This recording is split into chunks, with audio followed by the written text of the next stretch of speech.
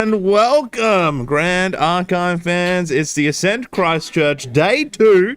I am super excited to be here. Of course, I'm Mystery. With me, Levi TCG, the New Zealand boy himself. Levi, how are you feeling? How did you sleep? And what's going on? I'm feeling good. I didn't sleep well. Everything's going on. Everything's going on this morning. Talked to a couple of the players, a lot of nervous, but, a lot of pretty confident. First place taking home 10k today, and obviously that Gwendolyn spirit. It's beautiful. A lot to play for, so players are focused, and I believe we're about to start round one of day 2. So yeah, pretty keen. What I'd like to say, I think from you, we talked about last night, they actually get the deck list earlier. So I think a lot of the time these players have spent, you want to rest and be fresh today, but also you want to take time, see what decks you're going to verse, see what you need to counter, see how you're going to play, get that mindset right. So I know I'm going to see this when we open Spirit of Water, these are the 6 decks I'm probably going to come against. This is what I need to hold in my hand. This is what I need to play early.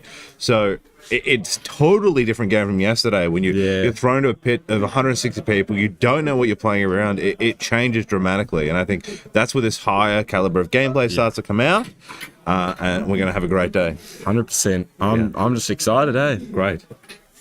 So we got the first players shuffling away, so we should get starting shortly. I guess from you, what did you think yesterday, reflecting on that you were interested, maybe what decks you saw that you were wow, I didn't expect that, to maybe things that you predicted and you saw come through? What are you thinking? So my prediction was right. Slimes are up there. They, I believe, had 40-something decks out of 158, so large chunk of the meta. I was surprised about the number of Tristan players. Honestly, me personally, I hadn't seen much of it at my locals, and I don't know, I just thought Slimes would be the better recollection deck, and I wouldn't see much of it.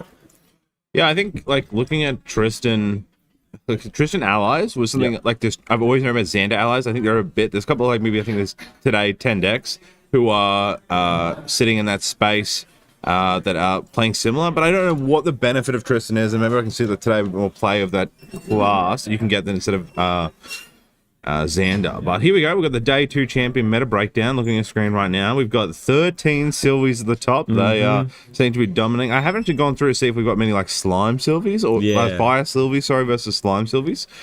Then following there, we've got Tristan, Arasana. I believe in the Arasana there is Wind and Water Arasana. Yeah. I believe all the Tristans, maybe I think there's 2 water and then 3 water and 1 wind. I believe Xander is water. Kong Ming. There's 2 of them. I believe they're both. I believe they're wind. Both wind.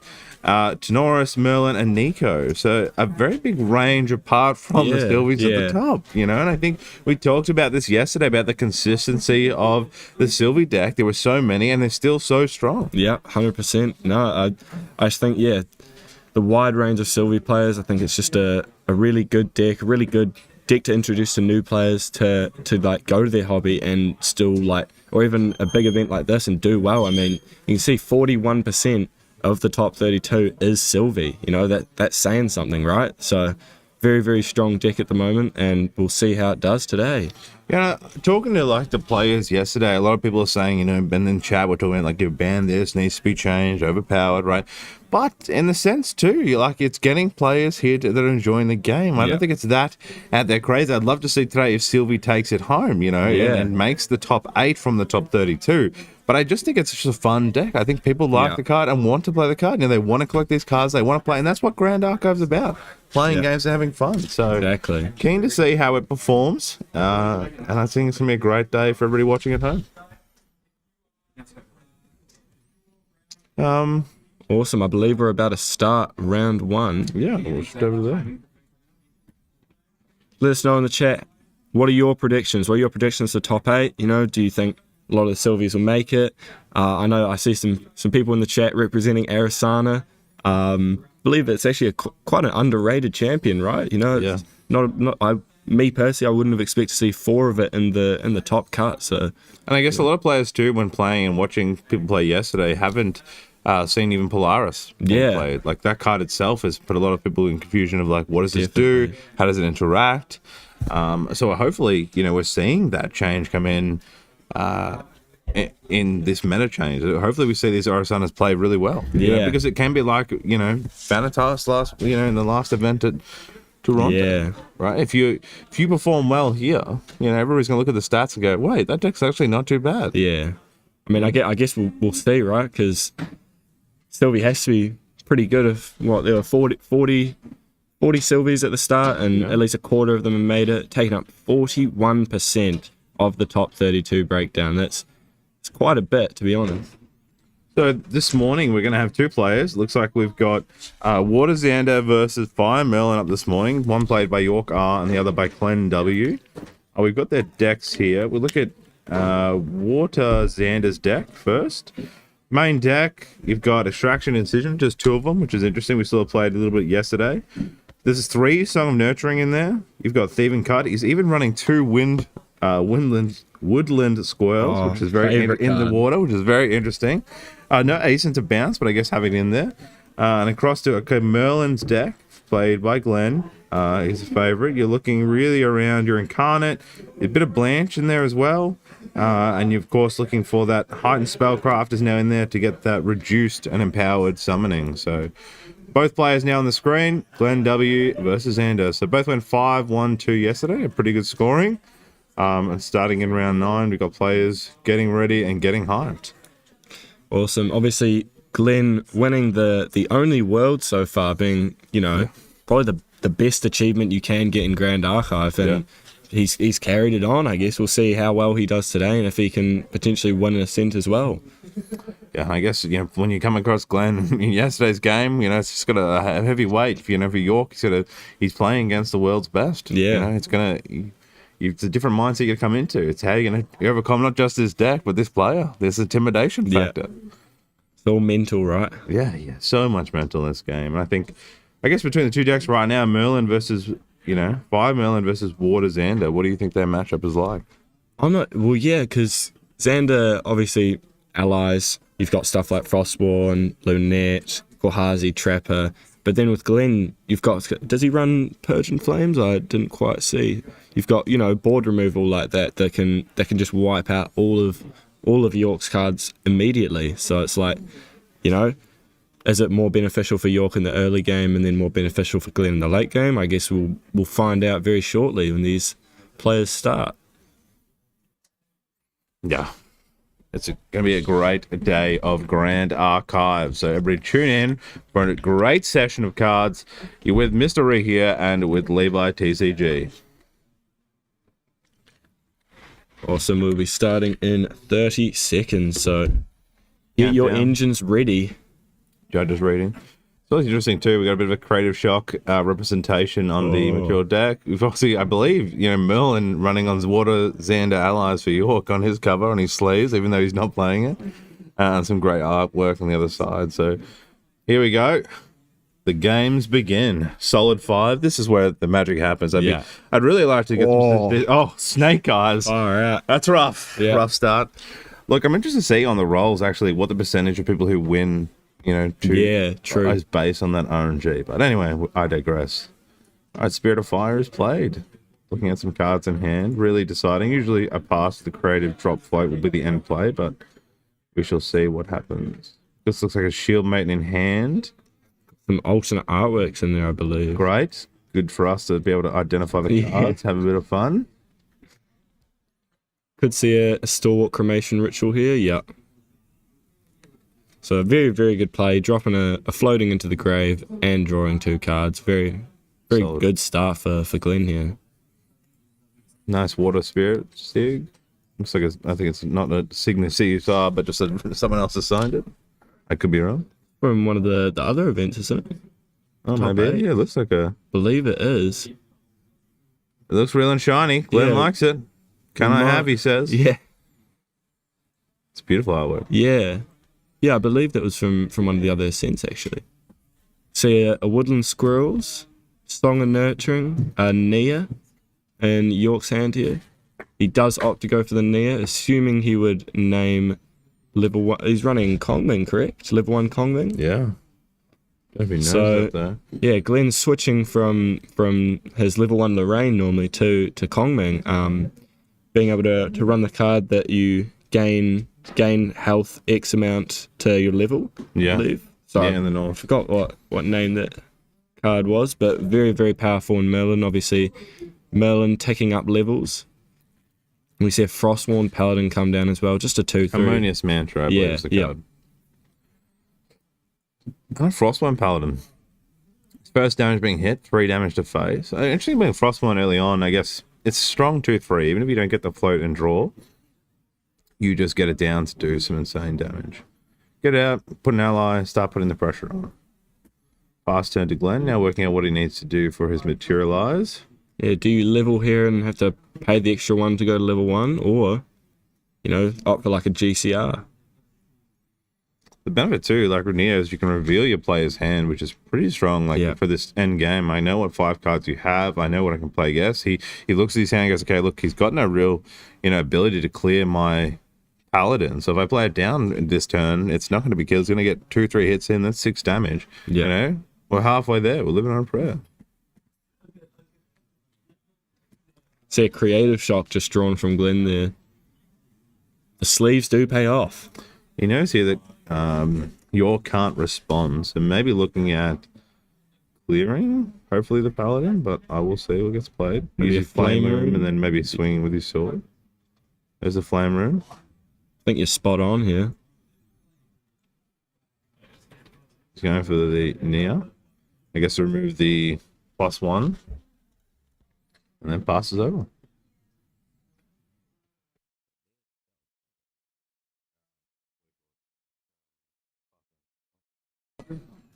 GCR coming up.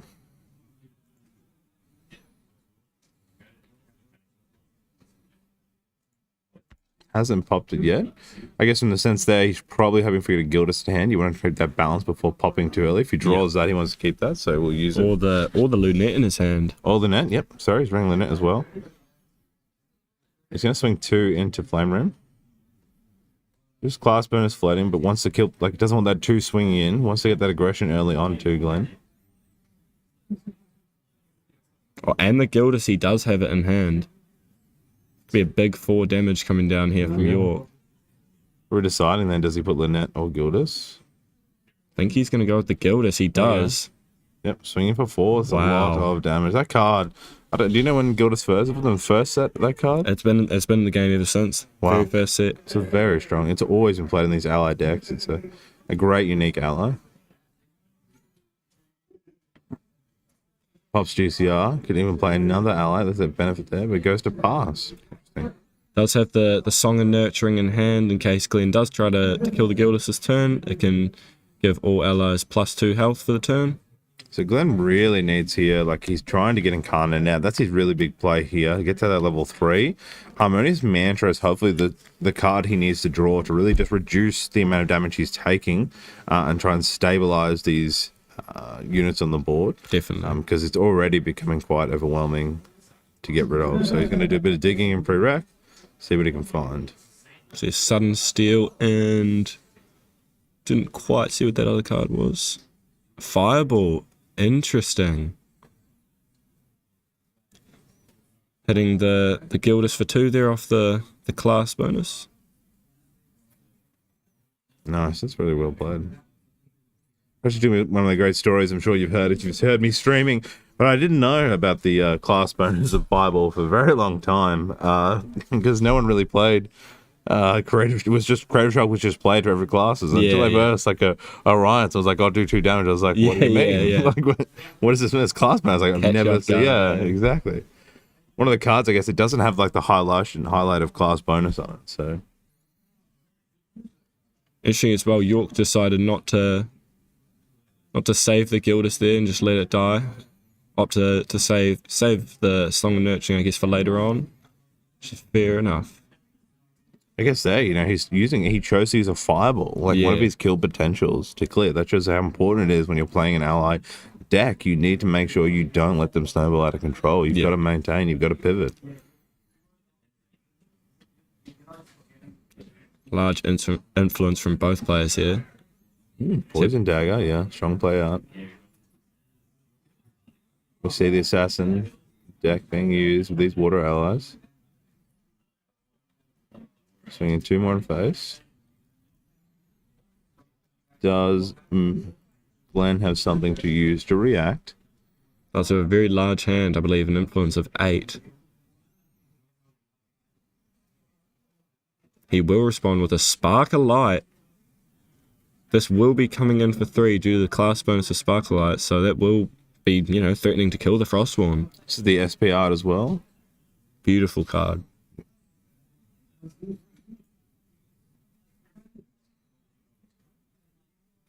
What will York do in response? There's Song of Nurturing. Nice. It's a well played. Interesting tamer card, Song of Nurturing. Playing it in a assassin deck, but of course it doesn't really need the class bonus. Just want the +2 as a response. Another creative shot coming down. Probably looking for a fire card. Takes the creative. Great play. Do additional damage. That's really well done. Yeah. Using those creative shocks like that is extremely good. Like, I would say you would have players out there who aren't using that kind of flow and you thinking about creative shock in that space, and using it quite well. Because really you're using it, that 2 damage and using that so clear to clear allies right now is really putting the pressure back onto York to maintain his board state. Definitely. So York just applying more pressure. Coming out. Hello, Klein Scout. I need to just put that in my brain. Yeah. Put it in the memory bank. But a great card on bonus if you've got Assassin or Warrior on enter, rest target unit, and class bonus, other allies you control get +1 if they're attacking rested units. Very strong card. Yeah, very good with the new set of A and B. But again, he's lost. He's building each turn, and Glenn is responding counter. So it's a good spot. Glenn's maintaining his state and can get to that state where he gets his deer out, the spirit comes out, and hopefully can maintain and start throwing damage back. But he is on the defensive right now. See, pass back to Glenn here. See the Flame Rune being used as floating, and 1 from memory to go to Merlin level 2. There we go. Ooh, second fireball has been taken from the game. That is rough. And a Indolent Leisure, I believe. I think it's Heightened Spellcraft. Oh no, Heightened Spellcraft. Sorry, my apologies. All right, Heightened Spellcraft gets played pre-rec. 1 cost and power 3, and also a floating memory on the turn. All cards are down for York. He's going for clear, or is he going for level? I don't know if he's got DJ in hand. Harmonious Mantra coming out. So he's taking the +3 from Empower. 2 should heal for 5. 8? Oh, it's +3. 5 +3. So 8 heal. Massive use. There we go with the Kong Ming. Now we're back to 0-0. Now we're back to a playing field, like equal. Taking that pressure from 3 turns. Now on that equivalent. So a sigh of relief from Glenn there. Great use of the empowerment. It's a good showing of just both players knowing their decks. I mean, obviously both are top 32 here, 5-1-2 records. They know what they're doing. Very, very good players there. Coming over 1. Halicline's Scout still doesn't have the class bonus. Won't matter because Merlin is awake. See a Lunette come down here, which will get the balance +3 health. So all your opponent's allies will enter rested.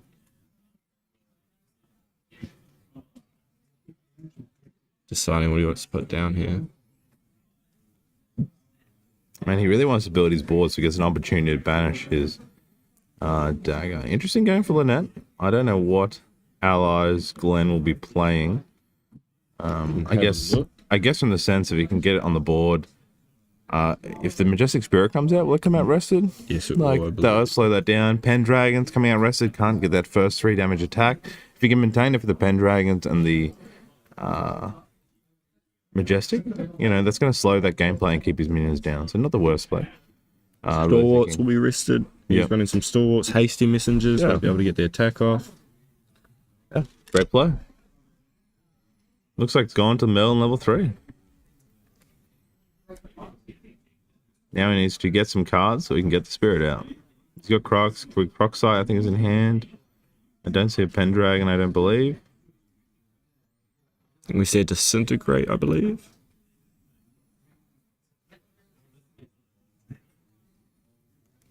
Yeah, interesting here. Unfortunately, I don't believe Glenn was able to banish a floating to gain a level counter. Just had to go straight to level 3 and start building organically, right? Yeah.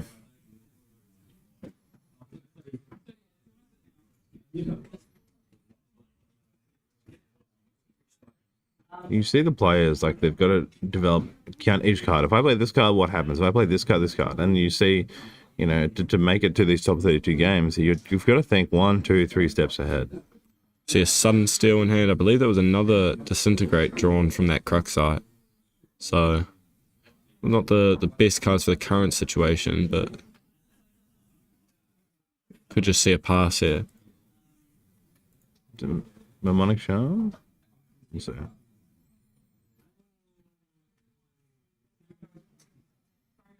Oh, true, yeah. Believe it. No, Centigrade there as well. There we go. 2 cards down. But he does have the Incarnate Majesty in hand. Mnemonic Charm coming down, gets a draw into memory, and then also has a chance to empower that later. Use that for that Incarnate. So empowered 2. So we're currently at 5. He needs 12, I believe, for the Incarnate. So 7 is what he's looking for, influence, to get that Incarnate down.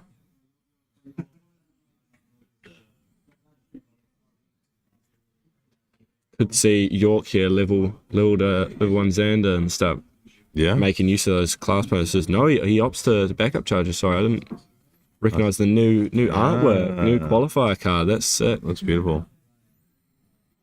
Lot of influence now. Glenn doesn't have anything to respond. A good time maybe to pop Dagger, or maybe he wants to last one more turn. We'll see what is done here. I mean, he hasn't got Xander out yet. Maybe using some... The benefit of Xander, of course, I believe level 1, you get to return a card from the graveyard, a action. Or is that level 2? That's level 2, Daft Executive. Level 1 maybe gets the prep counters. Yeah. So, looking to see what he can build either for this turn or next turn to pull the trigger and start doing some damage. See a Snow Fairy in hand there, no Tigers. See a Frostsworn in hand. Guess he'll be trying to balance. Oh no, he can't balance the Lunette this turn. I don't. Oh no, has he got 3? Well, Hazy coming out. Yeah. Just going to prevent 3. Good player. But just building his board, play defense. He's now under threat. You can now prevent 3 damage, which is really strong. Just do some damage in. So Lunette only having 1 health here, as it is not balanced.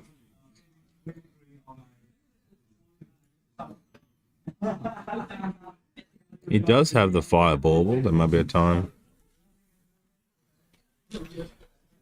There might be a time here with the Firebauble that he could pick something out and maybe play a 2 cost or 1 cost and then get down the balance. So we're going to be balanced because of the disregard. My math's is bad this morning.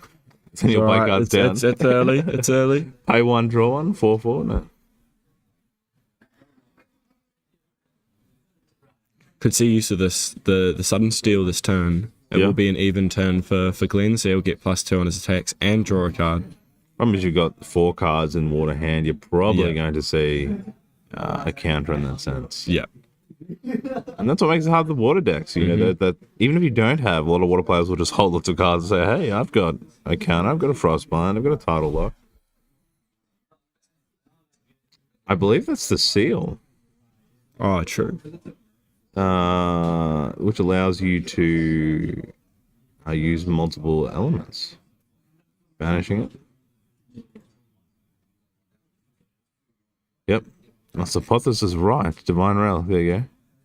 That's the card from Worlds, 1 of 1. There you go.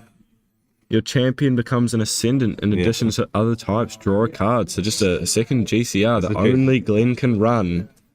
What an advantage. My producer's James here. Yeah. Worldly player. And you can't see James, but he's doing God's work, doing all the cards in the background. Appreciate it for him. What a flex. Yeah, here I am saying it's the seal dodging by him, but it's actually Apostles' right. So thank you to our producers. Keeping us real. Alright, Mnemonic Prime is played, so it's got +3. 7 on the board, so only needs... Oh, here, I believe the... Yeah, there we go. Incarnate. Incarnate Majesty being played. Only for 2, wow.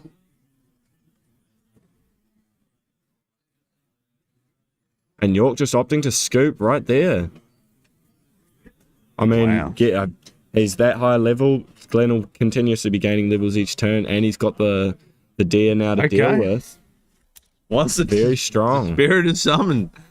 Okay, you're quickly to scoop that. Says, look, I have got no way in my deck. He might have sideboard opportunity, but understands he's done it very difficult getting through that deer, and maybe says, look, I've got to really play to my sideboard now. I know that I'm going to verse Merlins. I've prepared for this, and knows that he, this next battle's going to be too long. I'd rather take the time now to play. We only get 3 rounds here, so you've got to get through and get that second win.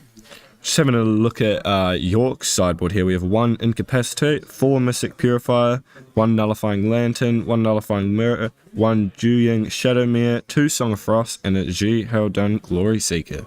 Very interesting there. What are you going to bring in? I'm not sure, honestly. Shadowmere would have good aggression early on. But you might want to get through some damage, but you only got 1 of them. The Mystic Purifier, I don't know much around that card.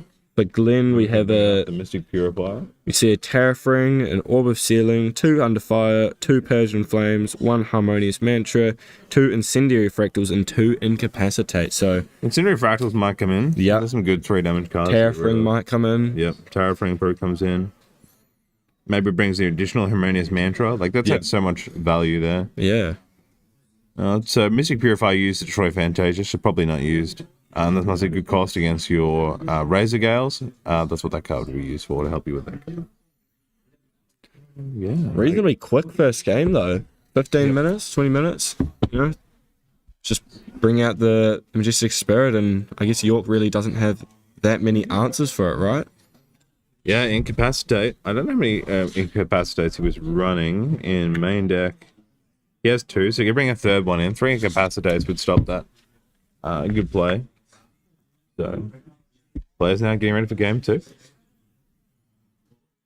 Tough matchup. And I guess, too, for York, there's not many Merlin players in the game, Matching up against Merlin, you're probably not, there's so many Sylvies, you're playing your Water Allies deck for the Sylvies. Yep. Right? You're not playing it for the Merlin and catching up in 5-1-2. That's got to, with a player, this is what happens. This is the different varieties of decks. Yeah. He's probably thinking that. It's like, how do I get matched into this match? This is why, and also, Merlin doing a good representation here by Glenn. Players out there, talking about like how strong Sylvies are, and yet here he is, 5-1-2. He would have played against a few mana Sylvies. Both players do. So some just great players taking different changes of styles of decks they feel comfortable with, and really mastering those styles. I know Glenn, Fire Merlin's the only deck he's really main deck. It's always been his main deck. He won Worlds with Fire Merlin. He won his first regional with Fire Merlin. He's always played the Fire Merlin, and I guess that's just the deck that he's chosen. It's most comfortable. I believe York was running Snow Fairies.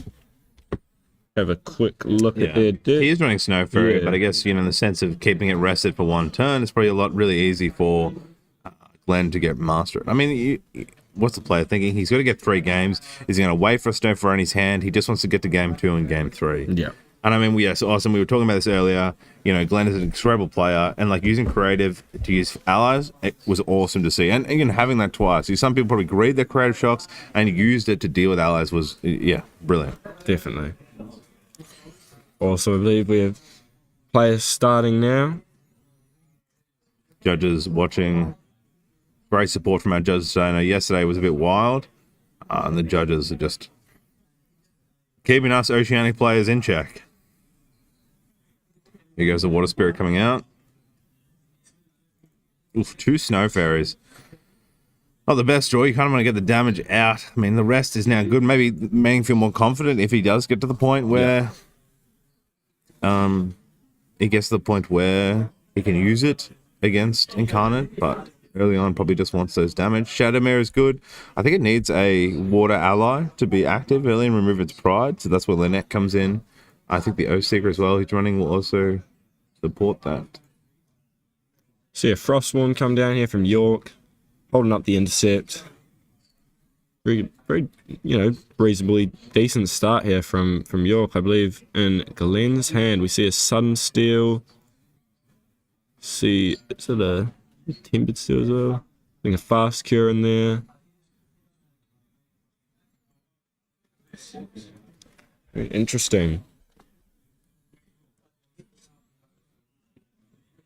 Well, hopefully it doesn't see much time. I think creative in hand this time. He's got to work ways how he can delete the cards. How can he get the board off? How can he get the paladin off?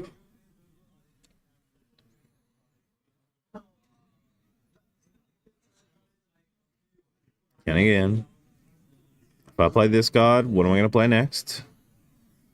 Stranger 2, I feel like when I was new to the game, you really rush those plays, but the more you play the game, the more you really consider each card. Yeah. Patience is key. And Glenn here, I mean, 1 game 1, he is all the time. He's all the time he needs. Sure. No need to rush. There's Incarnate in hand there too.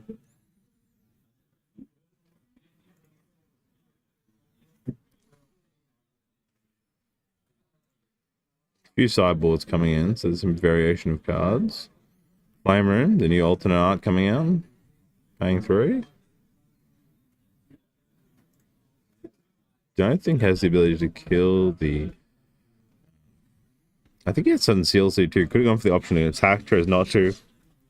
Went for Flame Room. Look at floating, good 2/3. Oh, double Flame Room. Why not? Gonna send 2 into. Takes a Retaliate, and then 2 into the next. Nice. Great. Gets a floating in. Unfortunately, he will not be able to use it when he goes to level 1 next turn, as it is class bonus. We see the backup charger come out here from York. Yep. Very beautiful card. Yeah. Goes Recollect phase and draws a turn. Power Cell in the field. I still think he's going to, maintain the pressure he did before. He just that if he can incapacitate the mantra, he's probably in a better position. Or he needs to draw that incapacitate.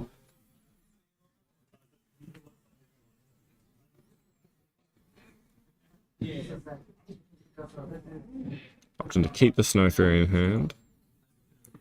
And Song of Nurturing as well. Yep. Oh, there you go. Oh, no. Snow Fairy. Fair enough. Can't swing with it. Probably doesn't want to kill it. Gets an ally out.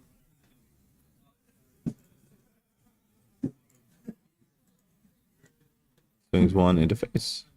First blood. The aggression. Yeah. Oh, passes 4 cards in hand. Checking through material. What am I going to play next? I think he really wants to get Shadowmere out, but needs to draw that unique ally. Glenn now working. Troy just wants to get some card draw in here. Actually goes for the opposite level 1. Okay. Fair enough.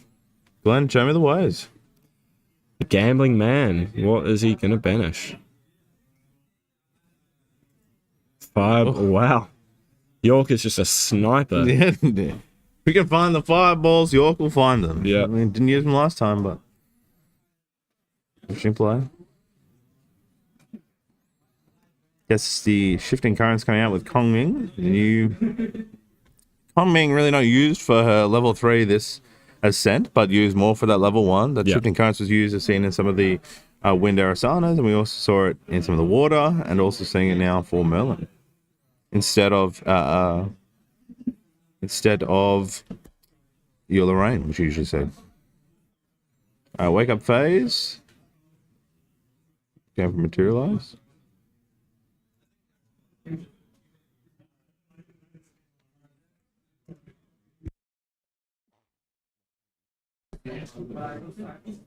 What is coming out? GCR maybe? Yep, GCR is played. Best Divine Relic in my opinion. I know, shoot me. Best Divine Relic. There might be some Quicksilver Grail fans in the chat. Automaton Divine Relic. I think the +1 buff. Yeah. I'm always trying to cook an Automaton deck, trying to get that Steadfast Chad out of the gates, Mac 15X, or whatever he is. Oh, yeah. Oh, the dream to see that played in be awesome. A weekend event. Okay. A lot of cards in hand now. Good chance. Got a rested ally to have to worry about. Glenn in it, 6 cards, all down. I think it's his hand, actually. Sorry, not a memory. See a Trapper in hand. There should be Deadlicks. If you look at the Omni deck, you can see all the deck lists for the event.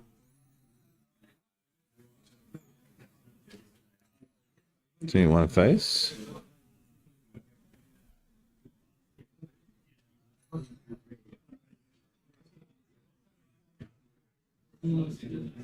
See a lot of players, and I guess we talked about the Excel 32s, you know, going for that early attack with a unit on board instead of waiting it before you play something that's very...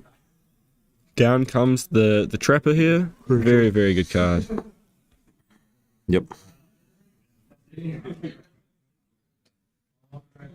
Taking that Prevent 2 is a great card.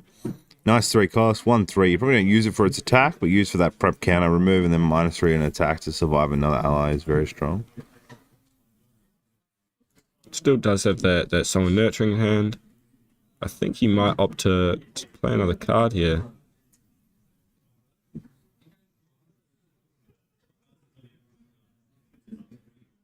2 down. Thieving Cut. Straight into comment. Is going to be prepped as well, so he will draw. Nice. Did you use the prep counter coming up from instead of using the Kohazi? A different interaction you may not see when versing Kohazis. Response here coming from Gloom. We can see a fast cure here, which we do. Nice. Thanks for the opportunity to heal off that.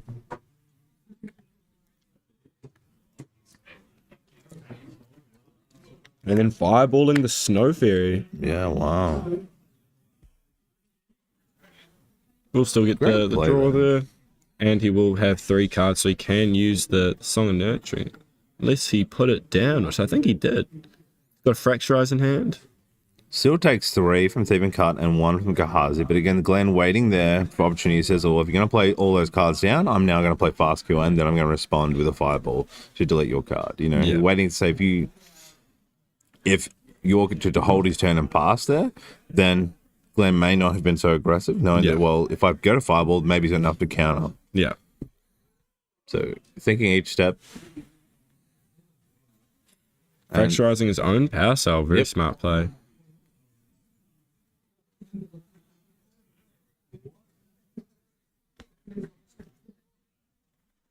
Will be able to be used to pay for his memory costs now. Which, if done early on, which I guess he has, and it gets the floating, he'll, you know, endless value, right? Yeah. See him level up here. Just go straight for the bauble. I totally missed. I was reading chat, meaning Glenn's turn. Did Glenn just pluck up and pass? I think so. Wow, must have a lot of fast action, nothing he can play on the field. Again, he's got Imbued now on the board. Good use of Fractal. We've also got, again, the Baubles. Seeing a lot more Baubles in these more different sizes of deck. You know, with the new Slimes, you don't have room for these Baubles, but takes an opportunity to draw a card, keep your influence high. Another Snow Fairy coming down. Summon the fairies. Yeah. See an Inspiring Call in hand as well. Passing turn. I think the dude chose not to use the Imbued Fractal for those 3. Wants to have cards properly and maybe to banish, or...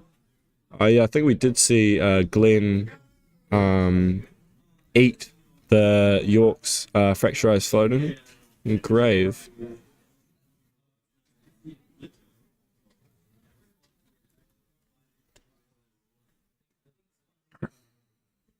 Nice, opting to Frostbind there, so Glenn will not get the draws off Creative Shock. Very, very good play. Was that an alternate Frostbind as well? I believe so, yes. Yeah.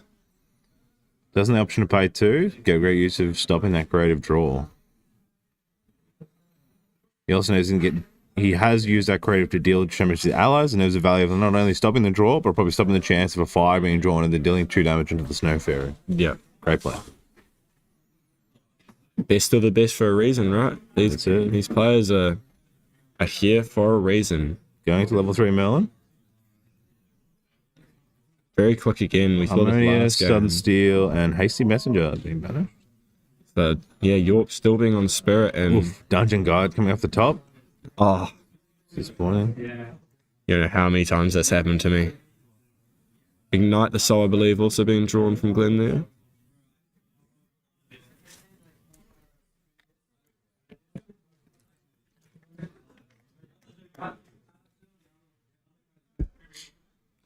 rolling 2 level up into level 1 Xander here.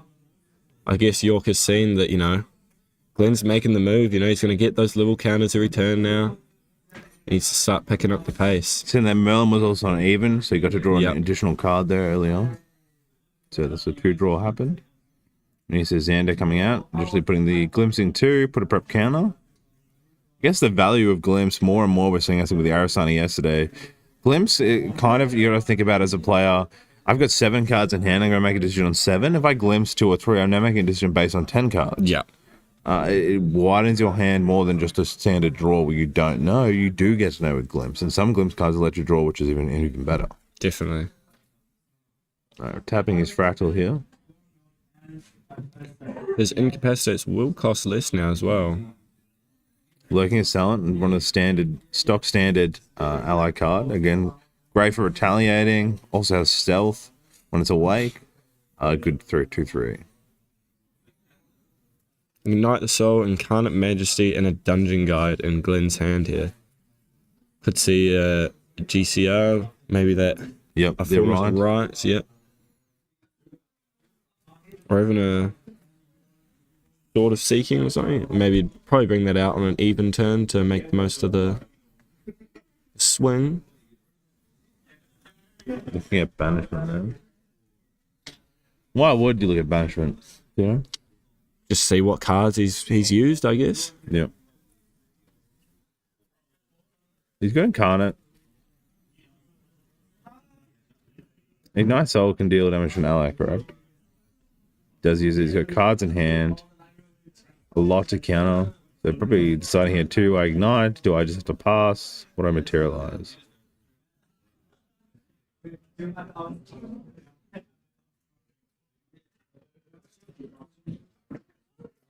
Decisions. 10-2. Good time to think. We've still got 30 minutes. We're now 20 minutes through the round.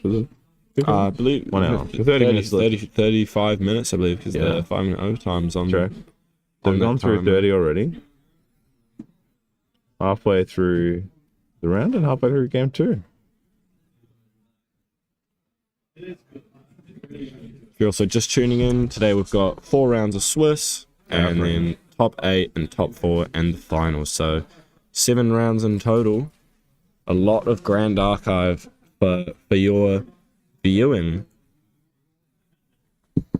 Tariff-ring, good use of prolonging while you got time to survive another round. Takes the draw.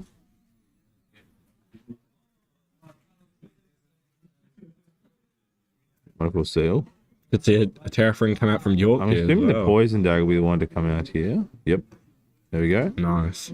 Got a good chance now. We've got a lot of allies. We've got 3 allies on. I get a 4th down next turn and keep them up. It's like a Song of Nurturing will be really strong here to keep all the allies up with a +2. See a Fracturize being drawn there. Could be used on the sword and Glenn brings it out next turn.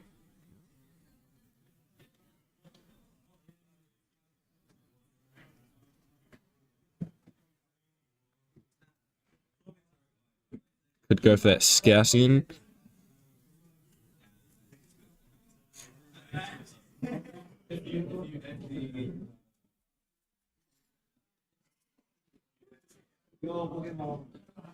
I'm going to use it as the Incapacitate there to pay for the Halcyon Scout. Tapping, resting, the Merlin here. So it will be dealt 1 more damage by every ally. So 3 coming ally. 2 now. This is big damage here. Very big. 2 damage. Glenn with over half his health gone now. Passing turn. A strong position now. Glenn really needs to work away here to get 3. We could see that Incarnate out, yeah. That's what he needs. I haven't seen much empowerment, so he's going to have to try and pray and do some clearing of the board. He just has to go for it. If he can't get these allies down next turn with the dagger, it's going to be very rough. Night the Soul coming down. Also a Floating Memory. Could see a Drawn Blade, maybe. 1 damage to a target unit. Yeah, there's the Drawn Blade. Using the Ignite the Soul as the floating to draw a card. And he will have the even turn, so he will get +2 on his attacks. and draw. It's all pre-rec at the moment. Wow, creative as well.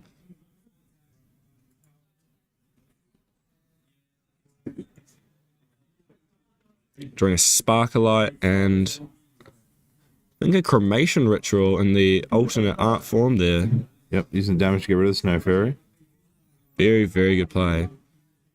It's now pre-rec, so now recollecting. Now drawing for turn. Wow, great use of cards there. Great use of the Drawn Blade. Great use then of the even numbers. I think he's prepping the deer, right? Yeah, where is it? For +4, 7. So he only needs what?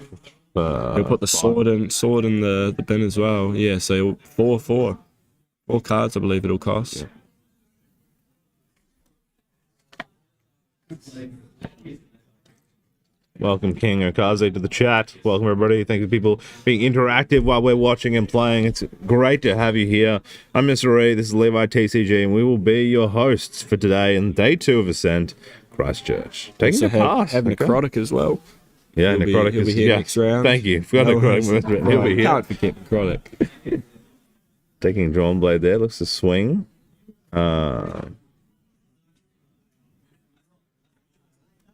Prevented, sorry. The tap prevention from Kahazi then negated that damage. Ooh, the Fracturized could come down here.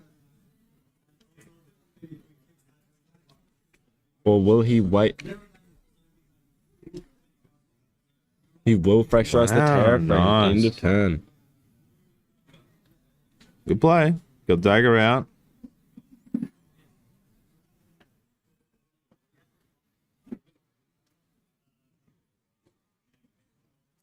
It's an Inspiring Call there. You know, if you're in York's shoes here, what would you do? Would you try push more damage? I think this is a chance. Melon's going to have Incarnate next turn. If he hasn't opted now, this is your chance to really go. You're seeing at 16, you need to get to 28, so you need 12 damage. You know, Harmonious Mantra could be in hand. Yeah. You know, as a Reflect, Melon's got a lot of cards. Oh, Sparklight. Yep, being aggressive here to get those allies off the board. Great choice there. Scouts. I mean, the Scouts can give that +1. That's a great play. Tapping Fractal here. And a Fireball to kill the Lurking. Glenn is not taking any chances whatsoever, but I believe he only has 1 card in hand now, so, you know, if York wanted to push for game, it would be this turn. That's great. He's trying to build that chance, but just how quickly Glenn decides that, look, if you take my Tariff Ring out, you know, you want to be swinging with Water's Ender with 3 allies. Yeah. You've got those cards like, you know, Someone Nurturing does +1 across the board. You do have the Poison Dagger in every instance, you're getting the extra 1 damage. Now you hopefully have your Incapacitate to stop the Incarnate and then try again next round. Yeah. I think 2 Inspiring Calls this in. Very rough. And Incapacitate. I don't think he's got an ally to put out with it. He's also lost the Fairy, which was sitting on the rested unit for the Flame Rooms, and that can now swing for 2 damage next turn. Just opts to pass. Fair enough. Keep the cards in hand. Keep Glenn guessing.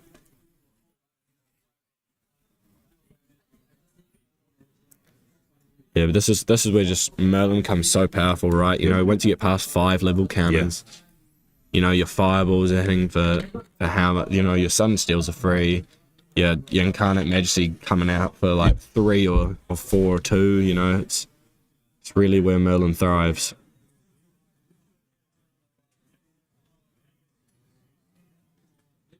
Glenn just thinking here what to materialize. He still has GCR, right? And the right as well, I believe. Yep. Option choices here.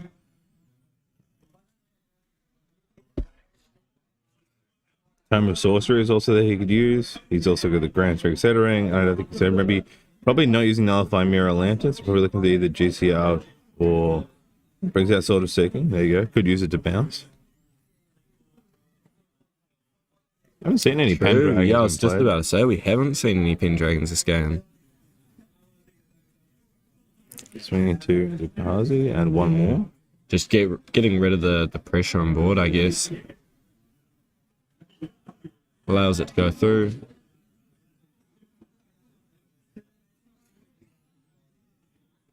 And a pass here, I think, from Glenn, was it?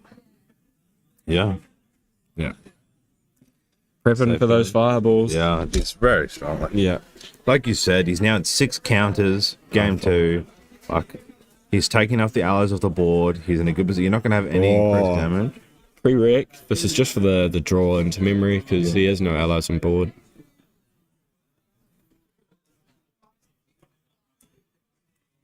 Draw as many cards he can.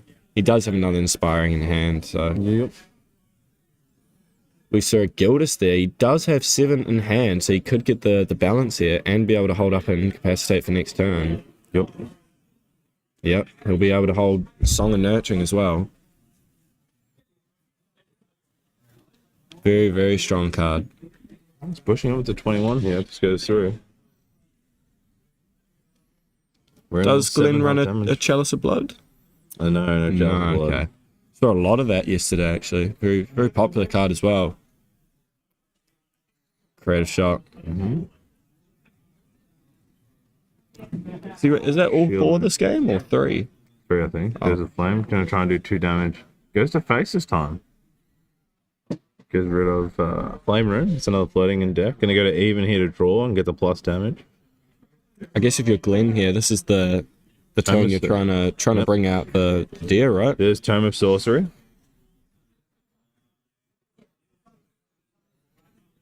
Here's a new A and B card, right? On answer, so you draw a card into your memory, which is so strong for 2+, and you also get Empower 1 to infinitely tap. I guess now, even if he does activate Incarnate, it's not that big of a commitment from Glenn. I don't know if he is multiple, but it's not like he's having to put his whole hand down. If he gets Incapacitate, he loses, you know what I mean? He's able to keep lots of cards in hand. Just clarifying some rules with the judge here. I think Glenn missed drawing into memory. Could be wrong here.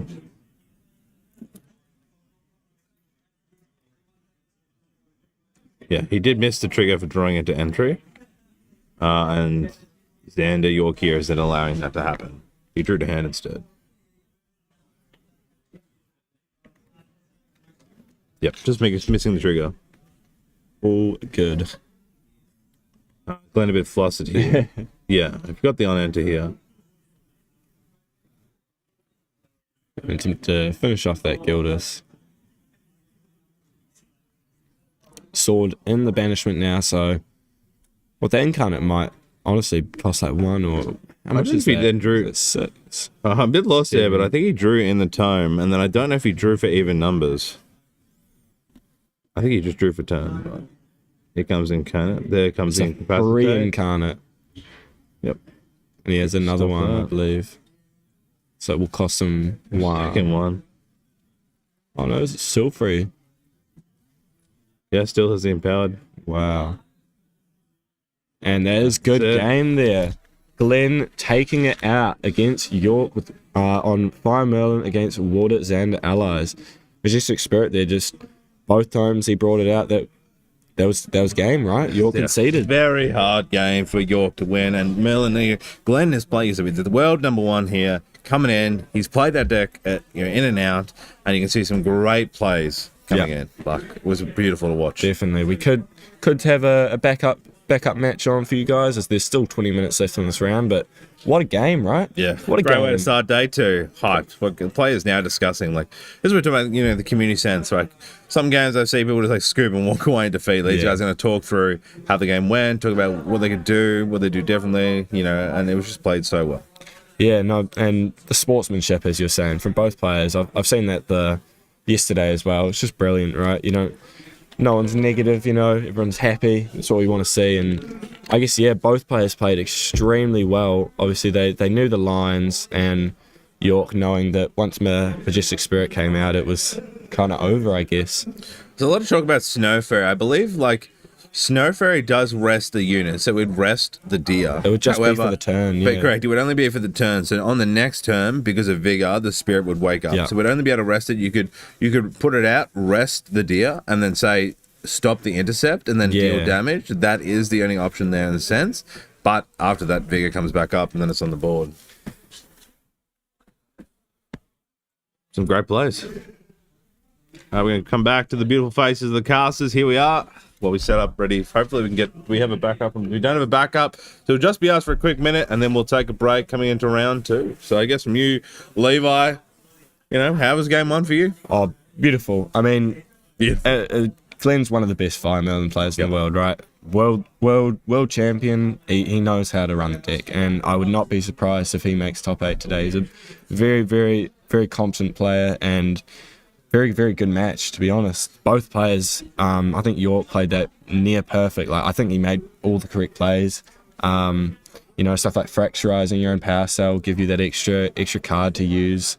It's just, levels, right? I think, even watching this, I might start playing Merlin in my locals. I just think you're talking about the different change of meta, and this is a guy who's like, I love Merlin. I love the state it's in. I'm going to play it all the time, and I'm going to dominate with it. I'm going to master it. Yeah. And that, as soon as Incarnate comes out, you see, the other side of York is, respecting, once Incarnate's out, I'm not going to be able to get through. I'm already struck, the battle to get to the point. He did so much damage, took him to 21 health.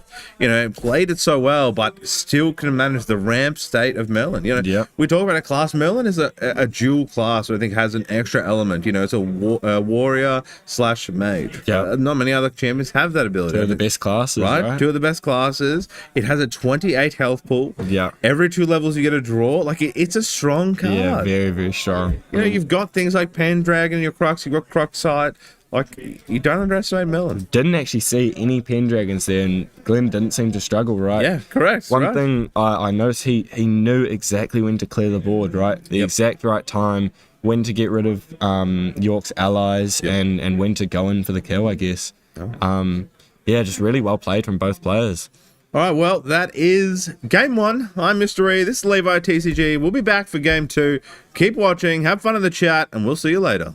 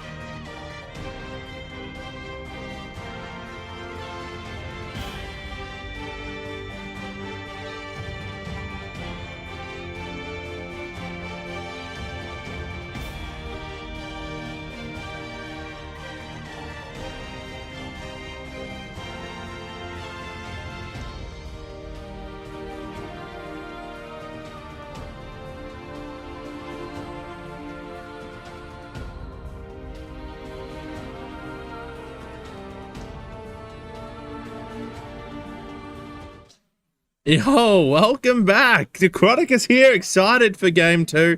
He was watching game 1 for the silence, but of course, it's me, Mr. E, Necrotic, and we're here for game 2 for Christchurch Ascent. What's going on, Necrotic? How are you feeling? Yeah, good, thanks. How are you? Oh, great. Yeah, mate. good. Yeah, the first round was exciting. First round's exciting. I'm excited to be in my first Ascent. We've talked about before. Look, this is just some incredible gameplay, and of course, we're getting some more incredible gameplay coming into round 2.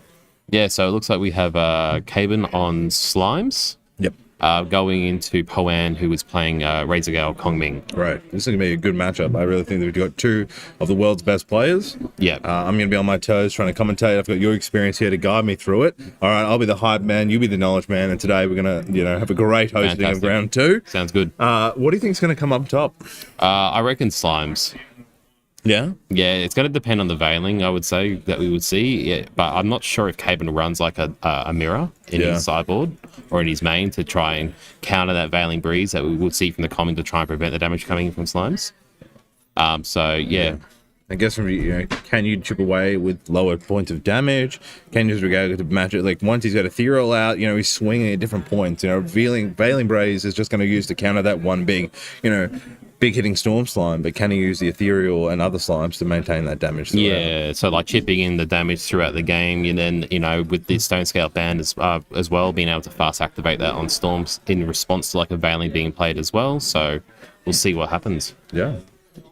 We're just waiting there to set up, I guess, from you and me. We'll just keep talking to the fans. I guess Lorenzo in here says that Razorgale Wednesdays, he's challenging you, Necrotic. He wants to find you right now. He says, no way, okay, Razorgale is in. So I guess the people in chat, call out what you think's going to win here. We'd love it, and we can tell us we were right or you were right. But I guess, put your votes in. Razorgale or Slime. Yeah, it's a good point. It's not a match that I've seen too frequently, but yeah, it would be very exciting to see. I can see how Razorgale could come on top because that damage from the Razorgale calling ramps up quite quickly with those 1-cost spells. So I think we'll be making the transition over very shortly to round 2 on that table. So we're going to start a poll as well for this as well. So everyone, please feel free to put in your input on who is going to take out round 2, Caben or Poan. Yeah. So Slimes or Razorgale, Kongming. I guess, too, like, how many times has Caben versed Razorgale? Has he played this deck? We got a world, contender, both top end, saying, okay, well, I think Slimes is still it's in a good space. And a lot of people have played that. We talked about, like, not only 42 players, came in and played it yesterday, and that's a range of players from beginners to the most experienced. But he's still strong with this deck, and he's played it a lot of times. He's got that, that regular routine. He knows when he needs to draw. While on Polan's side, Razorgale hasn't been played that much. It's only more recent. It's not as long. It's still new. There are still interactions you got to play with. How many times did he play Slime? I don't know if he played at Vanitas in the recent Toronto and has that experience. I would say so. A lot of people played Vanitas, has that experience. So, and we saw it yesterday. I know we played it. Yap was on screen and showed it through the strengths with the that ally Cloud Striker. Was it correct? Ardent. Yeah, the Ardent Cloud Striker. That's the one. That comes in for 6 damage. That's insane. Very strong. Like that's going to get through that Lustrous. That's going to be 6. A lot of dedicated damage into it. 6 straight away, and then you only got to do 2 with a Razorgale. Like that's not outrageous. But if the Lustrous is quite efficient as well, it'll be able to recover as well. So. Yeah, so, Get your polls in. Looks Caven Slime's winning at 58% for the poll, which was great to see. Yeah, I just think it's going to be a great matchup to watch. Yeah, Caven's very experienced on the Slimes, and even like yesterday's, I think it was in round 4, or Caven was on round 3, the Slime interaction and how quick the game was and how efficient it was. Obviously, a different opponent, but he knows the deck back to front. Yeah, I happened to bump into Caven just before tripping on casting, getting around, meeting the players, putting my name out there. Hey, And we were talking about, I was talking about time frame. I said a lot of the games we watch, struggled to get to game 3. Well, there's a lot of ties. And he spoke about, I think it's, from his perspective, he gets through games through that 20-minute mark. He's not taking the whole hour, and that's an experience. And then, where is the sense when players are talking, communicating, and they're playing in the more, the middle to beginner, progressing, getting into the space, being so comfortable with your deck, understanding what the opponent's going to play. It's not so much unknown. You're sitting there, okay, what's in my hand? I don't really know what that person's holding compared to Caben. He's like, well, if he's in Razorgale, he's probably holding X, Y, Z.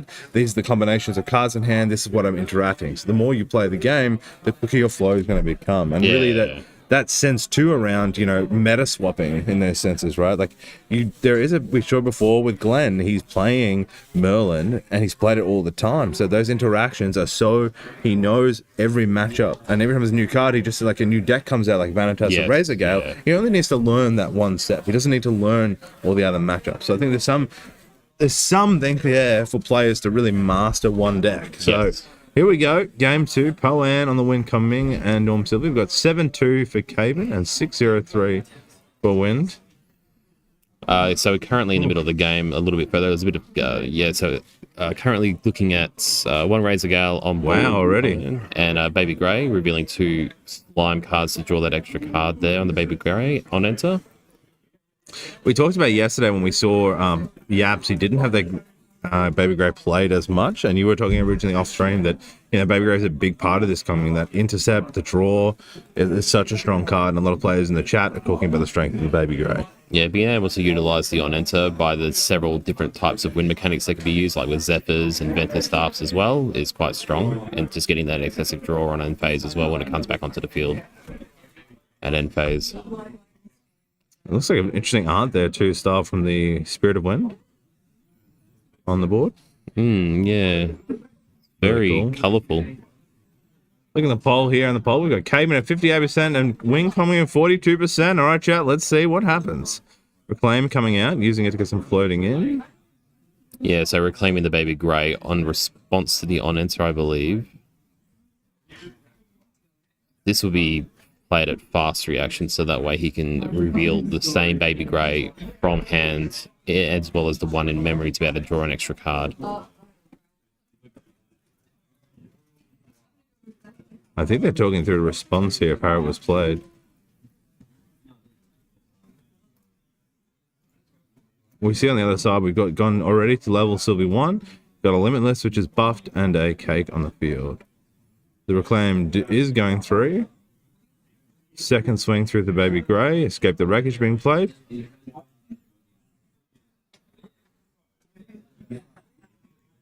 Drawing to memory. And Poe passing with 2 cards in hand. Yeah. Goes level 2. Unfortunately, doesn't have the bonus of drawing, but still goes for the level. You see up a lot of Slime players, you just want to get to that level 3. You want to start getting those high-end cards. You've got Blissful, you've got Songbird. You're going to try and search for those high-end. Loses a Storm, unfortunately, and a Lustrous. Probably the worst of the situations there. Probably the mind of the Lustrous there, but definitely the Storm you don't want to be wasting on a banishment. Yeah, I don't know. I think here you want to see more ethereals than anything else. Just being able to put them onto the board, having them be, you're right. The stealth, and just being able to push that damage into the spirit on Poan's side. So, Limitless? For a Limitless. So this is level 2. So Limitless level 2 is that level 1 gets Floating Memory, level 2 gets a +1 and +2, and then level 3 gets that on attack and then put a buff before the damage comes out. Very strong. One of my favorite cards of the Slime set. So it takes in a swing, I believe, here. And passes turn, using the Reclaim to get a level 1 Kong Ming. Saw yesterday getting out the Shifting Currencies, really comes online here, trying to use the Benefit of the West used by Yap. We've probably seen the similar style played here by Poan.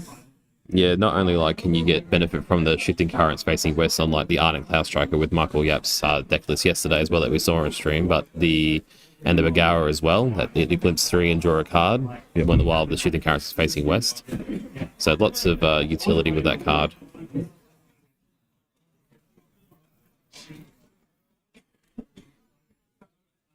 Okay. Do you go here? You're looking for Poan. I guess a lot of the stuff when I think about Kong Ming is either again there's big hit or out with that ally if you're running it. Otherwise, a lot of stuff comes in reaction. In reaction, you do a lot of damage. You start weaving in those Razor Gales. Hopefully, he has a second Razor Gale to get out here. Opting for a turbocharge. Again, a nice card. A lot of people running. Hoping to get their deck list. I don't think we might have them yet. Yeah, we do. How many? I'm assuming it's just the one turbocharge. Yes, there is the one turbocharge. A lucky turbocharge, baby. We've gone through 20 cards, yet he's got it. Turbocharge for life. That's the fantastic thing about this deck, though, that they see so many cards with bouncing the Baby Greys. Yeah. The odds are in your favor. The turbocharge, getting a nice draw. Keeping that momentum. A few cards all over the place here. There's the second Razor Gale coming down for 4. As it enters. That's So already right. 2 on the board, which is quite scary.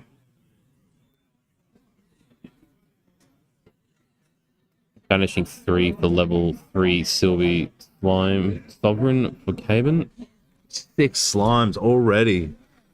He's used every opportunity in his memory banishment to get 3, 2, and 1, which is just great. Already a 6 damage. Hero coming out. Benefiting from that on enter. So reduced cost and getting 2 buffs from the Sylvie level 3 Slime Sovereign. Yeah. And on enter with Ethereal Slime, choosing to banish a Tamer card from your material deck. If you do choose to, you get to draw a card from your main deck and then put an additional buff counter onto that Ethereal Slime. We talked about earlier, it's probably more beneficial than the Veiling Breeze coming out, but he's going to swing for 5 and see what happens. So hard. He's got 7 cards in memory. If they're all win, that's a 7 block, but 5 coming for the swing. I guess here, do you waste your favorable wins, your Veiling Breeze early here, or do you save it for something later? It depends. Like you got things like 3 visits, which are going to be able to heal you, and glimpse too. You've also got like your Veiling Breeze, which can protect you, and then you've also got like Cyclonic Breeze, which will be able to return the Veiling Breeze back to your hand as well, on your main phase. So 1, 2, 3, 4, 5, 6. So yeah, we see 2 Cyclonic Breeze there on the reveal from memory. So yeah, playing the Veilings, no stress. He'll be able to return that back to his hand on his next phase if he chooses to do so for future protection. Songbird. Another great card. Straight on the next Ethereal in hand. Great use.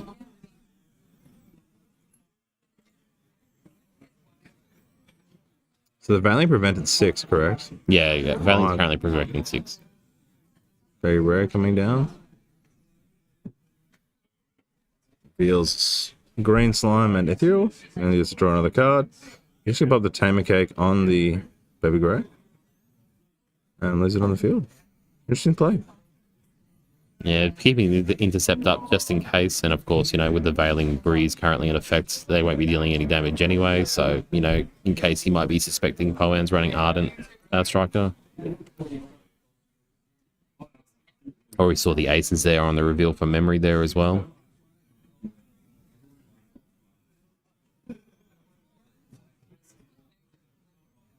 Bit of judge ruling going on here and discussions of the 3 visits.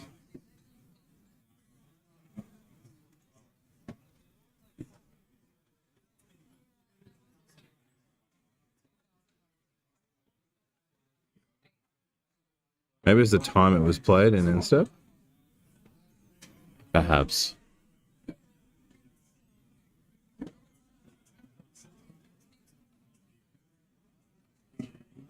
I don't know where the 4 damage went, 2 damage went. From the activation of the win card, from the Razor Gale calling. So each time a win card is activated now, I'm just going to be coming in for 2, 2, 2 every time.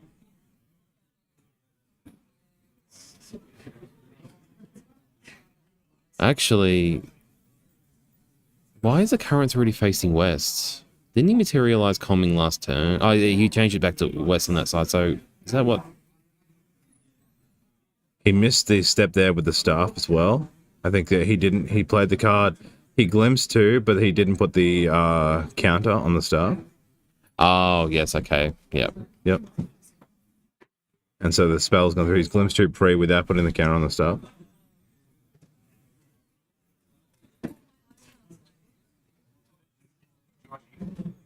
We talk about the difficulty here of the coming deck. There's a lot of steps for each one, how they interact in between.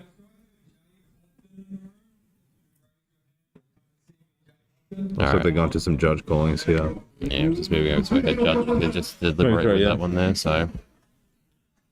We'll come back to us for a bit and we'll chat. Interesting plays, I guess, going to the head judge discussions around there.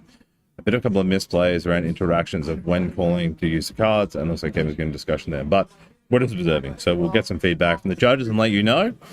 I guess from us, I guess we're talking about the pressure here by rushing. There's pressure in these games. We're talking about these are high stakes games. There's like $10,000 of prize money. You've got the awesome card to be collecting, the Ascent only design card. Like, people are just trying to do their best, and it gets stressful. Yeah, it would be quite stressful in this situation for a lot of the players, so they're just trying to find the most efficient way to play that deck, and like, particularly with that Razorgar combing deck as well, you need to see a lot of cards in those Razorgar callings to push the damage in to the slime ally right away as soon as you can before they might overwhelm you. So, within the 60-minute time limit, you just might feel a bit under pressure to get that through, so... Maybe look at some deck lists while we're in the side set. So if we look at... I'll bring up here... let's have a look at the... slime deck, pretty standard material. Looks like you've got your 3 standard Sylvies. You then got Beast Bonder Boots, which uses for Caven, which I've seen a few people use. I guess the Beast Bonder use is good for the banishing for a tamer item and also using to deflect spell ability for a turn. Quicksilver Grail, usually used with your Covenant of Thorns. It's a great way to counter a big hit. Playing it on an enemy, it's used a lot against Merlin Deers, can be quite useful against those fireballs.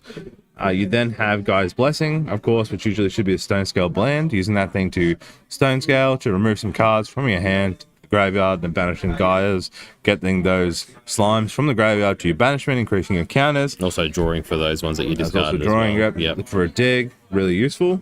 And then, of course, in the Verdum Scepter, which we use if you're going to lose an ally, get a buffed unit, it's going to kill, let's get the Scepter out, then I've got a continual use of buffing and drawing, I believe. Does Verdum have a draw? Yes. Great use.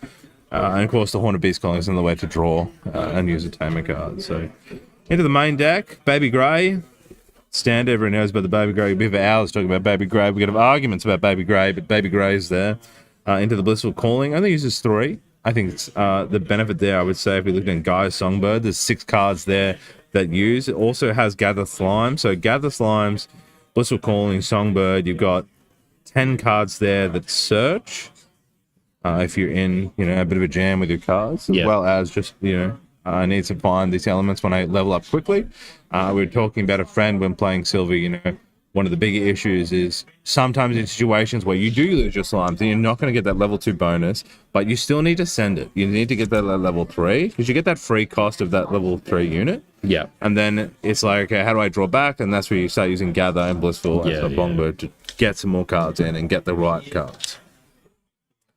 4 Escape's pretty standard. 4 Escape the Wreckages. Now, what do you think about Escape the Wreckages? I feel like when I'm playing Slime, I'm like, this card's gonna be baller. They're gonna go for one of my dudes, I'm gonna keep my influence, and then sometimes it doesn't get played, and then sometimes it's good. What do you think around Escape the Wreckage? I think Escape is a really good card. Like I run it in majority of my decks because not only can you put out something that's going to be intercepting or taunting, or have an ally that on your board state that is quite threatening to your opponent, being able to escape it, and then your opponent dedicating so much of their own resources from their own allies and their own champions into that ally, bringing it back to memory, and then also drawing that card to replace the escape is beneficial for setting up for your next turn as well. We also have Slime Eruption, only running 3. I really like the card, and I think that what's interesting here is he runs actually 3 Scavenging Raccoons. Yeah, the Scavenging Raccoons are great as well. They work well with Escape because if you go into a Merlin matchup, for example, who are using, hasty messenger allies and all that stuff to be able to dump that floating memory down, you can escape, play the Scavenging Raccoon, eat that floating memory away from the Merlin, and then be able to escape it, and then also keep playing that as well just to counteract that floating memory that might be eventually put into grave. Just getting some feedback now.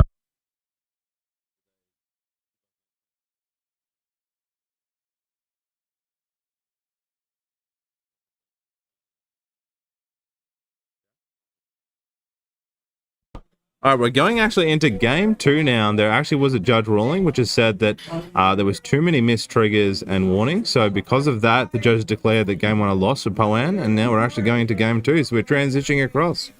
Wow, big calls. Yeah, that's a massive change. So just goes to show that, missing those calls and those essential plays can, just implicate the current status with this gameplay. So yeah, all right, we'll transfer over to game 2. So I would imagine that Power now, hyper focused now, making sure that he just takes his time, takes a step back, and just approaches it with just a bit more calm, and just make sure he there's no need to rush. You gotta I mean, I'm saying that casting, but I guess, when I'm sitting there, I'm sure Exactly, different. yeah, I'd be shaking like crazy. Yeah, I would be too. I would be too. It's very like these players, even going to a store locals and going into, just the locals who I know are really exceptional players, you get the shakes, you get very nervous. Yeah. I can't only imagine what it's like being in a top 32 Ascent competing for such a large prize. While they're dealing out, we'll just continue through. Not much difference there. Ethereal, Storm Slime. There is 4 Slime Shields. I think it's a great card. On the main deck, over onto Poan. So in his material, he's got Kong Ming, backup charter. He does have a Crimson Protective Trinket, which I think is very interesting in his main board. Actually, a lot of people run Crimson Protective Trinkets, but I actually don't see played that much.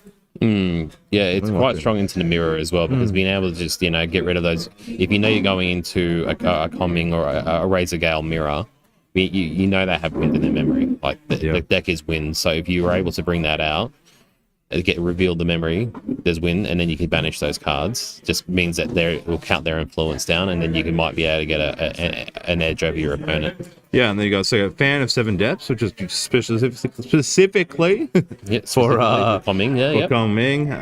You've got the Fire Resonance Bauble, Grand Crusader's Ring, Safeguard Amulet, Tariff Ring, Water Bauble, Wind Bauble, and Vanitar. So I guess here you've got 3 baubles sitting in your main material. What can he sideboard? He's got Viridian Trinket.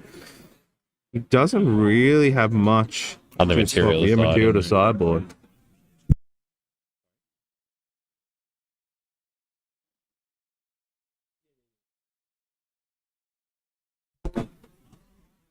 All right, so Poe and going first, revealing 2 wind on the Windmill Engineer, imbued, meaning that he can draw 1 card into memory. And passing turn there. So Caven going to Spirit of Slime, drawing at 7 and 1 per turn.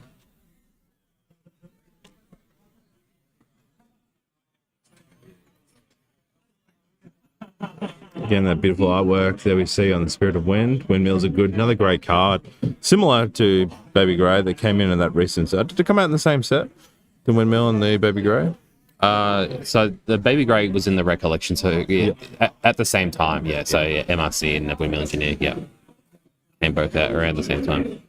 2 down for a Forest Cake, drawing an additional card for the on enter. I had a second Forest Cake, so keeping that influence nice and high. Gotta love a double forest in the opener. Can he do 3? Can we see a party?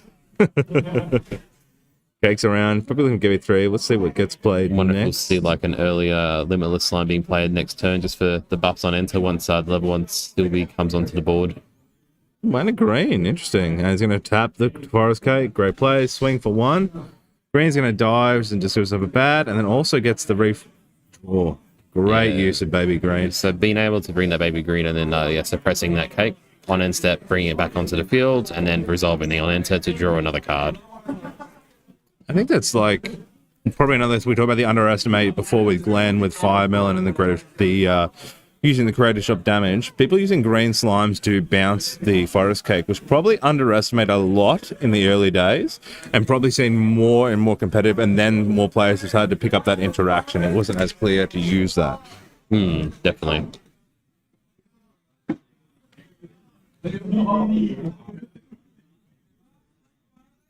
I don't know if it's a customized art. You'd have to reach out to Palan. Maybe we can after and find out about that artwork, but it looks custom made. I believe you can have custom made spirits if you declare before, or have the option of a main spirit in your sideboard. So I believe with that current card, that is actually ones that came inside the box toppers for SP2. Oh. So the surrounding border of the actual card itself is all like how it would be printed if you were to get a regular Spirit of Wind. Yep. With that blank template, and then you take it to an artist who you love, but you love their work, and get them to commission something very nice for you to play into the Grand Archive game.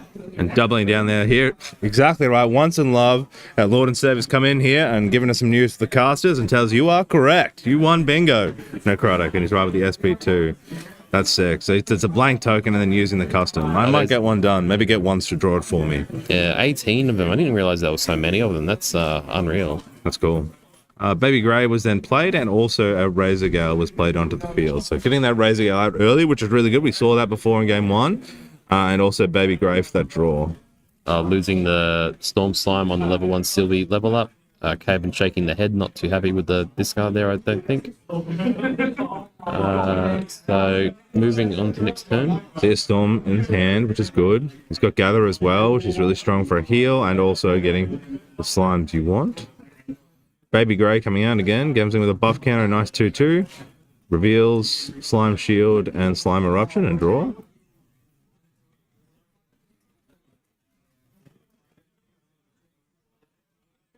Swinging for 2, takes the other Baby Grey off the field.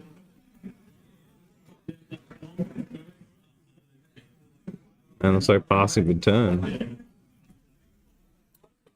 Looks like it might be just a banishing the 2 from memory to level up next turn for Caven, but we'll see. So Fairy Whispers with SP2. Taking the Intrude Razor Gale. Doing it to face. I guess 1 damage isn't going to be enough from the Baby Grey, so may as well just chip in some damage. Puts, I don't think, 3 to the bottom there. Revealing a Tempest Downfall. Using the GCR as well, pre-rec. And then drive for 10.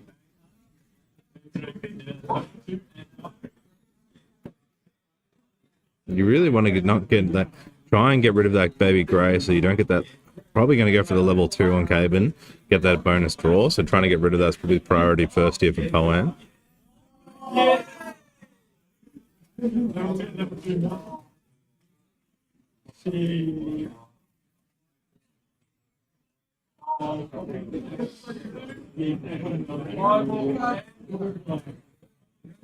So 2 going down, possibly. What do you reckon it's going to be?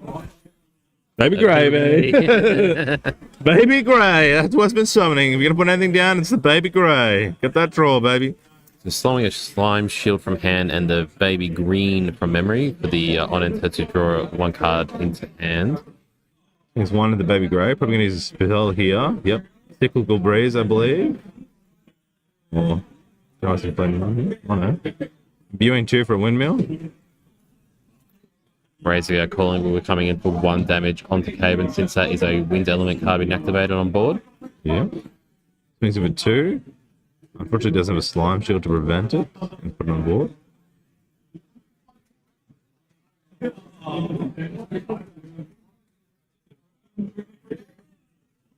Turn pass, goes in for the level up here. 2 more into the bank. I reckon, yep, so very good. So this is going to be on enter for the Baby Green to try and get the extra draw from the Sylvie level 2 on enter. However, Stifling Trap in response to take out the Baby Green before the on enter and Sylvie level 2 resolves. So played a counter, now it's going to option 2 the Gather Slimes. Ethereal there's got another green. Recovering 2 from the ally reveal, or 3 was it? Sorry, 3 I think it was. Yeah, it was 3. I think I would go for the Ethereal. Interesting to say. I mean, the on-enter, I guess it's saying the on-enter effect. I think the Ethereal as well. I was going to say all Baby Green. They're the choices surely. Or Limitless. Who knows, really, with this Caven? I mean, he's the world champ. My mind goes to Ethereal, but I guess the floating could be nice to get onto the field next turn. He probably wants to just level up and play it. Yeah, it has to be the Baby Green. Just being able to suppress those Forest Cakes and just feed the extra draw from your deck, just to get that influence high for the majority of the game, it's quite powerful. Doesn't he get the draw too from the banishment? I guess you have to banish a tamer card. Oh, he fast plays it. Okay, yeah. In the draw. You can still activate it this turn. Putting 1 damage from the Baby Grey, suppressing the Forest Cake on enter and pushing it into the Baby Grey on Poan's side.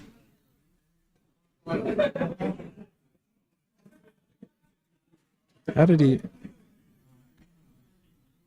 Poan's turn, materializing Ventus. I was a pre-recollection he played the fast Baby Green. Yeah, that was before, yeah. Oh, pre-rec. Just shows the activation of pre-rec is so strong.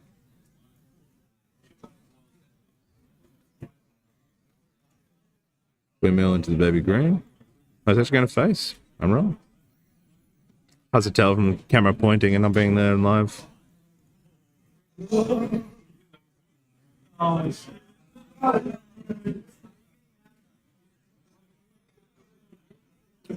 Playing 4 down for an Ace and Protector, attempting on the on-enter to return Windmill Engineer back to hand. Then pushing 3 damage from the Ace Protector into Caven's champion. Passing turn there. End step for Caven, gather slimes.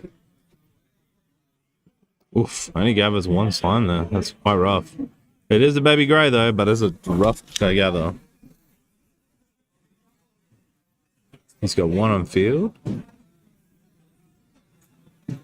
Deciding here whether or not he wants to go to level 3 or potentially see the DG for next turn on the draw. Did see one on the gather there, so that's been put to the bottom of the deck. What does he materialize instead, if not the level 3? Probably it could be like a Quicksilver Grail for the future plan, or it could be risky as well because if there's like a Zephyr in hand and it's like a Terror that's suppressed underneath the Quicksilver Grail, that could be lost since if Sylvie level 2 is not Terror, it will be, that reality will be lost. Looks like we're losing 3 cards level up. So yeah, 2 Songbirds and a Baby Grey being lost for level 3 Sylvie Slime Sovereign. And he has 2 cakes, which is really strong. 2 buff counters instantly here with the double. He's got 4 buff counters you can put on this. Don't know how many he'll put out, we'll see. Comes in with 2.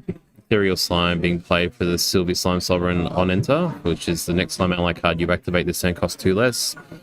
And enters the field with 2 additional buff counters. It's a hard thing if you stack too many of those buff counters on an instant Zephyr there, just like removes those buffs. Yes, and yes. you can't just be like, I'm just going to dump all into my Ethereal here. Deciding whether or not he wants to use the cakes, I think still?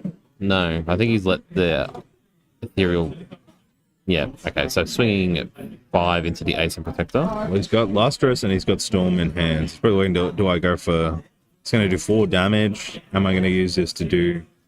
I guess if the swing here, does he going to bait some cards down for the Ace and Protector and then see if that's enough, then I can then double up with the Storm Slime after. Does he escape the wreckage? And we talked about that influence. Out of memory. 2 cards in hand. Gonna swing 1 more at face. He's then gonna bring out a Limitless. And eat both cakes. Cool. This is cool. So that Limitless currently 2, 3, but then 3 buff counters is at 5, 6, and then it's gonna get additional buff from attack, so it's maybe 6, 7. Yeah, that's. I think it's a 5 slime, so I think it's a 5/7 slime at the moment. So yeah, 3 buffs, 1 baseline attack, and then the +1 for level 2 class bonus there as well. That's a big slime.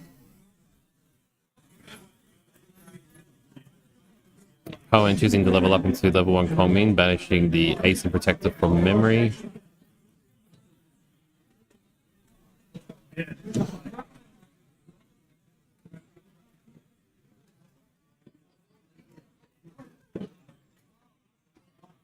He's got to find ways now to see. Really needs a second Razor Gale to get rid of. All hands are down for Caden, so really, or he can get the Ardent count. He's got the. Does he have the Cloud Striker in hand? I don't think he runs Cloud Striker in the deck. It's the Ace and Protectors are the ally that he's started to run.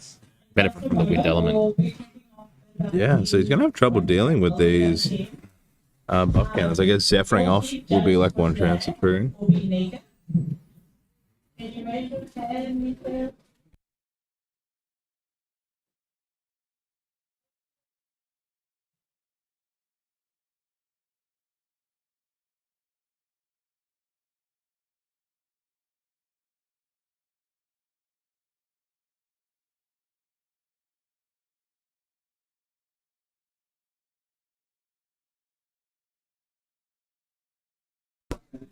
Bit of announcements going off. We just muted there quickly. So did Windmill come down here as well? Yeah, Windmill imbued for 2, drawing a card into memory. Did the Razor Gale activation get chosen where to go?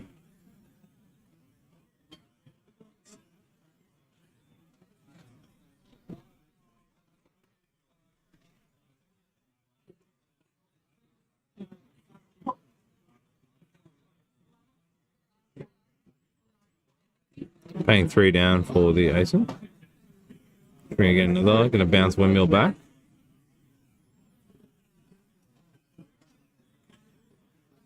Just sitting straight to face. Okay. I guess the strength here of also the coming decks is those Veiling Breezes. You can get so many that's denied kills, so not worrying too much about health here. Doesn't worry about like keeping his Ascent in taunt or intercept, but using it for just damage. We've already seen 2 Gather Slimes come out from Caven. There's only 2 more in his deck to recover. Otherwise, that damage he's dealing is the health he's taking. So we've got Cyclonic Breeze activating here. Returning Fairy Whispers from grave back to hand, and then putting 1 counter on Ventus since it was a spell that was activated. End phase moving the shifting currents facing west, and that's where it will stay. Yeah, it will stay because it wants that glimpse effect from the Cardinal Fate.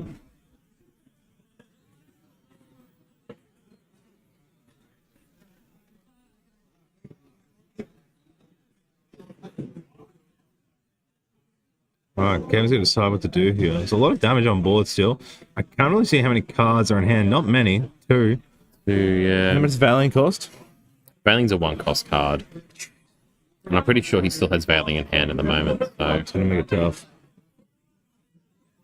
Whenever damage dealt to a champion, prevent an amount equal to the amount of hand. That is very hard without incapacitate. Interesting use here of the Covenant of Thorns coming straight out and putting on the Ethereal. I love that.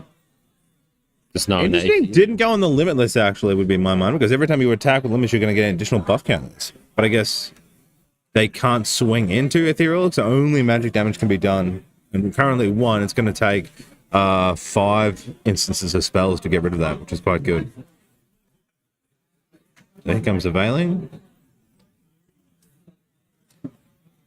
10. So 10 wins and 1 Veiling in memory as well for next turn. I think Haven's wanting to just take some information, maybe. Because that is a lot there.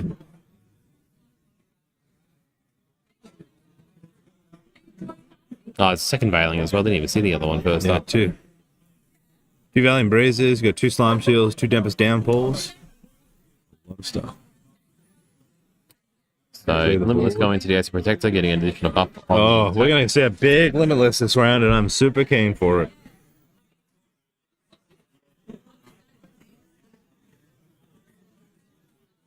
Okay, paying 2 down, Baby Grey. No, I'm being for the Storm. I think holding that Storm to the end gambit. Takes to draw.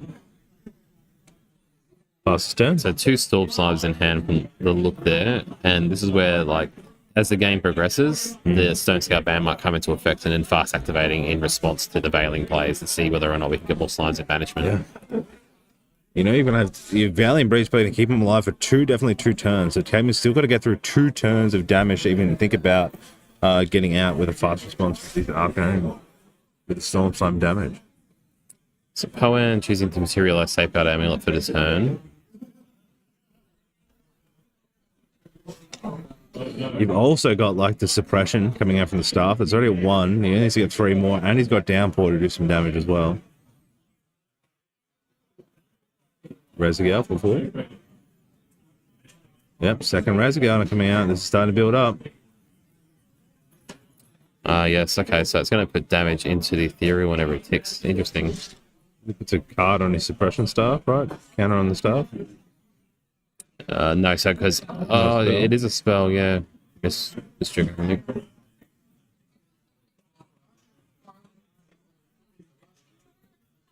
I feel like the second token there from the staff, but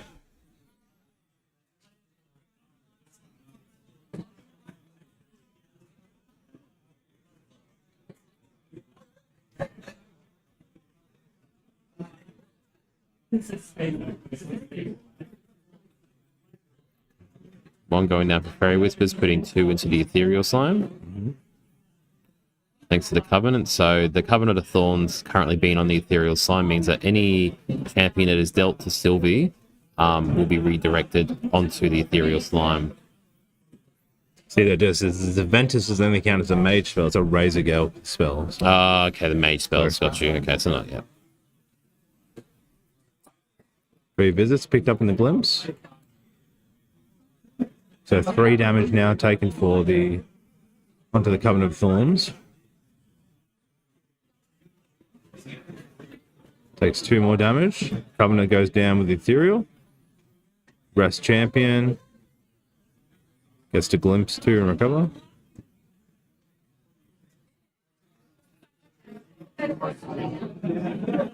We were talking about before about like so many people playing the slime decks. Like you can see right now, but with the top player Powan, he already has struggled in game 1 because of the missed triggers. There are so many steps in this Cowan deck, like in this Razor Gale deck. It is so strong, but there are so many interactions happening on the board at once.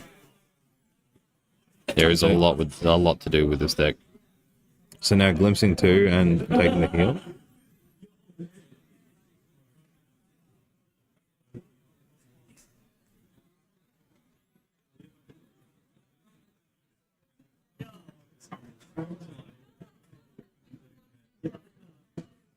So 5 cards in memory.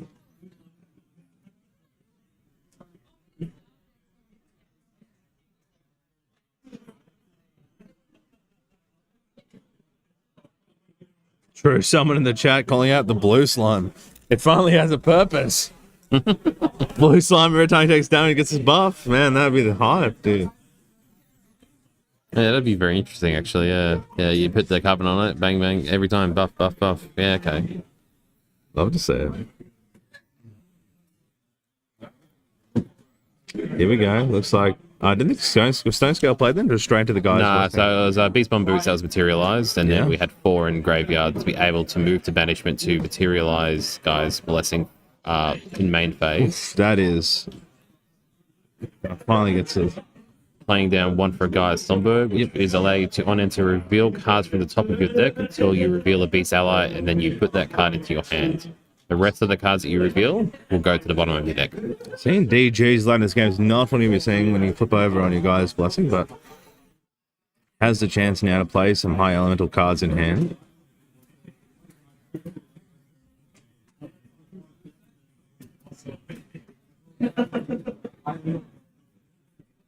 Swing 1 to face. Valiant Breeze coming out, going to take 2 damage.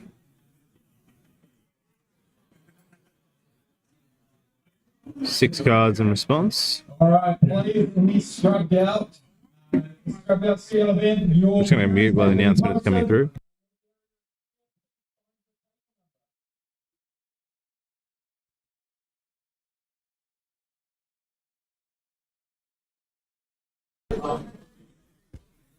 Just taking 1 damage. She did reveal 5 in defense, but on attack, we see 5, 6, 7 coming through.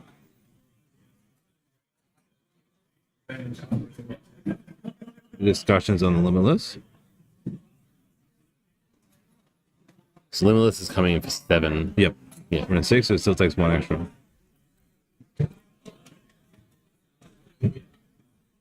Second Valiant, he has 1 more in hand. He's already played 2 Valiants, so he's got 3. Could pick another one, and the chance has been glimpsing.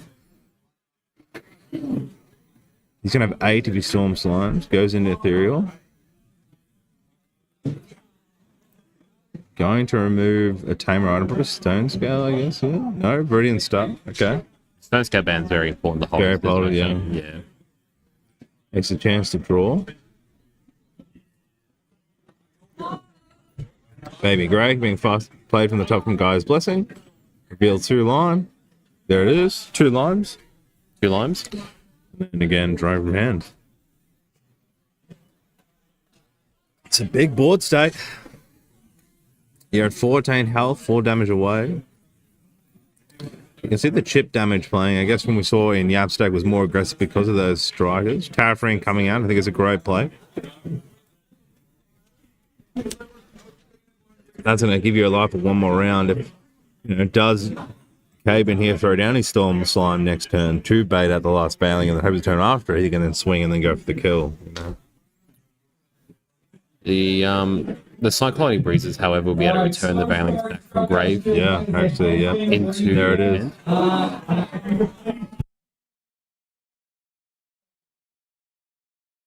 And there it is. So it actually brings out Fairy Whispers. I guess, talking about if he's already got one in hand, he doesn't need to worry look for another one. Just use that damage and use another fairy to pay a 1 cost and start looking.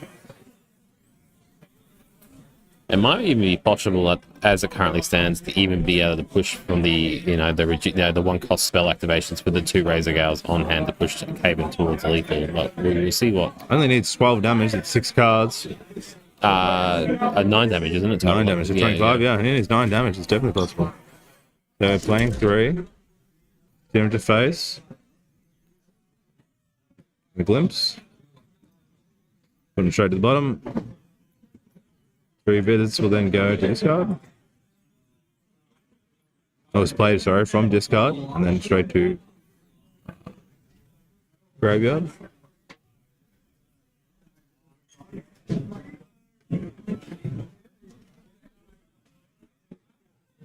Fairy Whispers again. 4 into staff.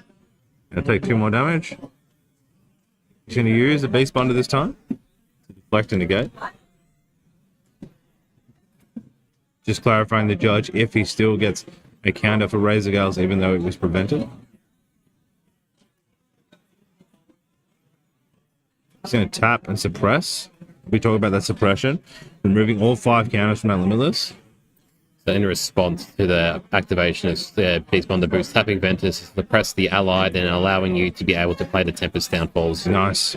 So that's game 2 goes to Po-An. So we'll be going to game 3 for round 10 here. That's like, so those Tempest Downfalls can put 3 damage, I believe, to the target unit. And then plus 2 for Razor Gales. So both those are 5 damage of free cost and then coming in for 10. Yes. Crazy. Yes, very strong. It's a very strong deck. Yeah, like it's very playable. You talk about the hard thing here. Po-An losing the first one, unfortunately, because he didn't. Those triggers were missed and a few warnings went out. But really doing hard to redeem game 2, and you see the dedication of this deck. If you can really master the playlist here, work out where I'm going to put him first. Am I going to do fairy? What am I going to bring up for my cyclical breeze? When is the time to do 3 visits? Like you can do some insane damage. Yeah, it's amazing how much it ramps up and how quickly it just ramps there for sure. And even like being able to just fast play that Tempest Downfall in response to activation for Spell Shroud and just push for that lethal is very strong. When we talk about these players, like the originals, when the Vanitas first come in with the new deck sets, people how quickly they are able to connect. Like I don't know much about the Scepter. Scepter part of the AMB? Press Scepter, or was that one of the original?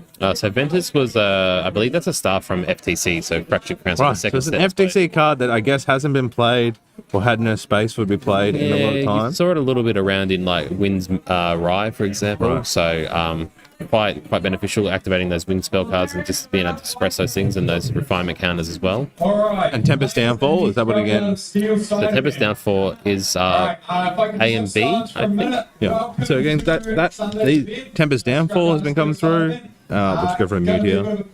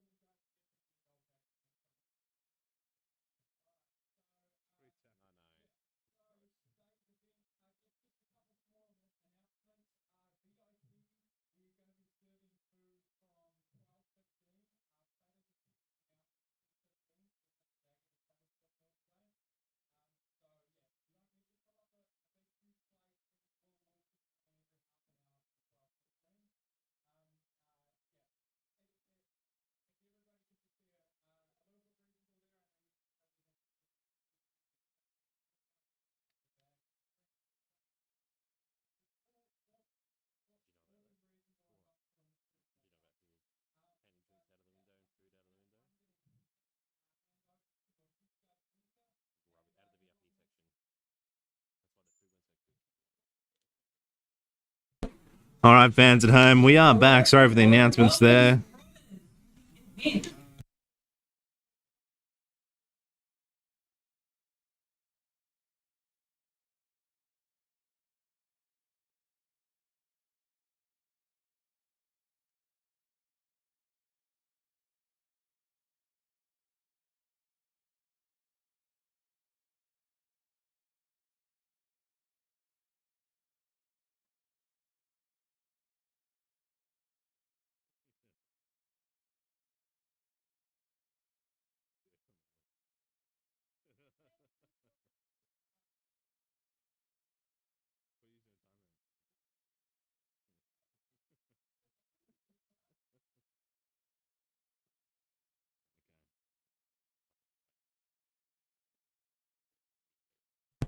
Okay, hopefully we're back here. We had a few announcements to start off, but let's get into the game. We've got Caven has opened 3 Forest Cakes. That's what we call a high roll. Great opener. We also have Spirit of Wind open on the other side for Poan in game 3. I can't remember what we were talking about earlier, but a lot of stuff talking about in the chat around putting stuff on the ban or the watch list, but I think there's so many cards we're talking about, like that Scepter that's been in the game, but new interaction, new cards, and for new combinations, and that's what's great to see about this Rezigal, and I'm happy to see that. Look, we only have 4 people playing this deck. Poan is one of them. There were a bit more, maybe 8 in the whole event playing. You know, they made the change from Vanitas, it was too overpowered, but it's still, this new interest Kong Ming is still being played. So I guess, you know, looking at the slime side, you know, 42 people played that. Yes. Oh, yes. sorry, you know, that's a huge amount.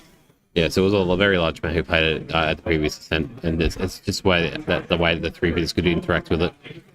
So paying down 2 for a baby red slime, choosing to remove a forest cake on enter, putting an additional buff counter on the baby red, as well as the on enter from the level 1 Sylvia as well, going to 2 buffs total. Another forest cake, and wow. Wow, he's sending it. Let's go. That's a huge baby red. How an attack, you may discard if you do draw a card. It's coming in for 6 damage. Boan just like shaking his head, I guess, with that high roll sense here. Tempest Downfall coming out. Oh, and then again, Slime Shield. Wow, that's a great bait coming out there. That's huge. 7 damage. Wow. That's probably the biggest baby red I've ever seen. I guess from there, I think... I guess from there, like, he didn't discard to draw, which is very, like, I don't think, unless I missed that, for the baby red, which flags that he had something in his hand and, you know, going to try and stop that damage, you probably think he's going to slime shield, and then it was played like that. It'd be for 7 damage with the additional buff on the slime shield resolving on enter. Yeah, so, preventing that damage from Tempest Downfall and giving it a buff counter on that baby red.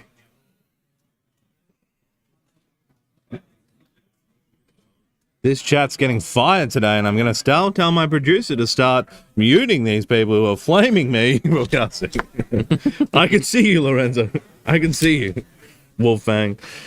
All right, guys. Great games coming in today. Great having you all here. It's just awesome to have you guys in here live as we watch some great gameplay of Grand Archive.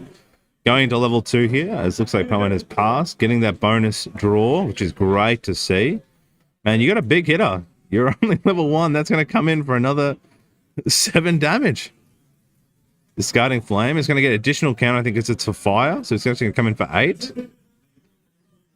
If I'm correct. Yes, it will be for 8. Yeah. So on the stack, playing 3 visits. First resting Champion from Poan, glimpsing 2, and recovering 2 health before the baby red's attack resolves.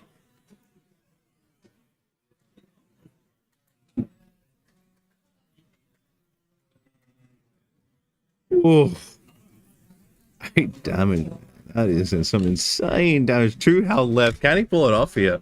I mean, not opting to Veiling in hand, that 8 damage. Like, surely that's what you're going to try and do there. Wow. Jason with the baby red. That is outrageous. What a game 3. You cannot three forest cakes into a baby red to swing for 7 and 8 and takes game 3. Doesn't unfortunately have the Veiling in his hand to counter that damage. That's unreal. Like, just being able to finish out that game so quickly just by putting so much aggression on the board right away. That's what you want to do into a win coming deck. Just trying to get that out as quickly as possible before too much influence is built up.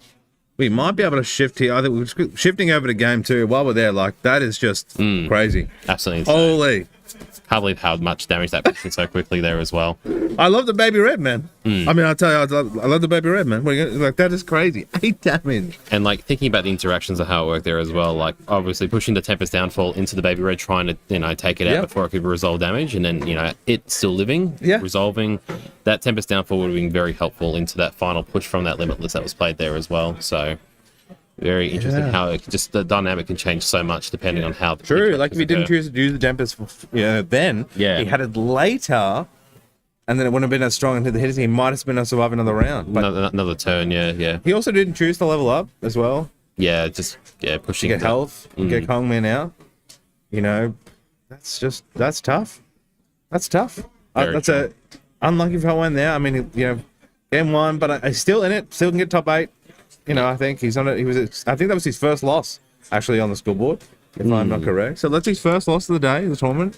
So, take that and then really send it home now for the next few matches. Yeah, congratulations to Caven for that round win there. Good work. Great game. Let's see what's on to the next match. Cool producers. We've got Wing Kongming and Wind Arasana here. This is Jason M. You may have heard him of Limelight, I believe. It's the Wind Arasana, which is great to see. And Wing Kongming. Well, I think it's Slimes, might be. It says Wing Kongming, but it is Slimes, I believe, on the top, which is fine. We'll just get it produced there. 6-3, 6-3. So both at a decent amount. I think you kind of extended through here by 6-4. Some edits coming through, which is great. I believe, is it one apiece here, producer? One apiece. I'm looking through. So here's some Cosmic Bolts coming out from Jason. Going for the Ethereal Slime. We haven't got a counter. Oh, yeah, there's our first counter there. He's got one bolt come out now. So now I Putting just that Cosmic Bolt into the Ethereal Slime just to help deal his current board state. Guy's Blessing coming out. Songbird. The 8 slimes in the banishment, so there's a big hitting there for the Storm Slime. Wow, that's a big search. That was like 7 cards there to try and find the ethereal. That's the benefit of Songbird. We talk about a key card, I think, again, wasn't in the original slime play. Of course, was in Recollection, and quickly another card that probably wasn't played pre-Terra, and many decks. I mean, Terra hasn't seen much time, right? Like, I guess the changes now with Kongming, right? The Terra space. Yeah, Terra has definitely seen a lot more incorporation into the game because of the way it works now. So Ethereal Slime being played, banishing Stone Scale Bands to get the additional buff to draw a card from main deck, and banishing discarding the Forest Cake as well to give the additional buff to the Ethereal Slime.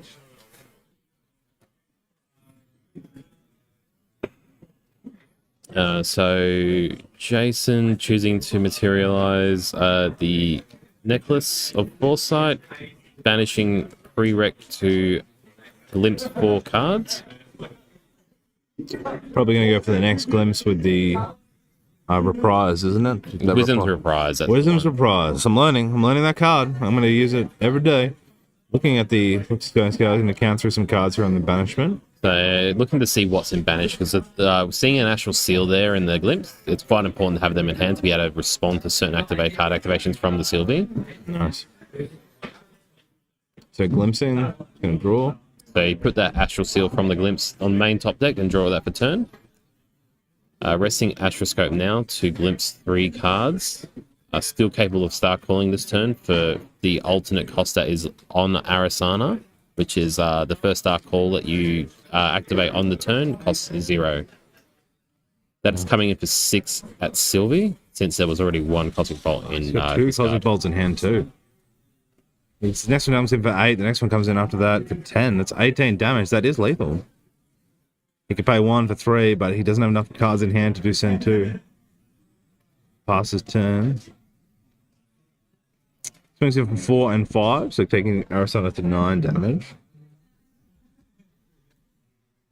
Beast Bonder Boots being brought out for Materialize. Really good to counter those Cosmic Bolts. Passing full cards. So going to Materialization, bringing in a backup charger for Jason May. Surprised, looking late into the game, how that hasn't been played early on. Coming in still has that. Yeah, the Arasana definitely wants to get to that level 3 point as soon as possible, just to be able to get that board's the entire overall game control. Is that a power cell? A power cell, that is Stell himself. Prereq, resting Astroscope, glimpsing, finding an Astrosite that will be Star Called. Glimpsing 1, and deciding to draw that card.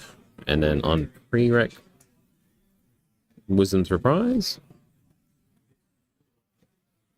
It's Common Folder and another Cosmic Bolt. Interesting. I'd love to see how many Polaris Cosmic Bolts together. He has 2 in hand. We're about to see 3. It's definitely 5, so it must have been a decent use of Polaris there.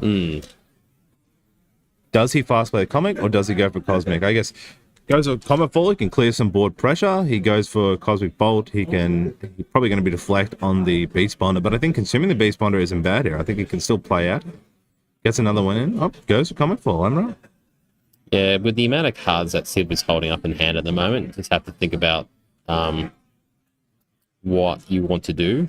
Choosing to pay down 2 for the Comet Fall there from the Star Call, so instead of using the 0 cost alternative. popping the Beast Bond boots to prevent the 4 damage onto the Sylvie. Yep. No.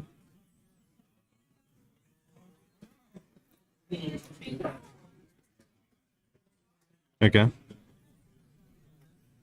Unsure what was prevented then. Oh, sorry, yeah, the Comet Fall would have... Or was it Meteor Strike? I'm not sure which one that was. Choosing 1 down to play Scry the Stars. Glimpsing 3. Maybe it was Meteor Strike. Oh, it's AoE. There you go. Okay, Chat's saying that doesn't prevent. Okay, interesting. Maybe bring up the Beast Bond boots so we can read the interaction.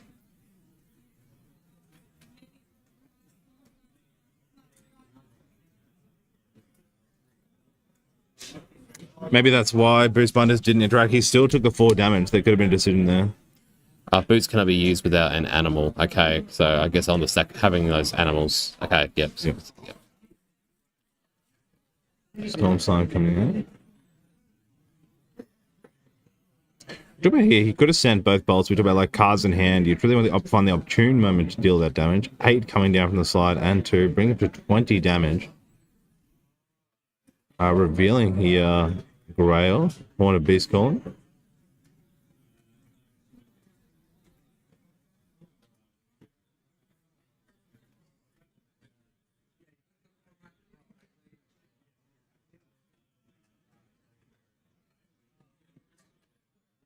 So here's the second time trying to go for lethal here.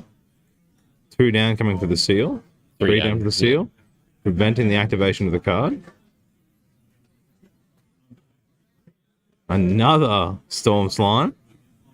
Has all 3. That's a very big high roll here. That's a lot of damage. I don't think he can stop it here. He has no way to glimpse in here. 2 fast cures.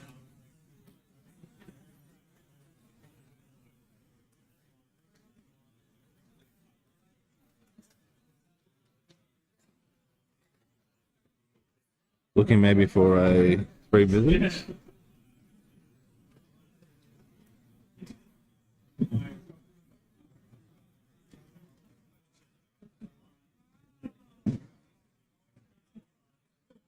I think that might be game, maybe. Yeah. No, good work. So Jack Hay taking out round 10. Yeah, that's a great play. I think the boots, the Comfort came out and then the boots were played and preemptive just in case of following some damage coming in fast play. I didn't see if there was animals, so there was animals for it to be popped. But some great play there with use of 3 Storm Slimes. I mean, he glimpsed and came through. Like, that's a Storm Slime high roll there. That's some great play. Great play, Jack. I would actually love to watch the full of that game. Yeah, it would have been great. I mean, we're at 3 minutes left. That was game 3. And well played to both players. That's rough for Jason M, but, you know, that's Grand Archive. Some great players and great games. We'll strip down to the casters now. See the Beardy Boys in action. I'll be taking a break because I need one. Because we're going to be here all day casting and hanging out with you guys. We've got some great games coming ahead. I believe we go into eliminations later as well, which don't have a time limit. Is that correct? Is that standard or is that a decision made later? So we still currently have 2 rounds of 1 hour rounds. And then after that, there will be the top 8 the untimed rounds. Yeah, great. All right, everybody, checking in with some wonderful games. Game 1 and 2, of course, wonderful games all day. I'm Mr. Gree. This is Necrotic. We are OCE casters for Ascent Christchurch. We've also got Levi TCG coming back. Thank you so much to our producers, the Weaves of the Shore, our players, community, the casters that aren't here. Who else? The family, friends, players. You're all welcome to our community of Grand Archive. I appreciate you, and we will be back for round 3. Thank you. Keep See watching. you guys soon. See you later.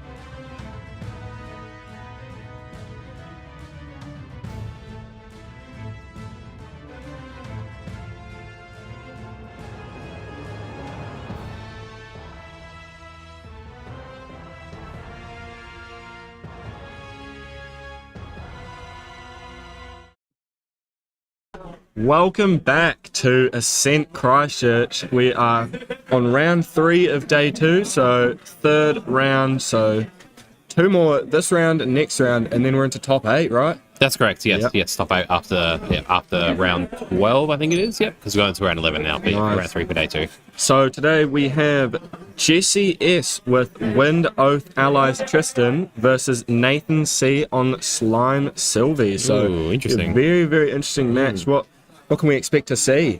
Definitely Oath of the Sakura, I would say, with the Wind Allies, and then the usual slime antics there for sure. That Nice. we're Yeah, used to seeing. yeah, definitely.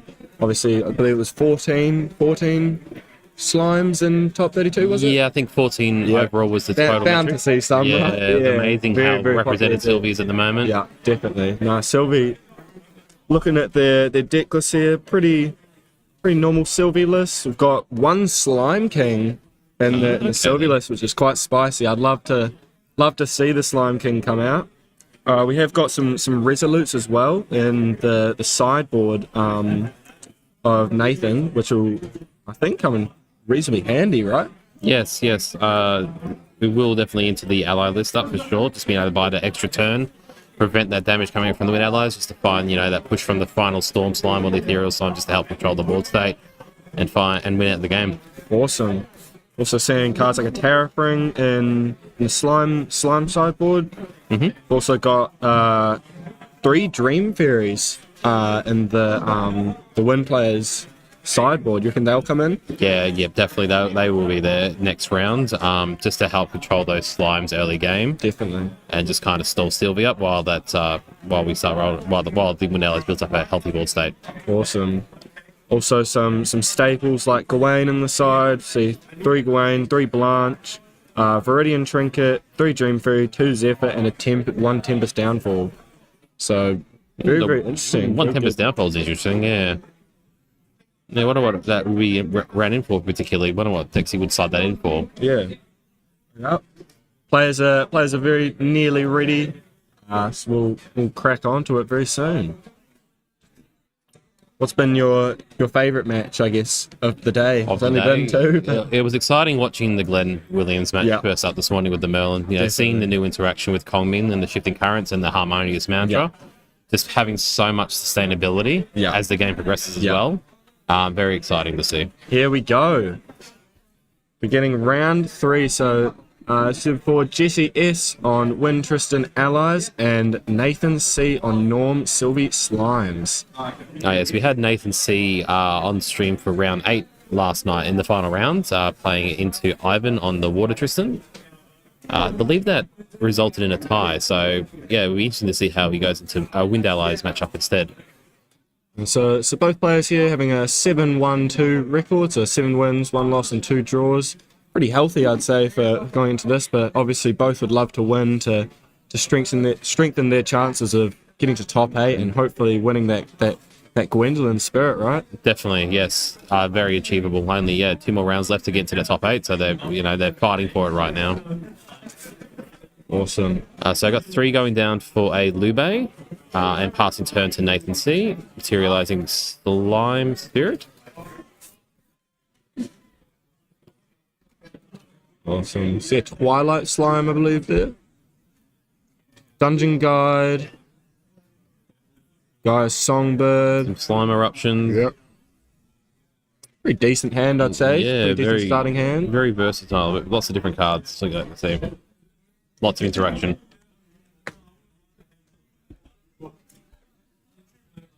Obviously, as a slime player, you'd love to see those opening Baby Greys and Forest Cakes. Fortunately, I don't think Nathan has either of those cards here.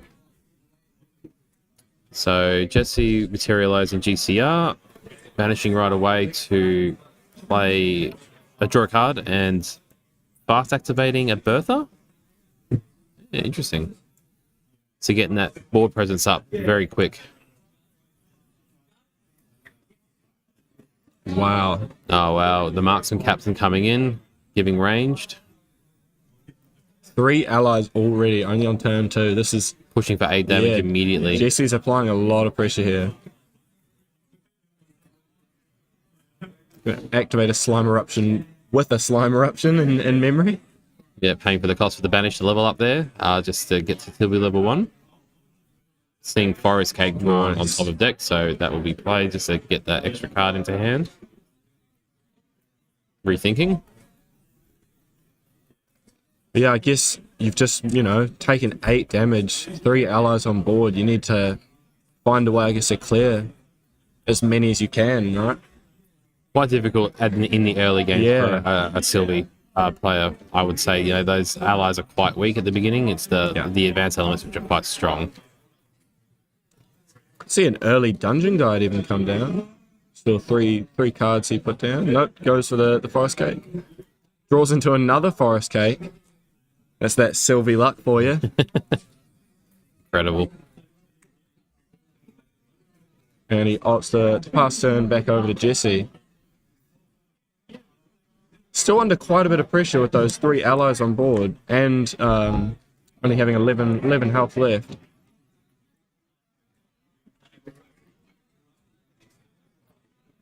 See that new backup charger, beautiful card. From the regional events, I believe that one is. Yep. You're going to be trying to get one of those? Yeah, that lovely art. Awesome. And, backup charge being such a playable card as well. I love the style of that card. To be really fun to run that in main deck. Yeah. Oh my goodness. 4 allies now. So I think that's a Windblessed Rangekeeper from memory. But very aggressive board state coming out, already pushing the 17. Is that game? And Deluge for unique ally control, pushing 3. Oh, Slime Shield. Coming clutch. Very close.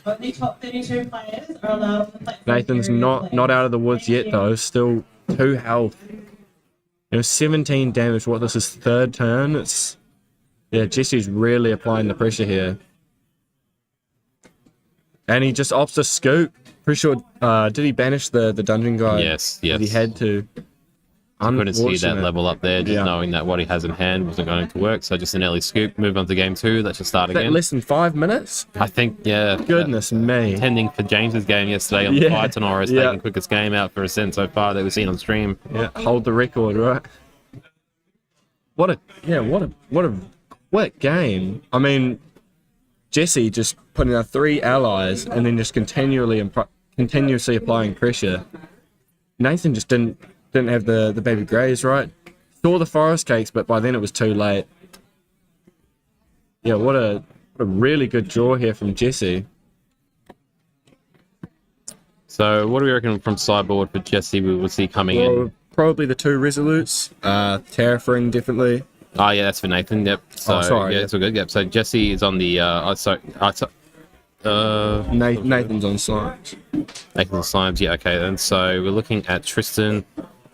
We've got the 3 Dream Fairies probably coming in just in case the game gets a bit out of control. It needs that control to be able to bounce back those powerful slimes back to memory. Yep. The Blanche also might be coming in just to prevent that damage from Storm Slime coming in later game. Could even see the Zephyrs maybe. The Zephyrs, yep, that can be a good way just to remove, suppress that ally, remove those buff counters, generating up on allies. Very good. And then that will pair well with the Tempest Downfall as well because, it can also come in for increased damage on a selected unit as well if something's being suppressed. Definitely. And then, the Nathan probably opting to side in the Resolutes here and the Terraforming. I don't know. I think that's what I'd... Maybe the Hymn of Gaia's Grace as well, perhaps, just to get that extra beast. But yeah, we'll see what happens as the game state plays. Yeah, very, very quick win here from Jesse. Surprised, maybe will we see the similar? Will we see Nathan open the baby greys? We'll see some more Forest Cake early in the game, just keep that influence high. Bit more control and banishment as well, rather, losing the early game having to Slime Eruption, paying with 1 Slime Eruption in memory, banish. Losing a bit of influence early game. Mm-hmm. So I believe Nathan will be opting to choose to go first here. Try to get as much advantage as he can. Let's just give it a quick shuffle to their decks. Then we will crack on. Notice Nathan running the gin sleeves that try to throw people off. Yeah, Who I wonder if knows? it's. I've seen a lot of different types of heroes being played on very different main decks. Yeah. So I guess as soon as they see the Spirit of Slime, they know what Jen won't be making an appearance. oh no, went to go draw an 8th card by accident. I don't know whether or not he saw it. Okay, that's good. So just Oh, reshuffle just the deck. reshuffle. Yeah, yep, that. Stuff happens when you're on stream, just the Yeah. pressure and being top 32, thousands of dollars on the line. Players are going to make mistakes. Very difficult.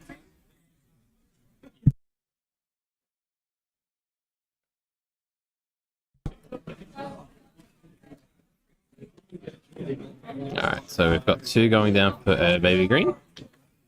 And passing turn.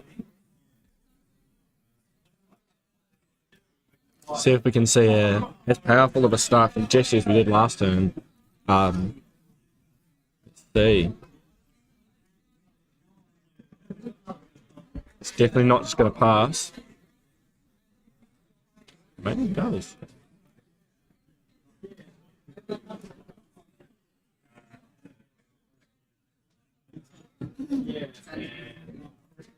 Oh, Lena. Haven't seen that card played ever, I would say. Escape the Wreckage coming down on the Baby Green, turning it back to memory and drawing a card into memory. Good way to keep the Baby Green in hand. Yeah, it'd be good Do to have yourself Lena a up on the card. stream just to see exactly what she does. I can't recall. I think it's a class bonus true sight. Yeah, that's it. So yeah, class bonus true sight. Pay 4 on tap. Look at the top 4 cards of your deck. You may reveal a ranger ally from among them and put them into your hand. Put the rest of the cards at the bottom of your deck in any order. This ability costs 2 less to activate as long as Lena is distant. Okay, so nice interaction with some ranger cards there as well. Well, Tempest Downfall coming in. Do you reckon that's the sided? That's the singular Tempest Downfall. Oh, wow. Players just going over a ruling here. Just in response to the on enter, I think.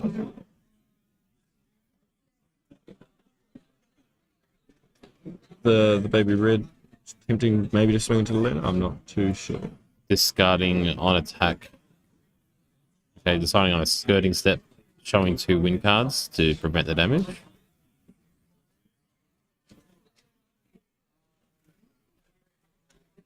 So, imbue 2, target unit becomes distant. If skirting step was imbued, prevent the next 1 damage that will be dealt to this target unit and you draw a card.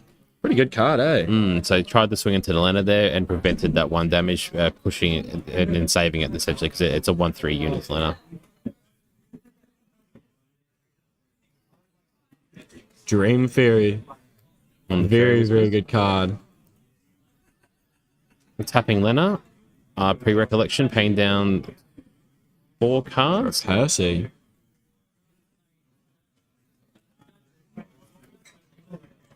Very big influence here from Jesse. Could see a couple allies come down this turn.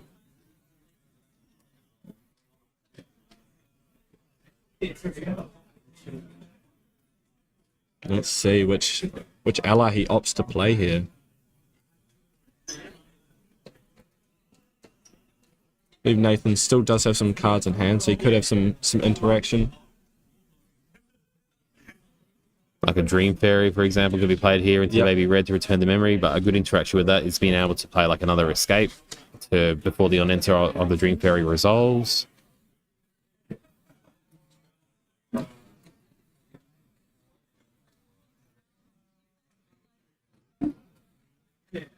I was just thinking of the right lines here, what they can do to further themselves in this game. See Jesse winning the first game in 5 minutes. He has a decent amount of time. Must be a very different hand compared to because it was very commanding the first game. Yeah. Ally, just a straight, Lube turn 1, and then we had the Marksman Captain and Bertha. I guess when you see a slime player pass turn with 8 cards, they've kind of bricked, I guess, eh? Yeah. So you just could freely open the play. So 3 going down for a purse. And then we'll be backstepping that one to give it distance. We're giving it +2. So coming in for 3. And then we've got a Slime Shield being played on the Baby Red, preventing 3 damage and giving it a buff counter It's a pretty big baby red now, eh? That's what we saw in a similar matchup with Caben, you know, just building up that baby red. Yeah. 3 forest cakes, eh? See a baby grey there? Which will be played. Oh no, forest cake. Drawing into a slime eruption.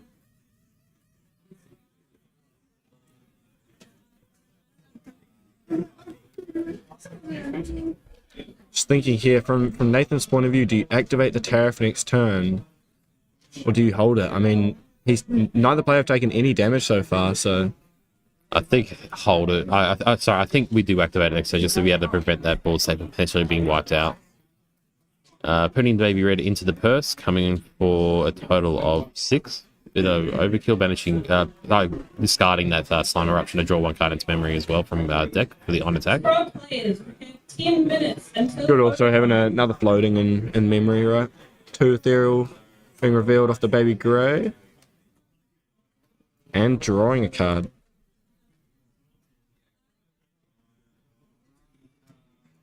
Honestly, I'd say hold the Terraforming this turn. You've got a baby grey up. It's intercept. You know, you've got a really big baby red. I think. I don't know. I'd say just hold it. Try get to level 2 maybe. Hope that one of your slimes survive. Get the draw off level 2 and go from there. With the Terraforming being banished as well, and Jesse's recollection step, it's probably more than certain that you can keep at least one of those slime allies alive. True. You see a Terraforming also coming down from Jesse with another beautiful artwork.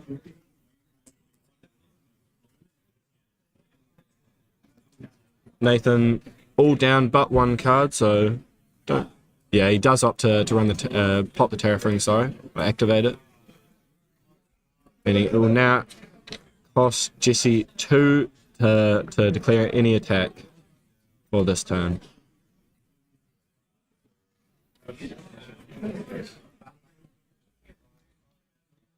Interesting here from Jesse. Do you hold your hand up to interaction on the next turn, or do you just keep playing allies and, you know, say to Nathan, you know, if you want it, come get it. Yeah, it's difficult to say with an allies player. You want to try and build a healthy board, so we haven't really been seeing that aggression from game 1. So it has to put down some allies for next turn just to set up, you know, some plays. We know he has a Tempest Downfall from earlier, not resolving that activation, so keeping that up in hand for anything that might be entering the field later on. See a Dream Fairy come down on that baby red. Very good play. Being able to return it to memory, and cards with that name cannot be played while Dream Fairy is on the field. Paying 2 down for the Terraforming cost to swing the Dream Fairy into the baby grey. It's completely wiped out Nathan's board, you know. If he levels now, he can't get those extra draws. So, very good plays here from Jesse.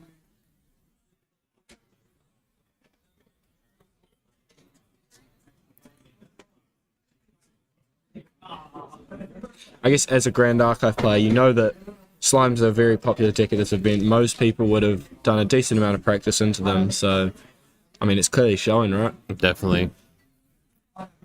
Quite strong, this deck going into a slime player. Yeah, it's just being able to control the board with your own allies is very interesting to watch. So I believe it was a Covenant Thorns there, go under the Terraforming. The Quicksilver Grail? Yep.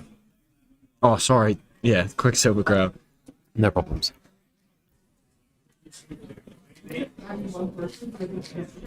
Blissful Calling being played here. Looking at the top 5. Adding a Limitless to hand.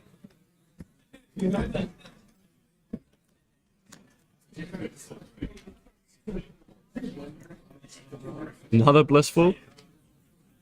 Really searching. I mean, we see Ethereal and Storm Slime there. And a Dungeon Guard as well. Yeah.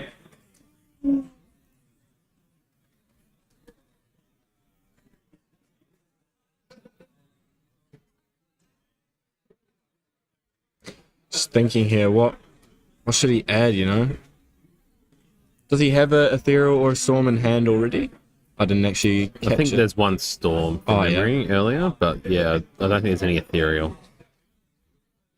Goes to the baby grey, fair enough. one of arguably the best starter cards for a Sylvie deck. Very strong card. Very efficient, cheap. Reveal 2 slime. On enter, draw a card if you reveal 2 slime cards from your hand or memory. There's a dungeon guide off the drawer. Very nice. Yeah.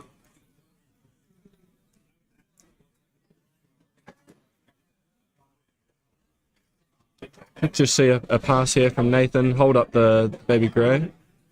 He does opt to activate the forest cake, so putting a buff counter on the baby grey slime. I believe a skirting step there being played. Making Lena distant, so her ability only costs 2 to play. Very smart from Jesse here.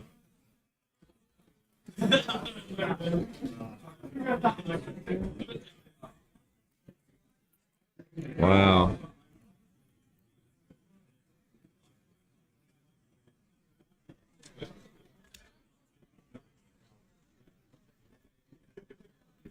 Interesting here. Does he level or stay spirit? I reckon he has to. Fair enough. Yeah, good call. Just in case, level 3's coming out very soon with the storm slimes. Yeah.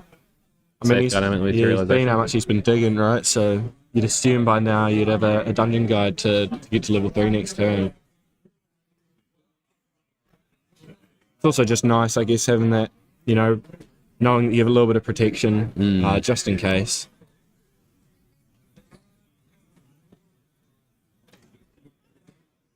Three coming down here. Assuming for another ally. Jesse's board not as big as last game, but still very threatening. What a beautiful artwork there. 3 coming down for the purse. That's the CSR variant that is available in EVPs from Alchemical Revolution.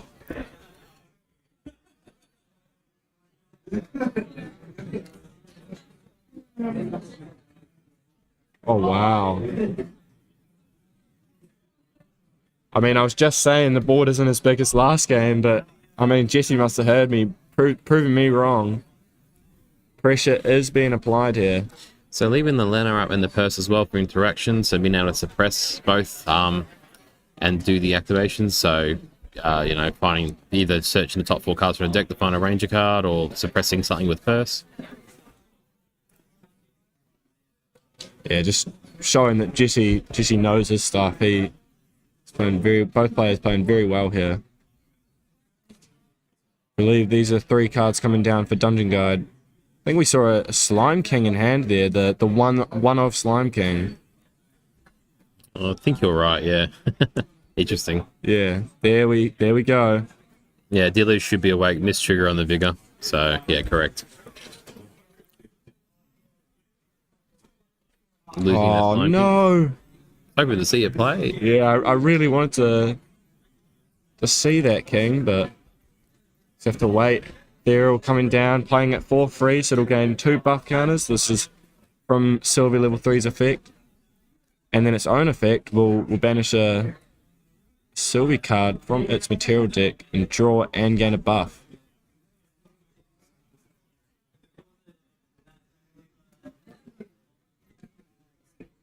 Swinging into the Percy here.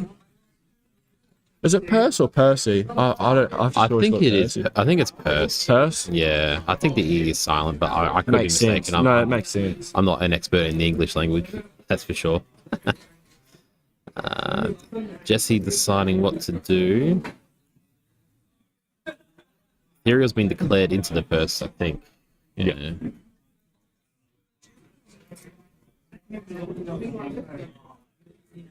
Could have those Zephyrs. Tempest Downfall coming down here.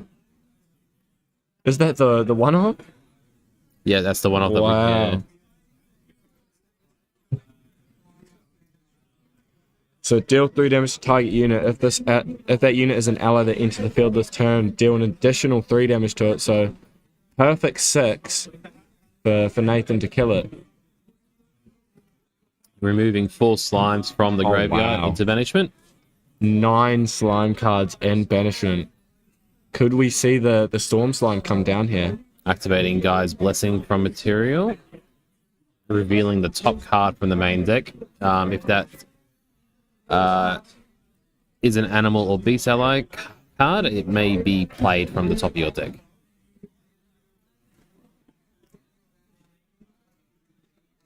Just thinking, he also has a Lustrous in hand. Could just set that up, give it some counters, and sit on it for a while. It's a very big card. Obviously, you got Taunt as well. And when you kill it, you get to recover how many buff counters are on it. Quite helpful as well into the allies. There's the Storm Slime. Storm Slime going into the Delu, I believe. And then swinging the main attack into the purse as well. Fair enough. Choosing not to retaliate onto the Storm Slime. Doesn't want to get those 2 cards removed. To drop 2 more. But yeah, as you said earlier, Nathan now dealing with the board at level 3, you know. That's where a lot of the top end stuff from Sylvie comes from. The level 3 cards, you know, Storm Slime, Ethereal Slime, Luscious Slime, Twilight Slime, Slime King, which unfortunately we won't see much of for the rest of this game. As it's only a one-of, and as you can see on the top of Nathan's banishment, it is gone. Choosing to materialize Nullifying Lantern, seeing that Slime King in banishment may make Jesse believe he might have another one potentially. Having that Null Lantern means that Slime King will have you can't activate it. You'll essentially be able to banish those 3 different elemental slimes to put underneath Slime King. On the Fairy Whispers, showing a Stifling Trap.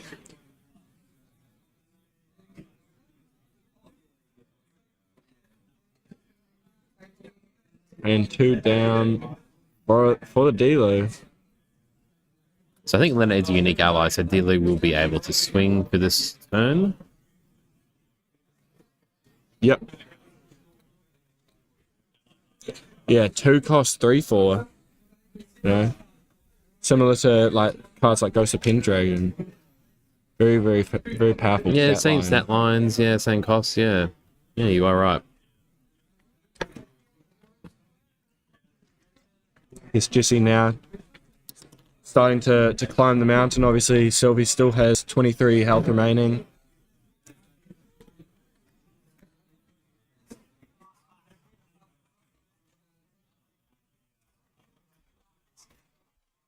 It's true that Delu must, as long as you control wind elements, Lena is normal.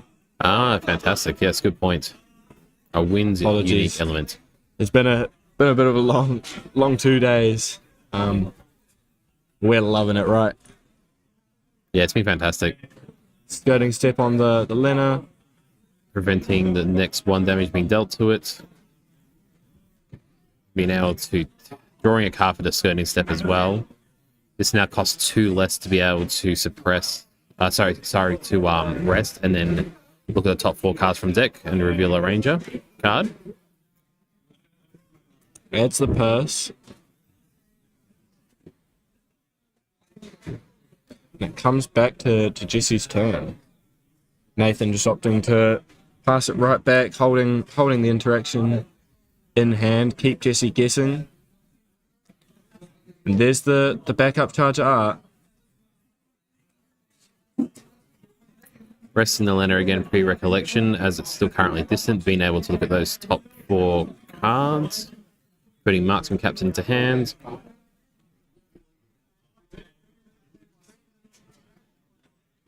Still haven't seen an Oath this game, have we? No, not yet. I believe we have.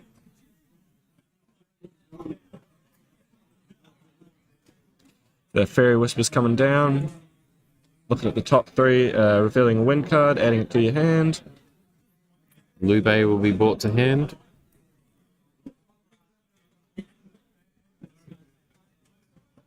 I think we could see some more allies being played here.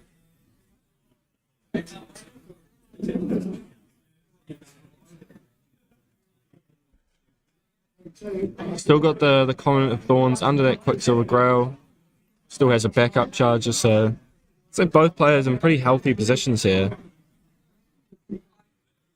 Purse coming down. is a unique human, so Delu will lose the pride and vigor now, so it will be able to attack.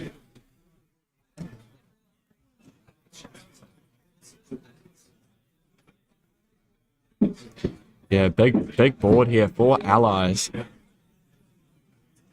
And keeping the purse awake as well for interaction for next turn. Gather slimes here being played, so revealing the top 5 cards from your deck. We'll be recovering 3 slimes were revealed, adding the lustrous. Could see a big lustrous coming down.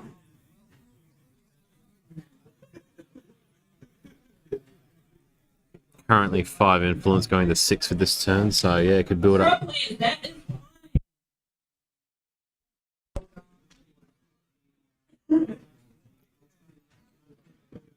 There we go, backup charge being used. Horn of Beast Calling as well.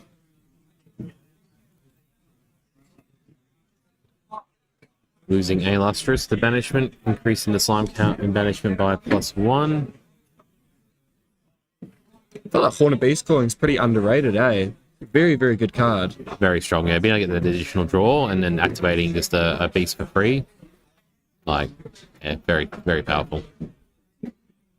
Obviously, I believe I think it was overshadowed, to be honest, when the Recollection deck first came out. Stone Scale ban was just so good. Yeah, how efficient it was as well. Yeah. 0 cost Regalia. See Guy's Songbird coming down here.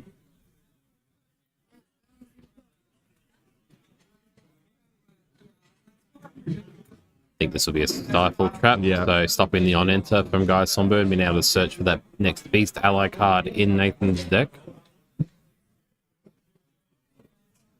Gather Slime's coming down. Or Resolute. There's the Storm Slime. Obviously, that will be the one added to hand. Only recovering 1. And a Baby Grey off the top.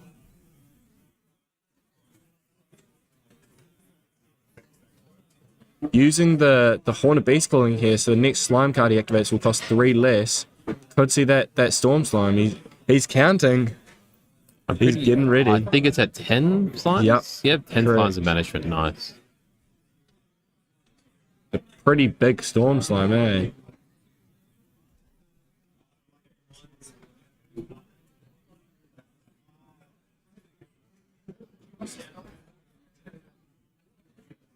Yeah. Here it is, 10 damage into the Delu. And then next 3 going into the purse. Nathan just trying to control Jesse's board state here.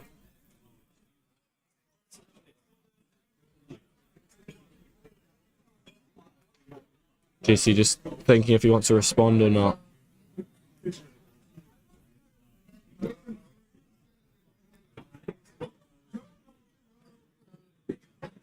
Stroke players, please check your results and make sure they are correct. If they are incorrect, please check the front counter.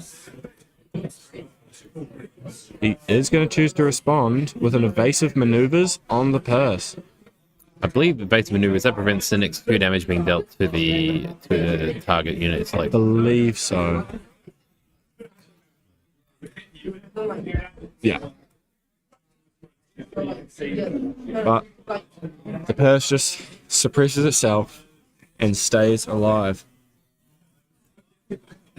Very, very also good card, I'd say, in this deck. yeah, I haven't seen much Purse or Lena ever being played in these decks, so Yeah. it's exciting to see some different cards on the board. Definitely.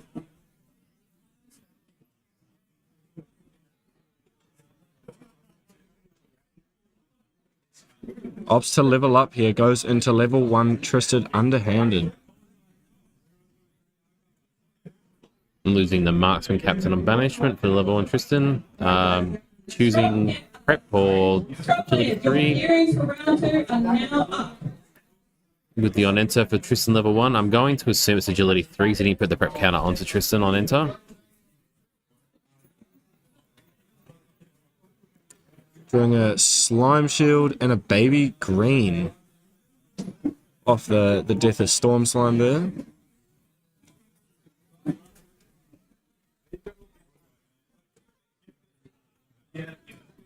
Yeah, true. Purse being able to suppress itself is very, very strong.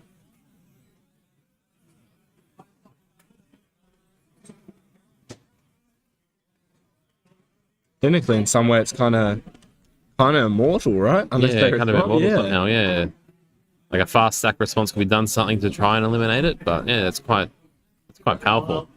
Definitely. Wasn't even aware it could self-suppress itself. Yeah, same. Could see some of the maybe the baby grey off the top of the deck being played here. Try to cycle through more cards, or the lustrous coming down. Nathan's still having that Quicksilver Grail as well.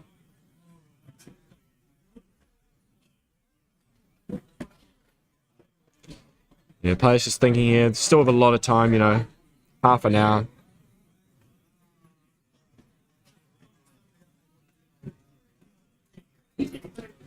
Jesse here thinking on an interaction. Pushing Lena into the second Storm Slime. Won't be able to benefit from the undeath less than Nathan's fast response, which he chooses to do with his Slime Shield, preventing the death. Thinking on the stack for Slime Shield. Sure, a lot of cards in hand for Jesse here. Did we see any incapacitates in Jesse's main deck since he runs Assassin? Believe so. No, Jesse does run 3 Incapacitate, you're right. Okay, interesting, yeah. Could have been a possible play, but the Slime Shield does resolve, giving a buff counter to the Slime, the Arcane Slime. Storm Slime, sorry. 4/2 Storm Slime. Getting bigger and bigger. Marksman coming down here. Yeah, every turn it seems like Nathan's playing some slimes to try kill off Jesse's allies, but he's just playing more. The pressure never stops, right? So that's 2 Storm Slimes down now, I think. So still 2 more in the deck. I think some were revealed a bit earlier on the Blissful Calling as well that might have gone down.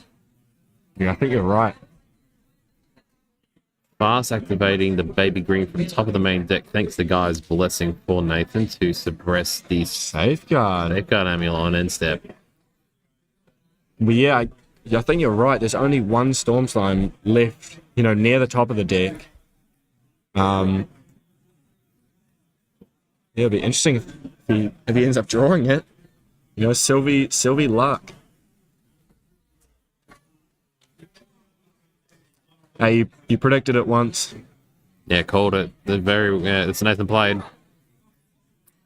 Blissful Calling for 1 on main phase. Believe that's to dig for that Storm Slime. Yep. See an Ethereal come. Then we see a Limitless. Guy Songbird as well. It's so strong that Blissful Calling you just bring it to hand as well. Then you just do some more digging through your deck, find that card that you need. 1 cost as well. There it is.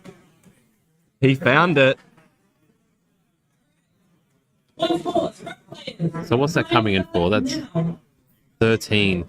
Wow. 13 damage. It's the biggest Storm Slime I've seen. No response from Jesse. It goes through. Jesse in a slight pickle here, I'd say. He's got 4 health remaining. What a draw from Nathan. Yeah, what a play by the Baby Green, just suppressing that safeguard for the turn. And he opts to just scoop, go game 3. What a game. Yeah, what a game. What a change, and just a complete change to the one that we saw for the first round there. It seemed that, Jesse was, you know, applying lots of pressure, playing the allies, but Nathan was dealing with them, right? You know, technically he saw every Storm Slime in his deck. I mean, that sometimes happens, right? Yeah, there wasn't too many allies played by Jesse as well, so he might have had a bit more interaction with like spells such as like Tempest Downfall being played and like Cycling Traps just being kept there just to respond to certain things that Nathan was playing. Interesting now, because Jesse will more than likely opt to go first. See if he can have a good opening as he did on that first game. You know, 5 minutes it took for Jesse to kill Nathan that first game. and that game was half an hour. So interesting.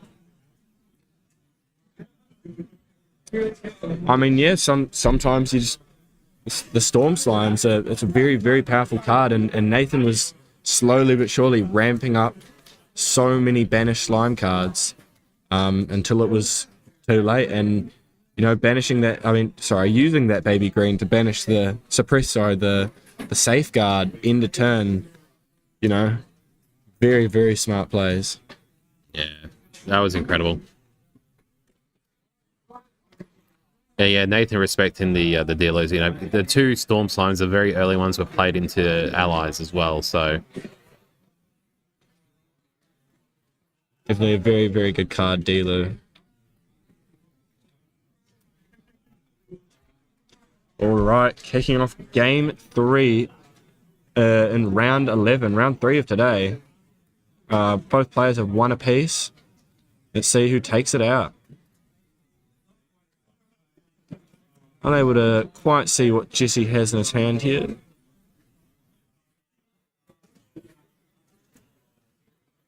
He is playing an ally.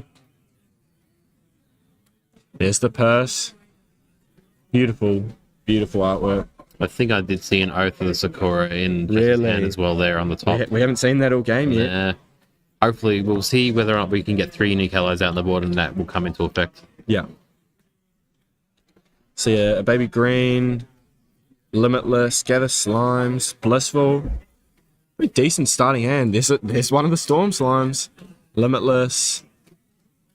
Does opt to go for that Storm Slime. It was says Slime Eruption as well.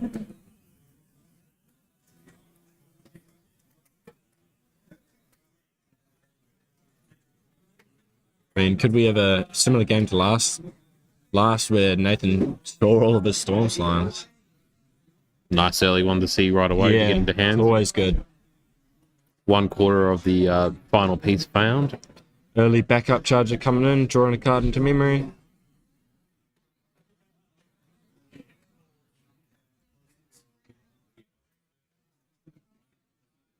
Nice, Fairy Whispers coming down here. Also a very popular card paired with Razor Gale. You know, being able to use it for 1 cost and, you know, damage them at the same time. Very, very good.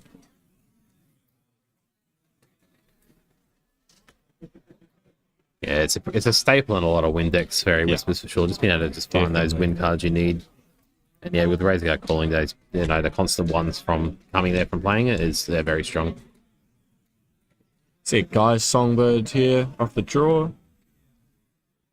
Next, so I think it's Beast or Animal Ally will enter with buff counter. It's interesting to see which one he chooses. It's going for the baby red. Very powerful card as well. You know, just a base level, it can come in for 3 damage. Choosing to discard the Slime Eruption to draw 1 card into memory, getting the additional +1 attack on the baby red. Going for a back step here to make Percy distant. Attempting to suppress. And it does go off.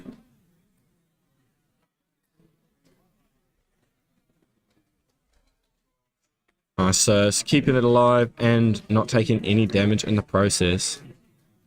Yeah, I think that's been one of the MVPs, I'd say, for Jesse this game. Fast activating a Bertha, pre-recollection.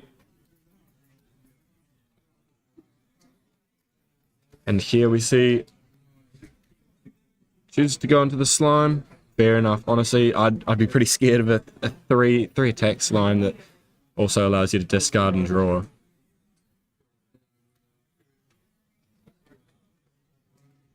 And there's the lineup. Wow. This is a pretty promising start from Jesse here.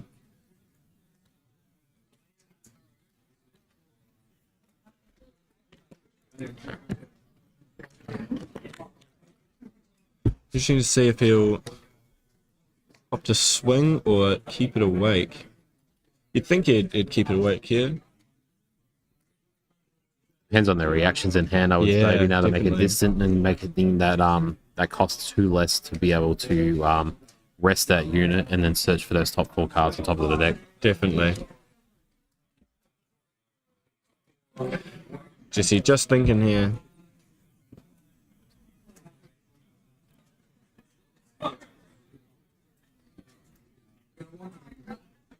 Nathan does have a Slimer option in Grave, so he will have a floating if he wants to potentially go level 2 next turn. Of course, doesn't have to use 2 cards from his memory.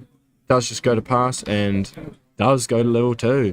Unfortunately, won't get the draw of Sylvie level 2's effect, but he's going, right? Going for it. Yep. Wow. I think he targeted Lena there. You can't target allies, I don't believe, no, with the sorry. It has to be an item, so the power So he's spell going he's for- targeting, Oh, fair enough. Sorry. which will be lost. Oh, true. 'cause, yeah, it's a token.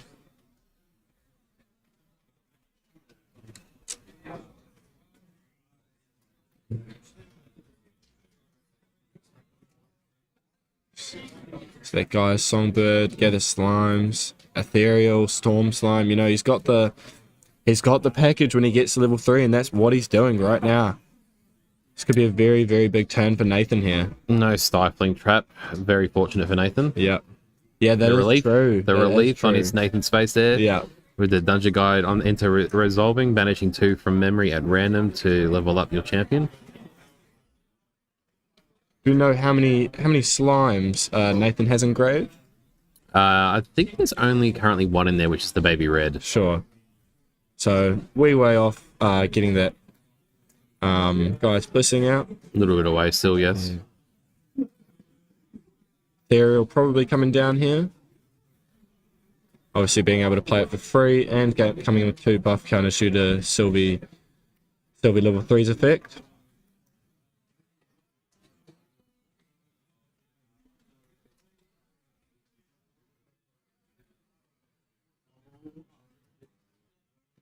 Nathan here just reading some effects. Oh, goes for the Storm Slime. Straight into the purse, I believe.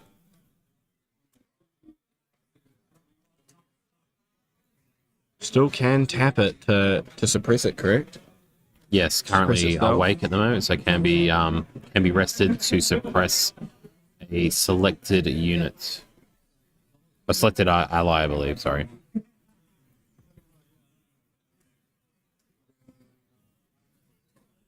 Jesse just thinking here, does he want to respond? I mean, obviously purse being one of your better cards, you'd want to keep it around, you know? You'd love to apply as much pressure as possible, and you know, 3 allies is it's obviously more than 2. He is opting to go for the skirting step here.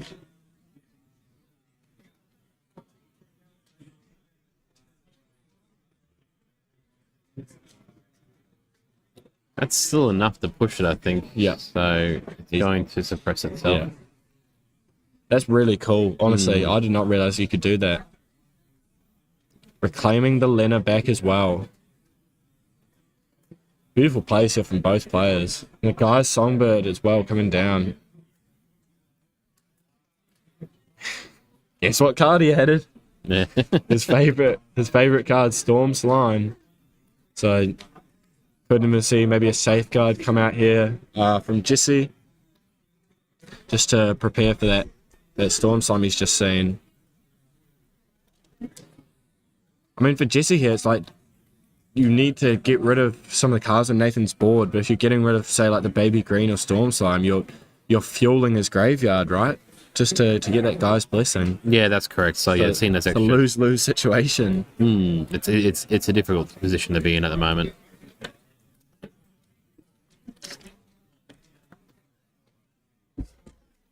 Finishing that reclaim, going into level 1 Tristan. Yeah, being able to remove that floating memory from grave into banish just to get that free level up. Very nice.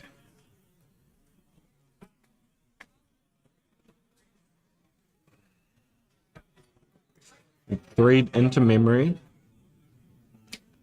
Go for a Dream Fairy on the Storm Slime. Wow. Especially just seeing that one from before as well. That's quite a strong play. Just he does have to bear in mind that Ethereal Slime does have True Sight, so we'll be able to kill that Dream Fairy. And he's just returned the Storm Slime. He's given him an extra one, right? So a little bit Bounce back risky. and, yeah, help control the board state later in the game. True. Tristan did get the Agility 3, so Jesse will have, I believe, 4 cards in hand now. So we'll be able to hold up some interaction. Quicksilver Grail down. I don't think we saw which card went under that this time.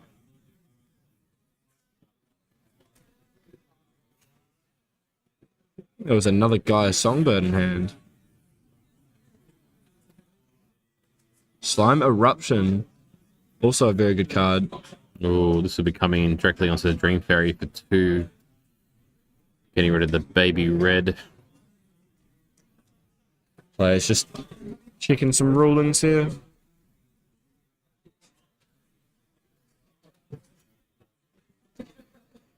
Yeah.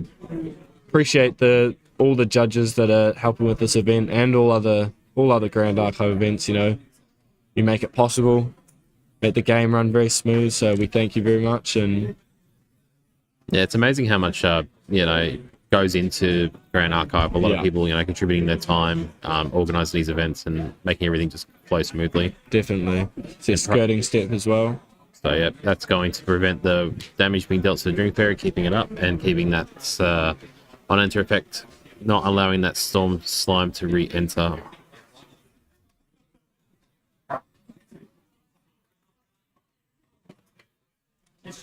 Either swing into the Percy here is allowing it to die.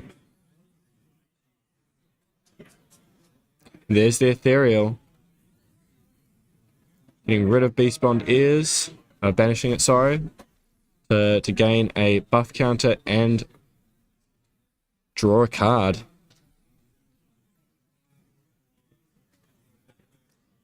Yeah.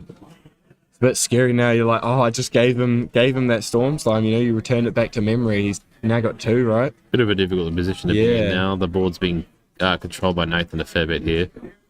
Terrafring coming down from Jesse, just trying to gain a bit more board control. Yeah, very, very well played by Nathan there.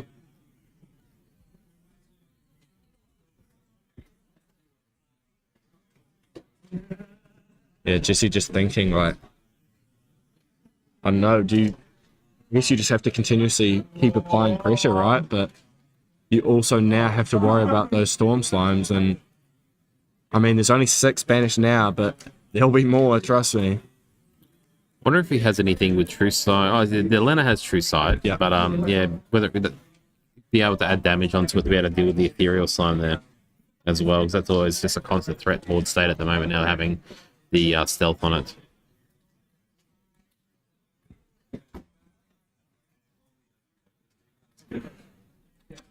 Yeah, big decision here for Jesse. Still 15 minutes left in this round. Both players 1-1, but they'd rather get the win than the draw, right? Yeah, I think definitely to push top 8, winning is what is on both players' minds at the moment, just to secure themselves in the final 3 rounds for today.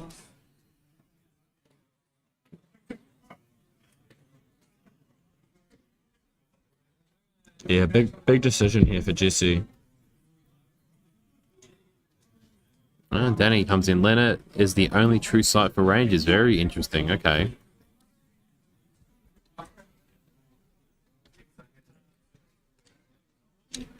Thank you there. Big producer team over there. Yeah, so Leonard's a class bonus to True Sight. Banishing the Grail, revealing the Verdant Scepter, choosing to sacrifice the Ethereal Slime into banishment. Going to 8. These are scary numbers now. This is dangerous territory for Jesse. Does he pop the tariff or does he not?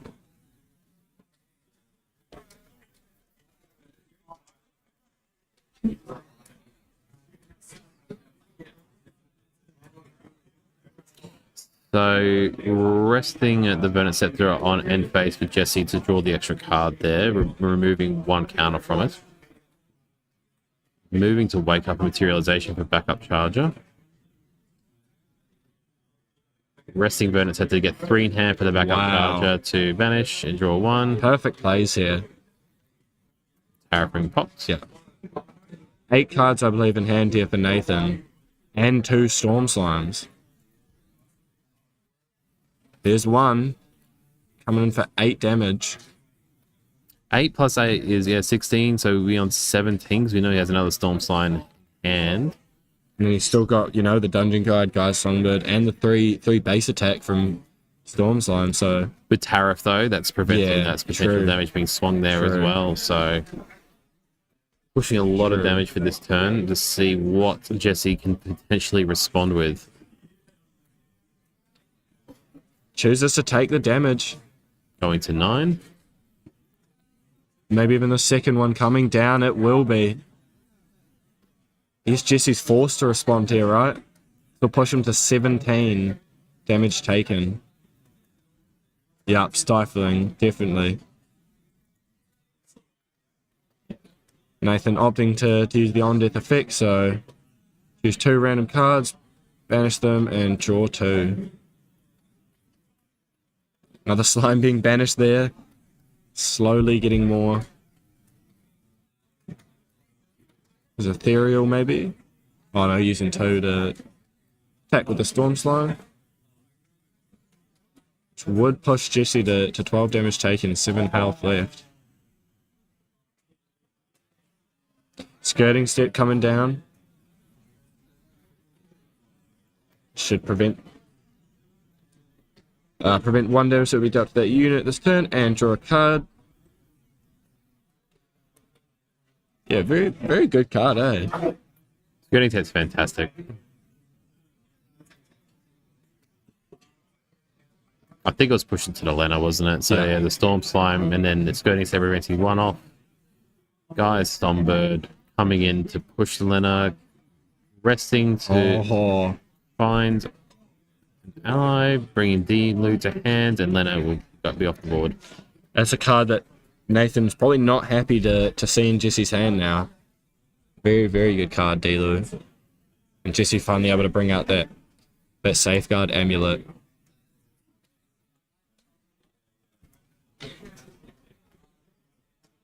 Very big hand here from Jesse. I guess he has a lot of options, right? I think we'll see a D-Lu come out probably first up, I'd say, after just seeing that from the Lena.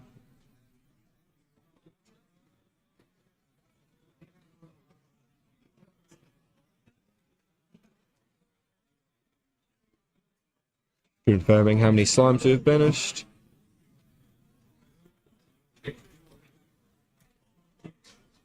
Dream Fairy coming out. Interesting. Giving the Storm Slime back to Nathan here. I think we did see an Ethereal currently in Nathan's memory as well, so... I guess, I mean, 3 attack from the Storm Slime's nothing to you know, it's a big amount just from a base attack. So that Dream Fairy is trying to control it, stop Nathan from playing multiple on the next turn, but I think we could see an Ethereal Slime come down here, which we do. Do we see any response from Jesse? I think he's still holding up round 4 to 5 in hand. Maybe a Stifling.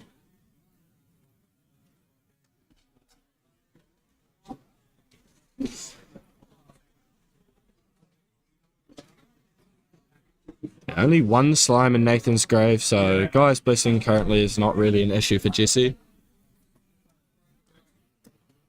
Interesting to see. I don't know if Jesse does have another Stifling in hand. Have we seen that? No, I can't see Jesse's hand fully. I can't say I've seen another Stifling. So on into resolves, banishing the Guy's Blessing. Guy's Blessing. Fair enough. I guess he's realised, you know, probably not going to come out this game.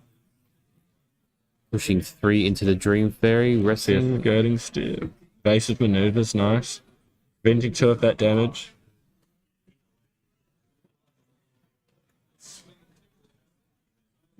Tapping the Verdant Scepter in response to the draw a card additional buff on the swing. Oh, wow. and reclaiming the Dream Fairy. That will mean that Storm Slime's unlocked, though, this turn. Which I think Nathan's going to try push here.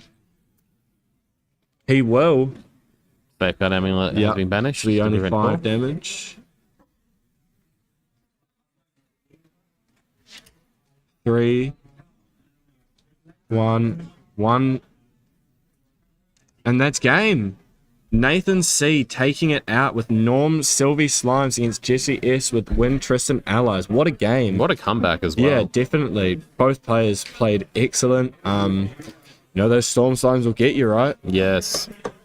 Yeah, didn't think about Scepter de Lorenzo. It's amazing how it can be just taps in reaction to buffs additional damage onto in an attention attack into a targeted ally. Yeah, I definitely would have liked to have seen the Slime King come out there. One of my favorite cards out of the Sylvie Recollection deck, but Nathan didn't need it, right? Storm Slime and Ethereal Slime is really all you need at level 3. Just slime things, you know. What a game. What a game. Mate, these games today have been Insane, yeah. so good. They played at such a high caliber. Honestly, Yeah. the level that these players are playing at, you know, thinking about these players in like just small things, so like suppressing the Terrafring end of turn with the baby green so that you can then swing next turn without having to worry about paying 2 for each attack. Yeah. It's, you know, small things like that change the games, and I guess Nathan there just saw the Storm Slimes. Yeah, it was just absolutely insane. Yeah, suppressing Regalia in response to things and being able to play your cards out to push for lethal, crazy. Yeah, unfortunately for Jesse there, he had to deal with the Storm Slimes in some way, and I guess Dream Fairy was the best way for him. Yes, But in that way, he was just giving it straight back to him, right? So Just give it back to him again, it just keeps coming out again. Once we be able to use the Ethereal Slime to deal with the Dream Fairy, which has stealth and through sight, yeah. Awesome. So we will go on our break until the next round, and we'll see you guys then. See you guys soon.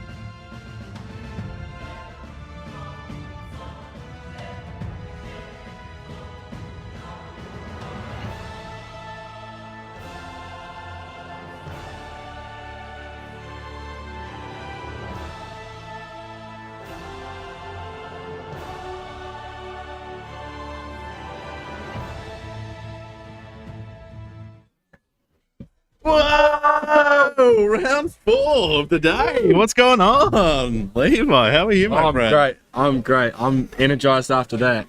Yeah, get bumped. I've had a couple Snicker bars as well. So. Get the Snickers into you, get the energy. Yeah. Good. So this is, I believe, the final round for our, I guess, was it prelim? What do you call the... Before top 8. Before top 8. Top 32 splits. Top 32 splits, yeah. So we start going to single limb, I believe, after this. So, and I believe the matches we're watching right now are both positions of the 2 players. This is it to make top 8. Yep. Yeah, so win or bust. this is a high stakes game. Yeah. And of course, you've got some high stake casters with us to guide you on the journey. Yep. Do you know what decks have been played? I believe it is Fire Merlin versus Water Tristan Allies. I could be wrong, but I believe that is. Yep.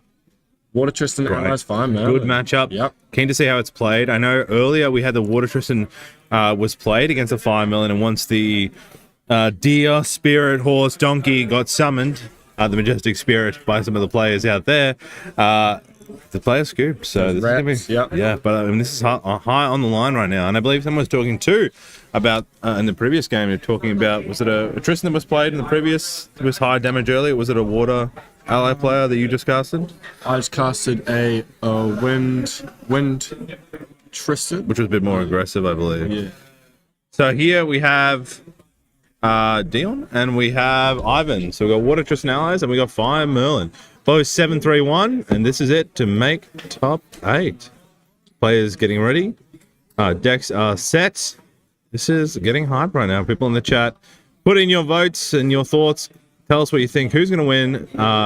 Is it Dino? Is it Water Tristan Ivan? So, is Yaz. Awesome. Seeing Fire Merlin winning the dice roll. Pretty good start. We talk about that dice roll, dude. Yeah. Heart of the dice. We'll be putting a poll in the chat for you guys to vote on who you think will win this matchup. Good opener, Mnemonic Charm being played. Good way to draw in memory and get them powerful later. And a shield mate, putting all cards down. Real strong opener. It's a really strong draw. Yeah, very strong. Want to get that floating in early. Want to consume it if you can. I don't know. Maybe Water Tristan, I haven't even set the decks yet, but if they have any Scavenging Recruits or maybe Sea Sprite Diver as well as used to get rid of floating, could be interesting play through here. We'll have to see. I mean, yeah, as you were saying earlier, we watched literally this matchup first round, and as soon as Fire Merlin got the Majestic Spirit out, it was done. Yeah, so interesting to see if similar happens here. All right, Nia's been played down, so revealing gets a chance to delegate one card. Any card, doesn't be the card that's in the memory, and then cost 1 extra. Looks like we've got Sudden Steel in there. I believe that's Ascension, Spirit Blade Ascension. You've also got Shield Mate, Dungeon Guide, and a Fireball with the reprint. We haven't seen Ascension yet. Prismatic Edge is a very strong card, and we'll see if Dino here is playing all 3 elements to get all the effects off of Prismatic and really benefit from it. I get that too as well. Like we see again the Neo opener straight into a Frostborn Paladin. It's just a strong 2/3 intercept. Gets played down. The direct hit then went into 1 damage into face and then 2 into the Shield Mate. Actually wasn't consumed the floating. Has chosen to go for the Grand Crusader Ring to keep tempo. And has managed that to draw and then gone into draw phase. It's looking like there's about a 69% vote, or 70% now, that Dino will win this game. Yeah, Merlin Rising. You guys voting in the chat, 70% to Dino and 30% to Ivan. I guess we'll see. Yeah.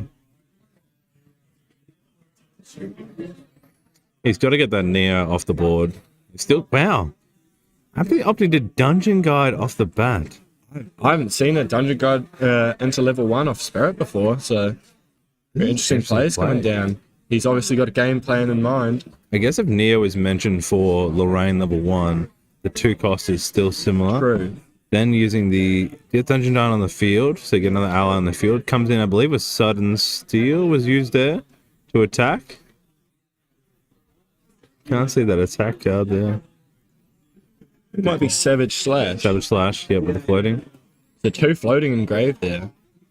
Takes out the One to face, didn't get him out, and then takes out the Frostborn Paladin.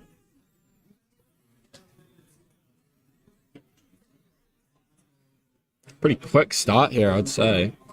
Both players really, trying to advance their game states. Definitely a different style we saw earlier with Fire Melon from Glenn. He used a lot of time career shops and drawing here. He's got more of a shield mate kind of vibe, getting to play and DJing early, which is crazy.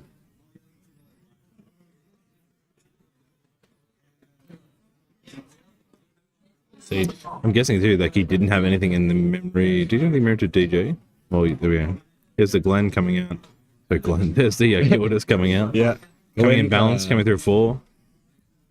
Such a powerful card, it's Yep. pretty much maintained relevancy all throughout since the start of the game. Yep. Just 3 costs, 4 attack. Huge. It's huge, absolutely huge. See a dungeon guide there and Ivan's hand as well. Has popped also the GCR after. So once he's taken the attack, I've done the balance, then draws for the GCR. Paying 3 down. You really want to start sending damage into his champion earlier, deciding where to go here.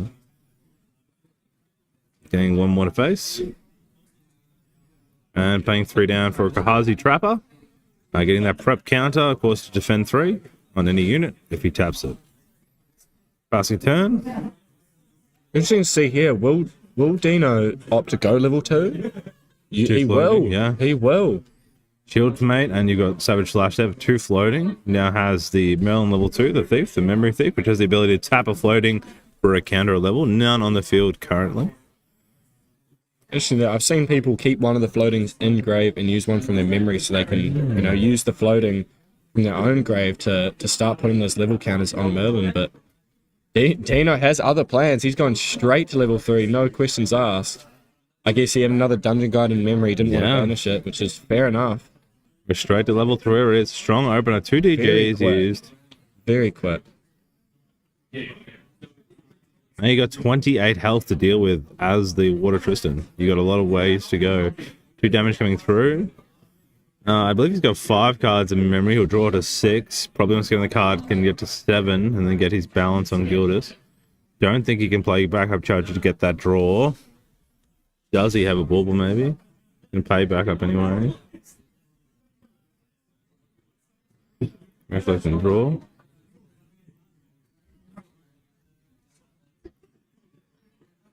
Does have 7 in hand. He does have 7. I'm missing. So he can play balance. a 3 cost seller, 2 banish. I think we said Nia there. Could have a little sneak at what that 1 card is in Dino's memory. It's got Incapacitate as well, which can be used to counter that. One of the big abilities, it's great to have in Nand early. Incapacitate's really a way to counter that, counter the Majestic Spirit coming in. Yeah, Lorenzo in chat, is this worth losing Incarnate? I guess we'll find out, right? I mean, I'm sure he runs multiple in his deck, but yeah, having to use one of them to get to level 3 as quick as he could, it could come back to bite him. I guess we'll see.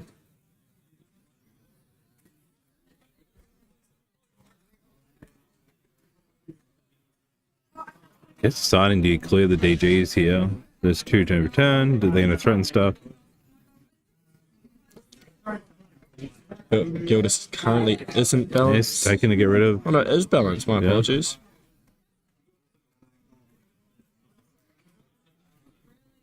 One to face, and then takes DJ, and then Passive Eternity. There's also a Fractorized in there, which is interesting. Really good for balancing.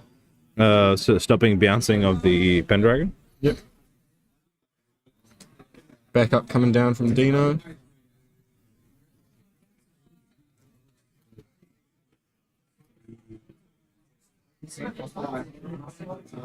First counter coming on Merlin.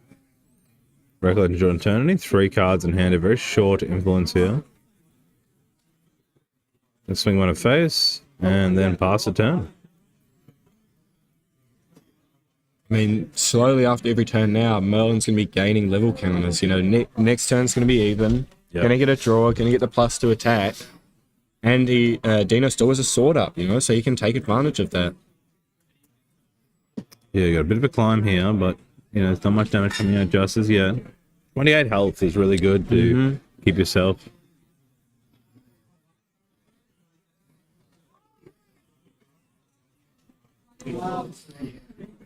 Just thinking here from Ivan's point of view, does he want to level this turn? Potentially get some of those Prereq, class he's played the backup to gain the extra draw. We're deciding, does he fractalize here in prereq? Does he prereq the heavy token for materializing?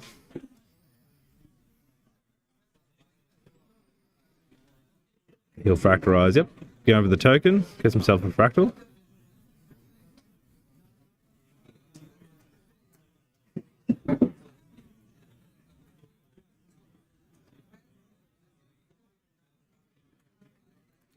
Here comes Spirit Blade Ascension. First one I think we've had on stream, if I'm not mistaken. Prismatic Edge. Both players will reveal their memories. Was that done in we're still in pre-rec and response I here? believe it is Yeah, so Ivan. So then due to cost activate this card, return a sword regalo from your hidden deck, choose a sword regalo from your material deck, banishment, and put it onto the field. And then Prismatic Edge is coming out. So yeah, we see a Nia there. Someone nurturing, DG. So Prismatic Edge on enter, each player reveals all their cards in memory. If a fire encounter is revealed, choose a unit deals damage, you do 3 damage into Gilders. If a water card is revealed, draw a card, and if wind card is revealed, each opponent banishes 1 card from their memory. So no one revealed. Yeah, being able to not only clear that Gildus, but draw a card off that Ascension is so strong. I didn't see what was materialized this turn. I must have missed that. Scepter of Illumina. Oh, yeah. Is that an alternate art? Yeah. Alright. Scepter of Illumina coming in.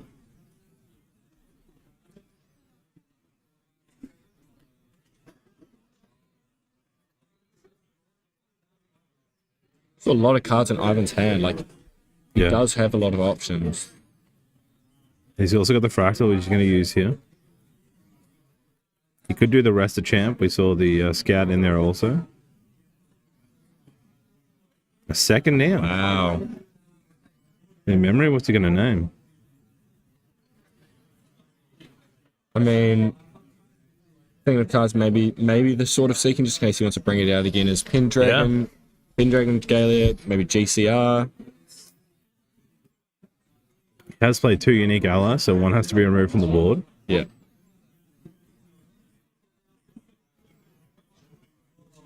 And looking to pass turn. Now in overtime, turn 0. Yes, that is Scepter of Lumina below the Korhasi trap there. I believe it's different. Yes. We've Tower got Franken. some lovely artists here. It is a custom design, I believe. So pre-rec banishing the backup charger, getting a draw into memory, and then recollecting and drawing for turn. It's just going to swing 1 with the DG.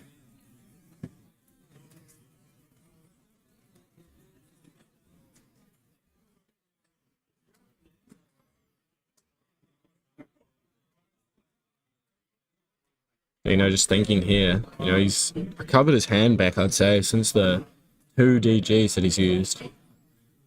Merlin's just, Going to swing with the Prismatic. 5 damage. Interesting to see if Ivan chooses to use the Trapper here, which he does. Yep. Reducing it to only 2 damage.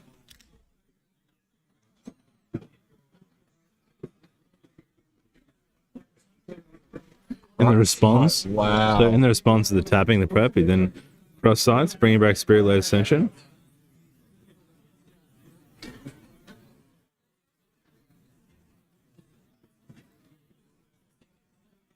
Interesting to see here if Dino put down a win card and going to make if he has all 3 elements in his deck, really make the most of Prismatic. He'll then use Spirit Blade Ascension, revealing on the response here. This is all on the stack. There it is. Fire. There's a Scatter And a Essence win. in there, Wow. win card. So not only will he deal 3 damage to a unit, draw a card, but he'll also banish a card at random from Ivan's memory. Yep.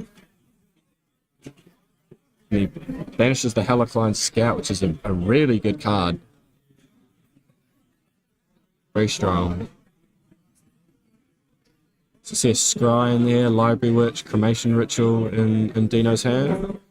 Do see the scry for 6, I believe, or no. See the different interaction here. The Prismatic Edge is getting the quality of this deck. It's a lot of interactions you need to be tracking and moving through.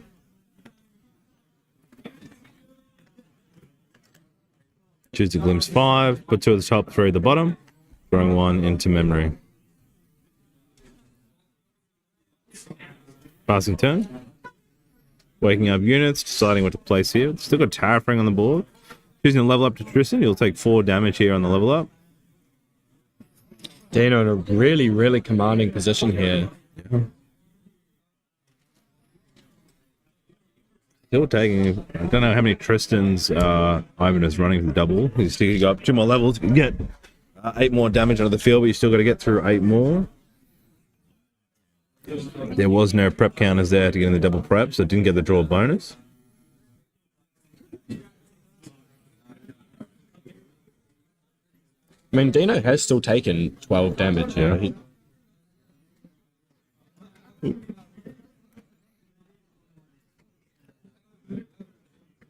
And in Recollection phase, I guess, here.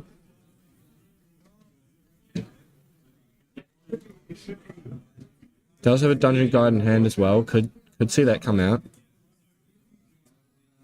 Sadie coming. Nice. Very, very good ally. Yep. Guess Sadie comes down. On kill, gaining agility 3 for the turn.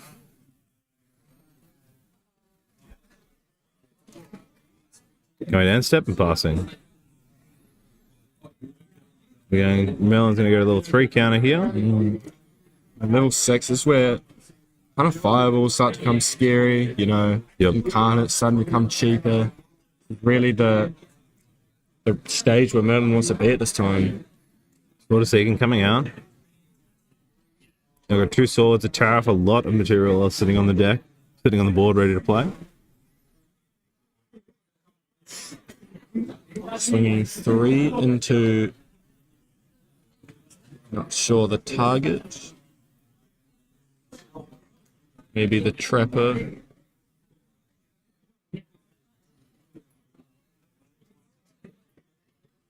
Straight to face. Dino's going for it. And there's another 8 damage to do.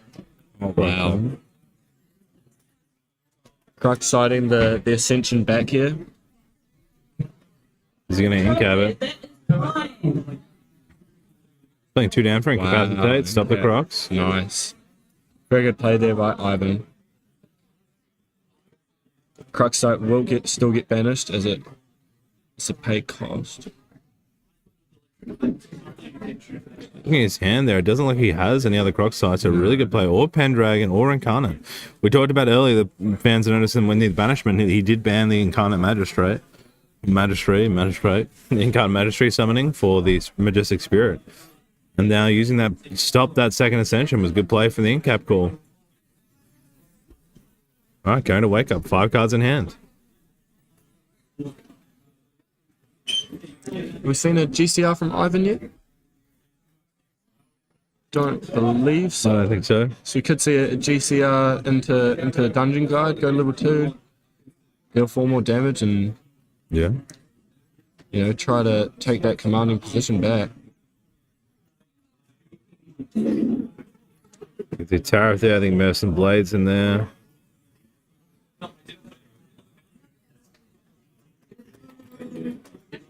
He does have level 2 and 3 because he's got 2 Ominous Shadows. I think Safeguard is there. Orb of Sealing, I believe, is also in hand. Maybe he did play the GCR because Orb of Sealing. I don't see a GCR in hand. Ah, true. It was directed by the judge there, who I think told him if we bring up the Incapacitate, this is a negate card activation. Yeah, I think once is right there. Maybe on the banishment of that Incapacitate, it doesn't say the card is banished, it just negates activations. If the card was negated, it should end up in the graveyard.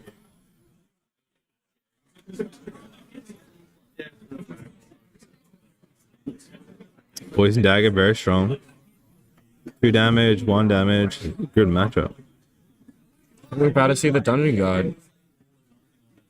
Oh, straight up pass, fair enough.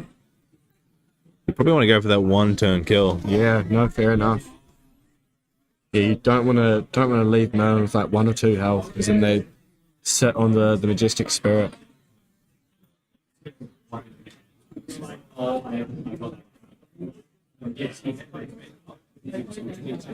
Going to 4 here.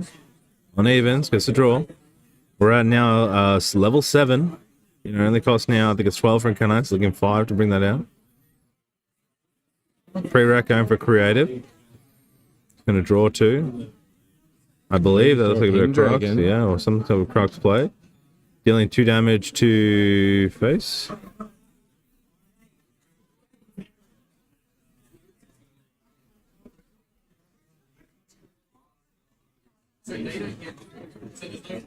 Looks like Ivan hasn't seen the interaction with Creative Shock for discarding a fire card. Makes me feel better inside because it's not me. Yeah.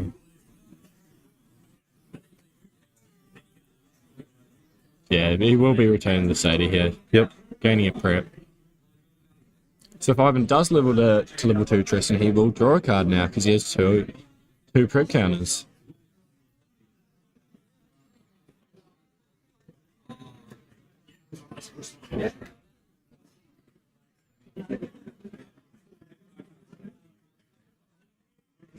Dino just thinking here.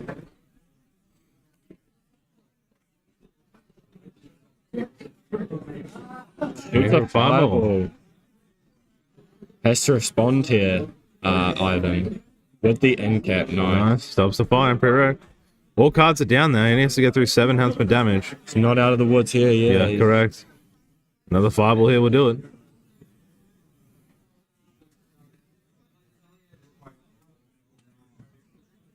Pendragon. Wow. This also is an even turn for Merlin, so Can swing for a lot, yeah. yeah, her attacks will be buffed.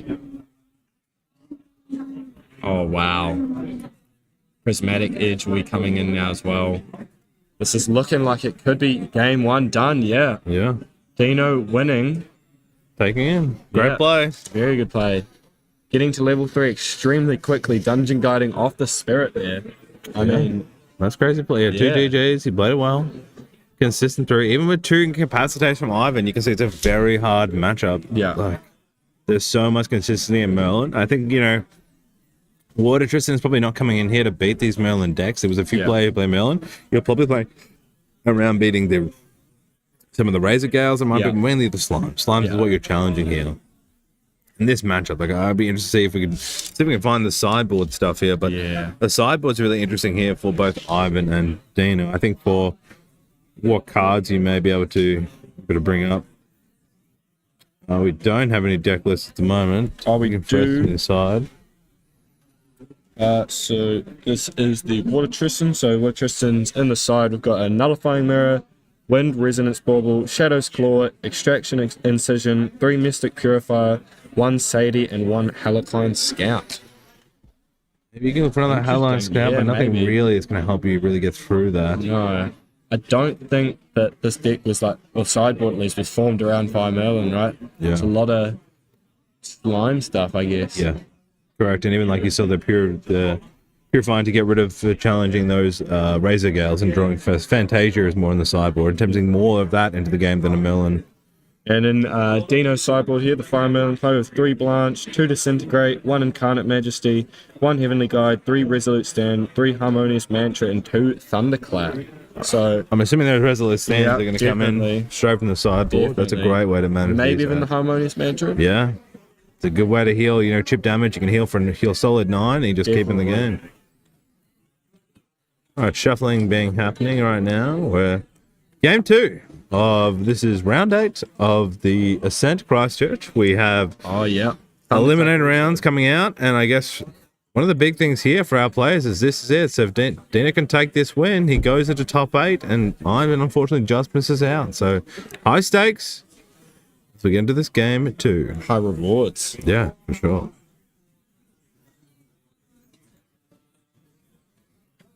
Some guys playing at home. I'm loving the chat, the arguments and discussions happening right now with different views around the rules and the text modifiers and how the interactions. There's some really knowledgeable players out there in our chat watching today's session. I appreciate you all being here and helping the newer players and clarifying some rules. So I appreciate you all having these discussions and supporting our streamers, supporting our players, and supporting Grand Archive. So Let's get into game 2. We see Sadie being placed, a strong water ally card. I mean, a strong assassin card. It's definitely a favorite. Being able to remove that when it gets targeted and then gaining, getting kill, getting agility. Just a huge card. Spirit of Fire coming out. Oop. We've got a bit of camera issue here.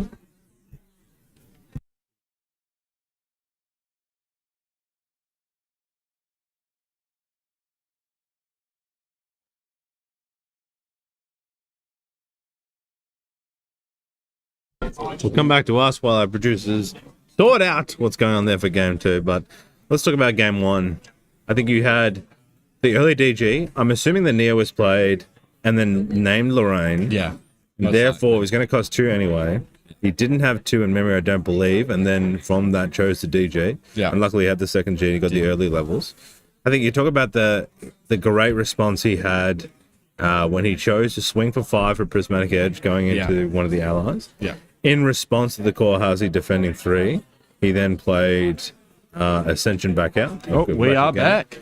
Played Ascension back out, and then trickled some responses of cards, got memory down, banished some cards, did some damage, and then still came for 2. We're going in very quick here. Reprogram tried to be played, but Ivan's saying not today and frostbinding it away. Yeah, nice.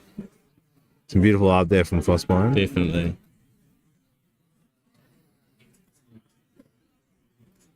Yep.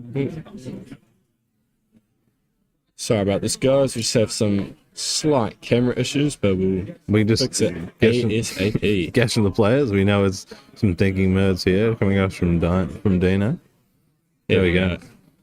Oh, Level up to Kong Min. switch. Oh, the switch. Aiming, I assume, would have sided in those harmonious mantras, right? If you're playing through, I didn't even see. If you're playing through the water, you know that you're going to get frostbinds or you're going to get fracturized on your swords, or eliminate that whole thing by bringing Kong Ming. They can't stop the shifting currents. You still get the mantra value of those cards, and you can mix it up. I think it's a great swap. Mm-hmm. Interesting. Also, last game we did not see a majestic spirit appearance at all. Didn't need to, I guess.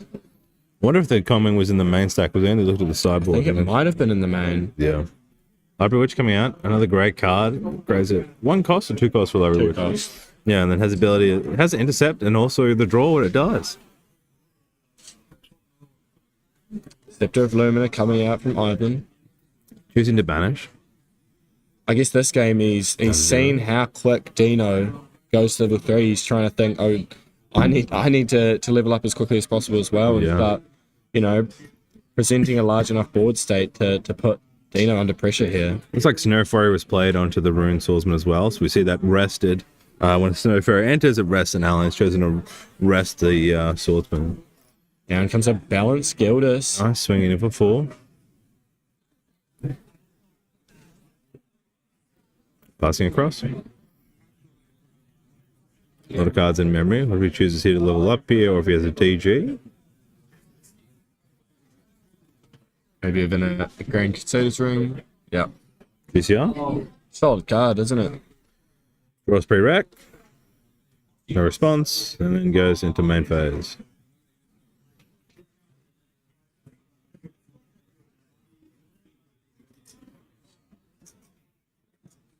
A lot of cards, a lot of options here for Dino. Could we see another early dungeon card? Yeah. Who knows? It worked for him before. Yep, We there do. it is. You want the level. Yep. Still, unfortunately, has 2 losers. Oh, loses one of the winning card he has. Scattered Essence Library and Witch. Library Witch. Flame Rune as well to come down. Dino's not messing around today. He's going big or going home. He wants to make that top 8. Does chance opportunity from Frostbind. It doesn't get used, so playing through 1 and 3 damage into the Gildas.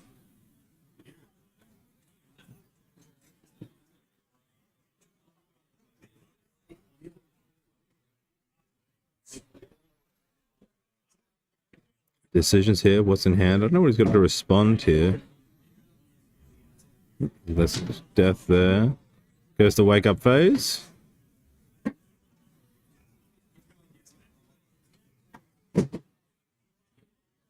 And the poison dagger.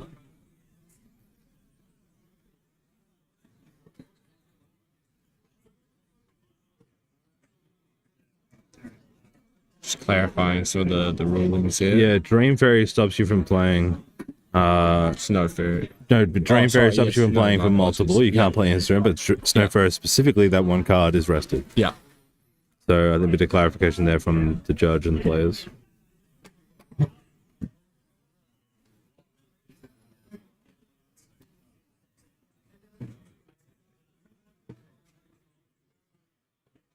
Sadie getting played. I mean, giving the floating here is rough. 2 floating, you're going to try and kill. Like, you need to get the allies off the board. But instead, going for face. Yeah, I was going to say, if you take the choice over those allies, it's just a memory 3 says, thank you, I'm going to take a level. Yeah. Instead, sends it a face. Yum, yum. Goodbye to that. Oh, That's fine. he had the first one. Eating it. Has 3 cards in hand. Can respond for killing Sadie. Sadie's kind of safe. Dream Fairy is also invisible. I think it's Seeking might come out to kill these. Kill the Snow Fairy. Backup charge being played.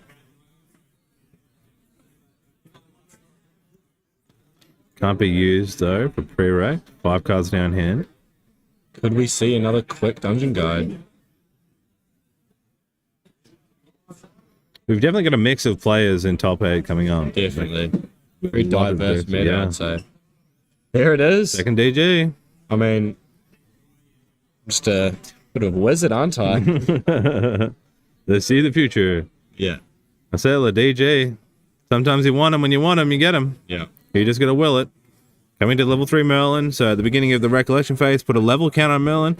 If there's an even amount of level counters, Merlin draws a card and gets +2 to the end of turn.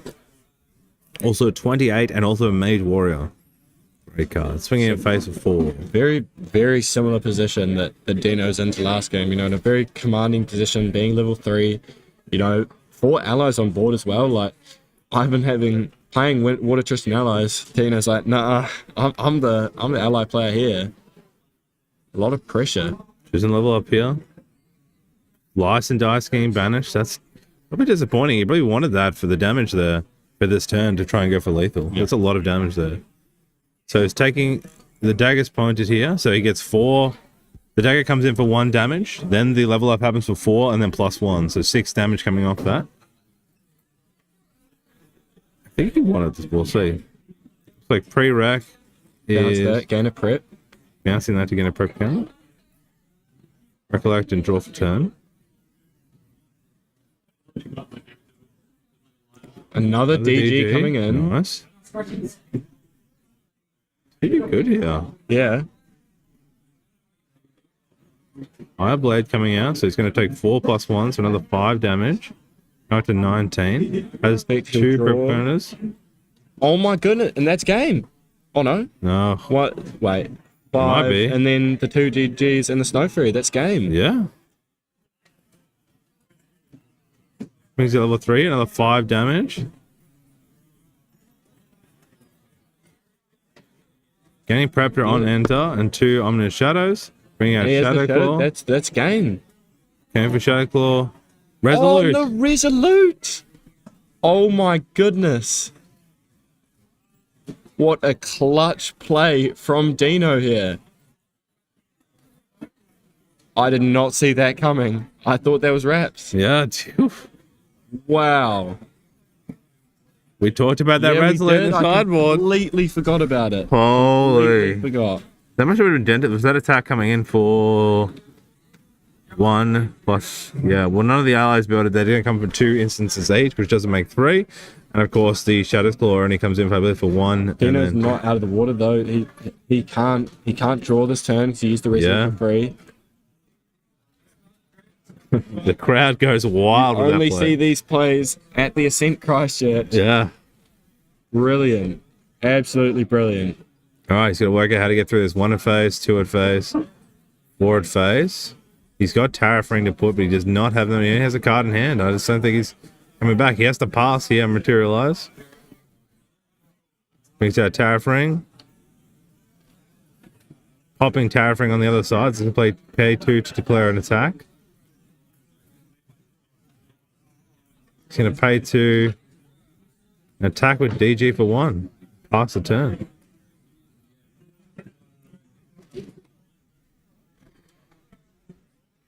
Dino Okay, could waking potentially up draw Lord. 3 cards on it. Well, you got an even counter here. Yeah, Get to draw a even. card. He's got +3. Got 3 cards. In Recollect, popping Tariff Ring to declare 2 to make an attack. Oh, the Pendragon off the draw. Maybe Dragon. Still can't draw from it. Bouncing the backup, draw 2 cards. Scooping. And that's game. Holy, I thought he was what a gonna come game back. 2. That is insane, game 2. Ivan did end up taking it out, but I really thought that the Dino was going to come back there. What an incredible play there. I mean, the resolution, when it did help, but again, you see, and props to Ivan here. Yeah, there was opportunities he could have swung through with the. I don't know, you know, there were opportunities. He had propped Poison Dagger, but he didn't swing with Dungeon, Snowflake, etc. If he swung earlier, you know, it might have been popped out, but it might not have. He might have snuck through and then not expected the double DG for the 2 levels up. So maybe some choice there to attack early. But Ivan played it brilliantly. He did the double G. I also top decked the DG, I believe. All right, for the top deck trot for the double level. He did not have it, so that was huge in itself. And then got the double level. What a game! Like second was that was 15 damage game. from. Was 10 damage just from level up. It was 2 DGs, correct? With the Poison Dagger. That is Huge. insane. Huge game. Ivan saw the line. He saw the line, and he went for it. In a good spot now. Yep, very good. But half an hour left for this game. Wow. I don't think they'll need it, but I guess we'll see, right? We said that this is the game you want to win. Yep. And great viewing. I guess we're looking at the decks here. Like, how does Ivan really can't stop? He has nothing to stop the staff, the scepter. He's got really nothing to factorize. He's playing fire. Maybe I don't think he's got any Spurn Dash or any of the cards that delete. Does he run Disintegrate? Well, we haven't seen the list, but yeah, correct. there are, you know, fire cards like, as you said, Spurn Dash, Disintegrate, cards that can, you know, get rid of those pesky scepters that, you know, was probably the MVP there for Ivan. It's a great game. Round 12, everybody. Tell everybody. So if you missed watching Tech Christchurch Ascent, please check out round 12. Yeah. It was insane. We've actually had a few insane games here. I think about it. Like insane. we saw in a brief moment with the Limelight game where a triple Slime came out. Like insane games. All right, fire coming out. The shield mate. What a start. Nice. Good solid start. Double draw. Floating in. That's what you want. Right. Spirit of Water. You would have thought. No mixing up there. I see a Sadie. I think that's a Nia. Because the Nia is going to be played. Lurking as well. Yep. There's the Nia. You're spot on. I'm getting better. I'm having my gameplay improves by watching this game, now? you know? Alright, Nia coming out. Looking to name probably Revealing Hand. See, two creatives, Yeah. Flame Rune, Cremation, and a Savage Slash, I believe that is. God, that's so rough there. Like, you already know he's probably going to play the Creative Shock and then discard that rune. Even if he names, I mean, he could name... Could name Creative Shock. Yeah, I was going to say, maybe if he names, like, the Champion, he could still play Creative, then dump two float. Yep. And then he's got 2 float level up. You know, it's not too bad.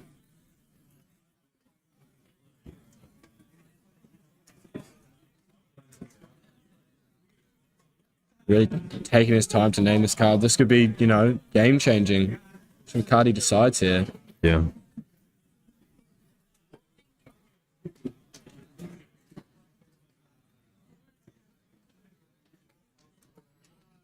All right, now something was named. He shall not be named. Unsure. And then lurking down to swing for 2 more. 3 damage into face. The 2 creatives in hand. Still a card down, reducing the tempo.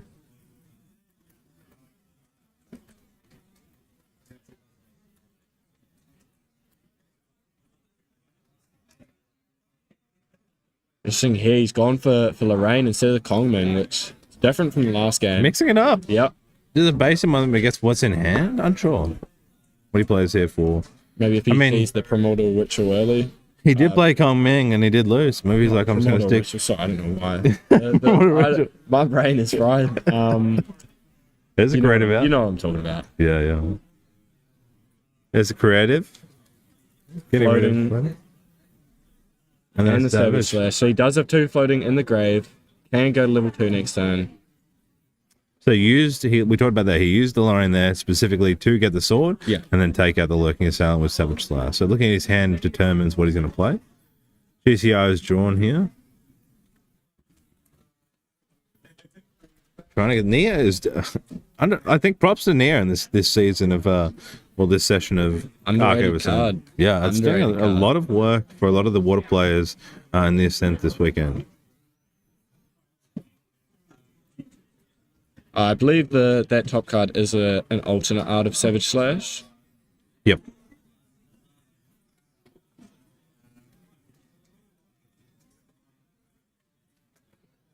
Three again for another lurking. Strong ally. It's going to swing 4 again.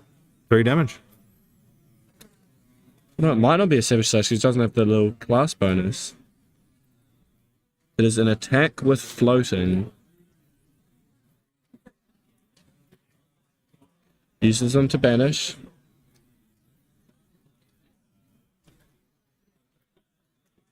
Oh, Savage Swing. Oh, I didn't say. No, it's not. Savage Attack? How many Savages are there? Savage something. Savage Attack, maybe? I'm just trying to work it out. Savage Attack, 3 cards, so we got it. Thank you very much, Danny in chat. Cost 1 more, and then, bonus non-flip. Okay. Going to level 2 and then passing. He plays quick, eh? Yep. He really wants to get to level 3 and get those level counters as quick as possible. Ivan going to level 1 without a... Yeah, not using the scepter this round. Maybe he thinks has the strength on board this play. Wants to get more... Maybe keep the ally on board. Yep. Leave Ivan's just... I think he's forgot to put the prep counter on before drawing. True. He's just clarifying with the judge. He drew before putting the iteration. Yep. He's been probably given a warning and then gone and played that. We saw Uyong in the back there walking around. He's on the backup match. Might have got the win there. He was versing Glenn on that backup match, so very, very good game. Well, it's a big card here. He's going to rest the Scout. This has been a wonderful card for the Tristan water players. Chooses to eat the lurking. So now you're going to swing some attacks in with bonus damage. Pay 3 maybe for Resolute here could be really strong. No, paying 4. I think it's Thunderclap here to deal damage, get rid of. Nice. 2 damage still going through and 1 damage. Pretty good card. Two costs. Oh, when you're level 3, true. Yeah. 2 costs when you're level 3. 4 damage. Deal 4 damage target ally, yeah.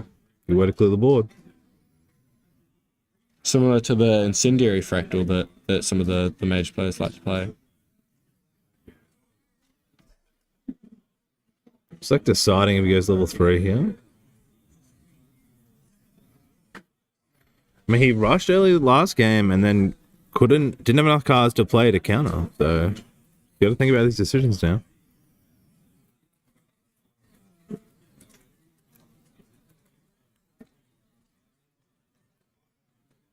Yeah, interesting to see here. It's like some sort of response there, I think, from on the level up. There you go. Yeah, Dino's just not messing around. Straight to level 3. Go the skies. 4 here. I think we see a crux sight in the camera there.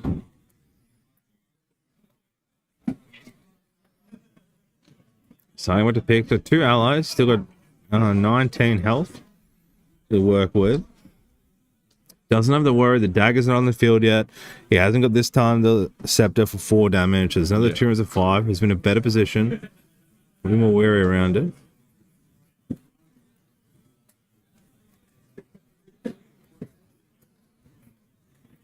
Might go here for the backup, get the extra draw, or might bring out the dagger.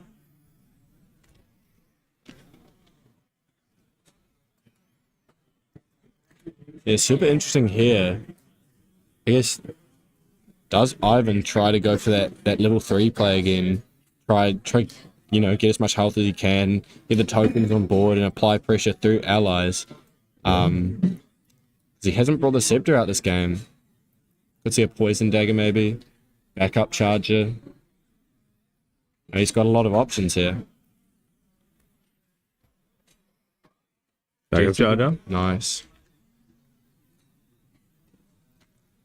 He'll pay 3, draw one from memory. Power token it out. Any response? Paying 1 for Ascension. Oh, Here we wow. go. Interesting to see if he has all the elements. Really? Ivan should have water cards from it. Does he have the wind? He does not. Just fine. So choose a deal Fair enough. 3. So does he go for board clearage here, or does he go straight upstairs and go for the Tristan? Yep. Takes out the Lurking Assailant. Yeah, I don't know why the tower so I can go up and remove them. Too far and a Crocs. There's a hasty messenger maybe there. I finished the other off. And a draw is not really good or beneficial for either of these players. They need a win to secure that top eight place. Swinging for 10, 1 damage. He really wants to get to that second prep can Yeah. before he levels up here. Definitely. At least you get a 1-card draw. Maybe a Halicline Scout coming down. Maybe the Sadie. Got a couple options here. Does go for the Sadie. Doing 2 more face. That will be able to give him the extra prep count he needs to Yep. get a draw off level 2 as well.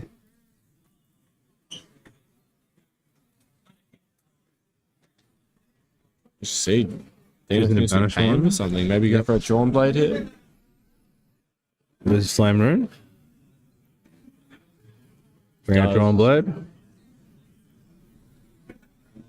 On enter. response. Gonna bounce Nice. Sadie. And fracturize the prismatic, so no more Ascension. Wow. Well, he still can play Ascension, but he can't flash in and out Prismatic Edge. What a play there by Ivan, returning just enough cards so he can Yeah. not only use the Sadie's effect to get an extra prep counter, but also fracturize that Prismatic Edge. Crocsite. Add that Cruxite, draw, recycle some cards.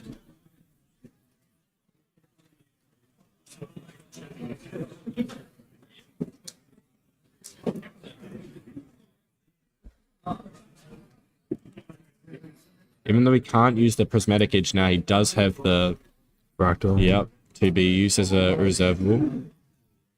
Passing Ascension to hand.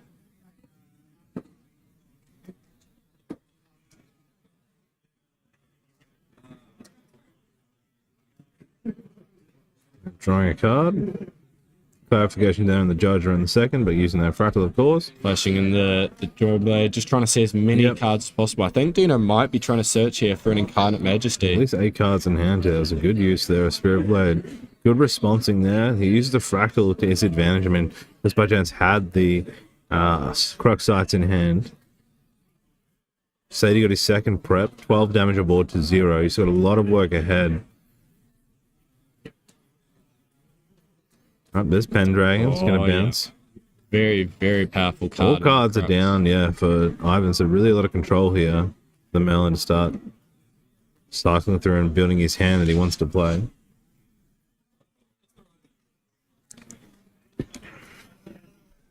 See a Library Witch, I believe a Scatter Essence. For the Crocs. So, Ascension. Just counting, trying to find a line to finish Ivan off. Ivan not taking any damage this game.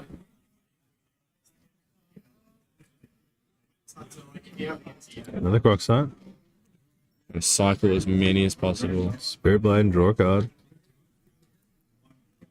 Still hasn't seen an Incarnate Majesty so far, I believe. Great face. We've got some First Blood Oh happening. yeah.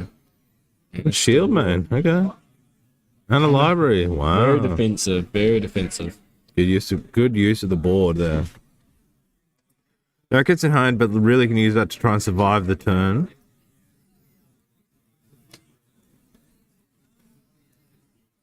And the F still can remove once. Scepter coming in now. Oh no. They change your mind there. I mean, Scepter's good. He's like, well, I can't really live up here and get some damage. I got to deal with the allies. Do I Scepter this turn? Then hopefully next turn can get the double level up. He has got the Fracturize there as a floating. He also knows the opponent though we're sitting at level 5 currently. Yeah. You've got 8 cards in hand. You're gonna go to level 3 again there, so you're gonna go to 6. And he gets harder from here, right? Yeah. Go for the poison dagger. Okay.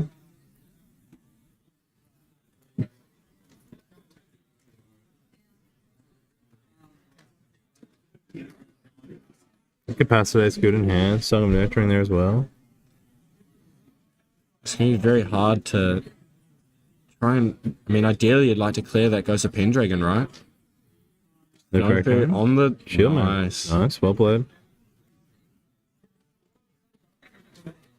A great card. The fairies are great cards. Actually, yep. I didn't know there was a fire fairy till more recently because it never gets played. Yeah, the Dream yeah. Fairy and Snow Fairy are definitely favorites of players. 3 more cards coming down here to play a Sadie, which should be able to kill off the Ghost of Pendragon here. Very, very good card.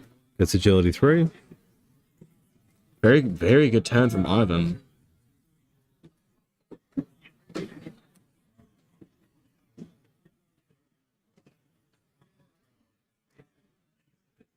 Yeah, on kill effect from Sadie. Yep. You know, it's kind of like as you're saying earlier, the creative shot. Most people don't, you know, use the deal 2 damage as often. I haven't seen many people use the on kill for Sadie, but very, very good effect. Definitely the core that you need to practice when you're using this card and working the best way to manage and get that benefit from the game 3. It's not just getting the kill, it's about using what cards you take back, so thinking steps ahead. Well, I'm going to kill this so that I can have this in response for that, which I think is the 2 cost for Incapacitate. Hasty Messenger coming down. Yeah, here. Hasty. I really think he hasn't drawn. I believe he's getting card Magistrate, but just has not drawn it. That's what I'll be looking to play here. You have lost the Prismatic Edge. Steel, he can use that for free. Yeah.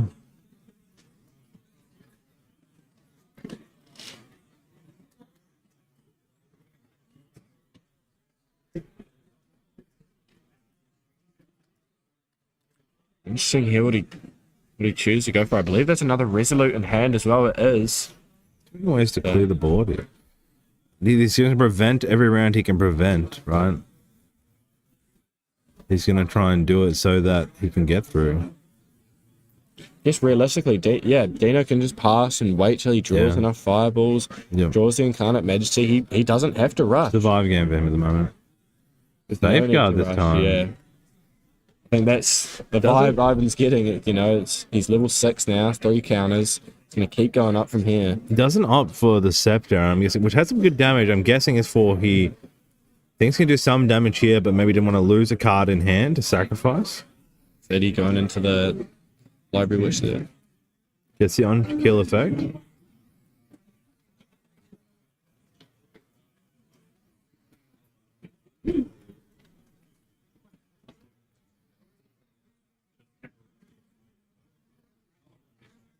Three down for a Helicon Scout, resting the Merlin, and it will deal quite a bit of damage, right? We'll just do 2 on attack now. 2, 2. Yeah. Other 2, so 6 damage can drop. He could pop dagger as well. So it could be 3, 3, 3. But then also worrying, he really doesn't want to pop dagger here because he knows that Resolute's there. So he maybe not. He'll just tempt the water here with some 2 damage. Oh no, go. Yeah, fair enough. Hasty gets a hasty for the draw. Going 2.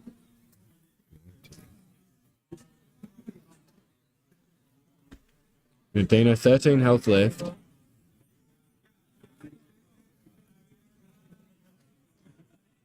Other allies should call, so 1 for the Scasson. 1 for the Drawn Blade. A lot of all in hand for Ivan here due to the agility 3 from Sadie. This is where it starts to get dangerous. Level 7 for Merlin here. This is an even turn. Sudden Steel could come out. Trying to draw them fireballs. God. So much interactive with bouncing that Drawn Blade today. Yeah. I don't think Dino's seen any fireballs yet. Creative Shock? I think, he's gone through so much of his deck. Yeah, he's fireballs and really really digged. Does he stop it? I think he's trying to side here in the Incapacitate. Yeah, do you want to use it now or hold it for potentially later? Yeah, that's right. Tress coming in with it. He could just play 2 incarnates. He's got a draw Oh, strong and to. nurturing, fair enough. Give all his allies +2 health for the turn, so make it very hard to clear his board. Banishing down a flame rune. Dealing 2 to Tristan, I'd assume. To the face. He's only level 1 too. He's only going to get to 20 health. Wow. How many Ascensions do you reckon have been played this match? 6 or 7 Sleep a lot, but this one. wow, Another double one. play. Holy. He's I think that's all the really Ascension's digging. gone through. Really digging. Surely now has drawn the incarnate awesome fireballs here. He's just making sure, right? You don't want to go all in and get surprised by. You see the draw capacity of this Merlin deck is insane, and it gives players so many options in game to determine how they're going to play their hand. Yeah. 3 cards coming down for There's a fireball. the fireball. There's the first fireball. Sideboard coming popped. So taking 4 damage. And that was just pre-recollection phase. Yeah. How many cards are in Dino's hand? I mean, he wants more. He wants more. Canceling the drawing. Drawing 2. Gonna swing 3 at face. Probably going to see that sudden steal for game here. A lot of options. I mean, sudden steal's free. There's no drawback to playing it, right? Some an even turn. So, yeah, we'll be coming in for 7. This is threatening game here. Nice call, Levi. And that's game.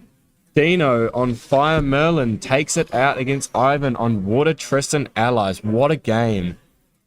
What a game. Did he even have... We got the deck list up. Did he even have Magistrate in his deck? Like, we're calling it, and he might not even had it, but I really don't know. We can get, but great play. What? Great prismatic use there. The surging with the sudden steal.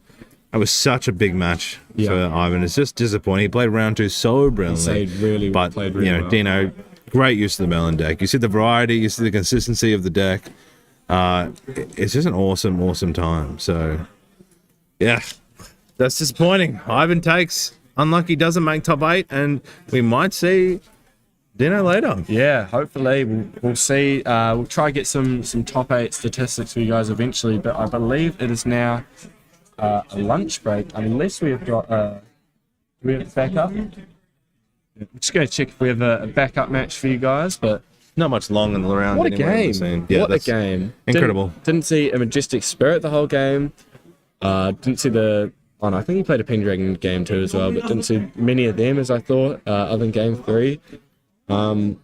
Yeah, both players just playing so well, knowing their decks, very, very, very confident.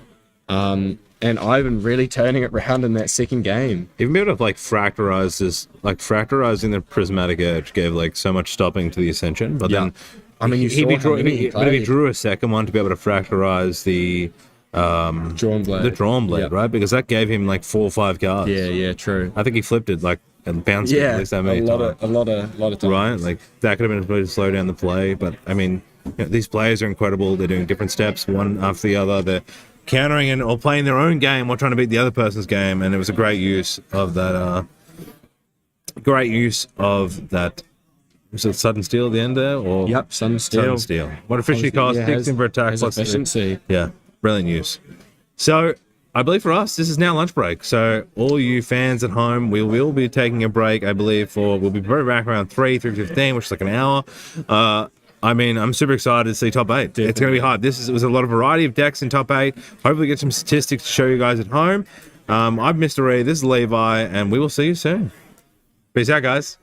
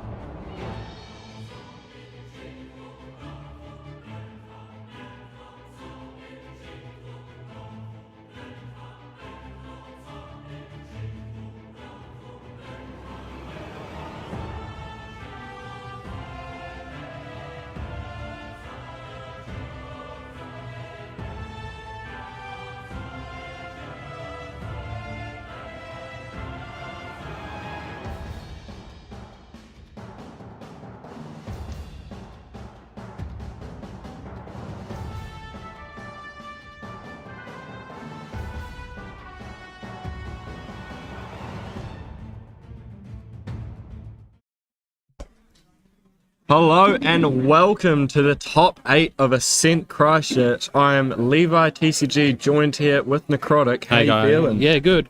Hello, everyone. So the first top 8 match we have is between Uyong and Caban. A very, very good matchup. This is actually going to be revenge, I guess. So last year, if the viewers don't know, Uyong and Caban actually versed at Ascent Auckland. That's right. That was awesome match. It actually lasted nearly 3 hours long because this is untimed. So get the snacks out, guys, because the games might go for a while, but after 3 hours, Uyong did manage to take that game home and get to the finals. Mate, this is going to be a good game. Yeah, it will be a very good game. Yeah, with these single eliminations in these final 3 rounds, we'll be looking, players being very persistent with what they play, making sure they take every single possible counterplay into consideration before dedicating their actions down. Awesome. So I'm just reading their deck lists here. So Uyong with a very satisfying list, only 4 ofs in the entire deck, so no 2, no 3, only 4 ofs. Just consistency, yep. Yeah, I've also been told that he's stayed on the same deck. He's always been on Win Tony or Win Lorraine, some type of Wind Allied deck. But the only real change to his deck is he changed Attune the Winds for the Oath, since it has a nice artwork. It doesn't do anything else in his deck. He's just got it there because it looks cool. I remember commentating the game yesterday for it, and we saw the Oath, but there was no enough unique allies to benefit from the +2. Yeah, interesting. Yeah, very, very cool from him. And I believe we'll be starting very shortly, about, say, 10 seconds or so. Yeah, great. Awesome. Jump right into it. Yeah, very...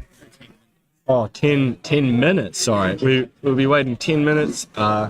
So players have to re-sleeve here. No worries. We can chatter away, I guess. Yeah.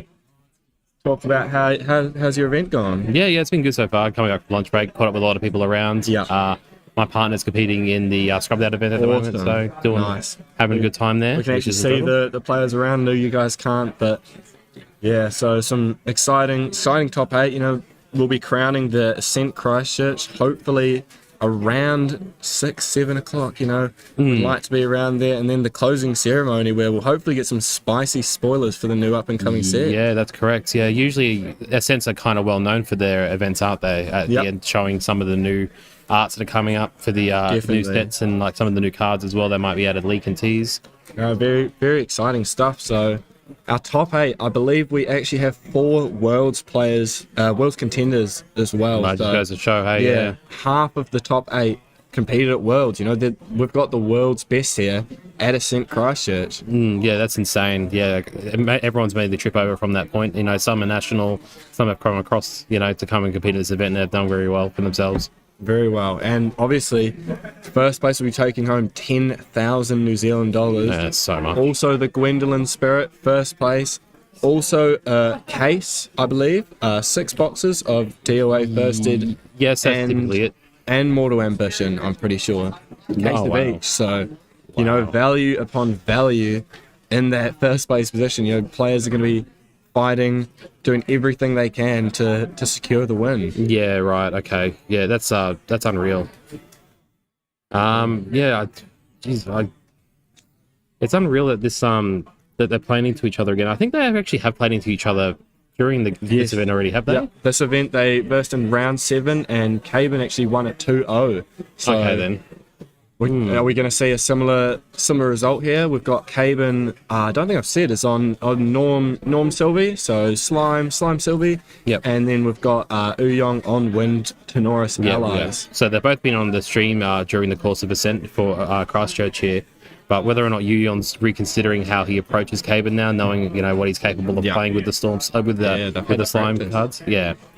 Definitely. So 2 very, very good players. 2 very smart. They'll be taking their time and untimed in the top 8 match because one small misplay could be the change between winning the game and losing. So both players will be taking as much time as possible. So bear with us if players do take a while to make a decision. But yeah, these players are reasonably shuffling soon. Awesome. We will be right back with the coverage of the top 8 match very soon. Thank you.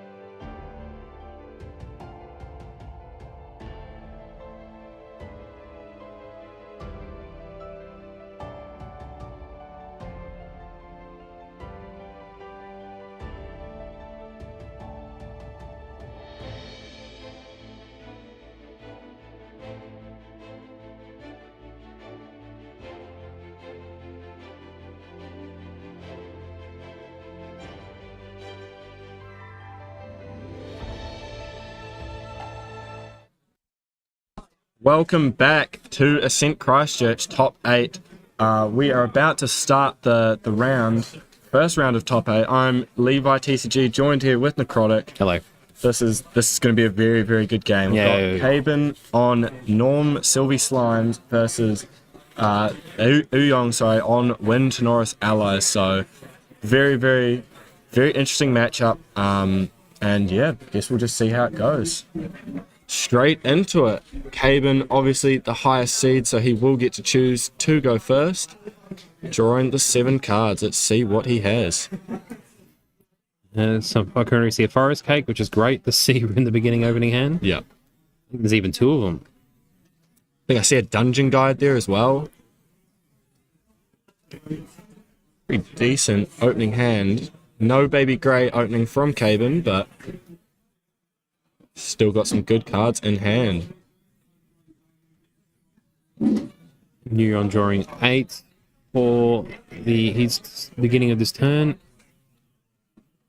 What do you reckon Neuron's play would be here? He would probably just want to start putting allies at the start. Honestly, yeah. Try to do as much damage before Caven gets to level 3 and can start using Storm Slime, because realistically, his deck doesn't really have an answer or can stop the, never-ending Storm Slime pressure. So, yeah, I'd just be putting as many allies like a Shimmercloak Assassin that has stealth, so you can't deal with it early on, and just, rack up the damage, try apply the pressure. So a consistent 2 damage every single turn now, because I can't think of any cards that, apart from probably Slime Eruption, that Kane will be able to use into that Shimmercloak Assassin if it becomes too much of a problem. Yeah. But we need the extra fire engrave as well to benefit from that.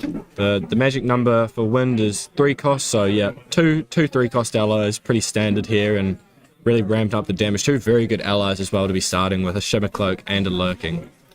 Yeah, very healthy Lurking Assailant, so with 3 health, so quite hard to take care of with a Slime's ally early game. I believe Caven here will be going to level 1 Sylvie. Banishing a Limitless. Has a baby green in hand.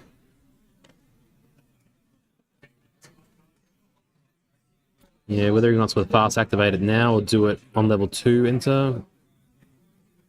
Yep. There we go. I see Caven being very, very well tested into this deck. I mean, he ran it at one of the first Ascents and won, so he's definitely knows kind of the cards Uyong's going to be running. I guess kind of the game plan. I mean, as we said earlier, they have versed in this tournament already. Caven did take it out 2-0, so we'll see if Caven's going to try to replicate that, or if Uyong can change that and come out on top. Yeah, Uyong might have walked away from that game thinking a bit of a different way to play it, based on what he had seen in the previous rounds. Will be good to see. So Blissful Calling coming down here. Caven just thinking what he wants to add to hand. I think I see a baby green as well as a Storm Slime, Ethereal Slime as well. I think that's his hand. Oh, true. Yeah. There's a Lustrous, still another Storm Slime in there. Not happy about probably selecting the green sign. They put the Storm Sign down at the bottom. But true. Choose the baby green. Rest go onto the bottom of the deck.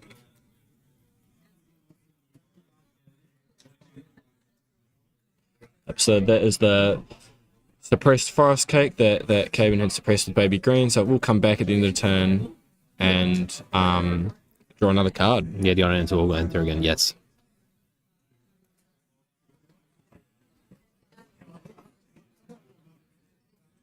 Another baby green coming down here. No target. Just hoping to try, deal with his board earlier on so the pressure isn't, or at least the damage isn't too significant where Caven can get to level 3 and control the game from there. Very interesting choice to dedicate so much into that. Yeah, I can see why he would do that. Back over to Uyong here as well. Could see a GCR come out here. Trying to continue this aggression from Uyong. Just as much damage, play as many 2-3 allies, I guess, as you can. Keeping in mind, of course, he's got to keep his board stay healthy as well. So trading into Caven's allies, which the baby green's currently on board.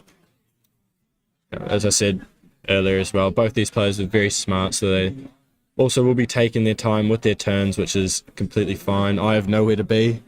Do you have anywhere to be, Necrotic? Not at the moment, not currently. So we might be locking ourselves in for a repeat of last year's Auckland Ascent. Yeah. Interesting, we've got to see a Terrafring come down, so I guess Uyong trying to keep his board on field, and for a turn we see Balanced Gildas come down as well from Uyong. Could be 6 damage here in total.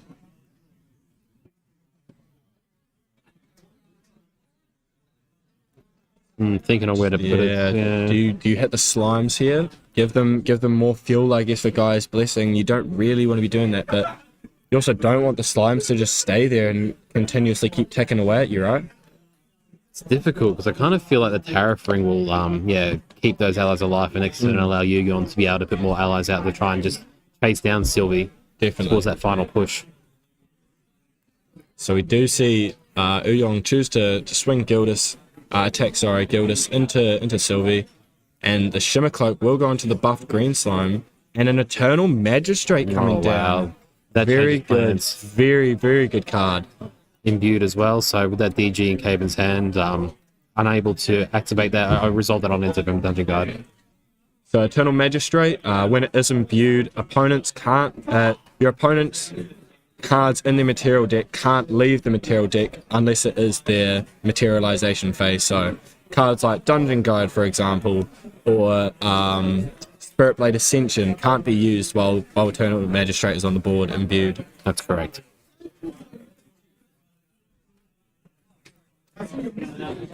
Caven did choose to back up charge to get as many cards in his hand as he can. I believe we see 2 Dungeon Guides there. Another Forest Cake, I believe. Maybe in that far one, or is that... There might be a raccoon. Oh, true. Yeah, I think that's a raccoon. It is. And Limitless will probably be played here, I would say.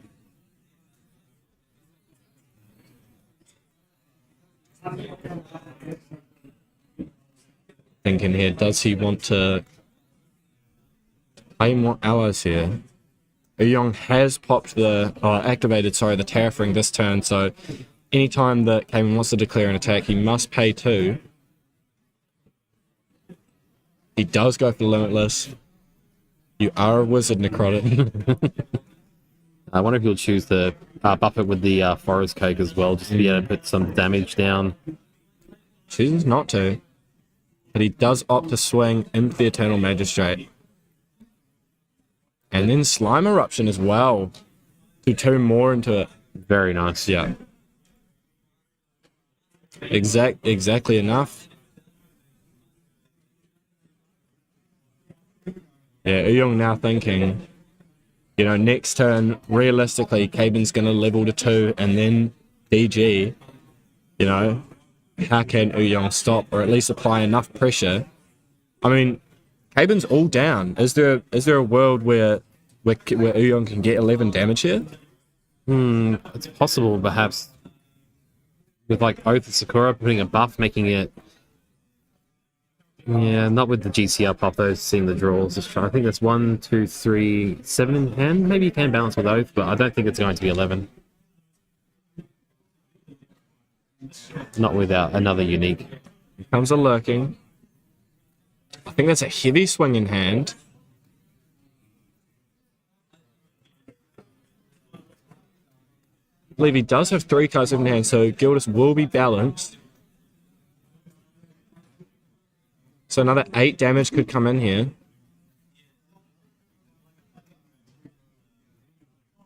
Just not enough. Probably going to swing into the Limitless, maybe? Difficult to get the floating memory. Yeah. Though. That's 2 float now, so... Still got a decent amount of damage off, but this is where Caven will start to pop off, The speed at which he's playing this DG tells you guys that, it's about to go down. It's about to go down. Ethereal Storms in hand, ready to roll out. Uyong does have a Deflecting Edge in hand and a Stifling on the DG. He does have a second though, right? He put it down in memory. Oh, true. What a smart play. Yeah, very smart to hold the Stifling. That's it. Yeah. That's bought another turn. Wow, that's Caven insane. did not see that coming No. and put his second DG in memory. How many Stiflings does Yu-Yon run, actually? Does it? It's 4. It's 4? He runs 4 of Four. every card in his deck. That's right. Very satisfying to look at. So 22 health and Sylvie now. Needed 8 What more. could we see come down? There's 8 on the board at the moment if you can balance Gildas, which is insane. True. He does. I believe Caben has 3 cards in hand. Oh, wow. Rough. Heavy Swing costs 5 or 6? With I believe it costs 4. Oh, 4, yeah, because of the Guardian bonus. That's So that it. would have, in theory, been game. Yeah. There was no... Wow. There's no response. It's really unfortunate for Uyong.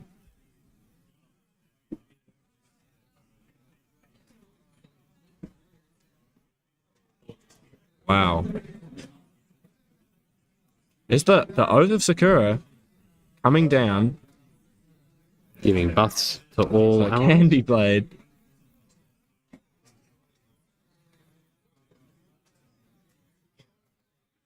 And that's game. Hey, wow. Uyong taking out game 1.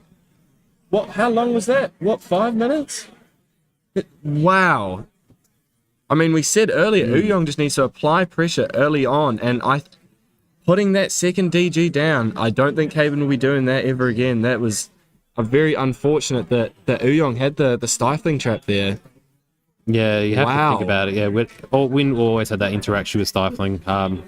The dungeon guide should always kind of be kept in hand sometimes, just especially into Win, because you would think that, yeah, if they react to it, it'd be nice to be able to just put another 3 down for another DG. And go into it. But I don't think it was possible anyway, because Caben had only the 3 cards left in hand after playing the initial dungeon guide as well. What a game. Yeah, fantastic. What a game. It was so quick. It was not what I was expecting, to be honest, but Uyong continuously applied pressure in that game and secured the win. Let's have a cheeky look at their sideboards here. We see Uyong's sideboard has 1 Eye of Argus, 1 Nullifying Lantern, a Poison Coating Oil, 2 Scavenging Raccoon, 2 Favorable Winds, and 2 Innovate Agility. I think we could see the Innovate Agilities come in. Definitely, yeah, for the Spell Shroud, D-level, and maybe even the Raccoons as well. Definitely. Also seeing in Caben's sideboard, we see a Nullifying Lantern, 3 Reprogram, 3 Resolute Stand, 1 Slime Eruption, 1 Blissful Calling, 2 Slime's Blessing, and 2 Hymn of Gaia's Grace. I think we'll see those Resolutes. Definitely, I really think we'll definitely. see those Resolutes. Maybe one more Slime Eruption as well, just to help push damage onto those stealth allies. That might be a bit troublesome later in the game. You've got like a Dream Fairy coming out on the board. Definitely. Even some reprograms on the Shimmer Cloak Assassin because it's Good point as well. automaton. Yep, there was an automaton as well. So both players have pretty decent sideboards for this matchup.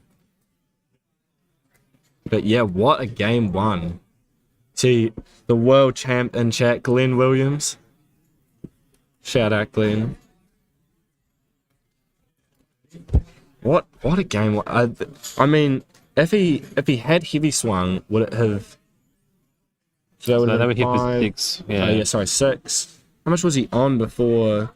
He was on 14, I believe. 14. So 8 went down, so 6, and then yeah, 3 allies on more board. than enough. Yeah, 2 pushing for 2, and then the Guilders would have been unbalanced and swinging for 1. But yeah, So either way would have been game. I don't know whether or not he would have top decked that Oath of Sakura. True.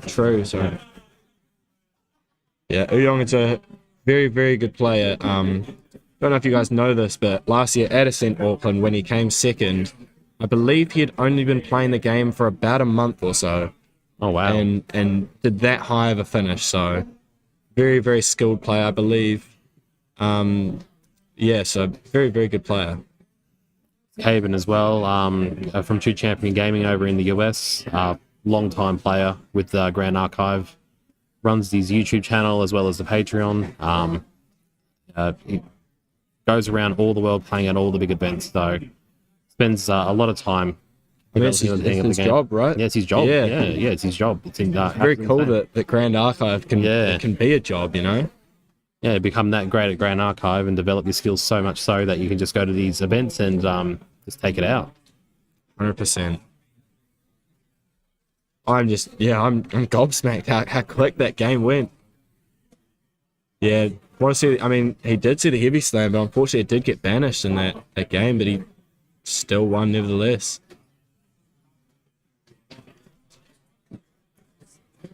Time to get that world champion insight. Yeah, Glenn, what are your thoughts? Do you reckon Yuyon takes out game 2, or will it be going to a game 3?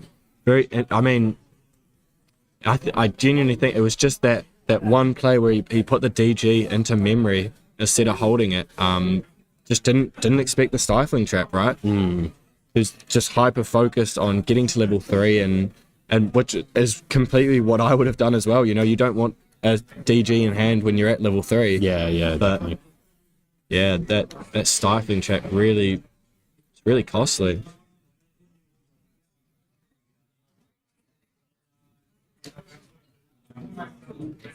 Oh, it's knocking over decks, but I believe we are ready to start round 2 of the first game in top 8. And Uyong will be starting.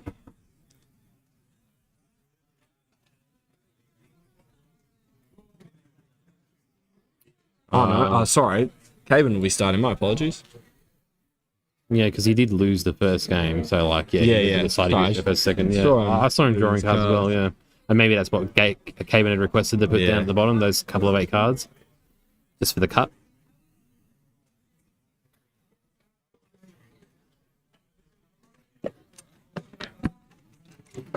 We do see a Storm Slime in Caven's hand. Another Forest Cake, very similar to last game. And we see a Baby Red. She could opt to play early on. Or a Baby Green. Oh, double Forest Cake. Always good, right? Amazing. What a good opening hand.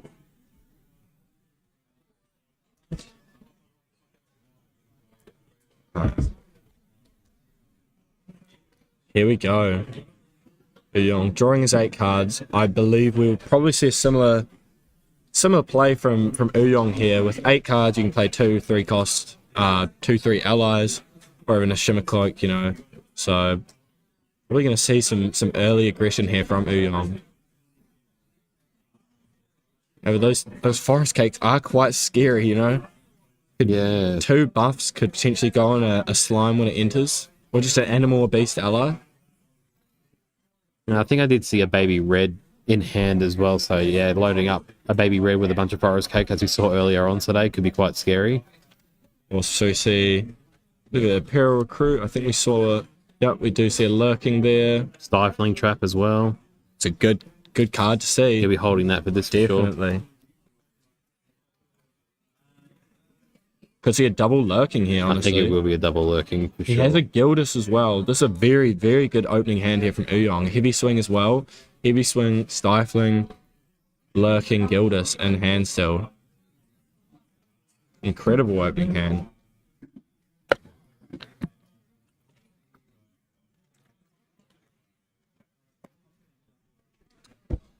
Just clarifying a rule here.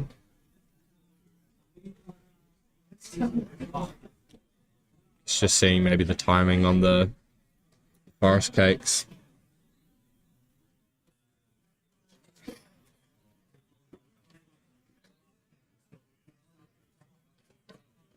Yeah, interesting here. Does he go all in and play that extra lurking? Does he hold it? I don't know what he's considering right now. If he takes the risk that it puts all cards down in memory to play out 2 allies. Yes, maybe then you don't get to hold the lurking. I mean, we did see Caben earlier on play 3 Forest Cakes, right, and then play Baby Red. That's it was a Baby Green, wasn't it? 2 Baby Greens that killed off the first lurking in the first game. Yeah. I think he might just go for 1 ally here and hold the stifling.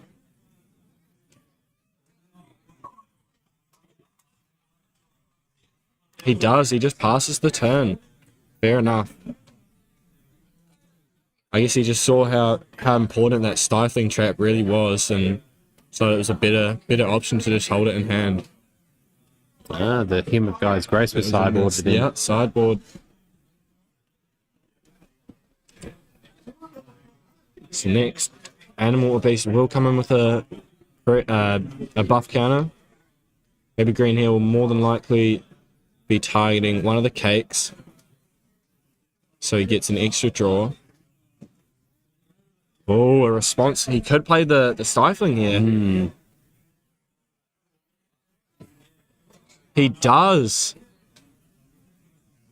Very interesting to stop that increased card draw from bouncing the Forest Cake.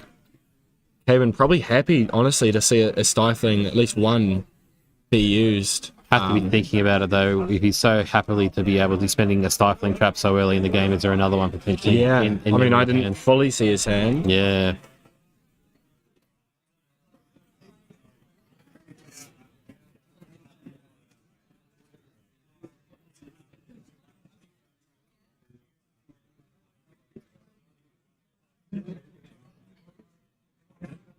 see, is he gonna play another ally here?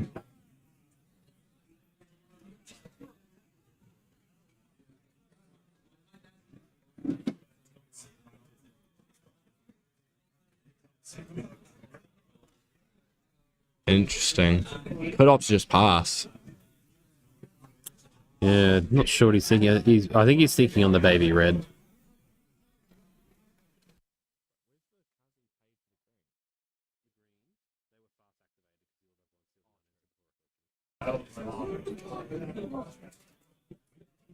Yeah, a lot of thinking going down here. I believe that's a reprogram in Caven's hand. Baby red coming in. Second, is he choosing to double buff or just single? Just enough to push into the lurking assailant.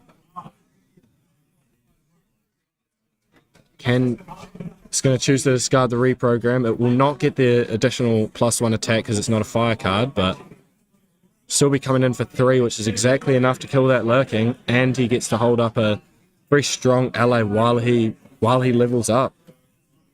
Very good play there.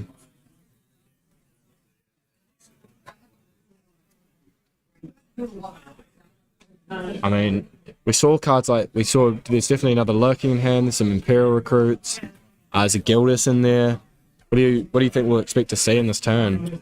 Going to all depend on materialization. If we see a GCR, I think we will be seeing a Gildas entering this turn. Yeah.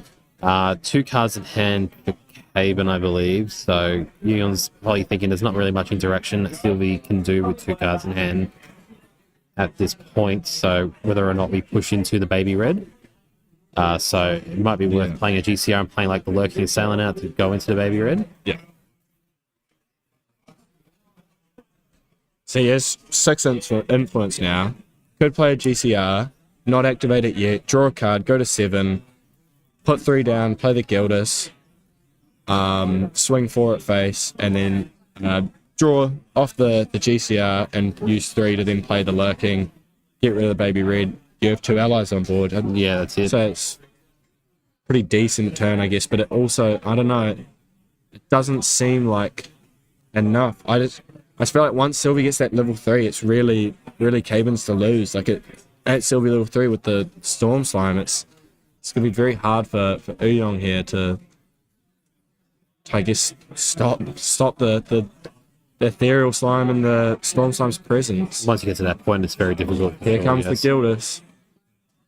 Am I the wizard now? Have I predicted what he's going to do?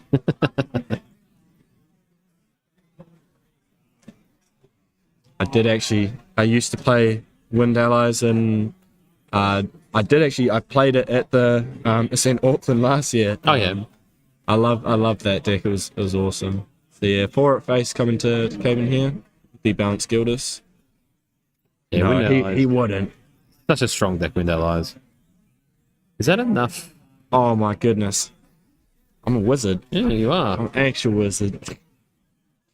Yeah, so swing into the baby red here, kill it off, and get the 4 damage with the Gildas.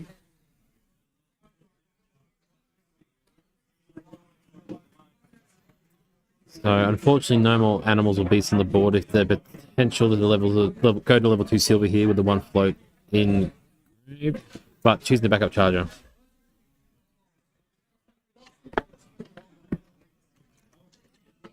See a Resolute stand there, so he did side in Resolute as well.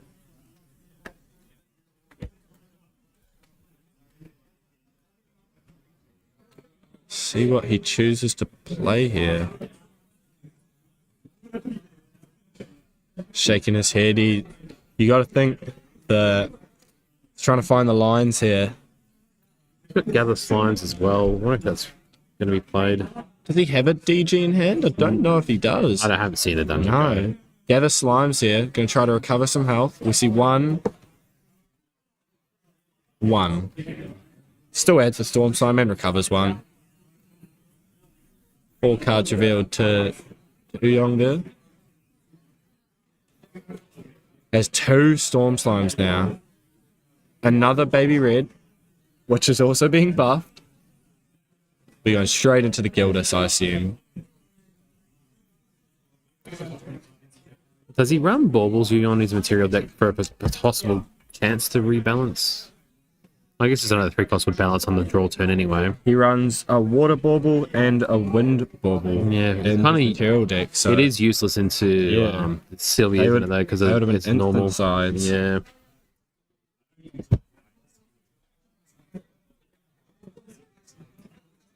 Yeah, it does feel a bit rough. 2 of your material deck cards being like Yeah. completely unplayable, right?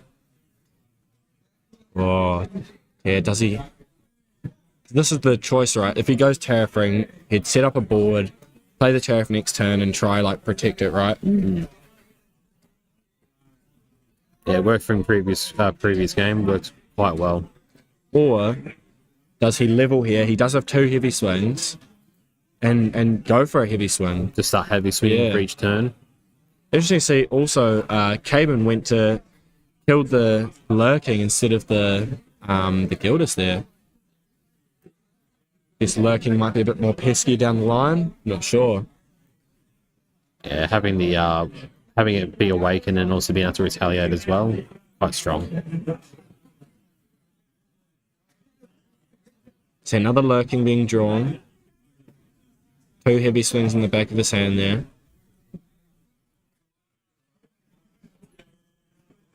Oh, another lurking coming down. Will balance the Gildas.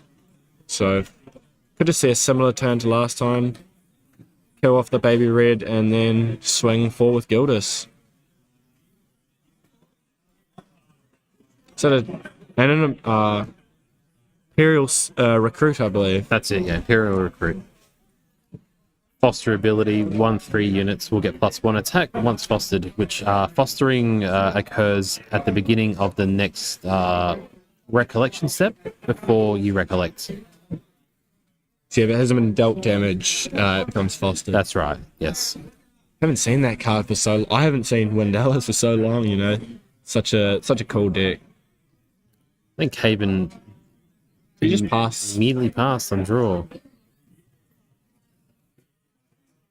That's interesting. I guess he does have that resolute stand in hand. That's, yeah. Doesn't really need to rush. Just needs to find that DG, right? I'd say the 3 cost going down for the Oh, Resolute will sure. be used to go to level 3 for next turn. Yeah, he doesn't want to waste any time. So this could be a bit of a dangerous position for Uyong. Are we going to see another heavy swing going to banishment?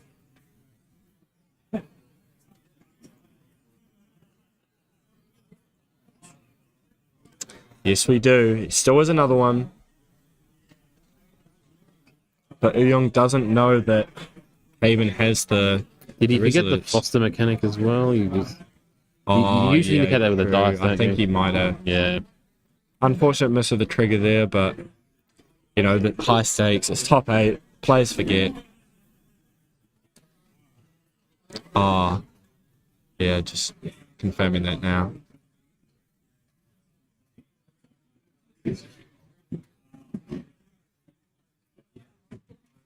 So now with Tenoris level 1 being on the field, the heavy swing in hand does cost 2 less. So I think if you're Uyong, from Uyong's point of view, you'd want to go all in, right? I mean, you'd want to try put as much damage before you'd assume Kaban would go level 3, level 3 next turn. He doesn't know that he has the Resolute in hand. I mean, both these players have seen each other's decks, so they know that Uyong would know that Kaban has the Resolute stand in his sideboard, but opts to go for the internal Magistrate.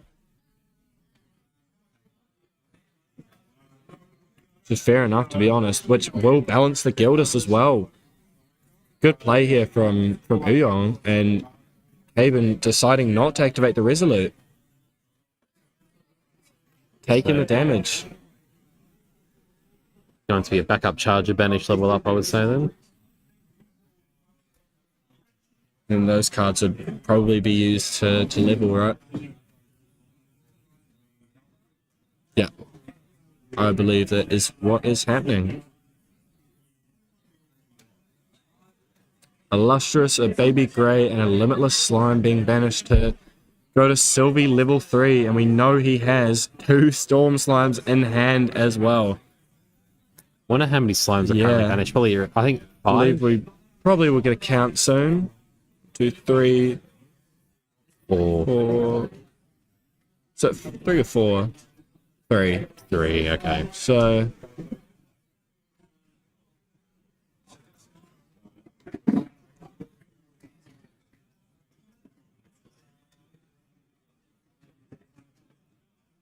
don't believe that's lethal. I've just tried to do the math in my head. I think it might be 14, 8, and then, yeah, 14 damage will be from the 2 storm slimes, I believe.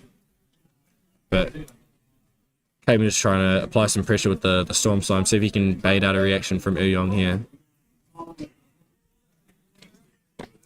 Does Uyong have a deflecting edge in hand? I remember he does run that card. Won't help with the storm damage, however, I'll put it on into for the attack for the swing for sure. Pushing 5 at pace with the storm.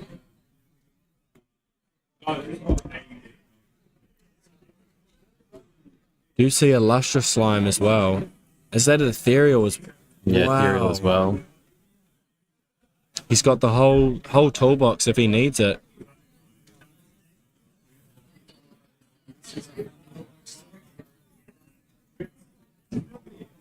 Yeah, interesting to see. Will Caben just hold the cards to...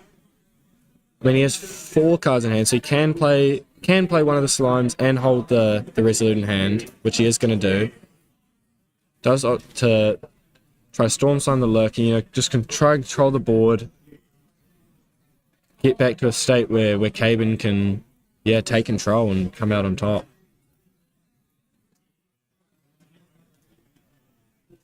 Young will take the 3 from the Storm Slime there.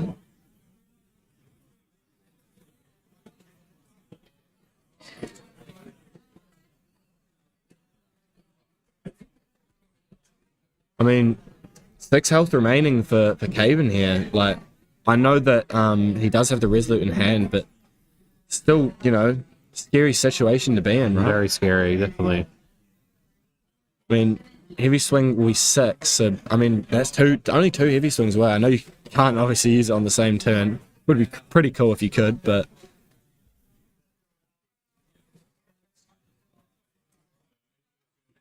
I guess Uyong might just try and make Caven have it, be like, heavy swing for game, if you have the Resolute, you have it, if you don't, I win. It would be interesting to see if he's trying to take care of the Storm Slimes for this. Yeah, true. Drawing 2 new cards will be quite rough, but it might be able to get you on another turn.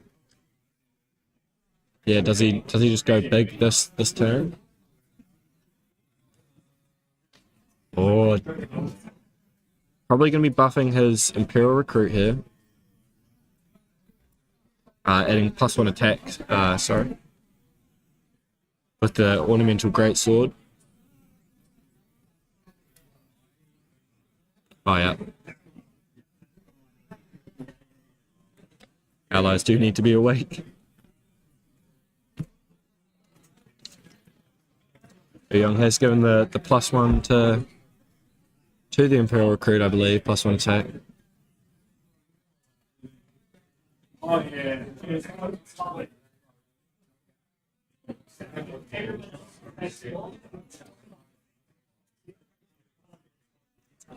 Young here deciding he does have exactly enough cards to play that heavy swing, which would force Caben to use the Resolute from his hand. It also mean that the Caben would be left with 2 cards right next turn unless he materializes something like a GCR, because, you know, you miss out on your draw if you... There it is, the heavy swing. Is he going to pair it with the sword or just the heavy swing, I believe? Say it's coming with the Ultimate Greatsword for sure. Coming for a total of 7. Yep. I mean, yeah, you have to use the Resolute here. Yep.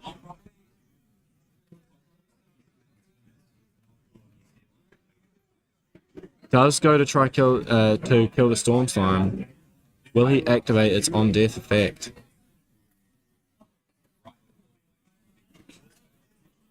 They go to grave, don't they? They get discarded. Oh yeah, damage just needed to be Oh, the just calculator needed as to well. be Yep. calculated. He didn't swing with the sword. I guess he thought there's not really much point, right? I don't know.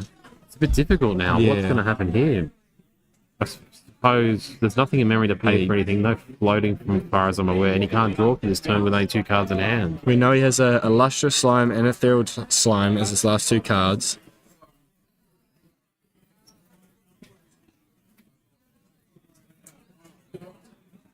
Reset on the top of his deck, just symbolizing that he can't draw this turn.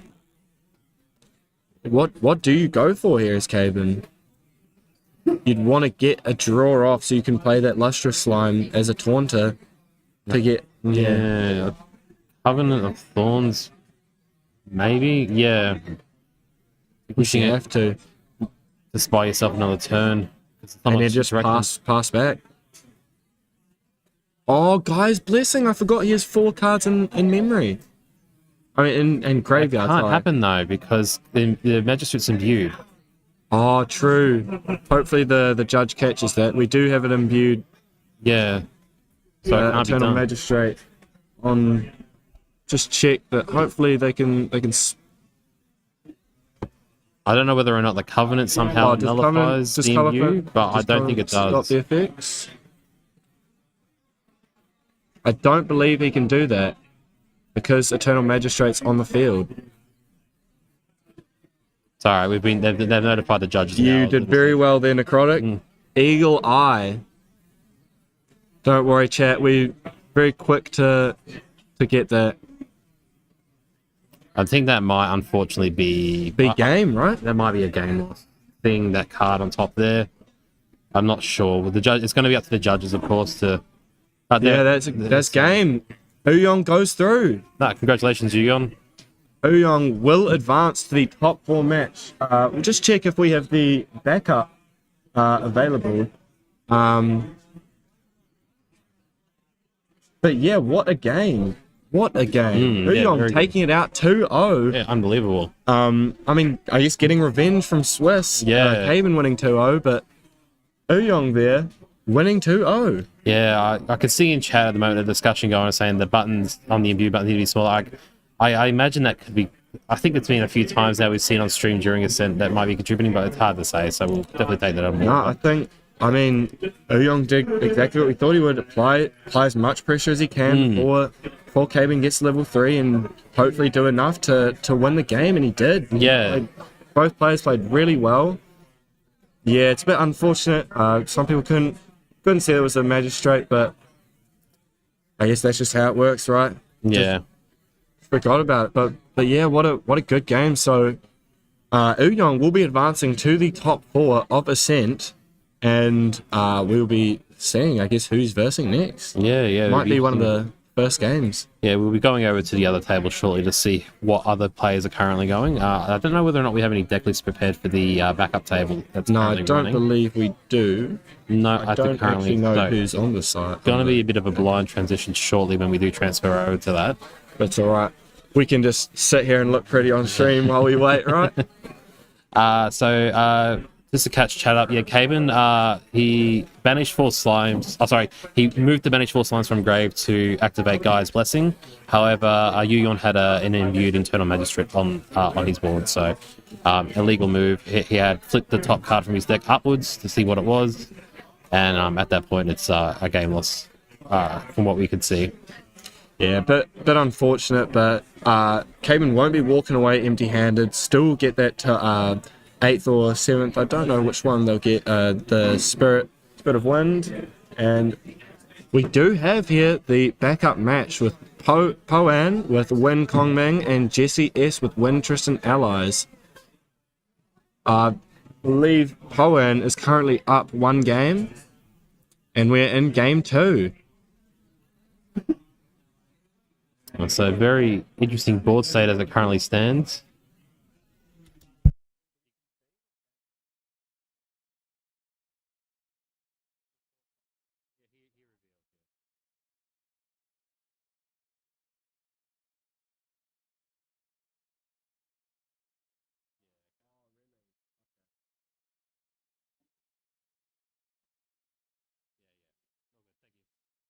just confirmed, yeah, that last game was a game loss. Just because I guess he did see the top card of his deck. And knew your motion to the Eternal Magistrate when the guys was activated. So, unfortunately, that's how it goes. But yeah.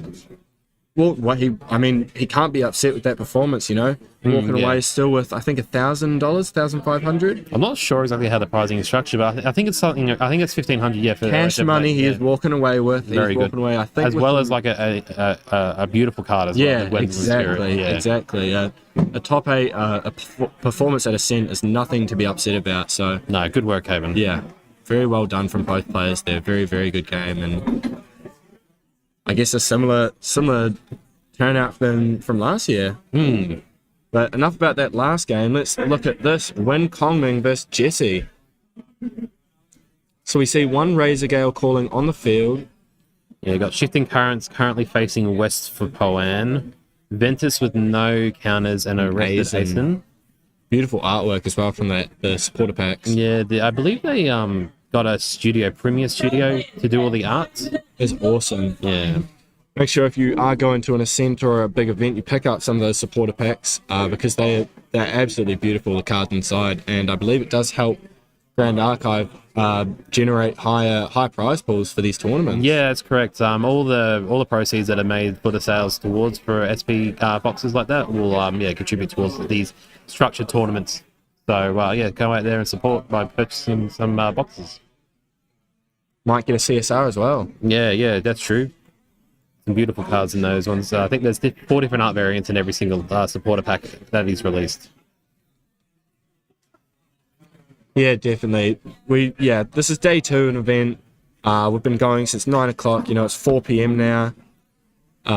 Yesterday was how long? Like a 12-hour day. 12-hour day. You know, players are bound to make mistakes. It's not intentional. We're all human. Exactly. Yeah.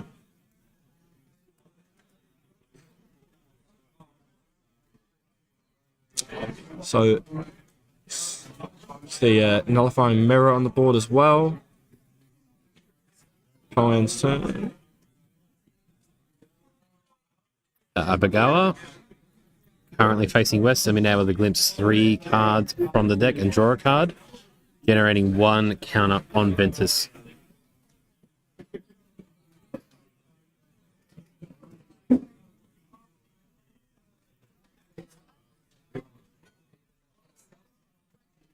Very good card, eh? 1 cost and having all those different effects based on which direction it's facing. It's just like a Fairy Whisper, you know, but Kongming special, so yeah. Terrafin coming here.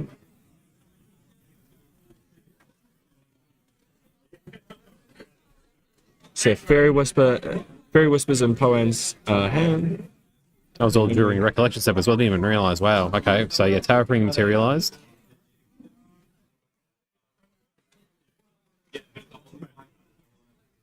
Dream Fairy here coming down. Wonder which target it'll be. Targeting the Guobao, I think that is. Yeah. What do you know how to say? Fix the card pop up shortly for you guys.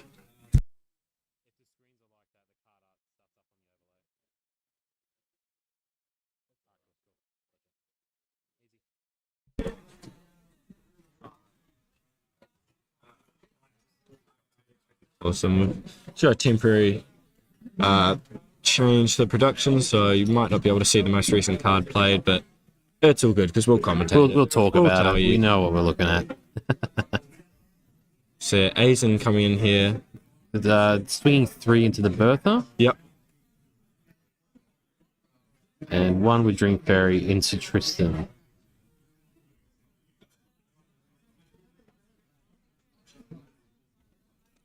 Yeah, just for people in the chat, the last game was issued a game loss as Caban did get new information from seeing the top card of his deck, so it is a game loss, and yeah, it's just a mistake.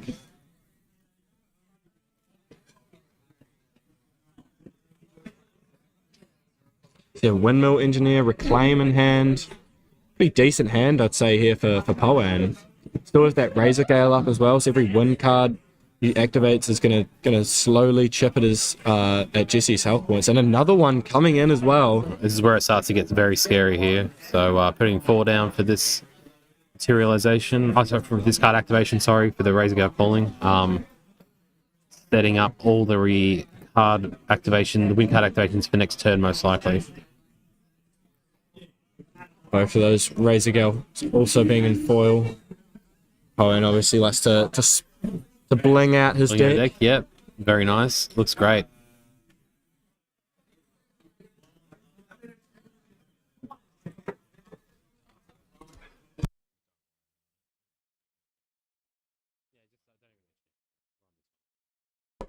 See, I believe there's a Terrafring in the new artwork. What a beautiful card that is. Poan also activating his own Terrafring this turn.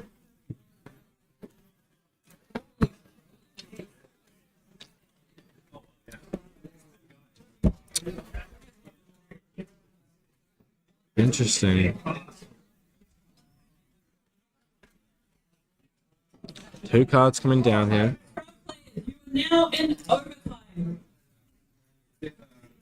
Spectators, if I can please ask, you make sure that you not. We're just having a Spectators, can you clarification please make sure between that you are players not here. blocking the line of sight to the clock?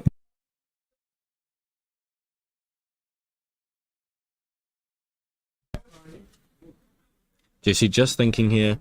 Obviously, these top 8 matches are untimed, so players do have as much time really as they want to make these plays and try find the lines to win.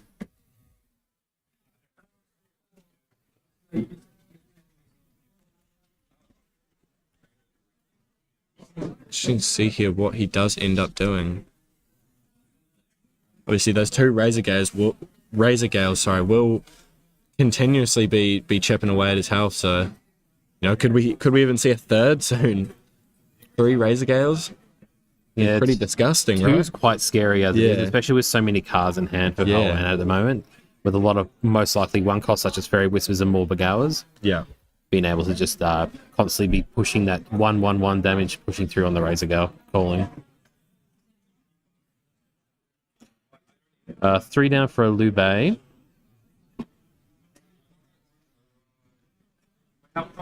Awesome. Got the card pop-ups back on screen for you guys, so read the cards.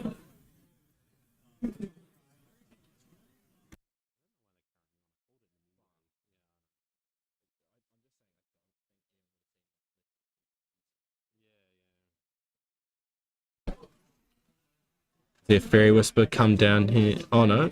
Yep, Fairy Whispers. Yep. So 2 damage with just a 1 cost Fairy Whispers. This is Scary. yeah. Surely as Jesse here, you're like, you know, I mean, how many win cards is that away from winning? That's 5 more win cards and that's all Jesse's health gone. That's right. Yeah. So 2 for every time. Yeah, There's 2, 9, another 5, 10. Fairy Whispers. That's what you want to see on the reveal. Wonder if Jesse has any veiling that he might have to consider playing just to stop this damage chipping away. So only 1 or 2 cards in hand for Jesse. I think it might be 2. A bit off camera, so difficult to see, unfortunately. I believe it is 2.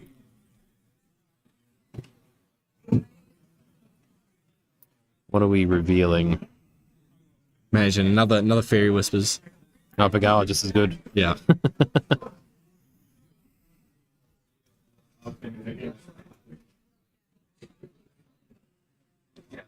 Another Fairy Whispers in hand. Yeah, wow. He could just take it out here with just Fairy Whispers. It's not end step here. Yeah.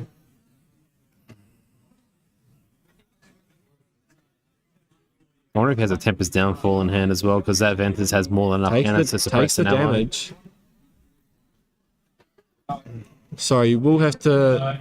I think they're using the life count on the top of the screen there rather than the ones... overlay. The overlay, so...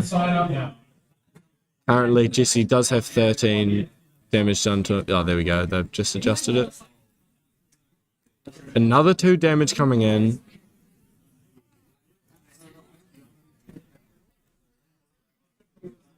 Could he... Sorry.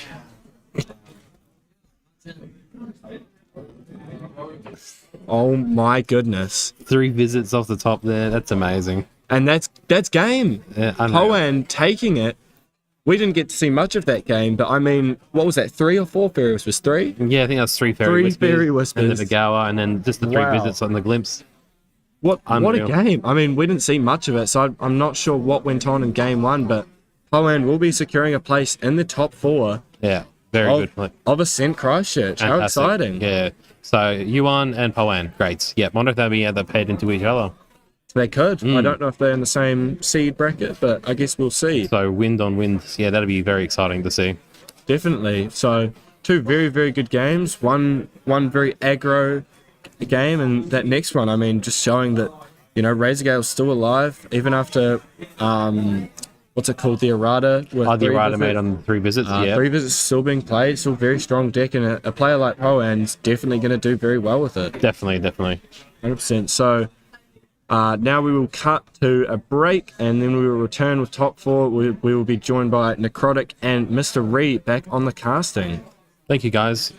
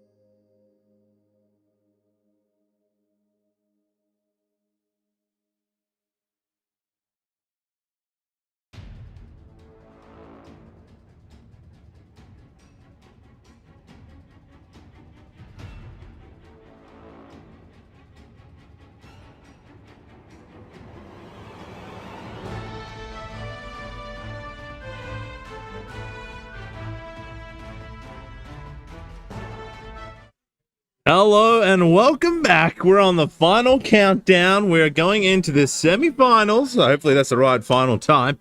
But it is the second last round of Ascent. Yes. How are you feeling, Aquatic? I know you were casting last game and I was in the background biting my nails. Pretty hyped. Yeah, that was very intense. It was such a turnaround as well from what we saw earlier with in the event with Yugon and Kaven previously playing. Kaven taking it out. Yeah. But Yugon, coming back and securing his place in the top 4. And I was just baffled, we talk about the consistency of decks here. Kaven earlier in the day 2-0'd him. Yeah. And then here we are 2-0 back home. There is so much within the top end of players that you can't account for. It's what you draw on the day and how you play it. The draw is so much in this game. And players, I know we talk about some of the players that we talk to during the day, say beat themselves up, I drew this, well, sometimes that just happens. Yes. But the players who do better are the ones who take that hand and shift into something good. They try and make something work for them, Yeah. Great. So moving immediately into this next round for top 4, I've got Isaac C on Norm Slimes and an Aaron N on Water Nico. Isaac, being first seed, chooses to go first, materializing Lost Spirit Slime, Spirit Slime, as well as the Baby Grey, revealing 2 slime cards to draw a card. Just gonna see if we can get a deck list for this. Is this Nico in the sense like the Nico I like with Rationale, or is this a mill kind of polar depth? Well, Nico? looking at the Icebound, it could be a possible nil, but I'm not too sure just yet. We'll soon find out. Here comes the Icebound, one of my favorite cards. Seeing the Seaside Ringleader and some float there as well, which is great. Get so much float there. Probably opting then, probably go to Sylvie in next.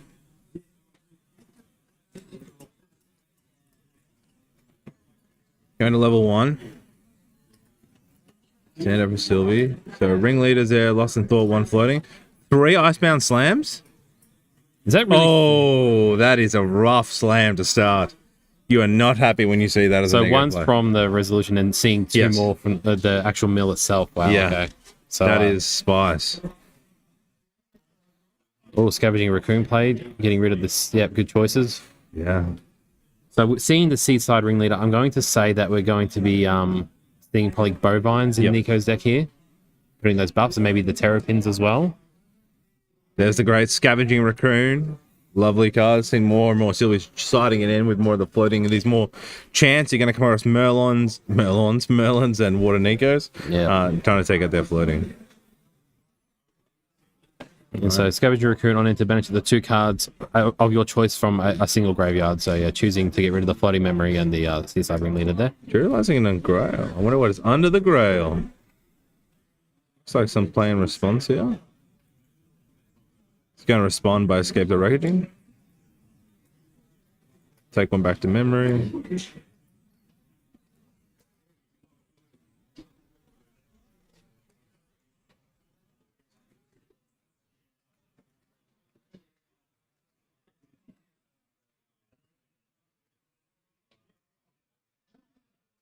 There's the Bovine. That's a very strong... Interesting chose didn't go for the level up to try and get the bonus for the getting the buff counter for Sylvia. I thought it might be going Sylvie first. Oh, you think it might be like the Sylvie level 1, then going into Nico level 2? I mean, still attack 1-2, taking 2 swipe, but again, not losing floating again, which is very rough. Yeah, Frostborn Paladin and the Terrapin milled on the Bovine swing.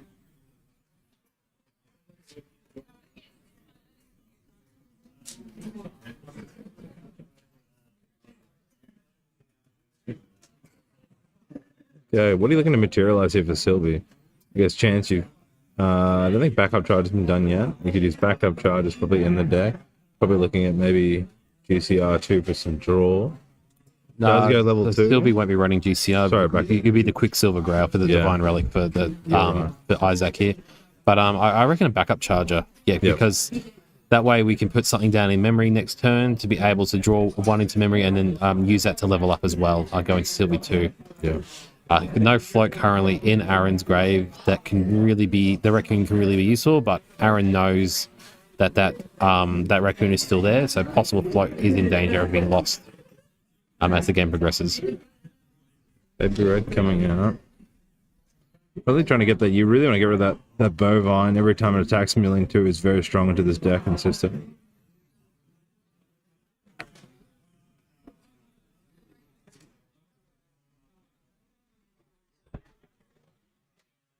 Whistle calling. No response. You see a DG, see a Songbird, see a Lustrous. Opting to take the Lustrous.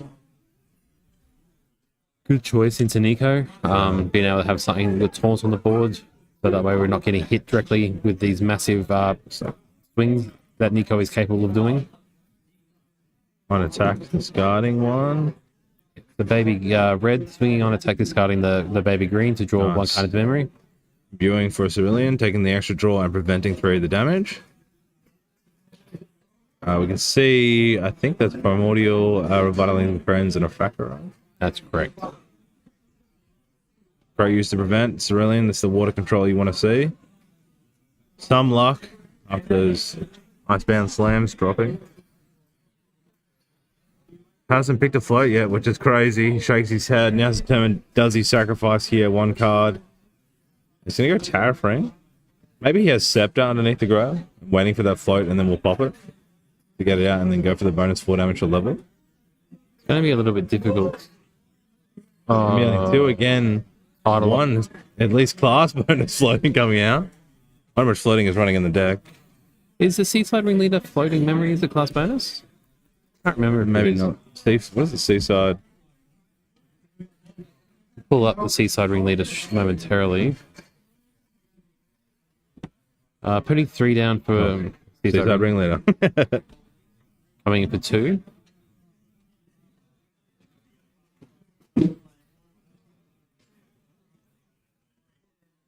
There you go.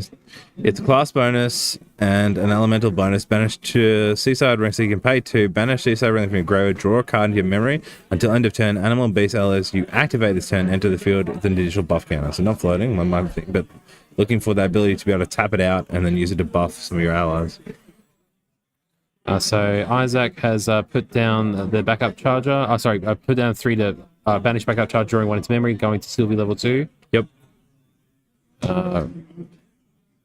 Currently recollecting drawing for turn. Bit of a judge swap. Tag in, tag out. Teamwork is the dream work. A lot of choices here. I think he bottomed a DG. I don't know if I've seen a DG in hand. Yep, has 1 DG, has the option. Is he up to pass here? Still considering what to do. It's a bit of gather slimes also. 2 gather slimes, I believe. It's really good to get that healing back as well as the chance to search for some more key cards. Lustrous is scavenging. Is in a really good position.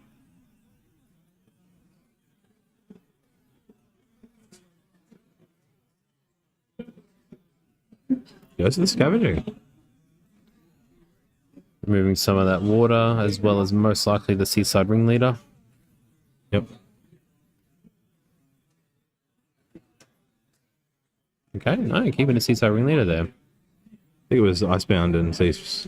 Okay then, sorry. The Ringleader. I thought it was a Frostwater Icebound. 1 coming in on the Raccoon at face. Passing for turn. Very interesting.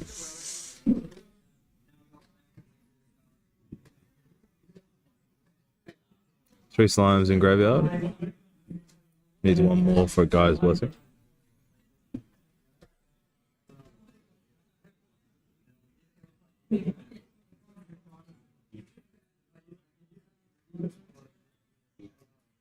Opting for backup charger. Banish, getting a token out, drawing an extra into memory. In response here, he's going to gather slimes. Good play. That way, because all cards are currently down for Aaron, so there's no interaction, so he feels comfortable to be able to play the Gather Slimes card. Going to heal 4. He has the option of a Storm Slime in here, Baby Grey, or Limitless. Maybe take the green as well, but doesn't have a cake, so he's going to go for the Storm Slime. Shuffle down to the bottom.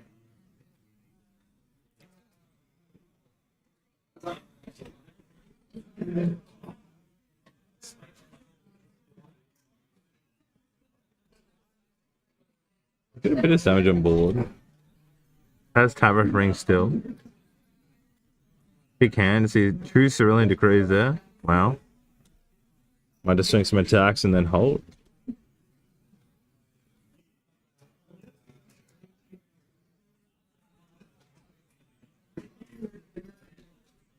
This guy's basically saying any animals, not slimes, right? This is animal abuse. Maybe he's considering not taking out the raccoon for the sense that he will have 4 at that point once that raccoon dies. Yes. So deciding that if I kill that raccoon, then guys can be played already.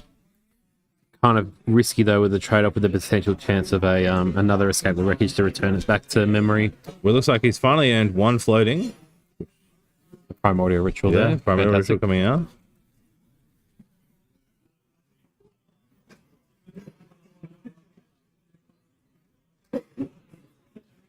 Counting cards in hand.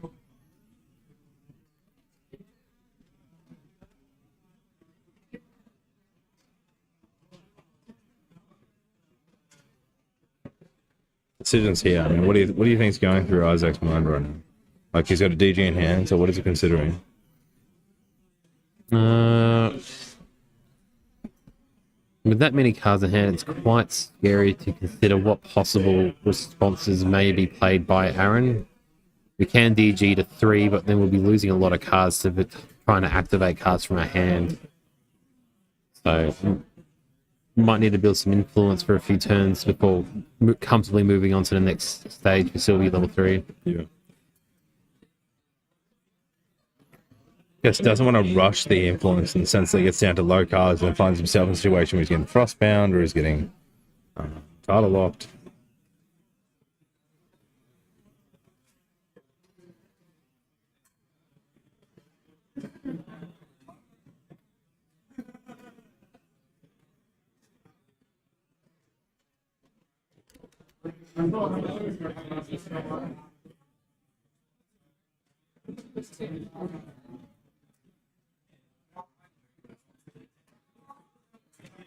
That's a baby grey he's playing with right now. You have a baby grey.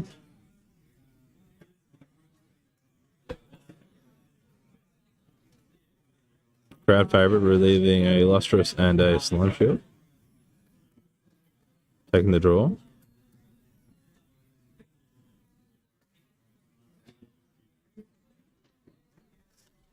Still, the bovine health is a 2 health or 3 health? I think Bovine is a 1-3. Still unable to kill it just with those allies.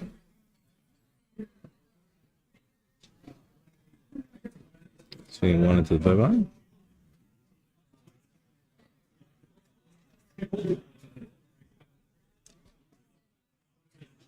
Swinging 2 into the bovine. Oh, sorry, it is a 2 health. Okay.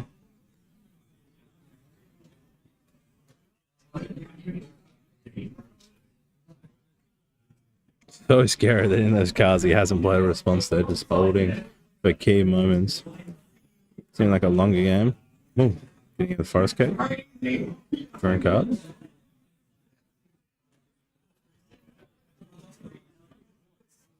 Just the past turn.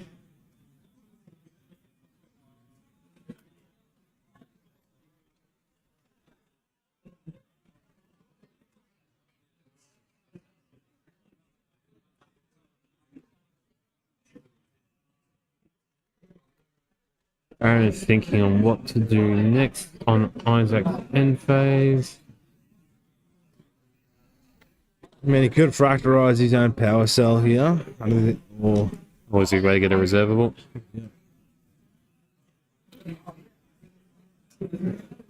could be looking here, going for that level up, and start activating some of that floating because Bovine's not currently activated.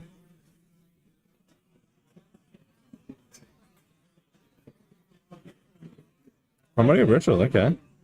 Gets the sea diver in. Milling 2. Fractal being milled. At least Chilling Touch, getting another floating. Currently sitting at 3 floating, I believe. Some of it's class bonus, heavily.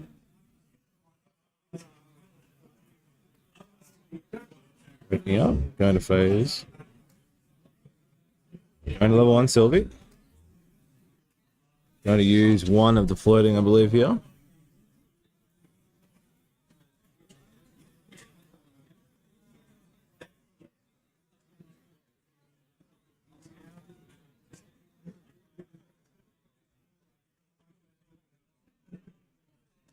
Correct. In response materialization.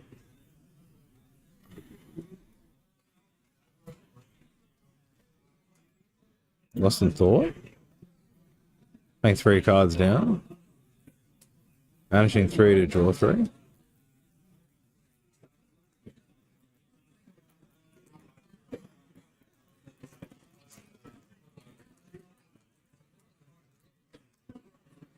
Paying 2 for seed. The bonus is he's probably the ringleader. That way, the next animal the beast enters the field will have a buff counter on it, drawing a card into memory. It's going to have 2 also with the Sylvie, so 2 buff counters.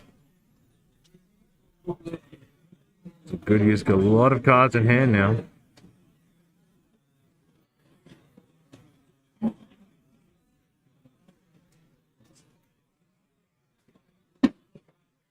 We got the bovine, comes in with 1 enter and 2, so coming in with 2 buff counters.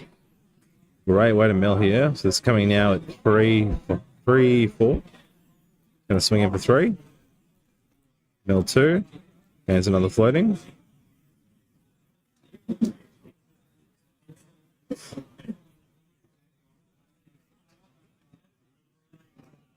Passing for turn.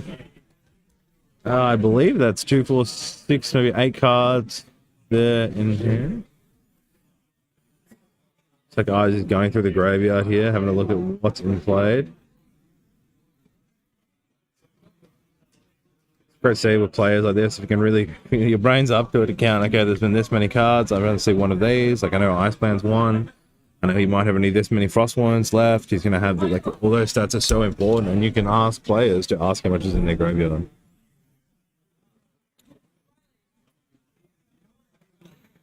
Manual upgrade to level 3, I believe, then? Yes, so 5 slaves, I believe, in banishment currently. Pops Terrafring and Prerex.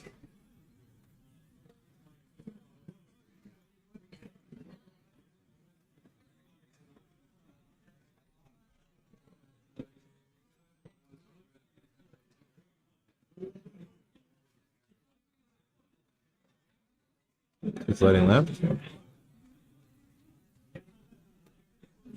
Could scavenge too. It's going to play out a Storm Slime.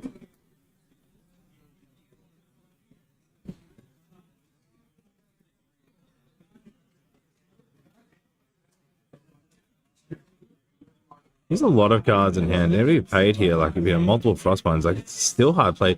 Here's enough cards to do 2 Frostbinds, and you're still like, oh, Binding Orb being played. Interesting, forcing Isaiah to put 2 cards down into memory.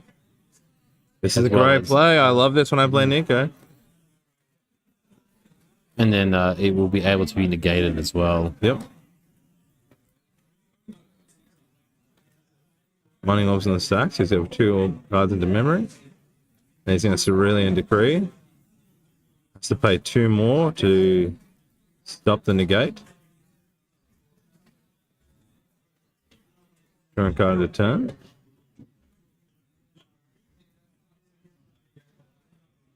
Oscar and the rules around the Binding Orb. And plays double Cerulean. And the response to double Cerulean here is being Stone Scale bound. Wow, that's a really big, that's a massive move. Oh, because he's now going to be able to banish 3 to draw. Yep. You remove 3, is it up to 3 ally cards that you control on activation, and then draw the required cards you need to be able to pay for the additional cost. That is a great play. We just do a double screen, still gets the slime out. Wow. Huge play from Isaac using the Scourge Hellbound there. That's incredible.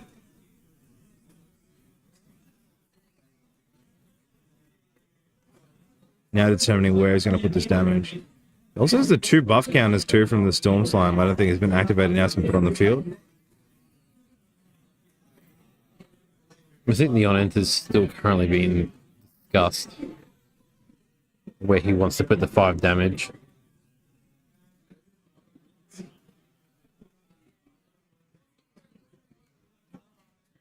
Goes 5 into the bovine.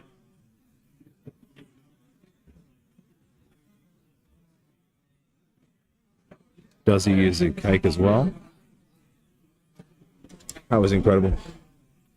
That was very cool. Yeah, I've never seen that type of play before, so just kind of cold. He knew what possibly was going to be underneath the Quicksilver Grail a lot earlier on from Aaron.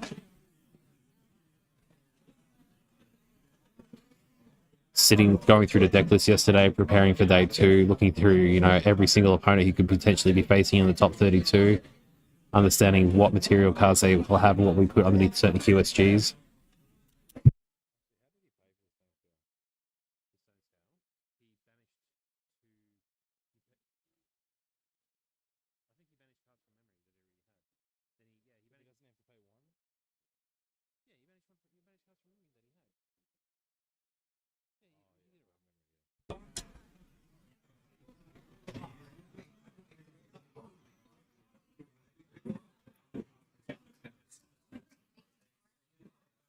There we go, the real veal there is the Scepter Luminary. We talked about 4 under the Grail.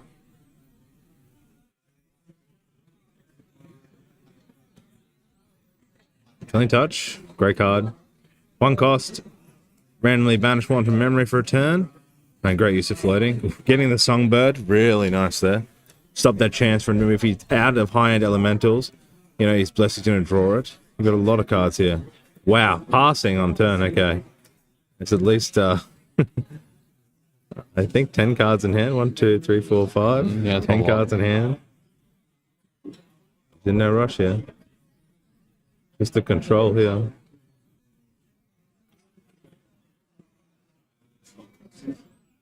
And you still have a chance of bringing guys here.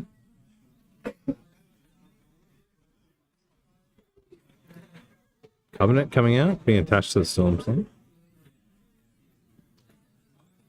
I'm assuming there was, without in the deck list, Stratagem is one of the big plays here for Aaron for dealing damage output. The Stratagem of Myriad Eyes? Yeah, correct. I'm unsure if he is running Finale with Nico. Yeah, but he needs more floating. He's going to do Stratagem. So far, he's only 6 damage from that ability. Yeah, that hasn't been too much floating mill. Guys, Blessing we've been playing, so now got 11 cards of Slime, or 10 cards of Slime coming through. Swinging across here for 5 damage with the Slime, 6 for the Raccoon, and he's got 1 more Vergrave if he wants to for 7. Passing his turn, keeping the Intercept up.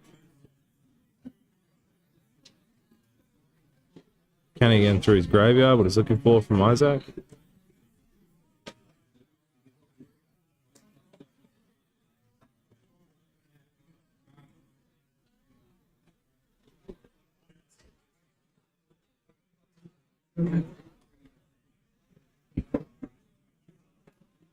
So hard. There's so less cards in hand in this matchup. You don't know how many Frostbinds, Tatterlocks, there's so many ways to just counter a play here. You just have to take it slow or risk it. Yeah, difficult choices.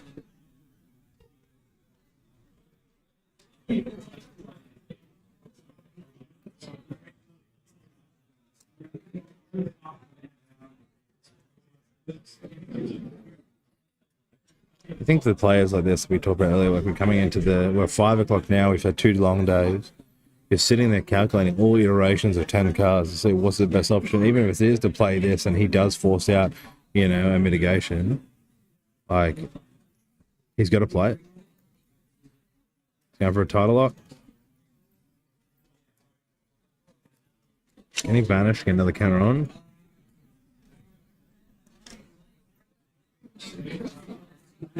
And phase, the bird's coming back.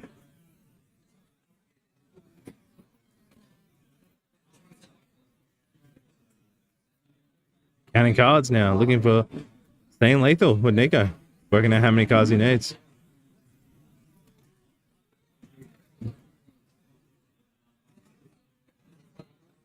$37 cards, if I can mouse read correctly, is left in the deck. Yeah, I don't know whether or not the guy's Somber was meant to be returning back at end phase. Because of the Chilling Touch.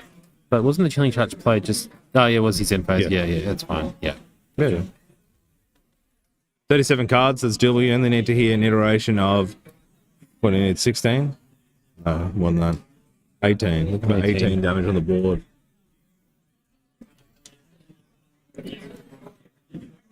He's still a bit away. So looking for 12 damage really to come out here if he's going for lethal with a Nico upgrade. He's going to get level up 4 upgrade if he goes for Nico.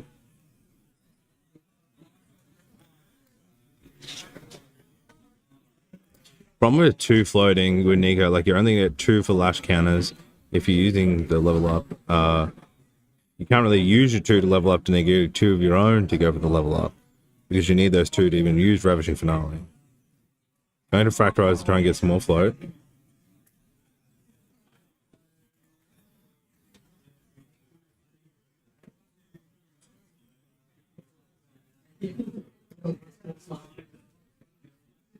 There's Nico. 2 floats used. Whenever a floating memory is banished from your graveyard, you get to lash counter. And on champion hit, that opponent puts X cards that deck the graveyard with X amount of lash counters on Nico.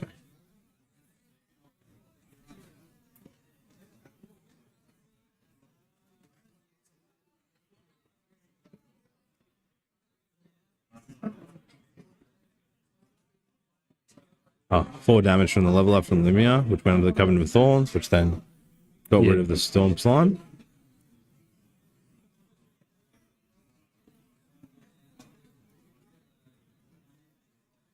Then paid 5 and instantly removed the Lumia to draw 2 new cards to hand. Can again. Should be 35 maybe. Bit difficult to be considering it, especially with the need to stats are up on the board as well, which hopefully Aaron doesn't forget about. Maybe 33. Yeah, he's got to get rid of the intercept too.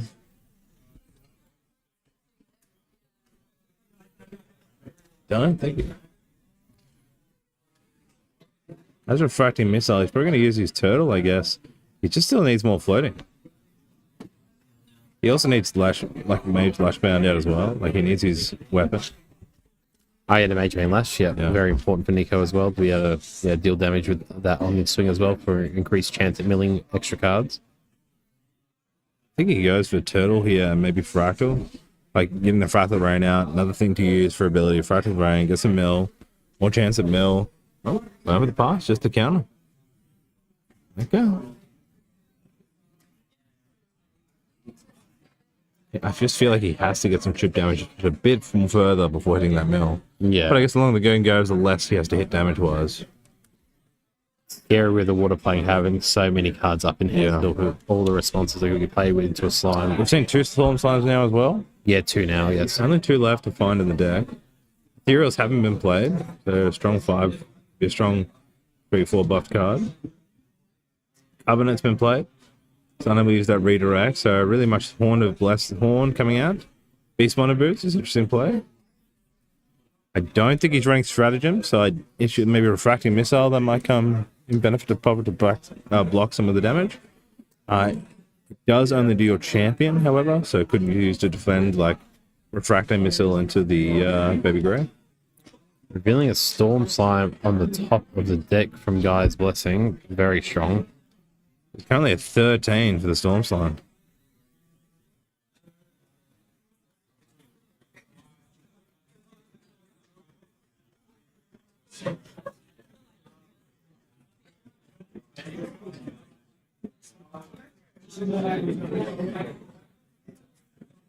And 2 down for a Storm Slime. 13 damage. 2 cards in hand.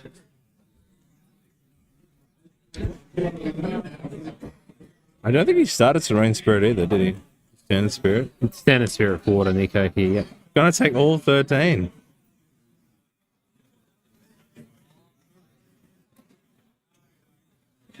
Bring our Revitalizing Cleanse. Good choice there. Double Revitalizing Cleanse. Well played. Wow. Huge heal. Great play there. So Isaac will be taking notes of all the water cards currently being revealed. Tidal Lock, 2 Lost in Thoughts, Fracting Missiles, to Bovine, Fractal of Rain. Fractal of Rain. So he's going to recover 5, then 5. I believe that's how it will be, yes. So yeah, go back down to 14. Or does it? No, because it's on the stack, so must be 10 and 10. But I think it's 10 and 10, then plus 2. Right, I see. Okay. Yeah, reveal all cards, and it's reveal all cards. Massive heal there, play.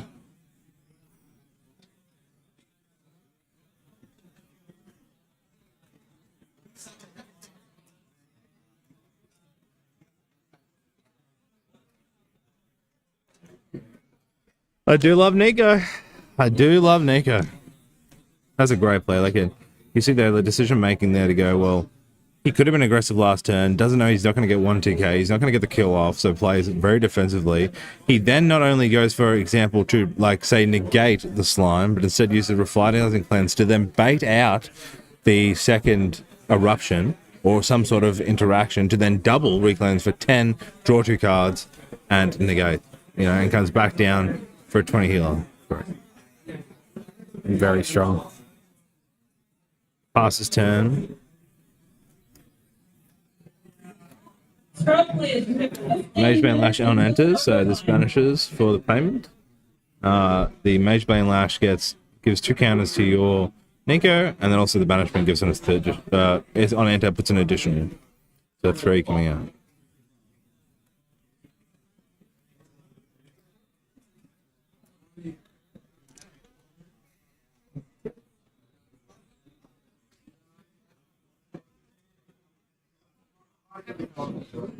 Actually, is it 2 counters? I get argued about this all the time.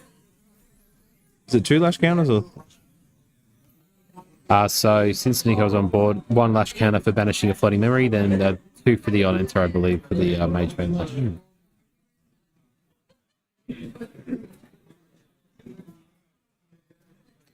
Frostborn Paladin being played, no floating memory to banish to get the additional buff and draw. Taking out the Baby Grey Slime, leaving Sylvie open to possible 2 free plays to 2 floating with Lost in Thought, and then playing 3 for a finale. This is coming in for 6 plus 3, 9 damage. Banishing 2, so it becomes 11 damage, and then taking it to hit, which would then banish all the cards and take game 1 for Aaron. Very strong. That revitalizing cleanse was really, I can't believe sensational how well that worked. Yeah. I mean, people out here all day been talking about Sylvie this, Sylvie that. Here's Nico. I'm telling you, clutch it up. Nico popping out some brilliant gameplay. I know how much you love Nico as well, so yeah. Hey, if Nico wins this Ascent, and I was raving about Nico last 3 weeks, oh boy, I'm going to run it home back to OC. I'm going to tell everybody, okay? We're going off. We're having a Nico party when I get home, okay? Got to have a look at that deck. Let's see what you can make some changes for your own deck as well for upcoming. I don't mean make it. All I'm missing is Revitalizing Cleanse. That's okay? Yeah. My deck's. Oh well, actually no. It's not a Sylvie deck. Mine has more of the defensive choices. So again, he's Thorns and stuff like that. Yeah. Storm of Thorns and Diffusive Block. While it looks like more on Aaron's got the Sylvia using the Bovine and the Ringleader. Right. Yes. Sideboard decisions here. I do like the addition with the Sylvia level 1 as well, with all the interactions with beast allies like the Bovine. Yeah, so sideboard wise for Isaac, we've got a Nullifying Lancer, which will probably come in quite handy, I would say, with some of the water cards, like with Icebound Slam, for example. Yeah. Mm-hmm. Resolute Stand as well. Probably the addition of a Slime Eruption, just to help chase some damage onto something that might need to find a bit of a pushover. Another Blissful Calling, so that way to find those beast and animal allies a bit more sooner, then put one to hand. And a Hymn of Gaia's Grace as well, with the same situation on Spirit level 3. Heading over to the other deck, played by Aaron. He has got here 2 Incapacitates. Do you bring him in? It could be quite beneficial. I don't know how many actions though Sylvie would have, so probably not. Ithe's Proclamation.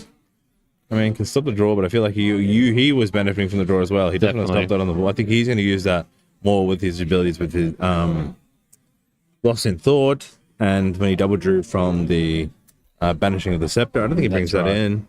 Radiant Protective, useless. Fractal of Intrusion. I like that card. Yeah. In a sense. I'm always in the sense like banishing or floating, but I love the idea of like revealing and then removing someone's card is just so powerful. Be interested to see if he brings that on. You could change the entire game state for a lot of players, and with Sylvie especially as well. Yeah. Correct. Glacial Guidance, unsure on that card. That's Glacial Guidance. Can't remember I think that chooses to rest a unit from memory, but I can't recall exactly what it is. The one of our producers can help us out here. So, rest target ally. If the ally is attacking in the combat phase. It's only at 1 cost. Maybe bring that in. There's a lot of allies on the board in this deck that he might just stop. The 5 damage ethereal. Yeah, exactly. Fantastic reaction to that. And of course, another Revitalizing Cleanse. Man, I'd be taking one of those. I mean, he just won you the first game. He might bring it in the second. Yeah. Extra one should help. All right, back into the next game. Nice opener with a cake coming in with the slime. Is it double cake? Oh, well, it's just as good. It's a green slime. Triggering the Fantastic flip. opener. Yep. Going to end phase, then bouncing back, and then passing over to Aaron.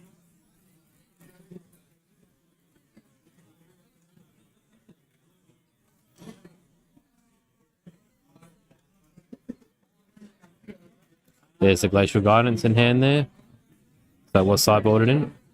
Yeah. Looking for cards early, I guess I usually play Serene for that extra heal, and I'm opting for the 7 here. I know the Serene is really, you're looking for that Icebound Slam, usually for that Fractal, but having the extra draw, I guess you now have more cards like Bovine is good for your opener, or the Ringleader, but there's a Fractal Rain, it's a great opener. You're going to put 2 in, you're going to reveal in view 2, and then you're going to discard. Have the ability to discard or mill on start of turn, and of course have a reversible. Interesting there as well that he has 5 cards in hand, but chose to put down didn't put down the 1 cost Killing Touch. Yeah, not needed right now, I would say. Comes later on in the other board state, when you really need to affect like a level up, like if putting down 2 into memory for next turn for a Sylvie level 2, Chilling Touch comes in. And then Isaac got to re-coordinate and organize to see whether or not he can get the level 2 in another way. I guess in the sense too, like I know when I play Nego as well, it's like, I only really run backup charger, so in Aaron's sense, he's going to go for that backup charger. He's not going to dump that Chilling Touch early. He puts the cards he can't get the backup. So he'll back up, then we'll probably see the Chilling come next to get that floating, guaranteed floating for a level up. Well, the next time he's probably not going for that level up, he wants that extra draw. We see the on-enter of the Baby Red. This one, Cave in his previous game is going to get stacked up. They're coming in just using the 1 buff counter, so looking at a 3-2, which is a nice... He's going to pop, the cake on, so it's now a 4-3. On attack, he can discard to draw, which he does, and now it wasn't a 5, so look at the bonus. Still 4 attack. Anything in response here?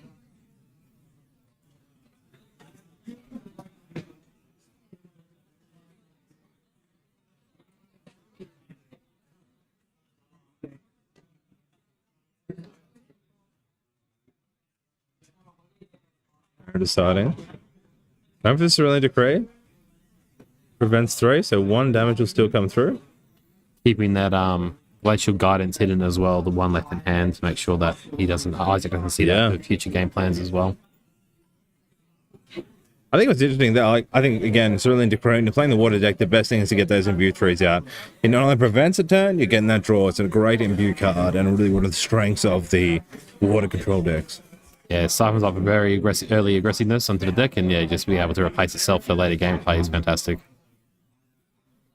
Yeah. Yes, Isaac did take his jacket off, but didn't notice until just now. Is that a big thing? So I take my jacket off of the cards thing? Like everybody take their jackets off right now. It's getting hot, Well, we're playing water decks. It's not very hot. It's kind of steamy in here. Milling a Fractal of Rain from the Fractal of Rain. Unfortunate. He's not having luck. Even though he dominated in game 1, he had some pretty bad. Slam was bad. And this round, milling, not a floating. He's not getting luck there. Interesting opting here for the Grail. I thought he would have gone backup charger. Who would I know? I'm just a caster. All right, tapping here. Going for a 3. Maybe a Frostborn. Maybe a Ringleader. Look at that cute dolphin go. Taking green off the field, of course. Once this is in the graveyard, some good use here. You can banish it from the graveyard and draw a card in your memory, and until the end of turn, animal cards get +1. So a strong card.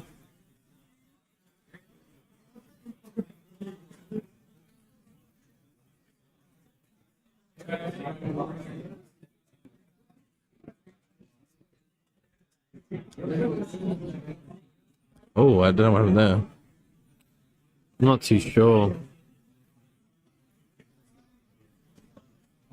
Choosing some cards to banish to level up, but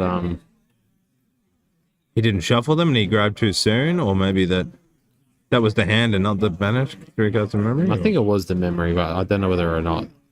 Yeah, he might have grabbed too many or saw something. Said choose 2, we chose only 1. I'm not too sure what's happened there.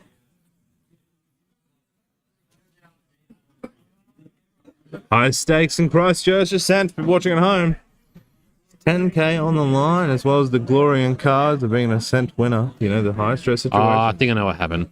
The Limitless line was banished, 1 float, and he was meant to choose 1 to go to level 2. But I think 2 cards were accidentally chosen and seen by Aaron Scrub there. players, you have 5 more minutes until overtime. Oh boy! Oh boy!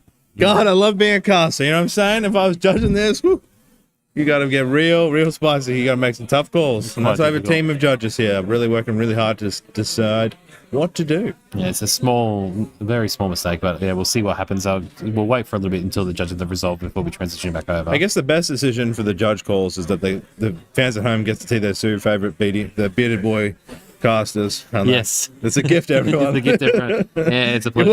You're welcome. Yeah. Come down to the OCA. We'd love to see you. Love to play some games. All right, flashback in time. So it looks like maybe it was reshuffled. Now we've got a baby grey in banishment instead of the storm slime that we saw a little earlier before the transition. Wow. So just backtrack the play, shuffle the cards through, and then pick 2 new to banish. Just 1 new to banish. One new to The banish. Limitless was banished, yeah, from grey. Baby again for a swing. 2 storm slimes in hand. Get rid of Storm. Is that the 3rd storm slime? I think so. Did my eyes deceive me? Holy! You need like some kind of catchphrase for storm slimes. You know, it's like raining slimes. You know, it's a storm or the eye of the storm or Storm Rider. I don't know. People at home, help me here. Thor. We need something, you know. All right, so the seed ring really is being killed.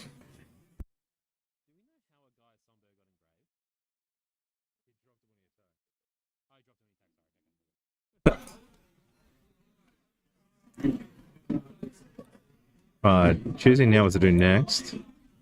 It's like a scavenging and a slime. Slime shield. Good play scavenging, good use to get rid of those ringleader.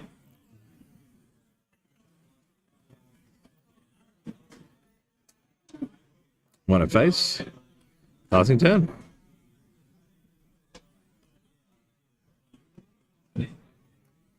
We know the Blinding Orb was up in the first round, probably Blinding Orb again. Like, it's a really strong play for water players. If you think of playing any deck with water, I'd really consider the Blinding Orb.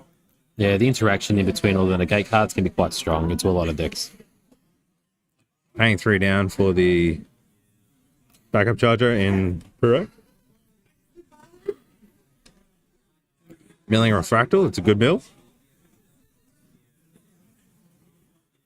And drawing for 10.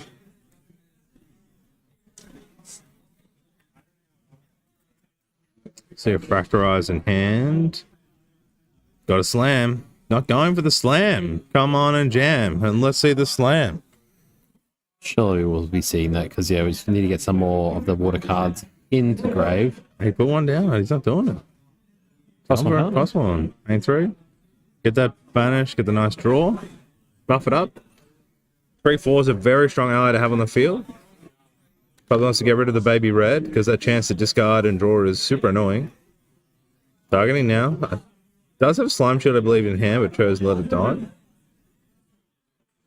I saw there was an art contest based on some new card designs, and I really wanted to do like an Iceland Slam, but like Nick, you're like dunking a ball. If I had the dunking art like a skill. basketball. Yeah. No, I haven't heard of that. Okay, that sounds really fun. Yeah, that's my own idea, but I haven't got the drawing skills. So if there's any artists out there, hit me up. I've got some great ideas for some cards that I'd love to play.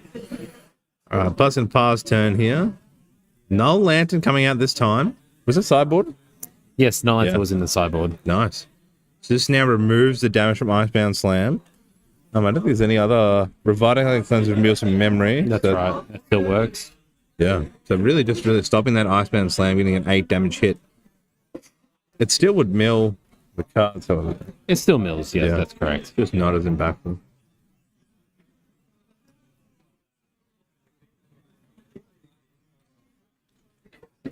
No response up to materializing.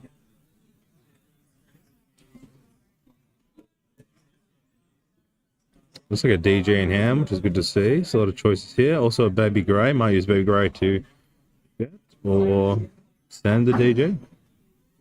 It's going to count the different steps here. Plays Baby Grey. Wants to maintain the draw influence. Revealing Storm and Lustrous. Asks a response. No response in play. Passes turn. Aaron says, okay, no worries. In response, going to factorize, get some floating in. It's a nice play. Benefit again for that backup charger over having GCR on the frost on the water side. You know, being able to fast play that factorize, guarantee a floating memory that you know is always going to be on the board, and also giving a fractal and floating. And I mean, 2 costs. Like, what a great card. Yeah, fractals are always great just for that additional reservable cost to try and aim for the cost of the card to activate onto your board. And you have 2 fractals on as well. You're sitting there with your refracting missile is going to come in already for 3 damage, sorry, with 2 refractals on the board. That gets rid of most allies, and it's a low-cost card and is floating. Tariff Ring being played, stopping any extra cost pays to attack, keeping that more chance to keep that paladin on board, just slogging away.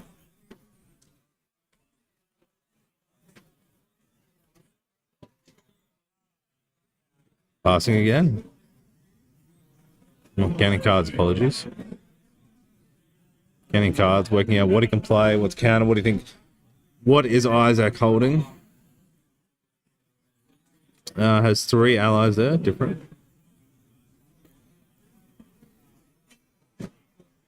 Gonna swing 3 into Raccoon. Doesn't want that chance to Possibly his bounce back Frostmourne. later. Yeah. That's one great. One for a Chilling Touch. Make sure this time not to grab the card, but to direct. Let's remove the Chilling Sign. Storm Sign's temporarily banished. There's 2 floating out.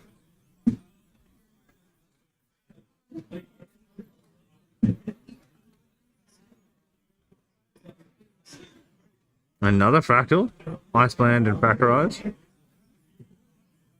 Getting that mill opportunity. Paying 1 again for another Chilling Touch.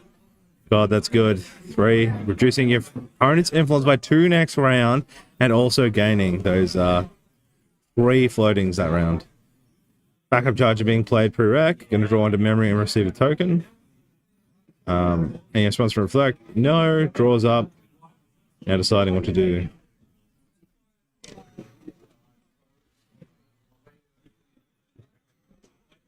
I think there's 5 cards in hand plus 1 in fractal. 6 cards. Forest Cake's coming out. Draw a card. Is that a raccoon as well? It was. Really? On the draw from the forest cake. I think it was. I'm not sure. That's good. There's Yeah. another raccoon. I mean, losing the two floating is a bummer here. I don't think it's worth enough to me. Like, we know how much damage these Storm Slimes are going to do. He's going to go for it. Lost in Lost in thought. thought and response. Nice. Very good. Good That's response. much good play. Banishing 3 there, so making the choices. 1 floating, great choice. Gets 3 new cards in response. He's also going to pop the Grail here. Bring out the binding, using 1 of the floating. This is great play. Yeah, it's fantastic. Yeah, says, look, you can go for the raccoon and makes that decision. While you're doing that, I'm going to free in fast recollection make and banish use those floating so that your raccoon has no success, what it's trying to do, and I'll still get benefits from my floating. Incredible play. I'm feeling I'm getting smarter already. Brain's growing. Oh. Alright, Blissful is played.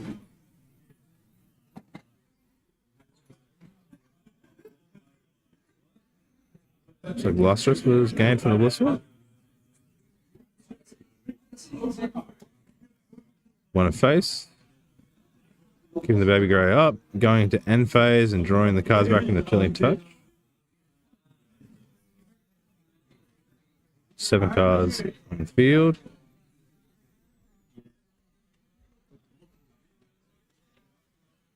A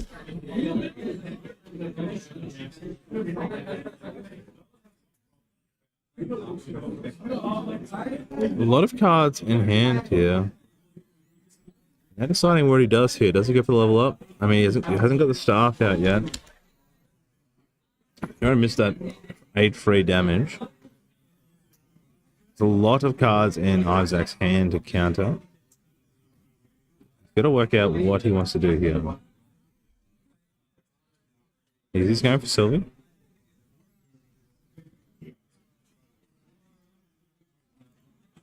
Both being after being called out early for touching a card, now being Storm of Thorns. Actually didn't see that played at all, or in hand. Yeah, no, he didn't. Great card. Everything's waking up here. He's going to mill 2, gets 1 floating, which is great. No response pre-rack, and he's going to draw for turn. So far has 3 fractals on the board. Deal 4 damage with a refracting missile.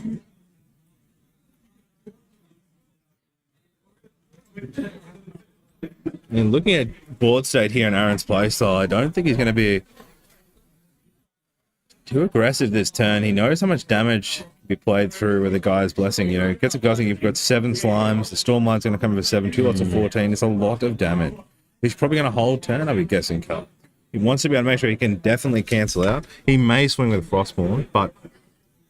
Yeah, just to deal with the Interceptor of the Baby Grey. Yeah, I don't think he's going to deal the damage he needs to, like, make kills, so I just think he'll go for the opposite. Going in to get Raccoon off the board. And then passing. Yep.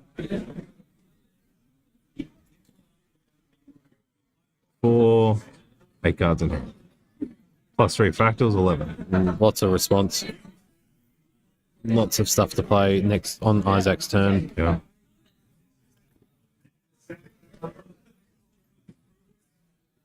Grail coming out. Recollect and draw for turn. You have a lot of cards in hand. Like 2 GGs now, which is kind of annoying. But has opportunity to start getting things down and also have enough cards that he won't get locked. What if it's going to be a similar regalia item underneath the Quicksilver Grail if it's going to be a Stone Scale Band? Yeah.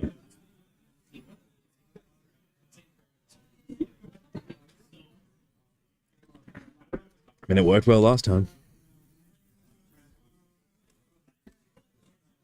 If you're looking for some great Sylvie matches this afternoon for players who we had so many playing in Ascent, so many playing home, they love this, love this deck.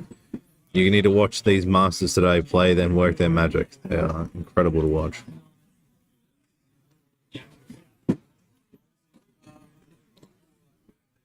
Sylvie level 3 Slime Sovereign coming in. Swing 1. I mean, does he put, we didn't see Stratagem. That Lustrous coming in buffed can be a big boy. 4 cards in hand, can he get it out? Playing a Storm Slime for the first on enter on the Sylvie Slime Sovereign. This will come in 2 additional buff counters if it activates. Only coming in for 4 damage, however.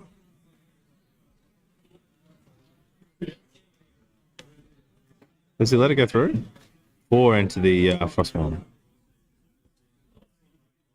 He might use a 2 points here. He's going for a Storm of Thorns.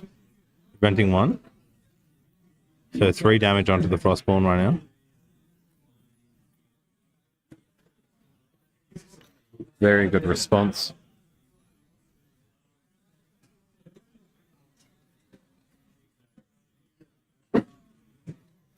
Thinking about the response to put onto the stack for Storm of Thorns to see whether or not anything can be played that can push over the Frostborn Paladin.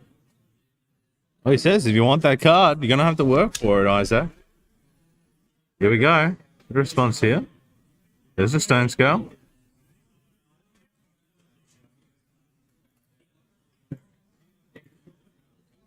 Start the names.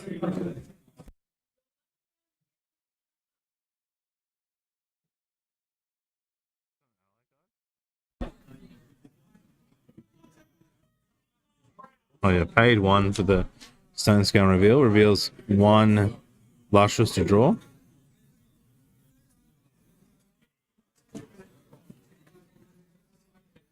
Maybe looking for a Slime Eruption.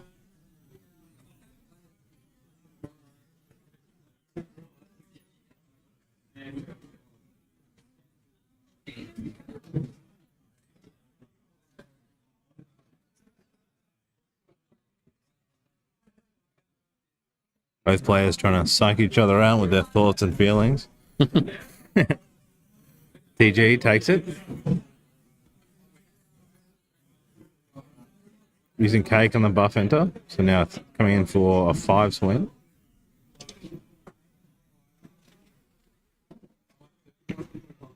Such an interesting reaction there with the Stone Scale bouncer. Materializing, banishing the 1 slime card from memory, pushing up the 5 in banishment, either for increasing the storm slides on enter effect by +1 to take out the Frostborn Paladin. Now we are banishing 4 animals or beasts. 3 slimes going into the banishment to activate Guy's Blessing from Material deck.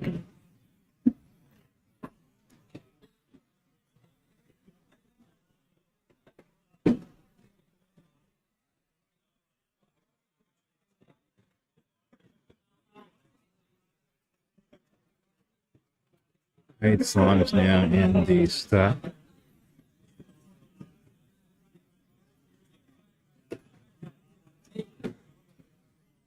So there's things now, like, do you push the 2 to get this Storm? Like, you can get close here to lethal. Going Blissful instead. You know there's so much counter there still on the board. So calling, getting another Lustrous. Into the deck.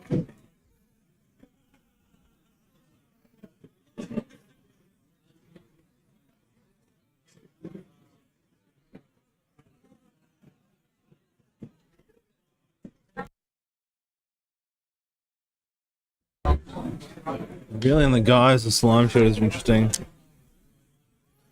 Actually has a reaction for something here. Guys can get how many cards in hand.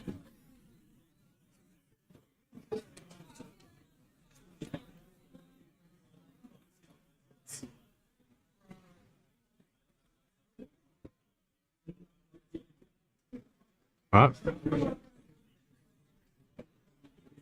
Looks like a passing turn.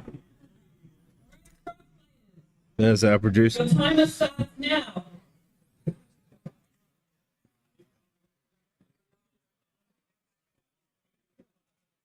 I believe turn was passed. Okay. You got a 5/4 Storm on the board you need to get rid of.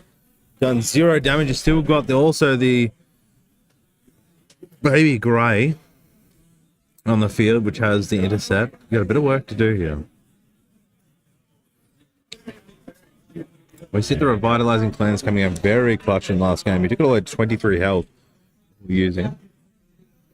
Yeah, that heal was amazing. Banishing 1 floating memory for the Scepter of Limina.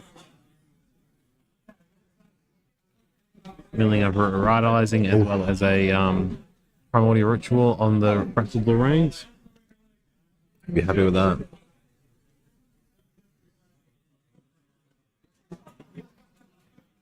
He's using the pre-rack, not even using level up, he's using pre-rack to banish it to go draw 2 cards.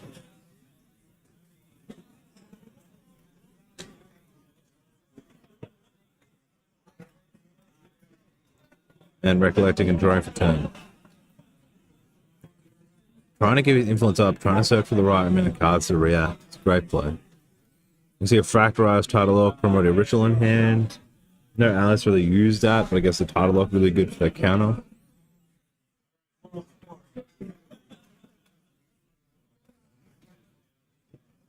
Paying 3 here, using the 3 Fractals. Frostborn coming out. Banishing. Getting the 1 counter. Another good strong 3-4 on the board. Gets the draw.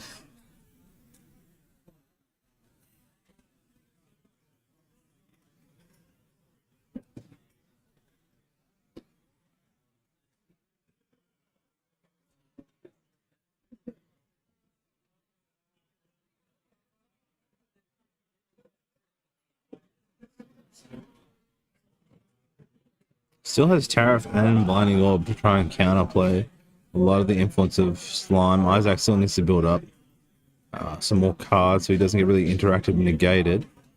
Great use here of Bovine coming down. Coming into the... Getting 2 floating off that Bovine attack. And going for lethal onto the Storm. Swinging in 1 and 3. Stonecale being tapped.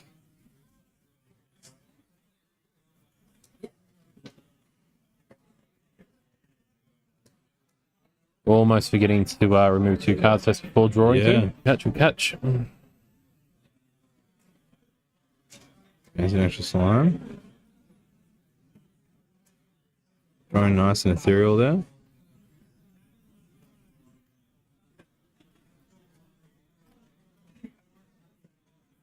This is a great game to watch playing Stone Scale here.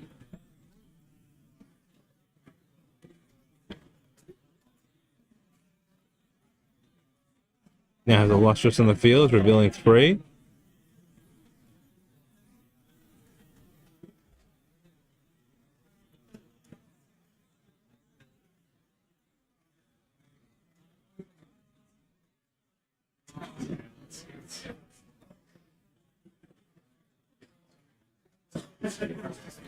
Waking up, that's a nice big Lustrous, and he's got another one in hand.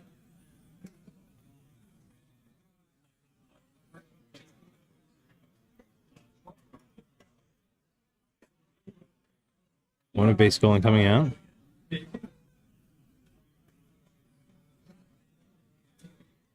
Ethereal getting taken out. Getting another one on board. We're at 10 slimes in banishment, which is crazy.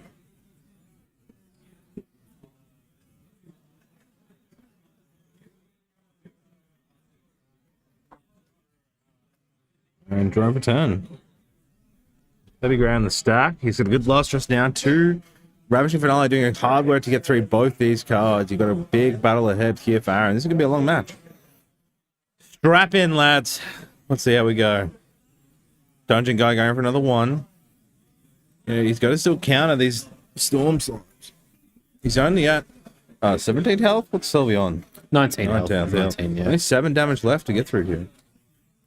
Horn of Beast Calling banished. Next beast costs 3 less to activate. There we go. Activating a Storm Slime, potentially coming in for 10, which would be lethal. Popping Blinding Orb. In response, making Isaac put 2 down into memory. Did he pay 2 down for the Storm? How did the Storm? No, the Horn of Beast Calling was able to reactivation. Yep. Title Lock. Watering cards means it costs additional nullifying Lantern and cancelling out that Title Lock effect. You have a misplay there from Aaron. He went to play it for 1 cost, I believe. Sorry, couldn't be done. Taking it back immediately.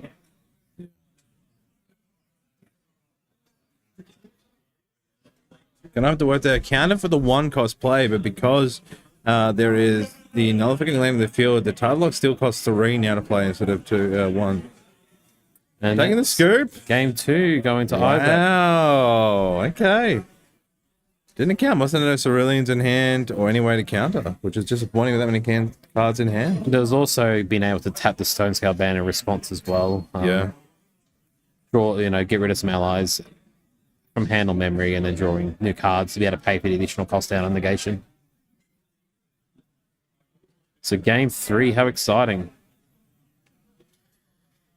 That is some well played gaming. I mean, he drew quite well. I mean, Isaac was sitting on 3 Storm Slimes that game. Quite early on, definitely. Yeah. He also had 3 Lustrous, so he took 6 of his high elemental like out of his deck there.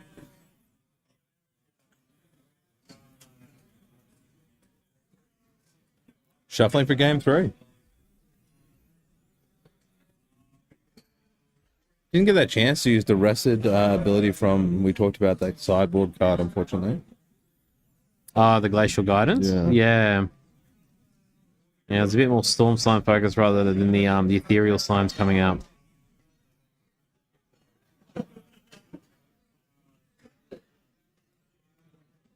Yeah, I can see that Teal in the mat deck. I don't know whether or not it's current sideboard cards he's looking at the moment, because he does run some cards in sideboard that are material. Glacial Guidance and sideboard. We're not too sure, Lily. I believe it's to like cancel out like an attack, like an example, like if there was a big ally that was going to be swinging into Aaron and Water Nico, they could rest that ally and end that combat phase. Like a 6 damage cost coming in from an Ethereal, or 5 coming from a Storm Slime. You could cancel it out. Yeah, taunts and intercepts. He could use it to rest a... Oh, it's a slow play, maybe that's me asking, but he could use it to rest taunts and intercepts. Oh, yeah, so like rest the Luxem Slime, for example, or an Interceptor. Yeah, Steven's right. Ghost Guidance helps him through double taunt or 27.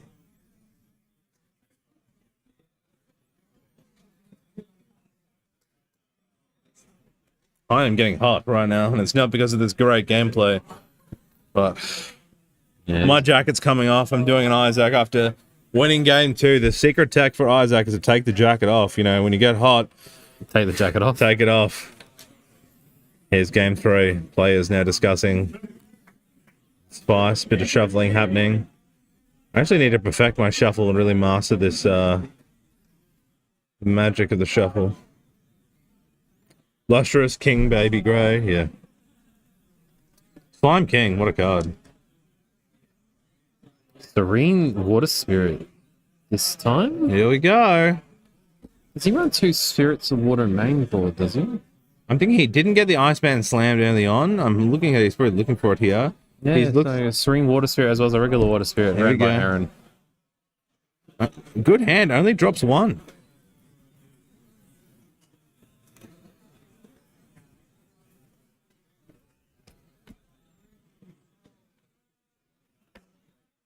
Two down, Fractal Rain. This is a great opener for Aaron. He's very happy. He's got an Icebound Slam in, and he's going to definitely play it next turn. Come on and slam. Get it in the chat, everybody. And welcome to the jam. All right, Slime turn. Looking for that Baby Grey, looking for that cake. What's coming up? Oh, Yuon took out Pro-An 2-1. Wow. Blissful Calling. Rough start. Doesn't have that Baby Grey. Probably looking for it now. Taking the Raccoon. Saw the benefits for the last turn. Being able to slow down the momentum. There's Baby Grey coming out. Gonna reveal. Draw a card. 2 Slime Eruptions. Could be used a lot in responses. And ups to pass. Probably going for a backup charger here, so he's enough to use the slam. Disappointing the Baby Grey comes out, because, you know, that 8 damage to face would have been nice. I still think he's going to go. He needs that. The best thing to slam is the 5 into the float. It's the mill that's very crucial to the deck. But seeing the Raccoon, though, is quite scary. Yeah. So hopefully, like, for Aaron, he wants as much floating memory to be milled from the Icebound Slam. Loses title lock. Hey, you, what? You can... Here we go. Paying 1, 2.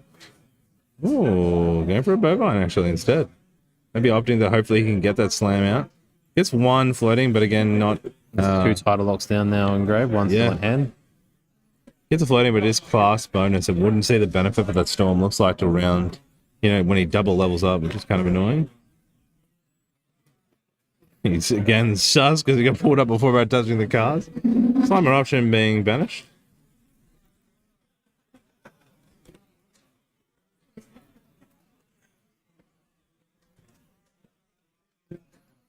I mean, he could Raccoon here, but he's only going to get benefit. Like, there's no active floating there for a take. He probably wants to hold it. Yeah, hold the Raccoon for the more active floating that can be used earlier on. I don't think he's going to be able to use that floating till way into the game. So what do you think? He's got a Baby Red or a Blissful here? Probably a Baby Red or a Blissful, yeah, for sure. Baby Red coming out. Comes in with that buff counter, so now looking at a 3-2.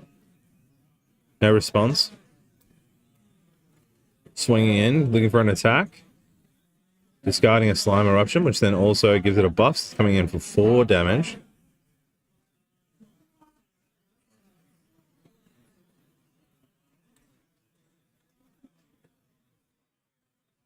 Four cards in hand.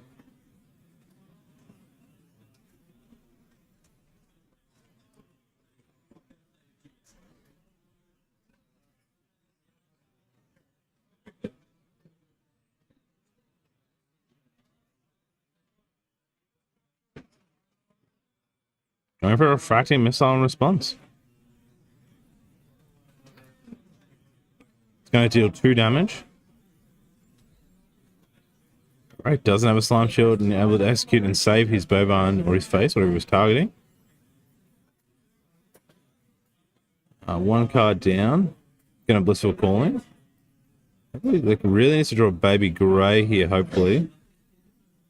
Does, and I believe a DG, a Limitless, maybe a Storm on the outside. I can't really see the far Yeah, card. I think it might be a Storm on the left. We know that the slam's coming, so drawing that intercept is probably what he needs. It's helped him a few times through the game. Look at interesting. He's got Ethereal there too. He's opted for the Ethereal, losing an Earth Storm Slime down.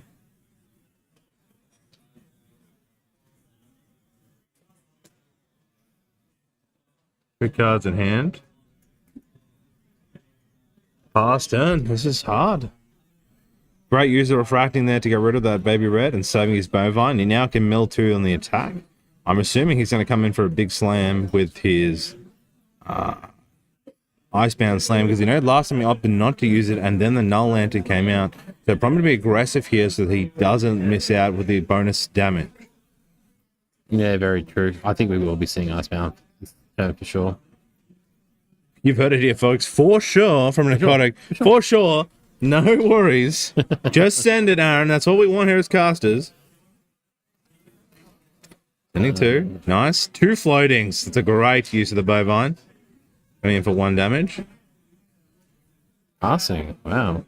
Leaving it cards to respond with next turn. He did only get 3, 6, +1. I think enough cards. He's only got... I guess he's happy with the amount of float that he just saw from the Bovine, so he doesn't really feel it's necessary. He's only got 6 cards in hand. +1 Fractal 7. He needs 7 to play it. Oh, okay, then I see. I'm sure. So you for sure was wrong. Thanks, mate. Count better. But I definitely said there's the Null Lantern now. But Scavenge Recurrent getting played now. We saw the high value talked about earlier who's holding it. And then looking to taking both refractions out. So you know what? Out of all the floating, I hate refracting the most. Get rid of them both. Looking at the Raccoon, realizing how long has this card been in the game for? Because it's really a pain in my ass. You know what I mean? Like that card. Yeah, quite strong being able to just remove 2 float from grave quite easily.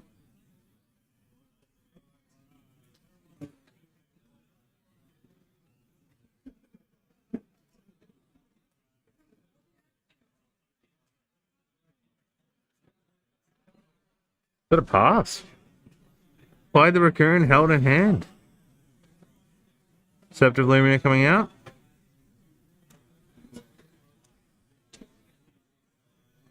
Correct. Gets another floating. See the happy face on Aaron? Ha ha ha! He says. He chucks himself and Isaac sheds a tear. A lot of cards in hand. Seeing if there's any response here, maybe. Slime Eruption coming out.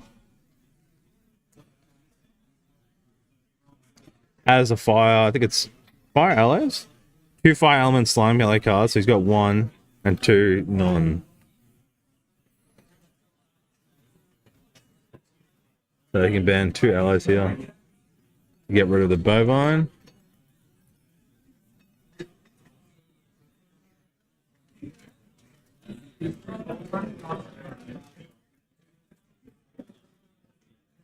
Paying 5 down for the bonus susceptibility aluminum.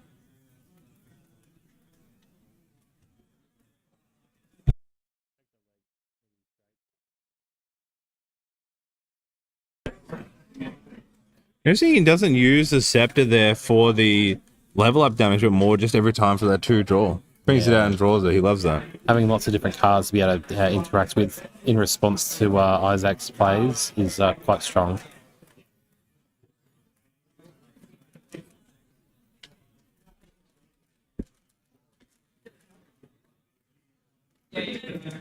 Decisions there. What he wants to play in response. I don't know what's in his hand.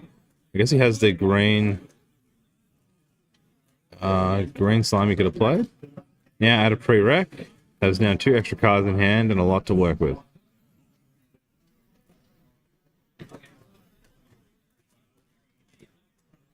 Tapping 1 fractal.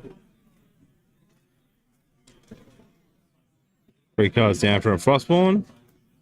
Gets rid of one of the floating memories to buff it and draw a card.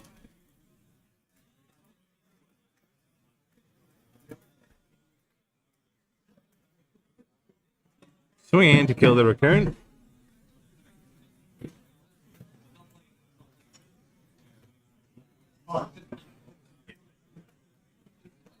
Now, 6 cards in hand, I believe. Backup charger coming down. Paying 3-4 to get the token. Power cell coming out. Pre-memory, and then drawing for turn.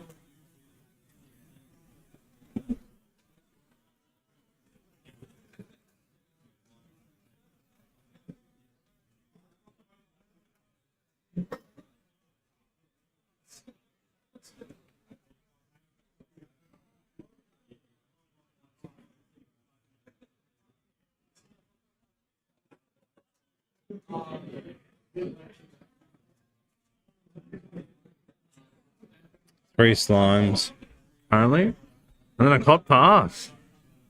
The Isaac playing a lot slow. When we see other slime games and other matchups, usually slimes are just sending it. But in this matchup, Isaac knows he really has to take his time, and every turn is just building influence. He knows that there's only a certain amount of win conditions that's going to come through from Aaron. He's going to also play slow. Why rush? Wait for a good hand. Wait for something. Find something to synergize all the way towards level 3. Yeah. And be able to activate those advanced element slimes.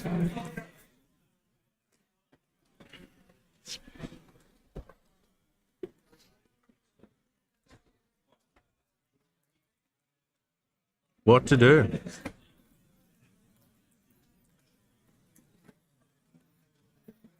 Fractal milling and fractal of rain.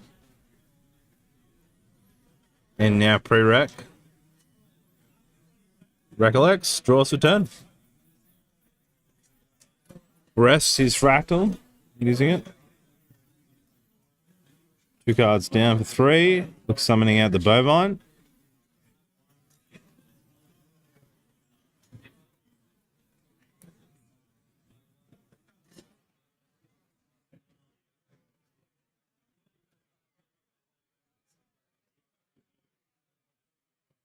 Went to Sylvie level 1, so I missed. Get to the +1 counter. Yeah, the +1 on it, so the Sylvie up the bovine there. 6 damage to the board, 2 big allies. Banishing level 2 and floating here.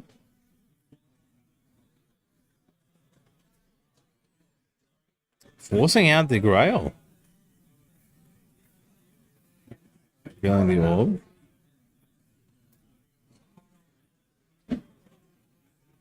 Level 2 Sylvie. Drawing the 1 card for the baby green on board for Sylvie level 2 on enter. And draws for turn.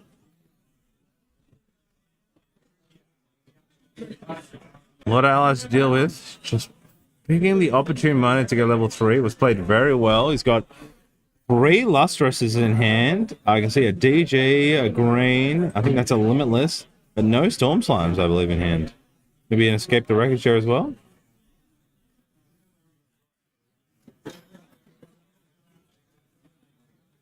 Bring out the Limitless.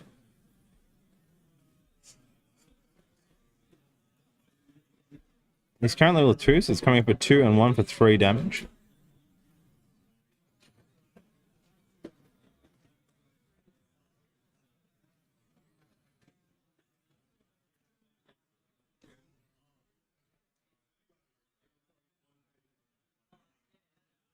Not sure what he's swinging at there. Is it for the bovine? Yeah, the current target intention is into the bovine. Sterling Decree playing out, preventing 3. I'm viewing an Icebound, a Chilling Touch, and a Tidal Lock. Prevents 3 damage.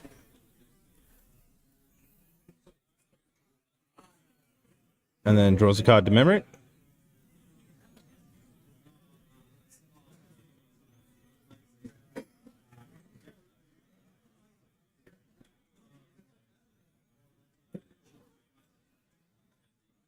Passing turn, we're going to wake up phase.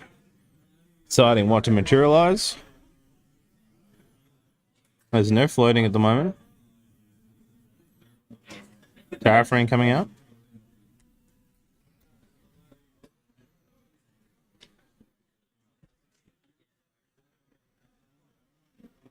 Playing in his fast play, escape the wreckage on the materialize phase. Resting his fractal and playing down for a Cerulean Decree, not imbued, but to stop the activation. And going to main phase.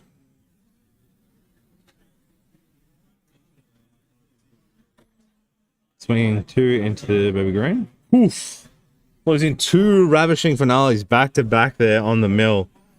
Oh, that you do not want to see that. That is rough. Unless he's got a third one coming in. Aaron is very disappointed about that. Trying to count cards in memory right now and in hand. That's gotta hurt. That's what they're saying, yeah. Mm. 3 from the Frostborn Paladin going into Sylvie.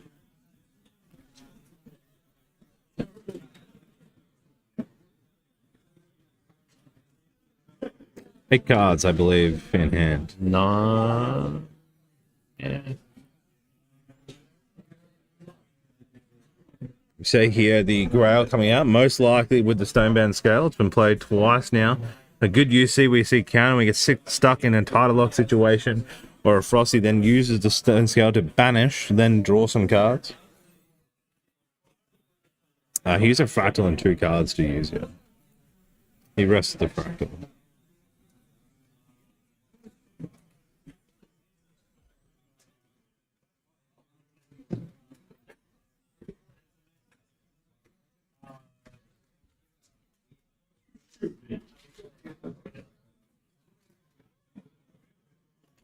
Going through his deck in. Happy to see Ravishing Finale.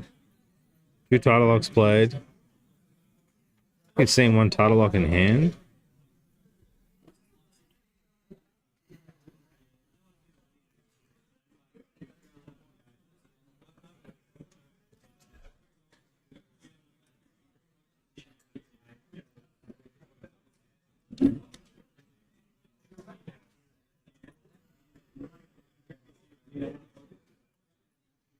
Baby Grey. Feeling 2 lustrous. Drawing.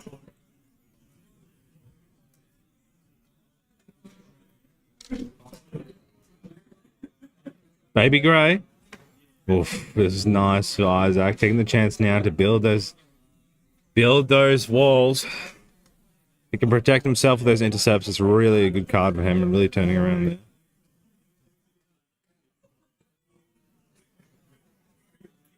You know, not losing that Ravishing last turn, if he'd actually drawn that, it could have been a chance opportunity to do some real damage. Yeah, true. Still, yeah. Yeah. The Icebound Stamp's still in hand, but it won't come in because of full effect when the Lantern's still on the board. He only does, I think 3 maybe. I think it's +5.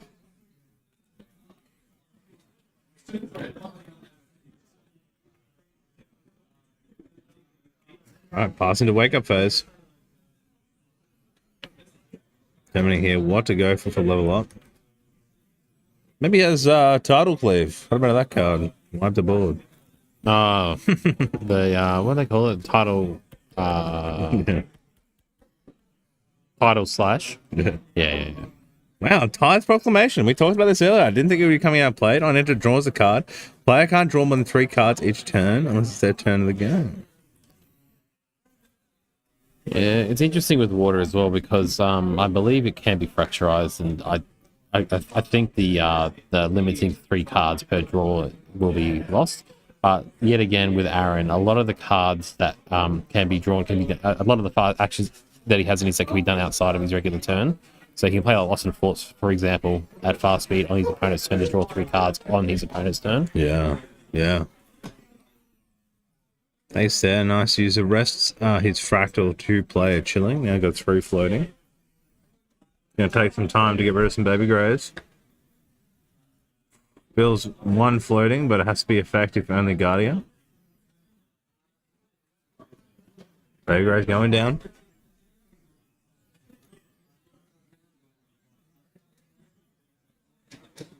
Counting in graveyard, look for Guy's Blessing.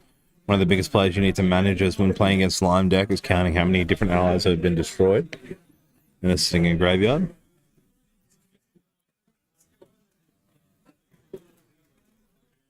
Go for a pass. 10 cards in hand. Incredible game 3 of you tuning in right now. We had a huge win in Aaron in the first round with a double Revitalizing Cleanse, followed into a Ravishing Finale. And then Isaac taking game 2 with some great plays around some slime interaction, able to take game 2. And now we're deep into game 3 of the semi-finals. The winner, of course, here going into the grand final. That opportunity for first or second place. Like, this is what they've been building for 2 days, and it's getting heated. Revealing 3 Lustrous On the level of 3. up. Jesus. Wonder if he has one more. He's drawn all 4 of them. Aaron having a bit of chuckle to himself there. Alright, gets now the free entry. So he's got 8 damage here. On attack, getting the buff counter for the Limitless. So this is currently coming in for 3, I believe.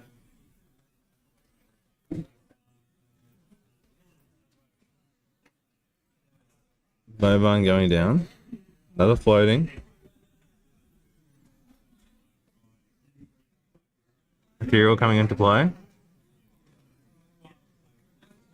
4 cards in hand now. We know here the activation thing that we're probably going to see the Stone Scale, but he's going to probably still go for it to try and slow down the play. He gets an extra draw here. I think I'm Lost in Thought. 3 down for Lost in Thought.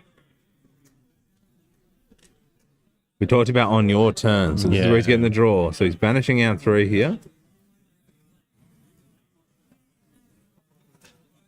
And then gaining 3 cards. The Tide's Proclamation only really coming in effect for your turn.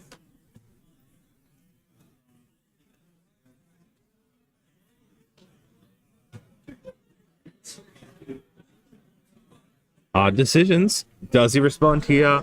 What else is in hand? What's in here? Sounds like he's reflecting. I believe I can see reflecting flies and cleanse. Hard to see with cards off camera.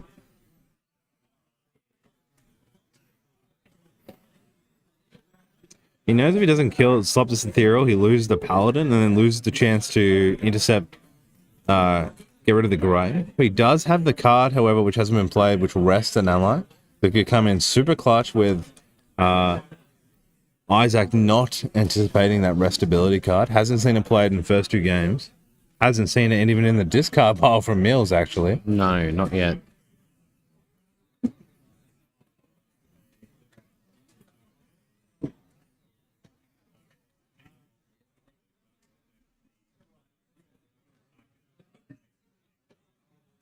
He's going to banish the Binding. Force 2 cards down from Isaac. This is all in response now from the Ethereal being placed onto the board. 2 cards have gone down. He has to count here because the cards he's going to put down will be...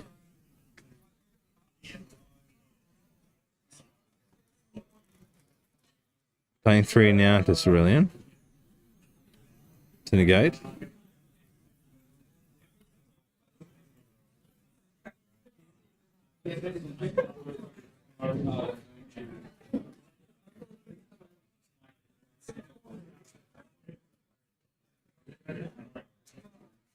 Tides Proclamation doesn't come in because he can stop the draw.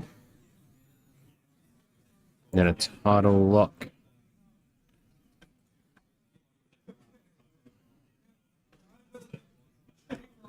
Again, confused with the title lock.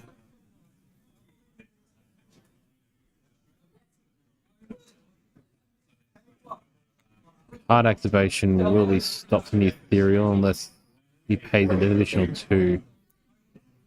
So, activating the Stone Scale Ban, banishing 1 from memory, losing a Storm Slime. Now discarding up to 3 allies from hand or memory, draw up to 3 allies. Oh, draw 3 cards from deck. And then paying down the additional 2 from the draw there. So the ethereal sleeves will activate.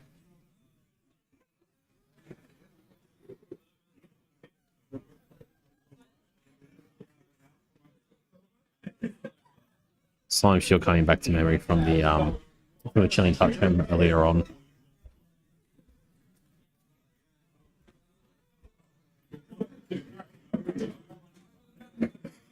Smoke Bomb coming out.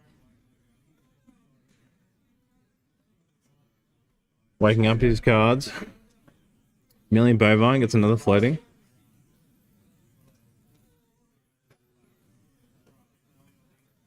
Hopefully he has Finale here. He lost 2 early on. He has 1 in hand. Not Nico though, so no Nico bonus for the mill. True.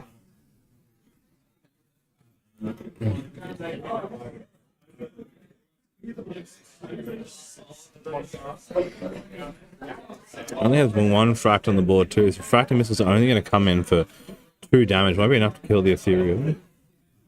Going for another paladin.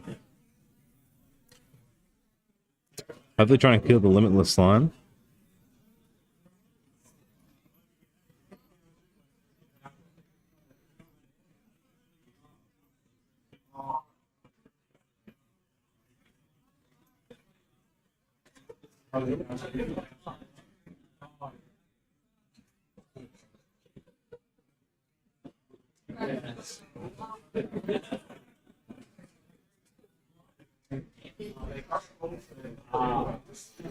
Never baby great.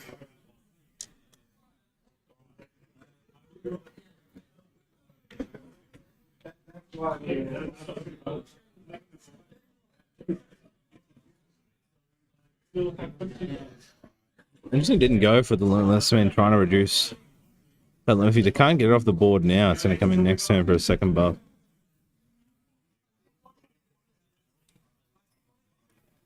Yeah, Isaac's all good with the draw, guys. Yeah, there was 2 from the Stone Scale Ban, 1 from the original draw.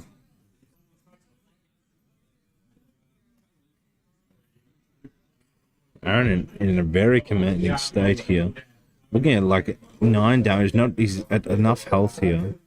Lethal here is 18 points of damage from Isaac. No, to get to 19 for Sylvia. Oh, so 19, yeah, 18 is correct. A lot to get into that. So he'd have to use 2 slimes back to back and really doesn't the card state. Swinging, chipping in 2 with the ring leader. And opting to pass. 5 cards now in hand. Materialize very important here. Isaac's got to think about different things here. He's got to clear the board. He wants to try and go for lethal. He's limited on draws. He's got Horn of Beast Calling. In Materialize left. He's still got Guy's Blessing that would probably be played as a fast play. He does have Beast Bonder Boots as well.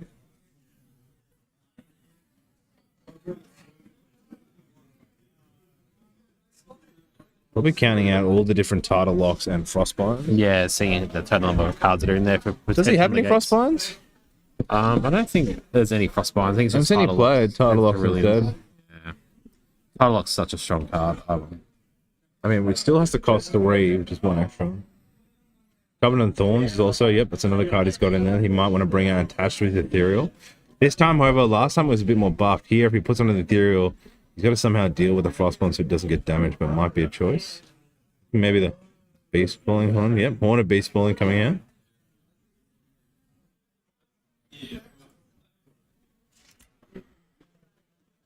Slime eruption, slime shield getting banished.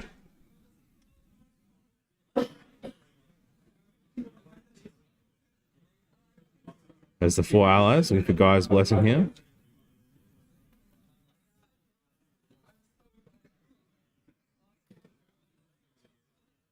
Whisper calling being revealed. I believe that's 14 now into the banishment for slimes here. A lot of damage. No, 10. Oh, 10. Oh, did he pre-do the dice, did he? Coming in for a buff counter on slime attack here. Coming in for 4.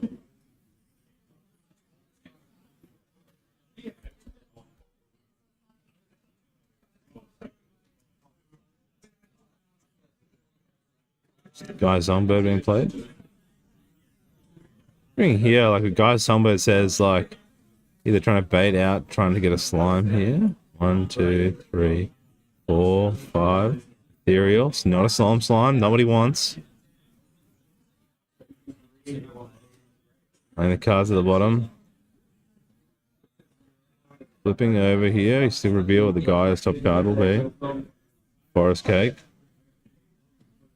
I mean, last turn he locked down 3 slime, storm slime, this time not having that luck, and this happens in the game. Yeah, one was banished a little early on in this game. I think one was bottomed also a little bit earlier as well. Yeah, correct. Oh, sorry, I think you were right. Yeah, It's 14. Yeah, okay, you've got the count, the additional ones in there.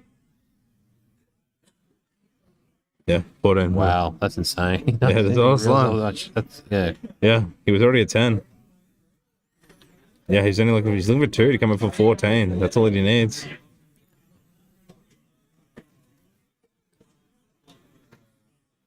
He's gonna rest the horn, banishing it, or he's flicking with it, or he's playing with it, going for it. This will get a draw card. There's a slime. There's the top deck. Comes with a free play Storm Slime on enter. 14 damage coming in at the face right now. Exact lethal.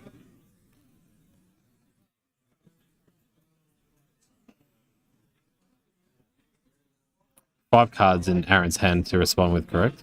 Yep. I don't know if there's enough to cancel. Can't see. So primordial, refracting.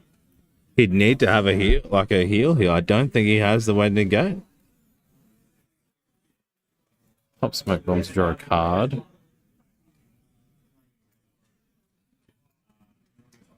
He needs a revitalizing.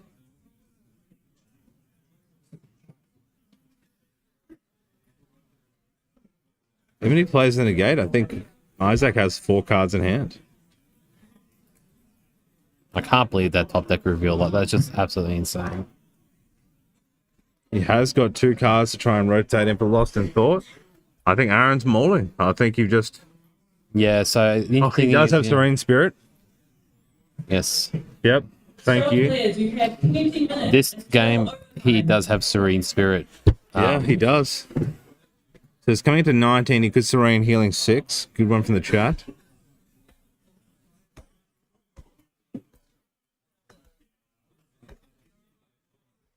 He's still going to be swung into, though. He doesn't have the enter set up. He's still got 4 damage coming in for Ethereal. He'd be on 2 health. So he healed 6 for Serene? Heals 6, so yeah, only be able to recover 5 on the initial. Yep. 14 will come out, has 5 left. Actually, I think, do you have to recover the... I think it's a cost you have to recover 6, though, to be able to release the Serene Spirit. So being on 5 is... I think you can actually afford the cost for the card. Don't look at me on that one. Once it's in the chat, we can hear some colouring here. Nice. Resting. There's that card we talked about earlier coming in. And then releasing. Okay. I think you have to recover 6 fully to be able to do it, but yeah, I guess not.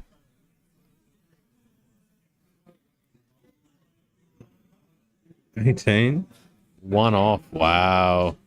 He has a baby red in hand still. Near 3 on takes the win. Wow. That's Oh amazing. my god! That is insane. Yeah, incredible. Oh. So close. Holy demon. Isaac's had to push it there. No, you're not seeing the possum on the gates trying to stop the activation from the Storm Slime. So 2 down, Ethereal, and bang, out for lethal to finish off the game.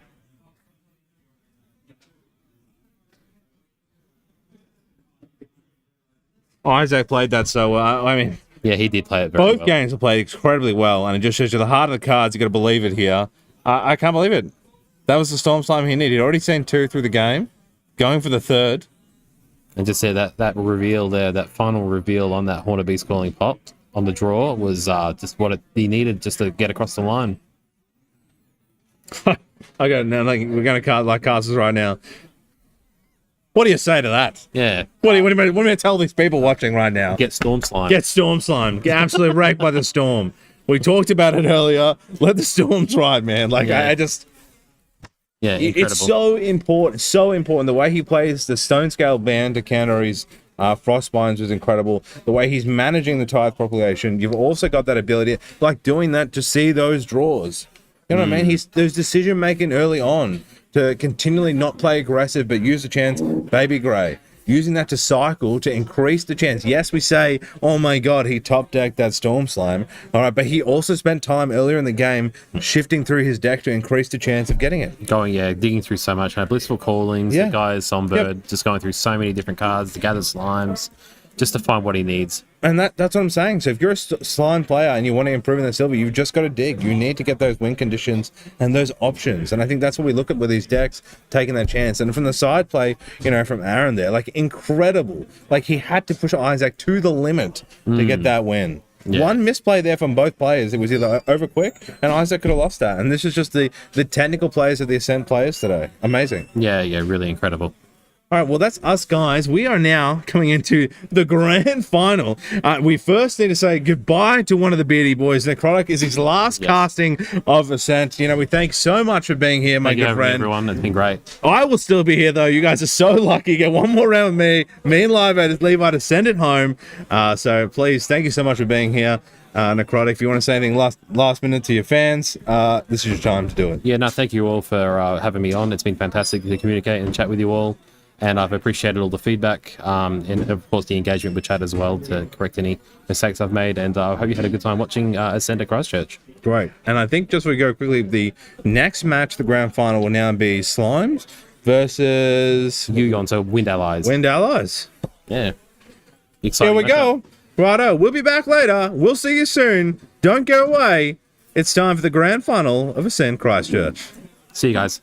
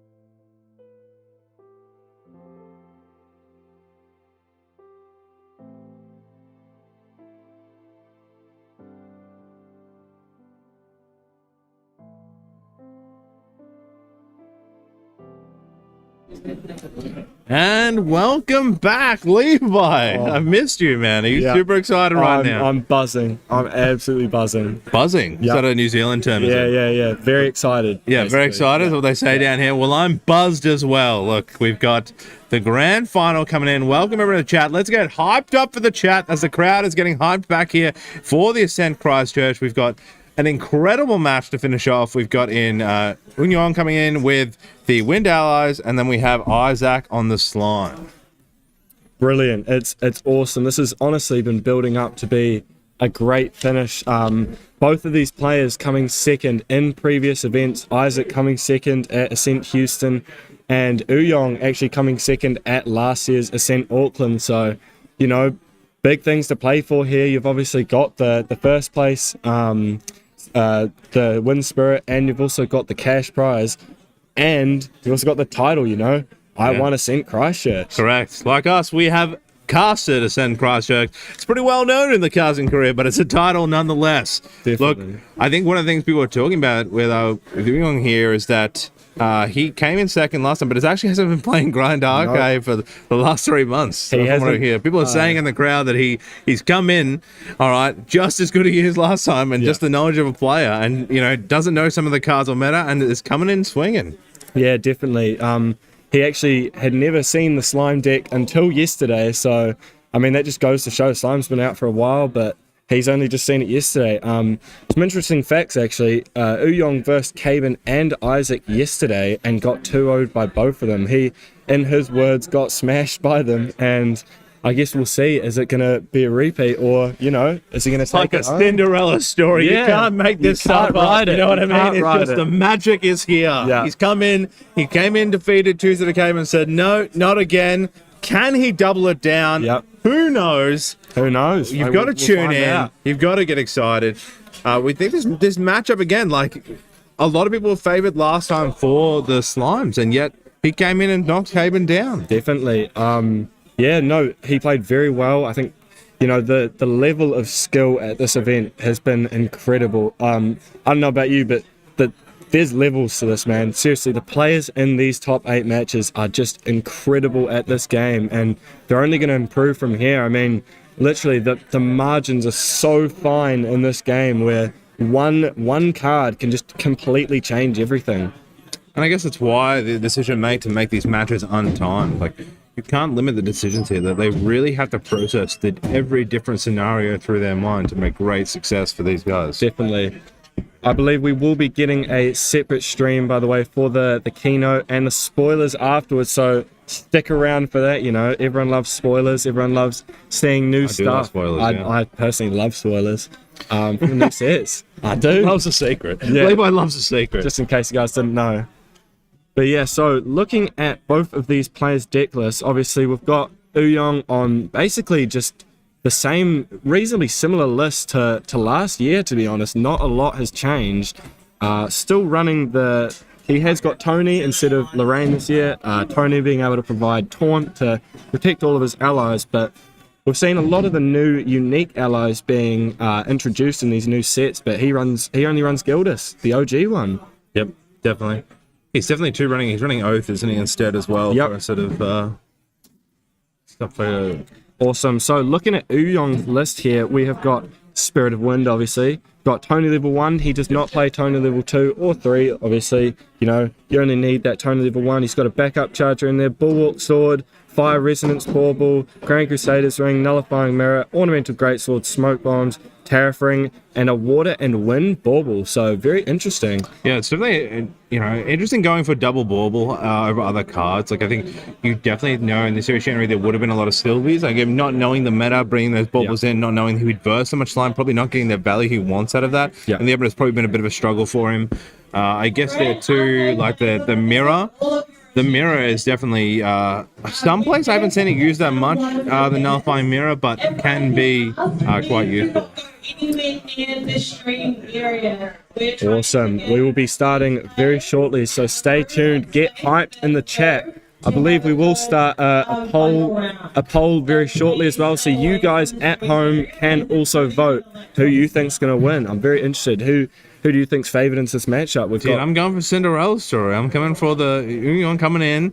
He's coming in, been defeated, and just wants his revenge match. Yeah. He wants to be seen. fair enough. He wants his redemption. He Yeah. hasn't taken the Ascent, right? He missed out last year. Obviously, Uyong also being from New Zealand, so hey, as the Cinderella story. jeez. Where's the Australian representation here? Yeah. I think Isaac's American, correct? Yes. The American boy's coming down, so great game. But also for Isaac, coming first after Swiss, continuing that, he's in the final. Can he also get first? There'd be very dominant display we just saw in that last game. Very, very good game. Both players well deserved, whoever takes it.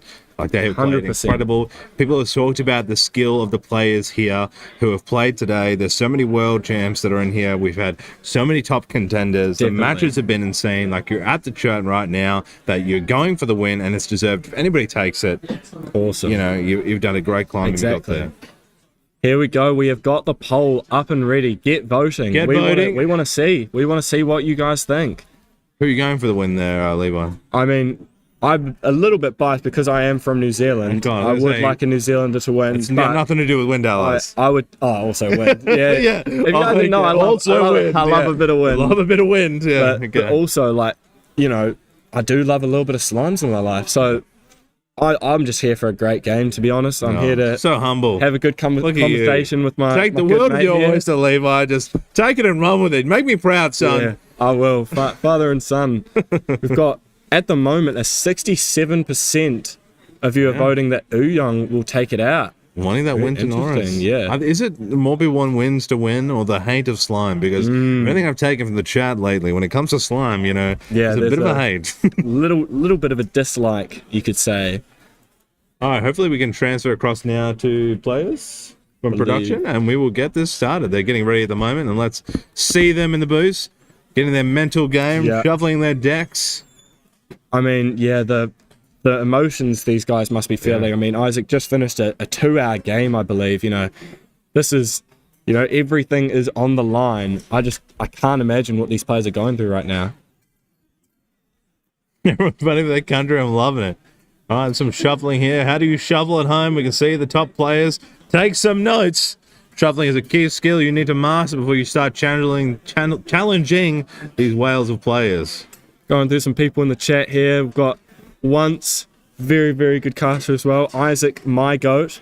Oh, yes. Isaac fan. Yeah, Got yeah. Glenn here, also at the event, world champion.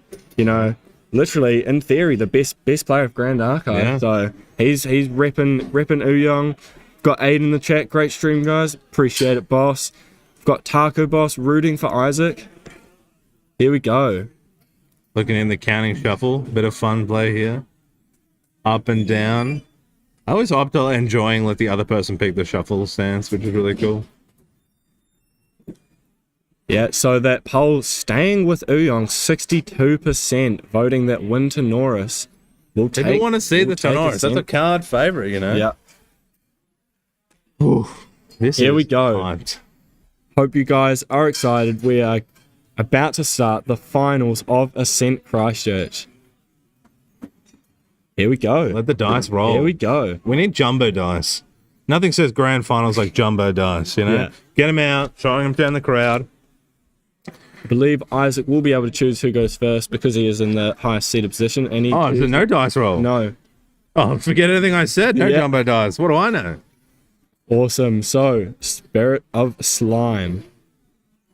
Oh, Kicking us Spirit of off. Slime. Did we see a cake? Did we see a grey? There's Baby Grey. There we go. Very good Baby opening. Grey. Baby Grey. Arguably one of their best starter cards, right? Oh, don't get the chat started, Oh, please, yeah. Levi. Holy. Two down. Next to Forest Cake. Yeah. Very, very good card. And escape the wreckage Straight early on. on. Hey, fair enough. Passing straight across. And the extra card into the memory. Can use the Baby Grey again to draw. Keeping good amount of influence. Now, we have seen Uyong pretty consistently first turn bring out at least 1 or 2 allies. Obviously, he has an ally deck, but, should we see that again? We see a Deflecting, Gildas, Zephyr, another Gildas. 2 stiflings maybe there on the left as well. They can be very powerful to open up with. You definitely need opportunities to use to cancel a lot of on-enters. Yeah. Ideally, we're looking here for a lurking, which I don't believe he gets. I see an Imperial Recruit there, and I think that's 2 Stifling on the left. Yeah, I think it's 2 stifling, maybe 2 deflecting Stifling, there, 2 deflecting, 2 Gildas. Gildas. This is a rough hand. Yeah. Balance. He's really only got the Imperial Recruit and Gildas, but he's not going to get the balance he wants. Oh, let there be light. Oh, Imperial coming down again. The Imperial Recruit getting the ability to foster. this means Last that turn. if it doesn't take any damage, it will gain +1 attack. Probably use one of the stifling. Probably not going to use it early on. Yeah, like, what cards would you put down here? You'd obviously want to keep a couple Stiflings, you know, maybe even a deflecting. Try foster that Imperial Recruit and get it bigger and better. One to face. Yep. First blood. First blood. There you go. Some beautiful Tenoris slaves there as well. There goes Sylvie level 1. Isaac not wasting any time.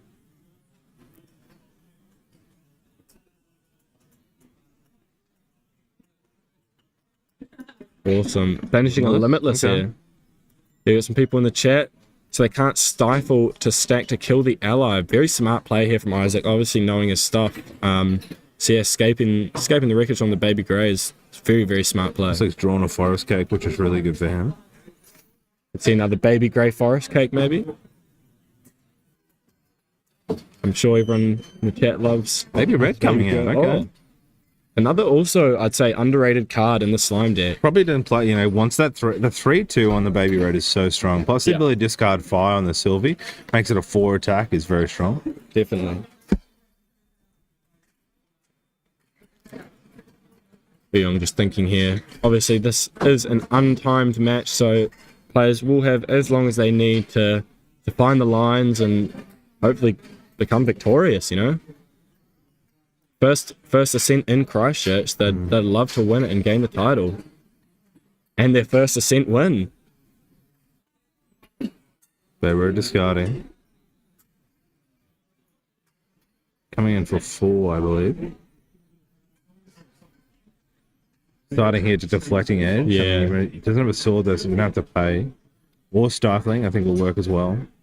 Does he use a stifling element? He does. Well, he's paid it down, sit the table.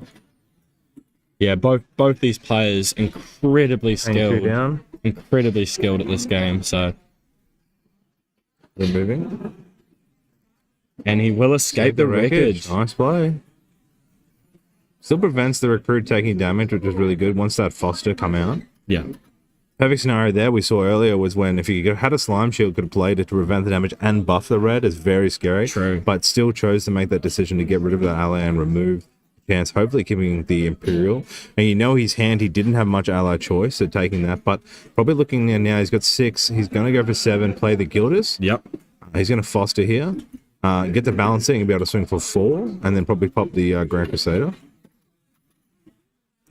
Almost sound like a wind ally player yourself. Oh, you know, I'm getting better with age, Yeah. you know? Yeah. Like, what age as well? Wine. I'm a nice wine. Yep. There's a There we Gildas. go.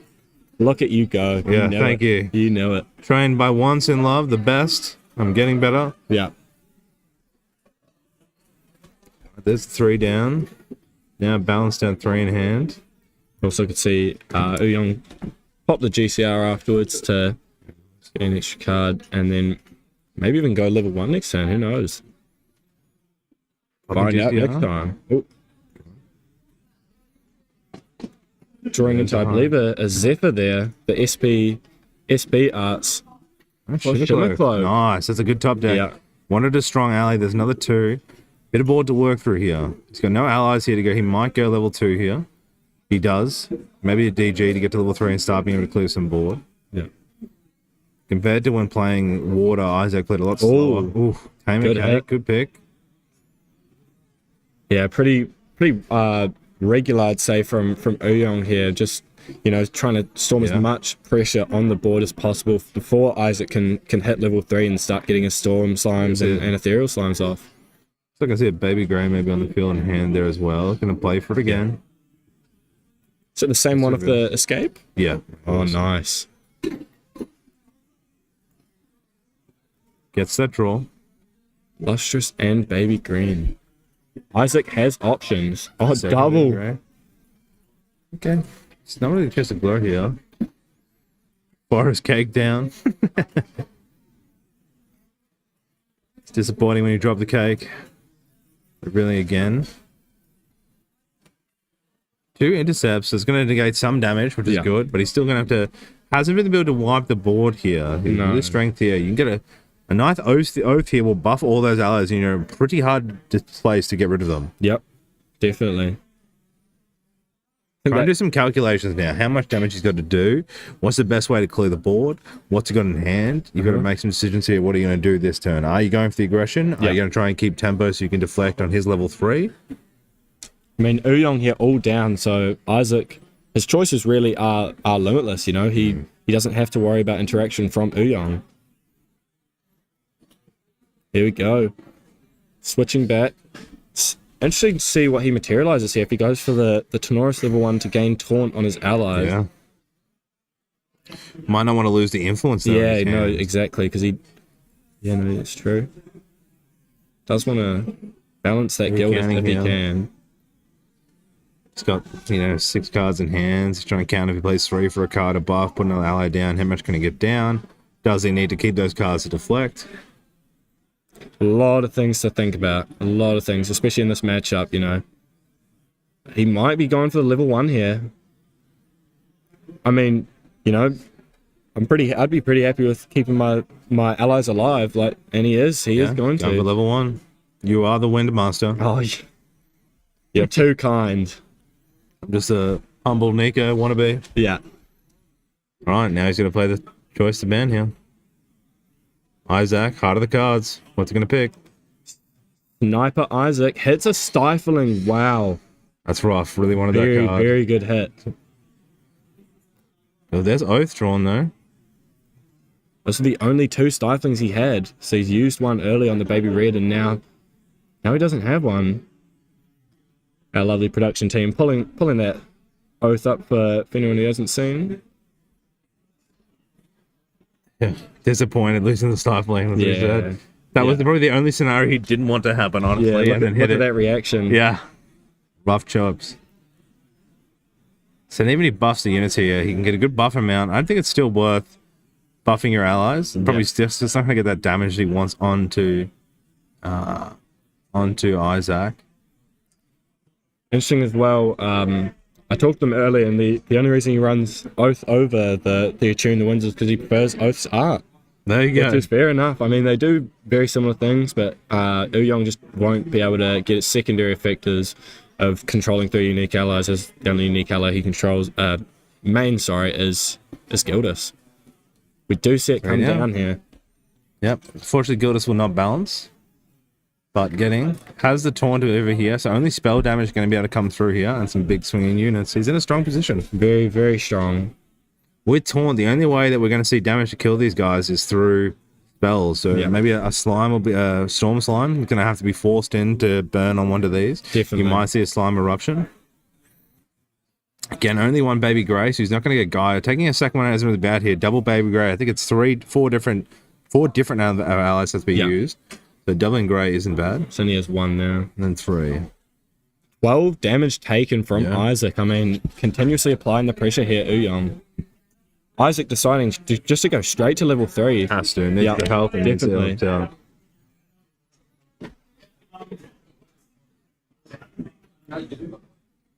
Oh.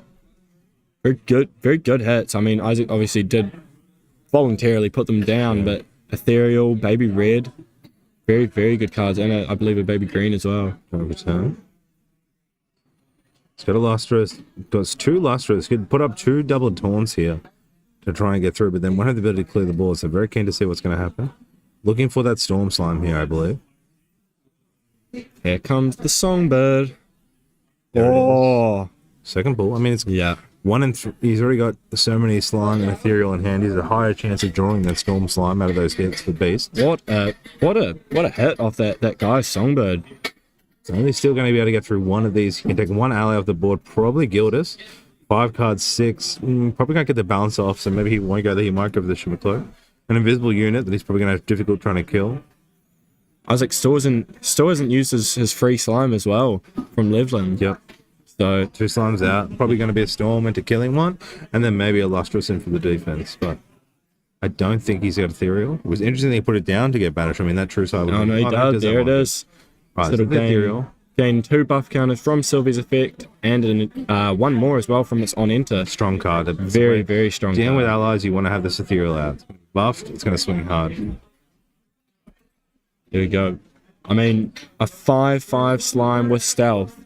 That is very, very good in this matchup.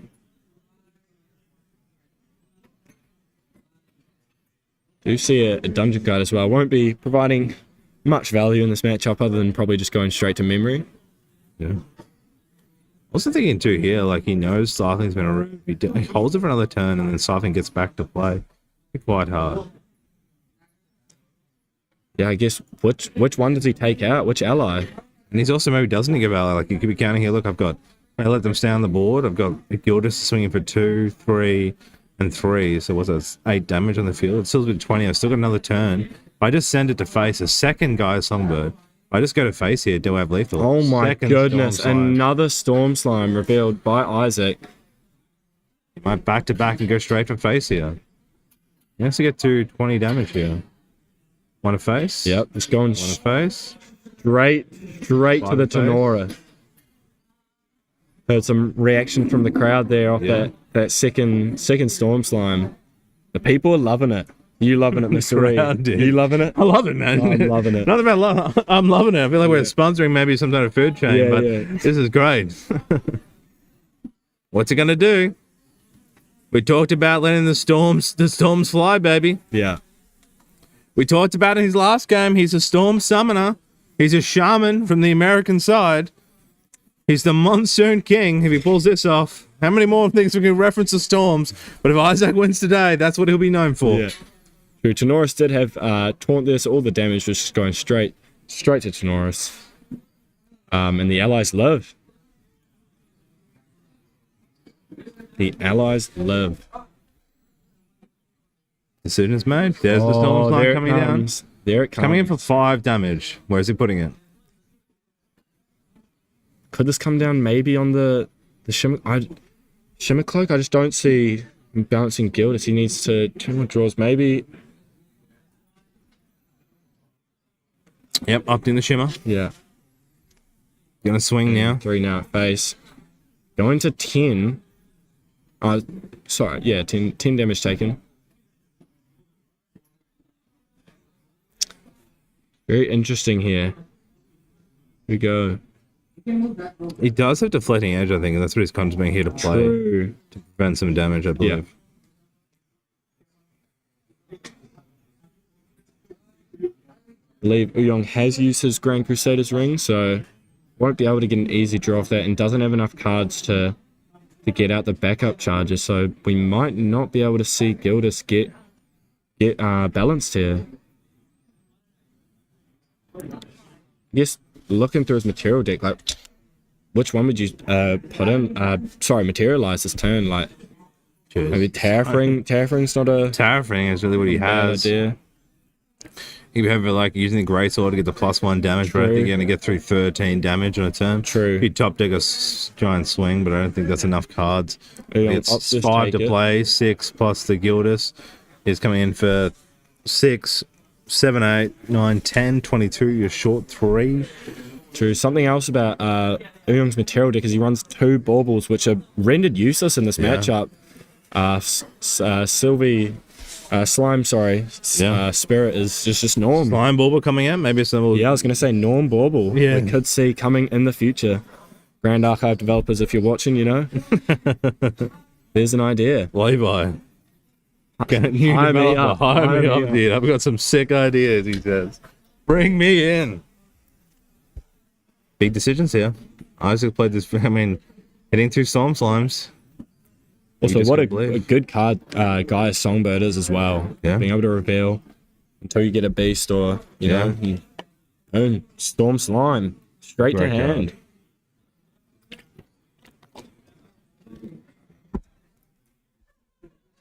Counting through here. So talk about this, these games are so stressful.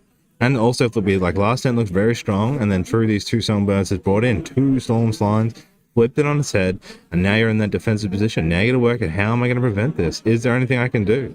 What's the best scenario? If Terrafring comes out, what does it prevent?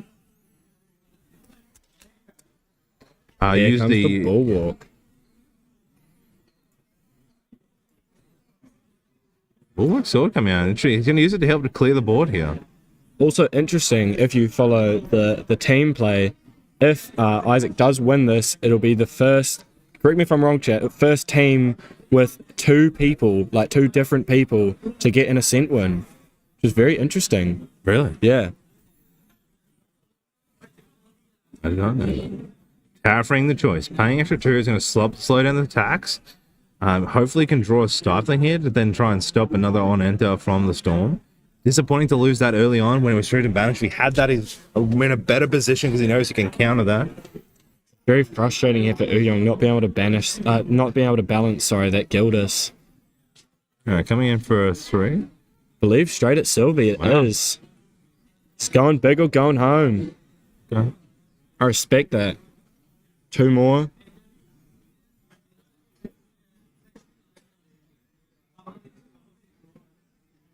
I guess here, do you want to keep applying pressure? Do you want to keep... He's just going to pass. Hold the interaction in hand. I guess, I believe he has a Zephyr and a Deflecting, which he'd be able to play both in one turn, so... So much influence too. I think memory is massive. He hasn't got, at least can't do the guy's blessing, but still has an incredible amount of cards to definitely put some pressure on. We have Jeremy. Oh, yes. Six in hand as well, sorry. So you can potentially use both Zephyrs. Obviously, he does have 2 Deflecting as well. He's got very, very good defensive cards and good interaction here. So we'll see. Passing. 6 cards in hand. Yeah. Just hold the interaction, I guess. Yeah. See what comes. Really just needs to survive another turn. Hopefully get some better. We do know that abilities to ball clear. Isaac obviously does have that second Storm Slime, so will we see that come out this turn? Now is he looking for lethal here? What cards he's going to go? Why didn't he go for putting some cards down? What's in his hand? Deflect. If I swing here, we know Terrafring's probably want to go to whatever I bring out, he's going to go into Recollect, so I can't really swing with any of my allies here. So what's my play? What am I going to bring out here to play in my hand? What's going to support me before am I going to be able to get lethal using the slime? So is there any way I can banish slimes on here so that I can get enough and come in for, he needs 10 damage. That's not too far. He could 5 slime, so working that out. Does he need to survive another turn? So then if he's not going to go for that and can't get it with the slime damage, can he then build his board to make sure he can survive the next turn of iteration? So does he go through the lustrous slimes and play to bank himself a wall so he's protective? I don't know. Let's see what Isaac does. So much to think about. Grail's coming out. Could see Could be. We've seen the Stone Scale is really big to shuffling deck, but probably with Stoneblind. Maybe we're going to see a Covenant come out. Yeah. He could flip it and put it on the Gildas and keep himself alive. Maybe go something aggressive like the Verdant Staff. That staff then pops off the Ethereal if it gets targeted. So many options. Yeah. So many options. Yeah. Isaac, really has to think about, what do you want under that Quicksilver Grail?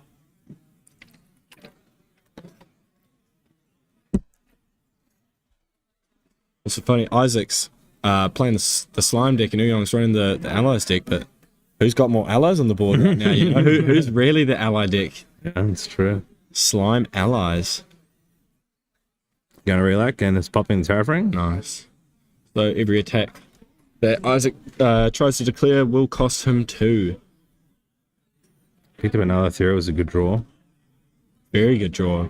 So was, the trio, right? Lustrous, Ethereal, and Storm are the 3 most played end level slimes. Swinging to Gildas. Now he's determining, does he want to keep Gildas alive? What's he going to save Deflecting Edge for?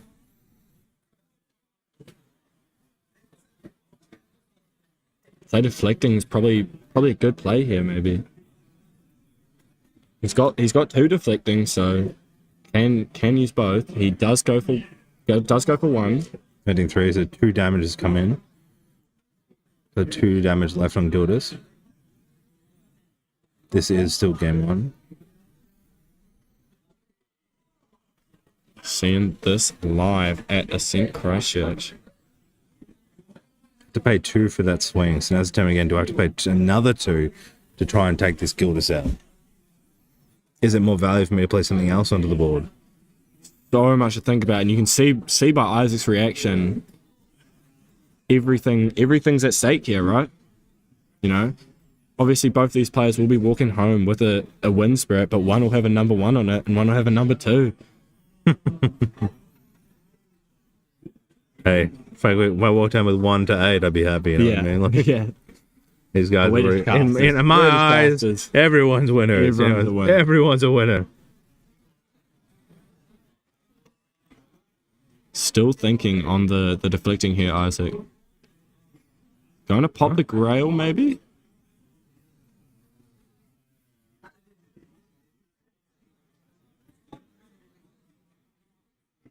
Oh, that was on the Tenoris, not the Gildas.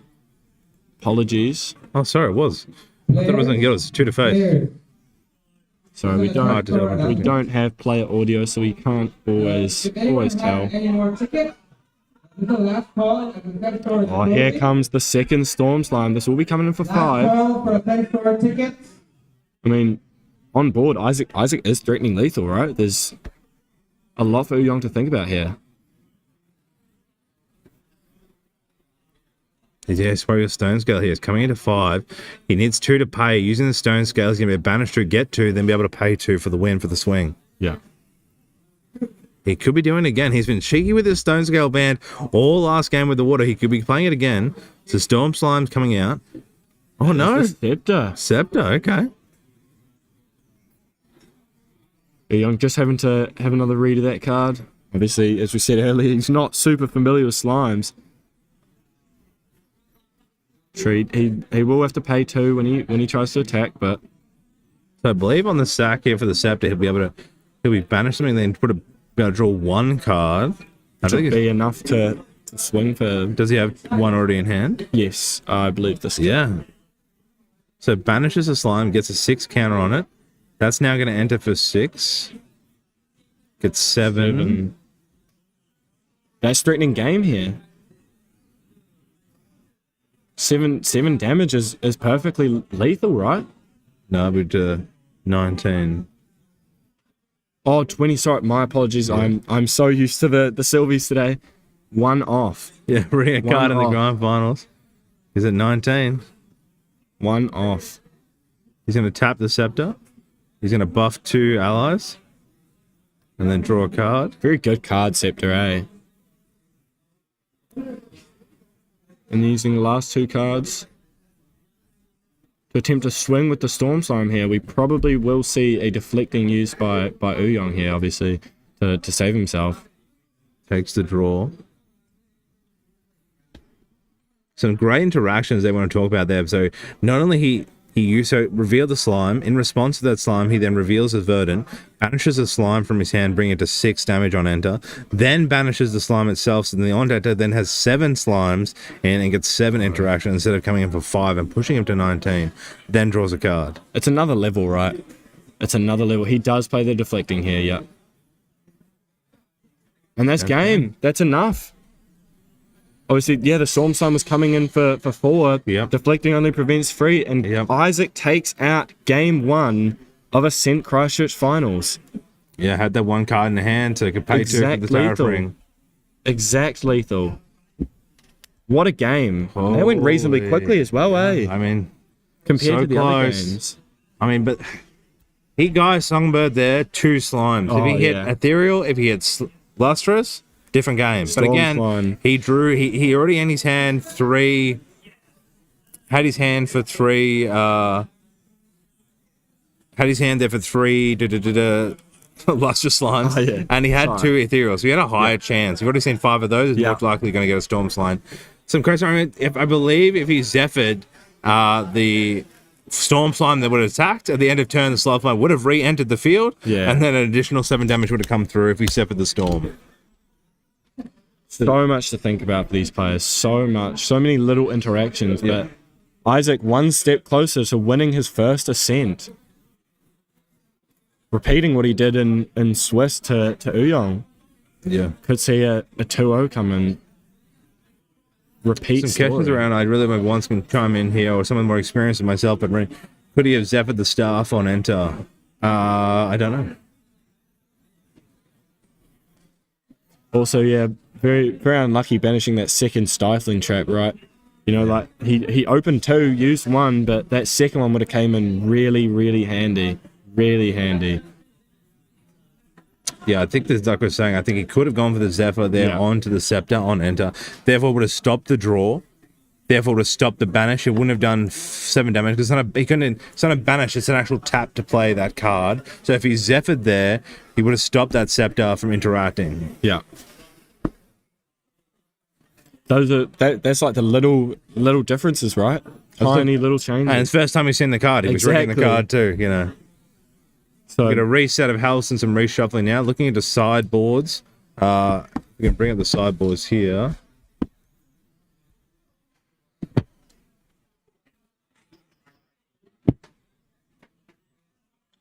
awesome.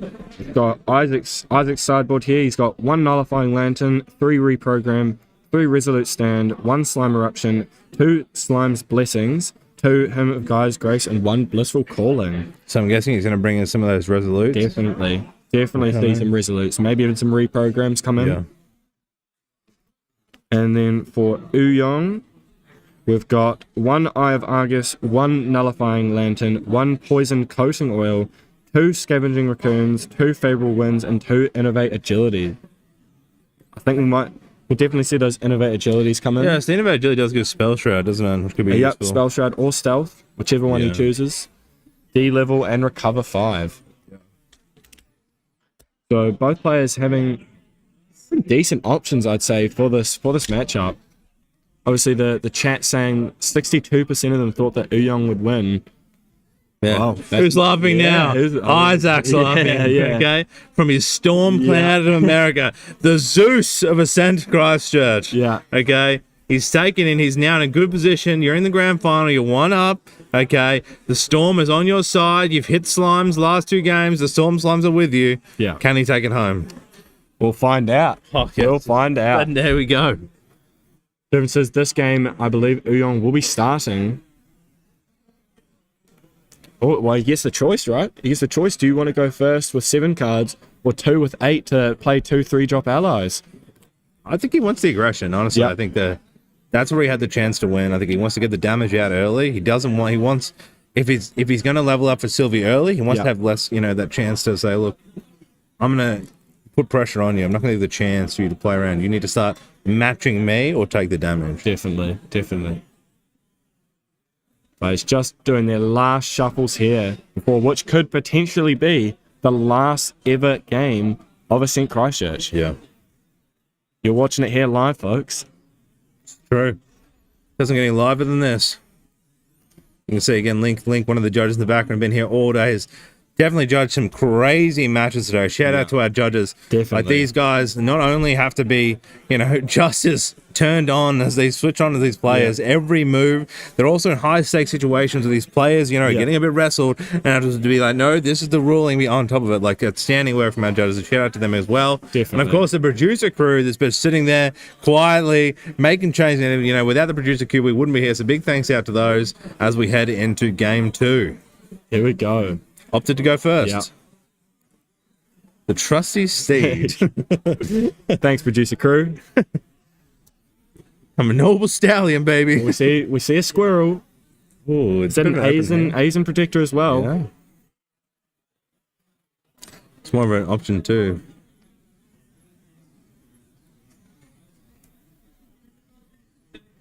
Uyong just having a drink of water before he prepares to hopefully win his first round of this game.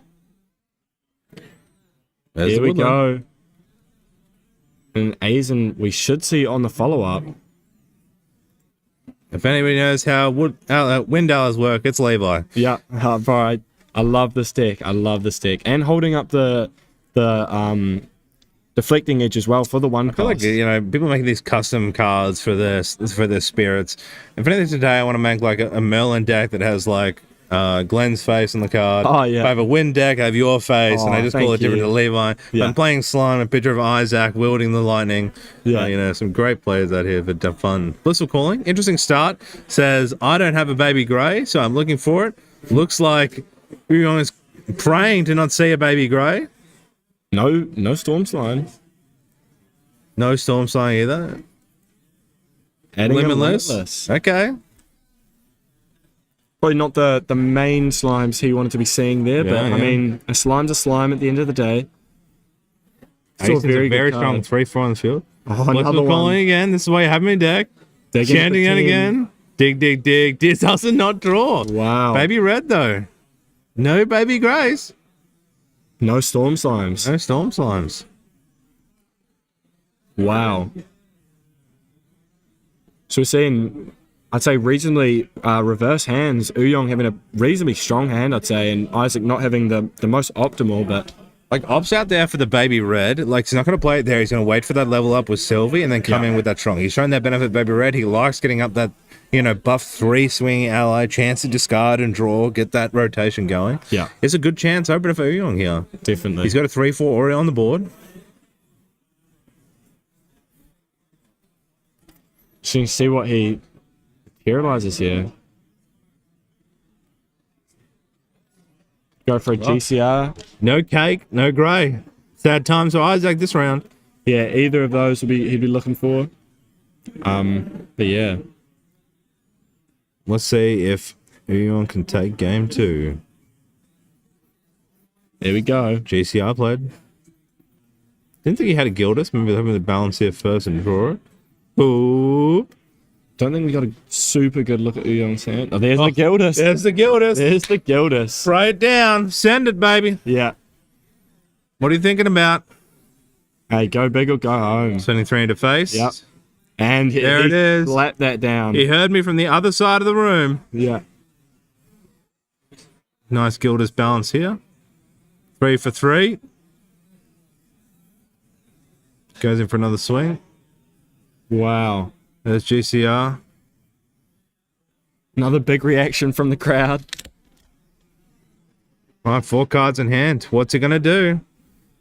Don't know what else he left. He can play another ally here, try and do some damage. I think that's in a good position to do here.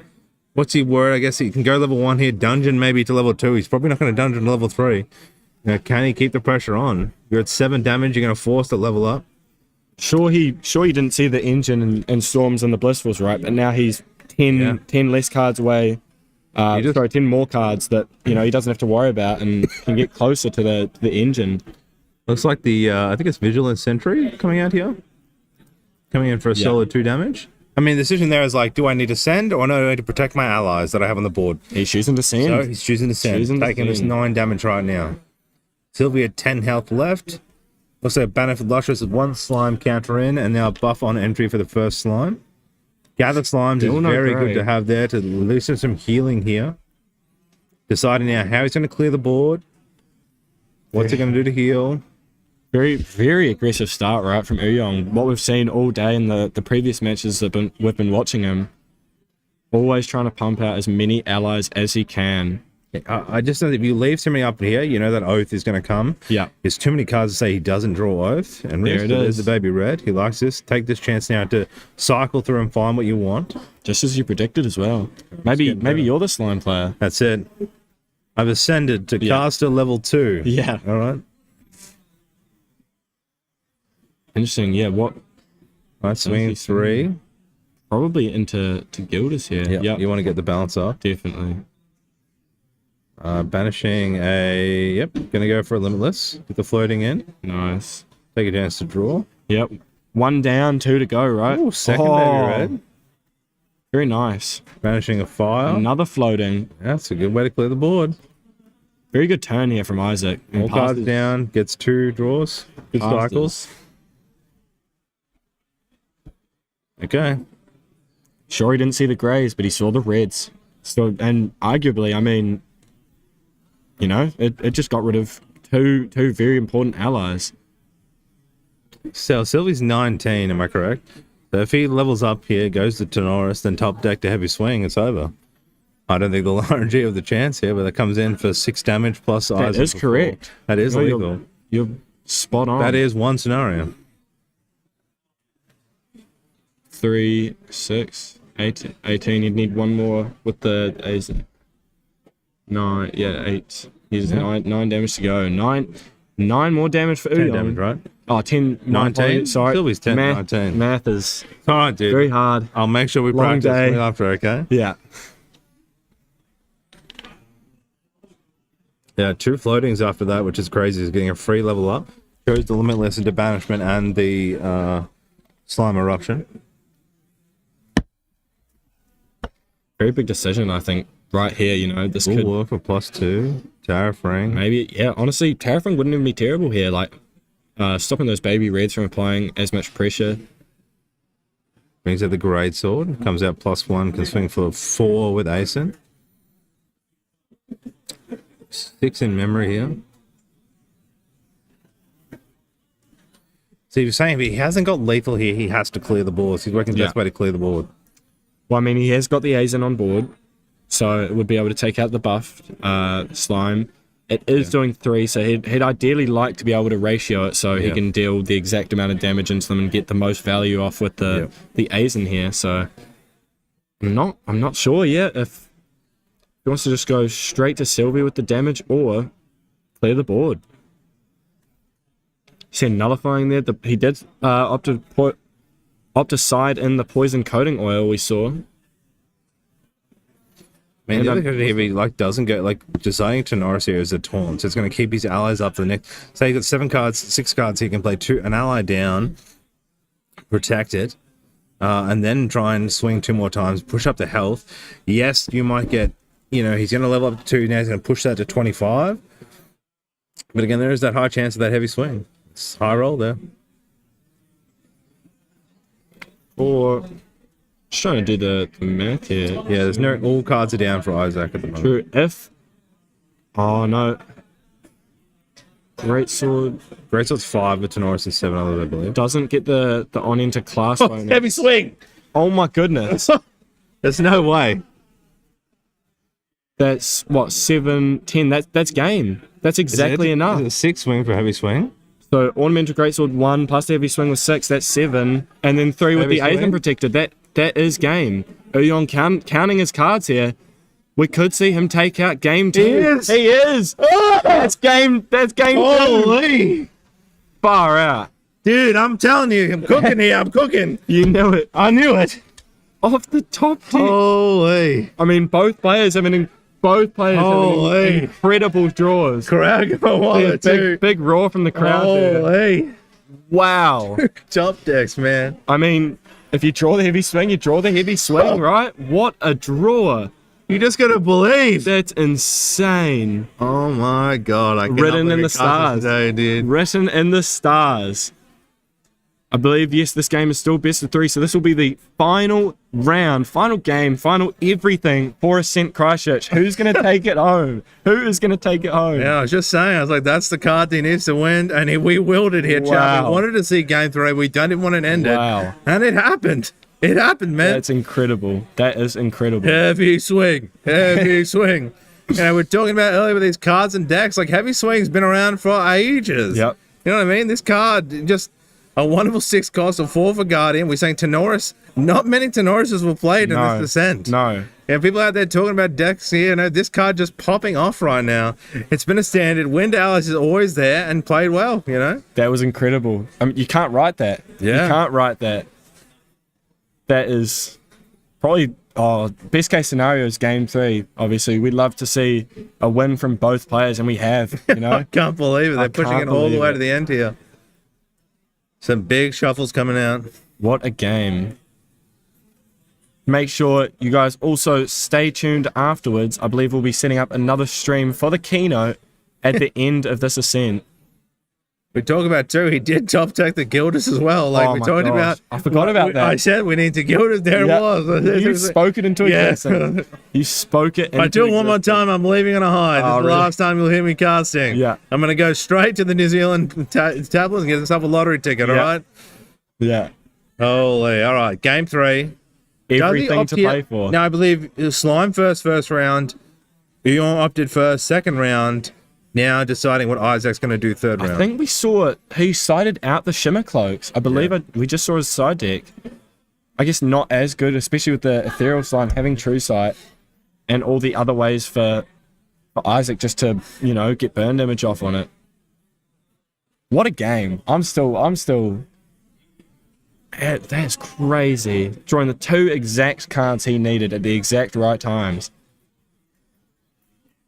I guess that obviously at these tables there's a large amount of skill, and these are the best players, obviously, basically in the world, and there is also a little bit of luck element to it. There is a little bit of luck. Something like it's the deck, that part of that deck crafting. The reason you have these cards, the reason you have heavy swing in the deck is for those clutch moments. Yeah. It's a big hit 6. You draw it in those situations, that's what it's for. That's why it's in there. When you're saying players are saying why are you putting in there, they're for that moment. That's what it's for. Yeah. And it comes off huge.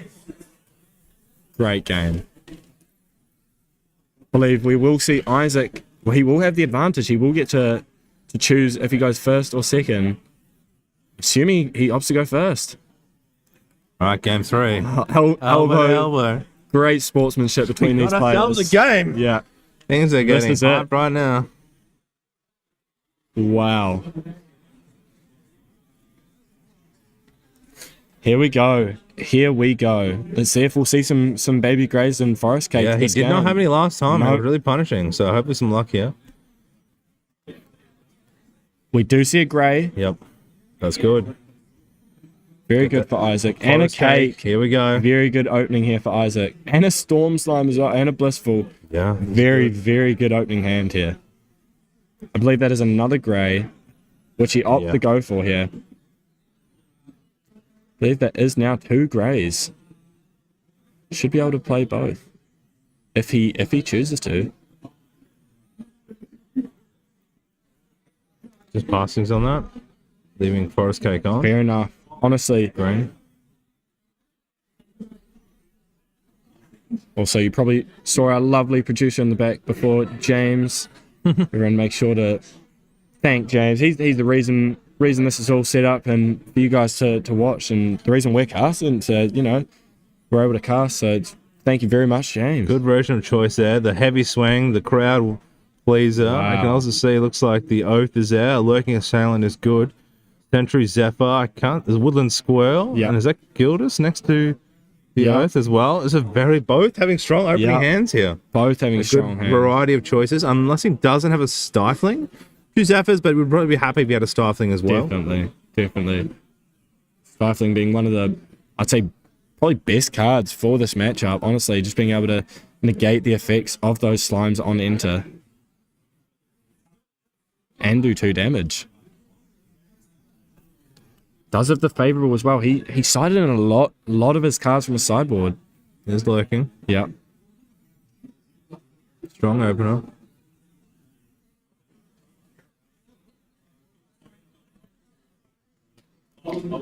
Hurt face.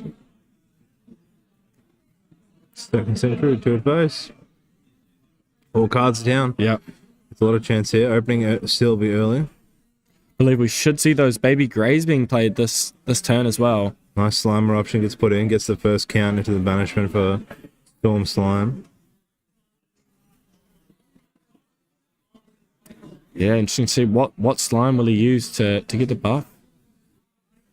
Probably the baby grey.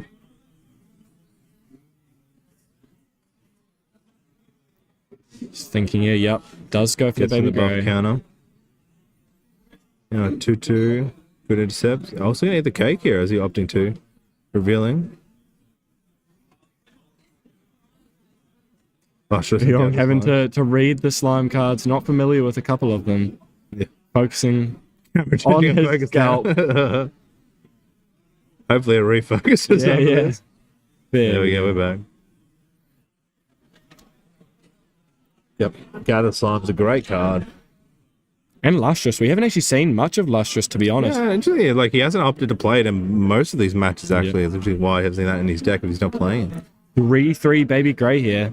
We'll be able to take out the lurking. Yeah. Very good for Isaac being able to, I guess, retake control of the board and stop all this Aggression. early aggression, from Uyong. I believe it's second grey here. Yeah, second grey gets another draw. Same 2 cards. Passing the turn as well. Very, very good turn there for Isaac.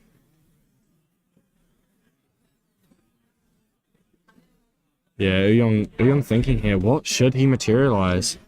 Does he go for a Grand Crusader's ring? He does have that Gildas in He hand. brings out the sword too. He can +1 and then wipe out the 3/3 intercept, which is pretty strong. Here we go. Here we go. Yeah, I mean, so much to think about. I mean, he's got a heavy swing again. Like, he just needs to get these intercepts off the board. For a choice here, does he GCR for temper to get rid of it? He's going to swing 2 units. Does he bring out the sword? Swing, get the plus. Then he's going for GCR. I think he had Gildas too, so he wants to balance as well. So Gildas is going to come out, then draw. Very, very good card, Grand Crusader's ring. Maybe use the Gildas damage to get rid of one of the slimes and the other. Probably signifies to Isaac that he does have a Gildas in hand, not popping the ring. He actually has Woodland too, so he could come in. Yep. Well, the problem is to swing with Gildas first. Because if he plays another card, he'll ruin his balance. True. There we go. Gildas on screen for everyone to read. Just thinking about the lines here. Trying to see which is the most beneficial to his play. And he does go for the Gildas.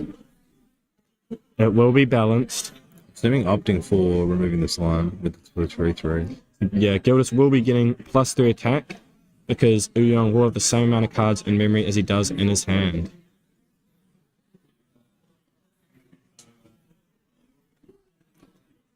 Yeah, which cards do you put down? Like, because if you intend to go to level 1, one of them will get banished. Sorry. Yeah. You hold the favorable wins in hand. So you get a whole as the floating. fast action cards here. I believe he's holding the Zephyr and the favorable.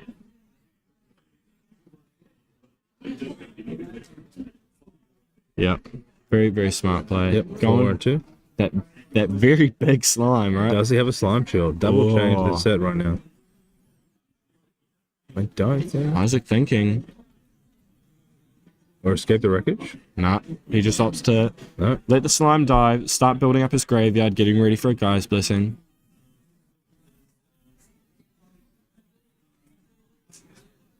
Alright, flipping GCR. There we go, yeah.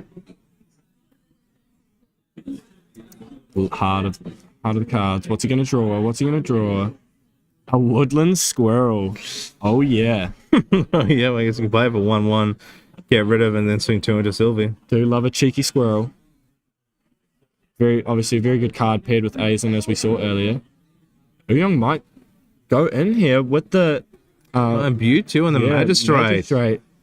Very interesting. We haven't seen this played. He didn't draw it in game 1 or game 2. No. We saw the Imbue really take over the win for him in the game with Caben. Hopefully gets the same value out of it here. It's a great draw off the GCR there. Very good draw. If you're talking about heart of the cards, there's no more heart than Uyong drawing in Magistrate there. Now, having Imbue is going to be hard for him to use any DGs. Also, Guy's Blessing, so really needs to get off the board. And then he's pressured that out, but now there's still 3 allies, so... I mean, the only, I guess, downside is Uyong's put nearly all his cards down. Only 1 in hand, which he can't play. Yeah. So that his board's kind of bare right now. He can't protect it. Banishing a Dungeon Guide and a Lustrous. Probably plays the DG dance as well. I'm not probably going to be able to use that. I need to value other cards here to get rid of this. Does have another one in hand. Right. Storm Slime. See a Dungeon Guide. Not much there. Like, he can't Limitless. DG. He can only play actually in his Hammer Gather here. Forest Cake, I believe. He could Cake and then get Limitless and then have maybe enough damage to kill the Imbued. Cake to draw a card. Buff the Limitless, right? Yep. Man, you are spot on. Spot on. Taking the buff onto it. Now 3 though. He can't DG, so what does he go for here? He's buffed it. Does he go? He goes for Gildas, okay. Yeah, it will get +1 attack and +2 health. So it's currently sitting on 3. 3 attack. 3 attack, So and- he's going for the Gildas. Fair enough. Very strong card, Gildas. Yeah. And I guess Isaac will just level to 3 maybe next. Guess we'll see. Probably, maybe not opt to be honest, because he doesn't really want to. Well, he has an Ethereal and Storm in hand, right? In memory currently. Yeah. Doesn't really want to have those cards banished. Guess we'll see. Handing it back to Uyong here. We'll have a chance to materialize. Can't back up charge. He could probably put it down when he could put down a. Could go for a level 1 to Norris here. Maybe. If he kills the Limitless here. Like, I feel like if he goes to Norris here, he levels up, gets the taunt, protects his 2 allies for any melees, then could heavy swing for 4 and just gets 6 damage, 7, 8, 9 damage into the player here, putting him to 15. He then has to DG or banish 2, like 3 straight off or DG. He can't DG, so he has to level up next turn if he wants to level up and only has 2 cards in hand. If he goes for, say, the sword, he buffs a unit, swings around. If he kills the Limitless, he then gives a floating, which I don't think he has that much floating in memory. No. So, Don't think does so he kill it giving the floating? Is that another threat here? So, deciding on that. If he has a Stifling, he might not want to send all his cards. So, again, the Stifling could be... He pushes out with the Tornoris. Hopefully doesn't banish his Stifling. Stops the on-enter from the Storm Slime. And then has a good pressure by reducing the cards. He's also got Terrafring you could look at. I'm keen to see. A lot of options here for Uyong. He has also got that. Yep, goes for the Terrafring. Yep. Maybe try build a bigger board here for. Yeah, doesn't want to leave his influence here, yeah. Does have that squirrel as well, so it will be easy on an awkward hand to make a Gildas balance if he draws another one. 5 cards, yeah. He can't DG, so with it, Magistrate on the board. So, sorry, just having some camera issues here. We'll try to get that fixed ASAP. we can see both players sinking at least. If you look at their faces, you can determine what's Face being cam played. is still working. There we go. He's putting it. Oh, I was going to say level up into Terrafring would be a very interesting play from Uyong. Here we go. Deflecting edge off the draw. He's got 2 squirrels. He's got that heavy swing. We're talking about this Storm using to get takeout level. Here we go. Woodland Just Squirrel going to coming go in. for a bear squirrel. Why not? And then going for maybe Oath here and buffing them. He is going for an Oath. Wow. Okay. Applying as much pressure as he can and also making that Magistrate harder to kill. Yeah. You know, it's not just about the DG, it's also the guy's blessing, which he won't be able to bring Yeah. out.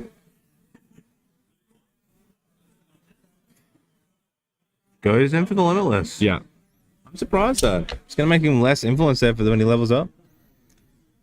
Isaac taking 9 damage here. Uyong still hasn't taken any damage. Yeah, he now gets to use that floating. He also could lose a bad banisher like a Storm. He's got 2 cards. He's got all his whole hand down. So We have part of an the cards Ethereal, we here. have a Storm Slime. Are we going to see either of them hit here? DG, wow. Dodges both of them. The Gather is good there as well, though, like getting that off the field. But I Very think, good for Isaac. Very good for Isaac. Popping Terrafring.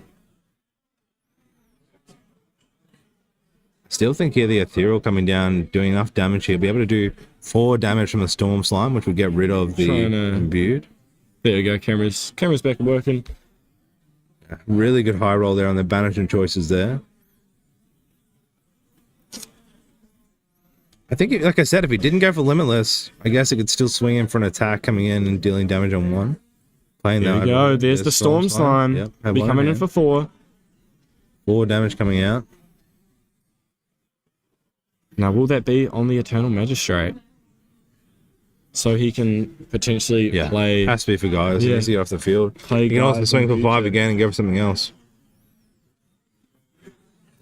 Very sorry about these camera issues here. Trying our best to fix it.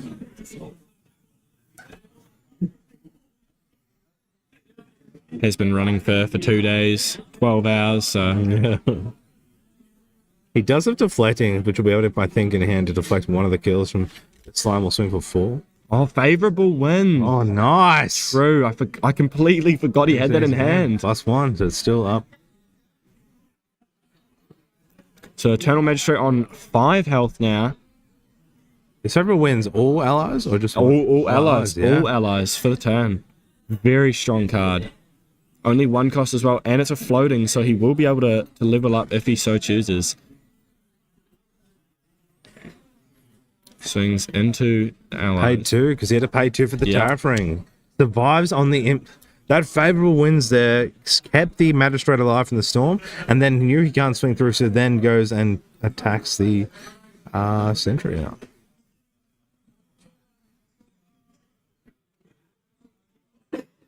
So how many? Four cards, I believe he has. Yeah. Yeah. Do you go for the big heavy swing play here? I mean, you'll have exactly enough cards, right? Yeah, you can't go for lethal here unless you want a 1k turn pressure. You need to keep this pressure on the deck. Like the health pool could be nice, but he hasn't been able to. This imbued is really keeping him in. All right, he's going to stop the guys, which is really going to limit the slime's damage. He also is then having that card that he can kitten a stifling. He's going to maintain the board state and just slowly chip away for that 1-turn kill. If he overcommits too much and then loses that advantage of that magistrate, he's in a strife. Yeah. So a good position right now. Yeah. So Spoke Bomb, I mean, he's looking at here. He's looking at Nullifying Lantern. You're looking at the Tenoris. Tenoris level 1. Just a bit of production crew right now coming to check the camera. Fix the camera. Maybe a loose cable. So yeah, it's probably just overheating. It has been running for both days, 12 hours, so whole day nearly. Maybe someone could blow on it for the last half an hour of this match. Yeah. Call necrotic. Chat saying, just go, Tony. Probably, honestly, a good bet. Yep. Okay. Should be all fixed now. Oh, never mind. I'm sorry. Just as I said it. I paused the match, by the way. Match is currently paused. Don't worry, guys. We are not missing anything. Very, very sorry.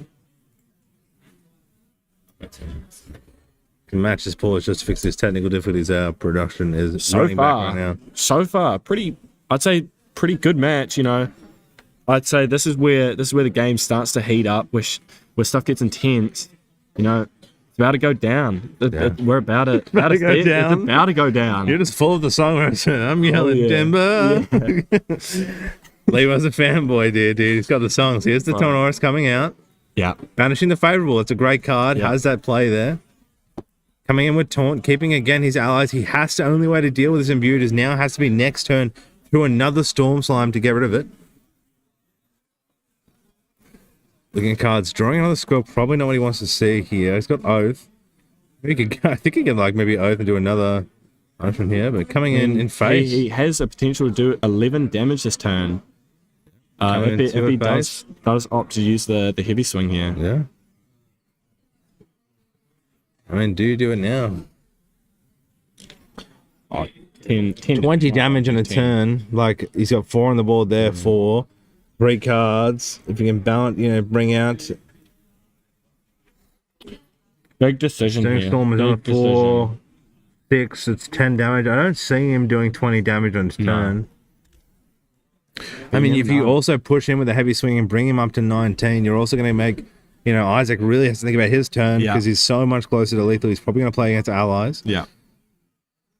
I think he's got all their Woodland Swirl again, but he's already swinging through. He's going to buff him, but I'm unsure what he plays here. You can see the calculations in your head, the memes of the guys standing on the elevator and numbers flying through. I mean, next turn, Young will still have the taunt, so he could save for deflecting here, right? That's what he can hold. But always deflecting is his personal damage. Yeah.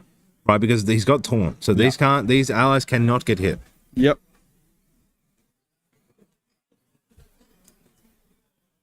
Still thinking here.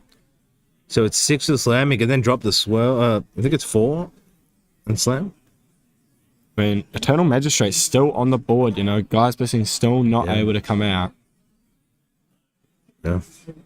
Very, very strong card. And obviously the squirrel right next to it. God, the woodland squirrel taking The woodland the win would be crazy. squirrels. Another beautiful card. Very nice SB2 artwork as well. Which, the woodland squirrel? Yep. That's SB2. The SB1 or 2? I think it's SB1. Oh no, this is just the regular. Oh, regular, It yeah. does have It does have an alternate SB2. arts SB1 or 2. I'm not sure. It's a supporter pack reprint, and it was awesome because I ran it. I love squirrels. Can you relax? You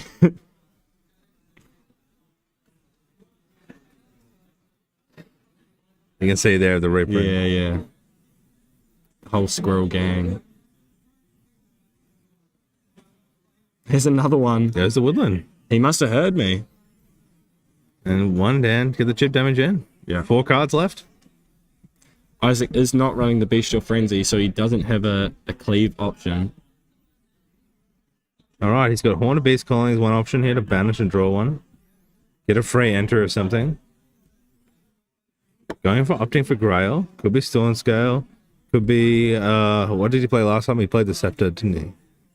He came in clutch with the Scepter. Yeah, Scepter. Has I mean, you've Gather got so many Slime. options. Gather is so good here. Being able to heal. He needs to hit high roll here with his Gather though for the heal. Yeah. If that's what he's looking for. And that's nearly all your cards, right? So do you want to take that gamble and hope that it pays off? I might not get much. I think he's going to escape the wreckage there in hand. I think he has to. I don't think he has option. Oh, Songbird. Sorry, I missed Songbird. That's big. Very big. I mean, we saw it literally get him a Storm Slime last Yeah. game. 2, right? So it'll reveal cards from the top of Isaac's needed that deck Starfling to until stop he that on reveals a enter, you Beast know? Ally. Where's the Beast Ally? Where is it? See a Resolute. 2 Resolutes. Wow, that's rough. He's going to lose down to the bottom. Last just not getting there. Probably not the card he's looking Resolutes. for. It's more than likely looking for that Storm Slime. Yeah.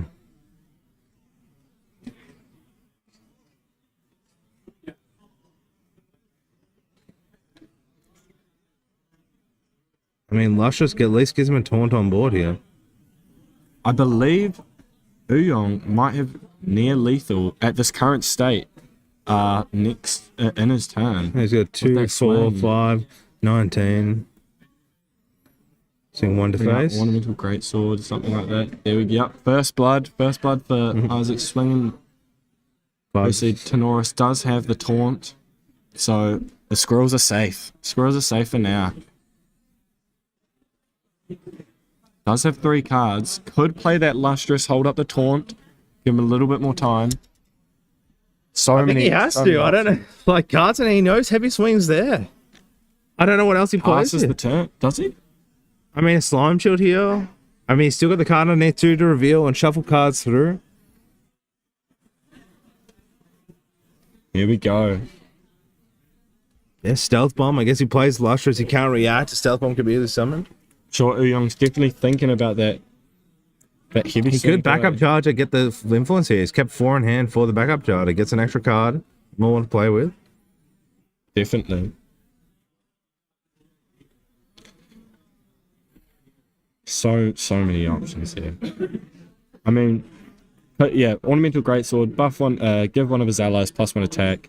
He's swinging for 7, 8, 9, 10, 11. Could be Covenant. 12, It's not 13. nearly. It hasn't been played from. Yeah, true. But Covenant at this point, you're at 14. You got lethal ahead. But what Covenant is, I think you can Zephyr it in reaction. Believe so. You'd have to ask one of our lovely judges, but I think it can be. Yeah. Covenant. It can be Zephyred. yeah.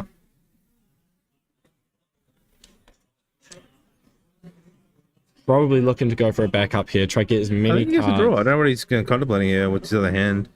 I mean, can't bring out Smoke Bomb. He's not going to bring a Null Lantern. Not going to bring out Mirror. I guess at this stage, you know, it's literally the last round of Ascent Christchurch. Take it out. You want to definitely think about every play you make. Make That's sure you're true. not making any mistakes. Me watching from the outside making comments compared to being on the field is, It's- completely different. Yeah. As I can do as a caster. Or she just still having some camera issues. Yeah, he could have a Slime Shield. True. Now I got to decide, does he go for it or does he clear the board? He did go for the backup charger just in case we missed it. Stifling in hand. What a Stifling draw. draw. What a draw. Makes him less likely now to go for that aggression because he know he can start countering some of this on enter. Yeah.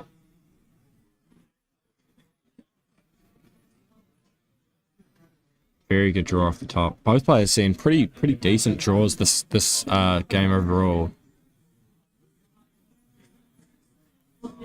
God, decisions now. Yeah. Does he send it to face? Does he start clearing the board?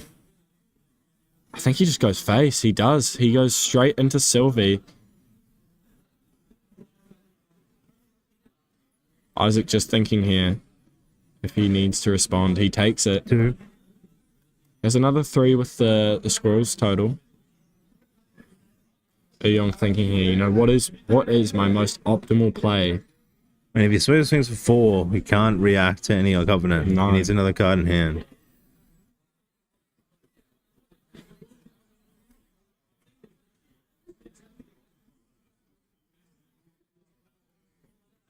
Looking at his material deck again. He opts to kill the Storm's line. That gets it off the board. He then gets options though for banishing 2 more cards. Another 1 going straight to Sylvie. 17 damage taken for Isaac. Only 8 health remaining. A very sticky situation here for Uyong. Under pressure. Dun, dun, dun, dun, dun. So many choices. We're getting closer to the end here. This is your make or break decision making. Oof, camera shifts here. The attack has been declared. He's going for face. 19. Now he says 1 swing here does take it. If it's a covenant though, it won't hit. No. Covenant will save. He then covenants, right? He then could attach it onto the... he'll attach it to the magistrate, kill his magistrate. Yeah. Right? And then he's in a real sticky situation. Yeah. True. It all depends what's under that grail and what's in Isaac's hand. You know, we don't know if there's a slime shield there. I think he keeps all the prevents for another turn. He tries to... He stiflings the on-enter for any type of damage coming out from a storm slime for a turn, prevents that, and then he uses any turns he can here to deflecting edge some damage. Heavy swing is just so risky here. Going basically all down apart from 1 card. You know, just asking to get, you know, Covenant Thorns or Slime Shield. It's a game of poker here. I mean, he might not have a covenant on there. Yeah. Some players. Oh, camera off again. Hopefully we can get the last play here. Trying our best. Trying our best. Wilson. I don't believe a play has been made here. I'm still thinking. This is the unlimited time. As a player, you're staring directly at and trying not to... Yep. We will be... Oh, here we are. Momentarily pausing the match. Saw us very close to the Happen screen to us, there. man. That's just... Yeah, it's getting... We run our webcam over then, hold the webcam over. We might be able to watch this final match. I think players are getting angsty out here, you know? People want to get to their... They want to see the win. Yeah. I mean, yeah, it all comes down to this. Both players have not won an Ascent before. Both have came second, so close. They don't want to want to have a repeat. Yeah. They don't. They want to win and take home that first place spirit. Win spirit, by the way. Love God damn the win spirit, man. Good. Right now, I think we're just going to sit around them, watch live commentate in front of them, really up the stakes, get everybody huddled around, everybody come down to Ascent, watch the last game. We can't get the camera to work, so we'll just do it live. So much tension, right? So much tension for this game. You're probably getting frustrated too, you know, as a player, like having these pauses happen. You know, it just happens. It's the universe, but more decision time. Like really, he's sitting there and thinking. So we're not losing too much here. There's no plays happening. They're trying to sort this out momentarily. Yeah, definitely. Believe we hopefully, we got it back. We are back at Ascent Christchurch, and the game shall be resumed very shortly. I think it's Isaac C. You just want to give nothing away here. Yeah, Stifling's good. I think he holds. I think he has to hold. He can't rest the heavy. If it's Covenant under there, you're rough. The other thing too is he could be gather as well. Could go for that and then gather, but I don't think he's got the I think it's 3 cards in hand. He could gather here, get a heal. Big relief there, or I don't know. Isaac's feeling the pressure. Is he feeling the pressure? Isn't Who knows? He had a great play. Yeah, Uyong really does want to. I guess. Well, I mean, it's right there, right? Yeah, The heavy swing's exactly. exactly lethal, but it's just It so gave him victory risky. before. It's so risky. Incredibly risky. All right, we're good to go. And he For a passes. pass. Yep. Okay. I believe that, probably the right decision there. I mean, they're the players. They're making the decisions here. Yeah, He's we're made it just all the way to casting. grand final. Yeah, Yeah. we're just from the outside. I can try and calculate the ifs and buts here watching the game. But again, I'm not a world champion. No. Here we All right. go. Backup Backup charger being paid. 3, getting that extra 3 down. Gets a Nice. draw to memory. Nice. Good use. We'll be on Token. six influence. Is he going to respond here? Yep. No response. Yeah. So yeah, six cards in Isaac's hand currently. We could try to get a look at the cards in his hand. He's going for the allies. Fair enough. There's a Yeah. mine for the squirrel. Probably doesn't want to use his deflecting edge on a 1/1 squirrel, which is fair enough. Lustrous there. Looks like maybe an ethereal. I can't see it quickly there. Definitely could see Lustrous coming down. Lustrous, ethereal, gather slimes, escape the wreckage. Going through here. 5 damage Forward with the 5 Storm damage. Slime. Going for And the imbue. Eternal. It has stuck around for quite a while, eh? This is what he wanted to protect, though. Yeah. It's unfortunate he doesn't have the sword out. If he had great sword, it would have been free cost for the deflecting edge. I think he's Yeah. playing for Vents, though. 2 of it here in forces. I believe this is on 4 health. It still will come in, prevent 3, 2 damage, 2 damage left. So he'll have to play something else to get through it. See a response. Deflecting edge. Nice. Preventing 3 of that damage.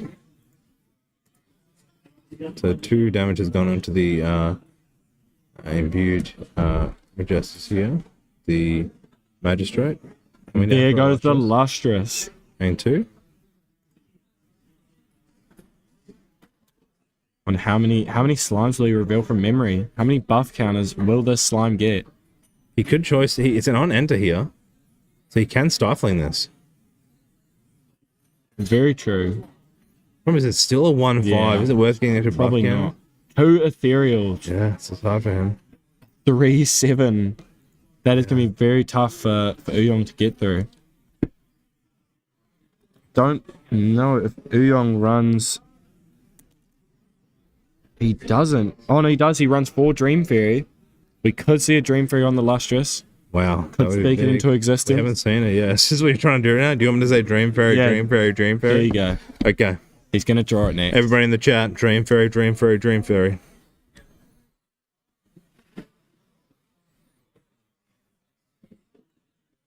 And back to Uyong here.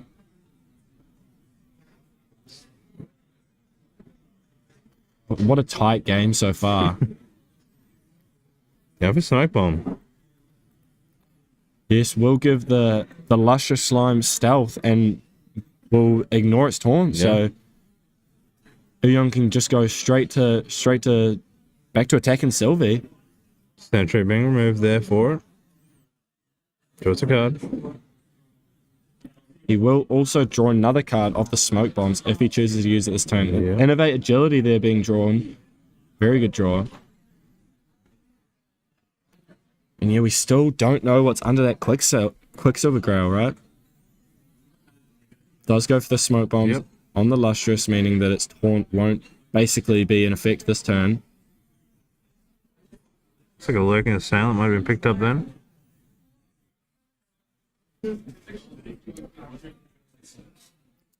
Yeah, big decision here from Uyong. God, man.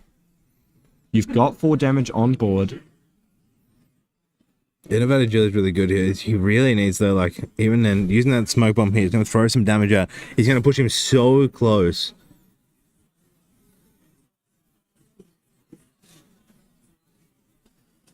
Yeah.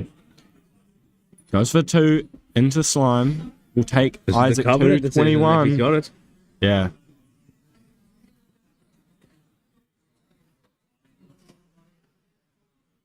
Just clarifying. 4 damage, yeah. Here he takes it. Young here with looking back, leaning back in his chair as well. He is really thinking.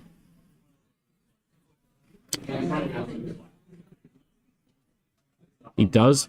Chat's saying he does have a Zephyr. I'm pretty sure he does, yeah. Yeah. Alcel's actually on the board here. He can... If he actually plays... Swings the Magistrate. If he taps the Power Cell here for 2, gets the buff, then flops Covenant, then Zephyrs, I think he has lethal here. If it's played correctly. Guess we'll see. Pops Power Cell, yep. I mean, he's threatening Yeah. lethal. This will be lethal currently. here. This is lethal. Isaac has to respond. This could be it. Power Cell gets +2, Yep. so this is coming in for 4 damage, which 4 is lethal. damage. Yeah, he has Gather, I believe, as well. Can go Yep. for the heal. Does have Gather Slimes. Even if he Zephyrs and can still just survive one more round here. You'd cut the tension in this room with a knife. Yeah. I believe he does have Gather. Hundreds of other people as well watching this one game. All comes down to this. Will Isaac have a response? Does have the Gather Slimes. But it's a gamble, right? Yeah, I mean, he could whiff Gather. He gathers here and he draws nothing. No slimes, but it'll be very unlikely here. He Yeah. only needs 1. There it is. There's the Gather Slimes. Yep. Any response from Uyong? Puts the hand out, says, wait a minute. That is fine. Here we go. Songbird, There's Red, one. green, Nice. Blissful, Another Grey one. 2, Blissful. I think got 2, Recovering but that was 2. enough. Recovering 2. Adds the baby Grey. Gets an intercept. But I guess Uyong now knows all he has to worry about 2 is that damage. Quicksilver Grail if he wants to try go in here. He's so close, man. That Covenant, like, I don't think he's enough cards here. Oh, it is down to the wire. 2 health remaining for Isaac at the Ascent Christchurch Finals, Game 3.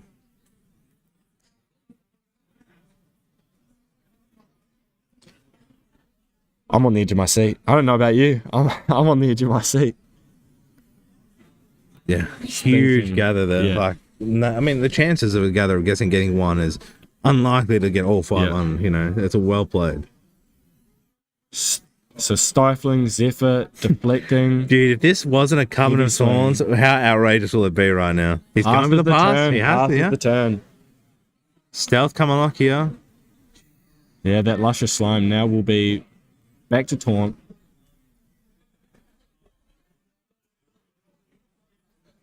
We could see those 2 ethereals make an appearance. You know, he's got the Starfling to try and stop the unenter here, but I just think I don't see how you don't stop your board dying right now, and then also can still maintain another that not pushing out the Covenant flip, right, and revealing that Grail just stops you again next turn, unable to get through that Grail. Yeah.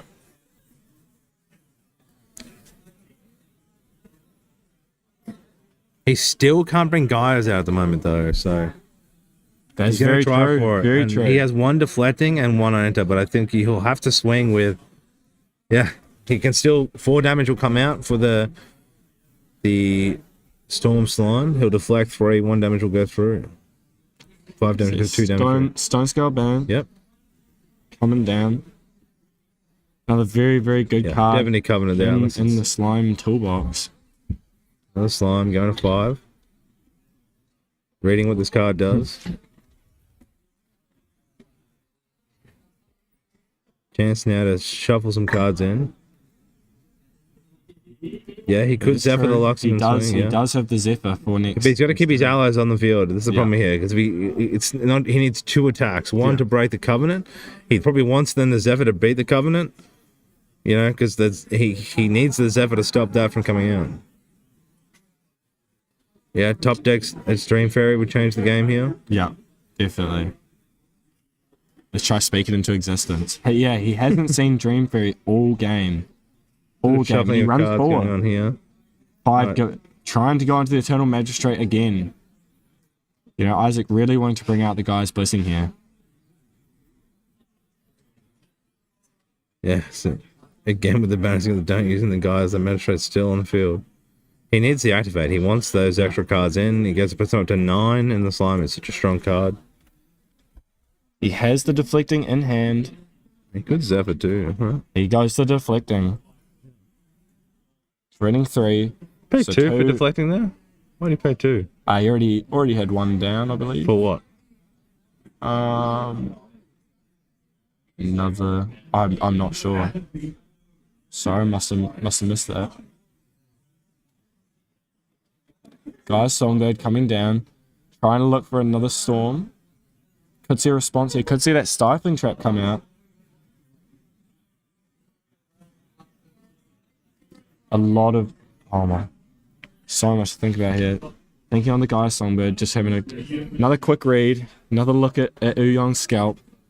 I mean, he could stifling it here. Yeah,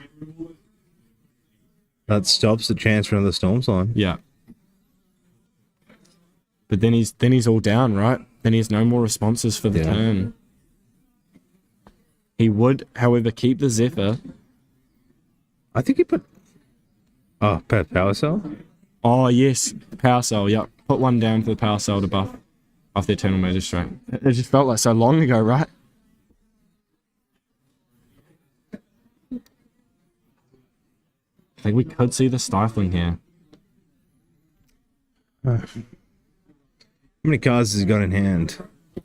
Say he comes in with a Lustrous, like, worst case, he gets a Storm Slime and he stifles the Storm Slime on enter, it dies. You know, he gets a Lustrous or an Ethereal, the bird does stop draw. I don't have any cards in hand. I guess stopping that extra draw of card. Makes it so powerful, right? Being able to search, he, I believe, has given it the AOK, and he will search for that Storm Slime, which he does find. Yeah. Very good hit for Isaac.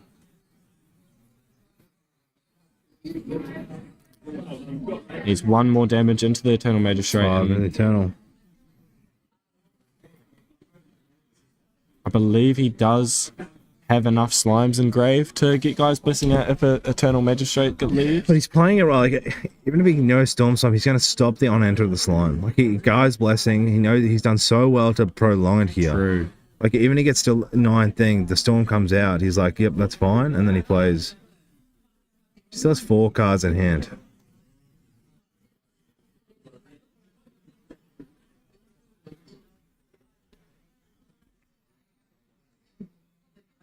Yeah, this should kill the Eternal Magistrate here. What if Storm Slimes? I don't know if he knows, like, again, Storm Plane comes out, he then gets banished. He's going to have 3 cards down, then draw 2 back into his hand. Yeah. I think the Songbird was probably Pelly there to stifling. He stifles to stop maybe the damage bait. of the storm, you know what I mean? It's going to be... He lets it go. He's going to then kill it when he stifles, and therefore, on death. Goodbye, Magistrate. And here, instantly, Yep. comes the Guy's blessing. Yep. 1 more card, taking it to 9. That is a big Storm Slime. The clarification. Card from the coming judge out, here. Limitless.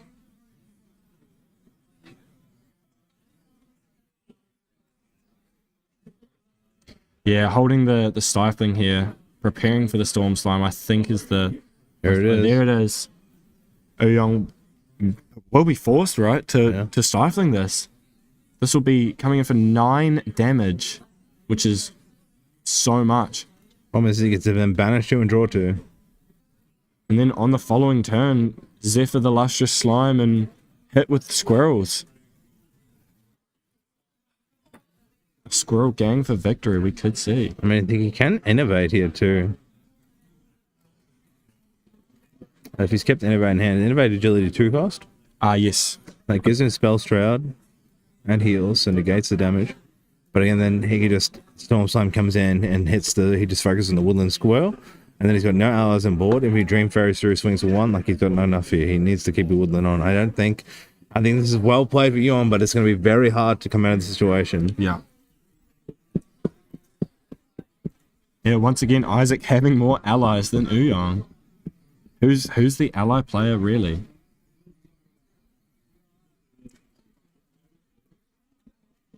I believe we're about to see the stifling. Ouyang really making sure that's the right play that he wants to do.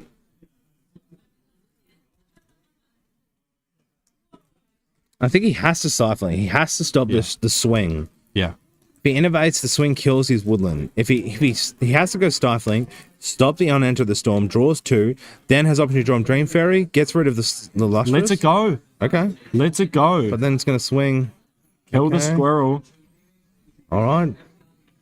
That's the play made. He's got the heavy swing, the Zeph, innovate agility. Let's it go. Hey, Ouyang's got a plan. He's got a plan, I guess. He's been cooking all day. Let's see if he can cook it to victory.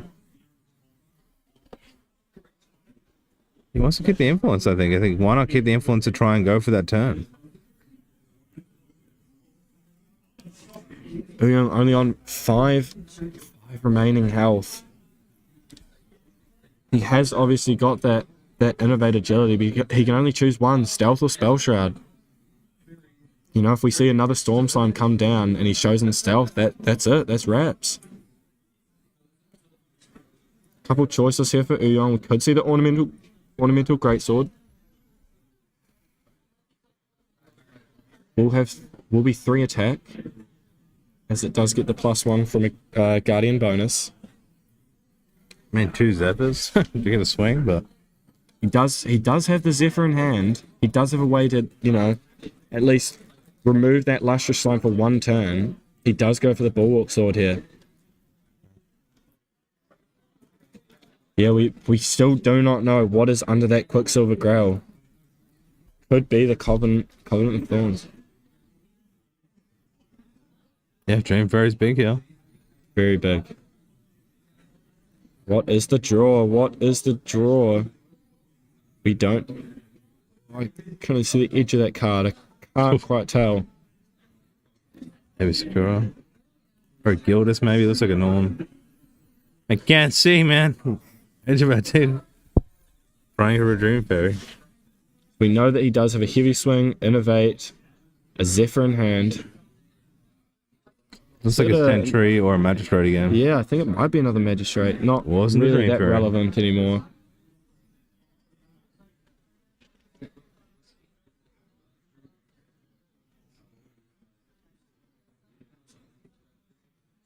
So many 6 cards in hand. I mean, this is really go big, right, or go home. I mean, if Isaac does draw another Storm Slime and Ouyang has already called Stealth, that's it. Like, I think he might have to do enough damage to kill Isaac this turn. I mean, he's just going to have to send it with cards in hand. He's just going to Zephyr and go with the swing. He has to go for it. Remember, he's going to pay, what, 2 for Zephyr? And then he can't play 4 for Giant Swing here. He can just swing 2. 2 for Zephyr and then 2 to pay for the attack with the sword. Yeah. That's really his only option here.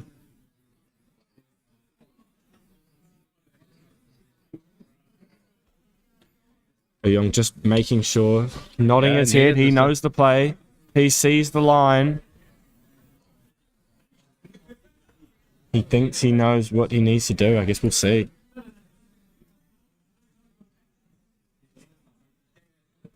Two coming down. Very well could be the Zephyr. I mean, he has to go for it, right? He's shaking his head. It looks like he realizes this might be his last turn. He goes for Zephyr the Lustrous. And then 2 to attempt to swing. Popping the Grail, and it is a Covenant of Thorns, and that is GG's. Isaac is your Ascent Christchurch winner. What a great play of Isaac. What a game. Navigated it beautifully, has done incredible work there. Slimes take it for 2024 in Ascent Christchurch. What a great game played. You know, doing his best to try and the second game was incredible, and I mean, has done well. So big round of applause to these players here. Yeah. People at home. Whole crowd clapping. Awesome sense of gameplay. Great A game. huge game by both players and a wonderful way to send. Unfortunately, being again second again for his second ascent. Played it incredibly. Isaac taking the win. Awesome gameplay.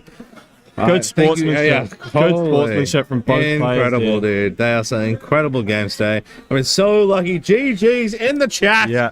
This has been an ascent to watch. I've been great to be casting here today. It's been quite awesome. Yo, Hello. me, Mr. Ree, and of course Levi with me. What a great time. I'm so glad I got invited to be down here in New Thank Zealand. you very much. That was a match, and I hope you chat have enjoyed me casting, and I hope you've enjoyed Levi and Necrotic. We've done our best to navigate the streets of Grand Archive. Look, what a great game. I think What a this beautiful cheers. game. I Beautiful think game. the hype then of seeing the top decks of Guild is probably a highlight. In my memory is going to go for ages with the heavy swing. You know, Yuyong here done so well. I bet Isaac just playing beautifully. Worked so hard in the game before in game 2 and then just dominated in that game 3 there. Played so brilliantly, understanding how to use his cards. A slime master, well done.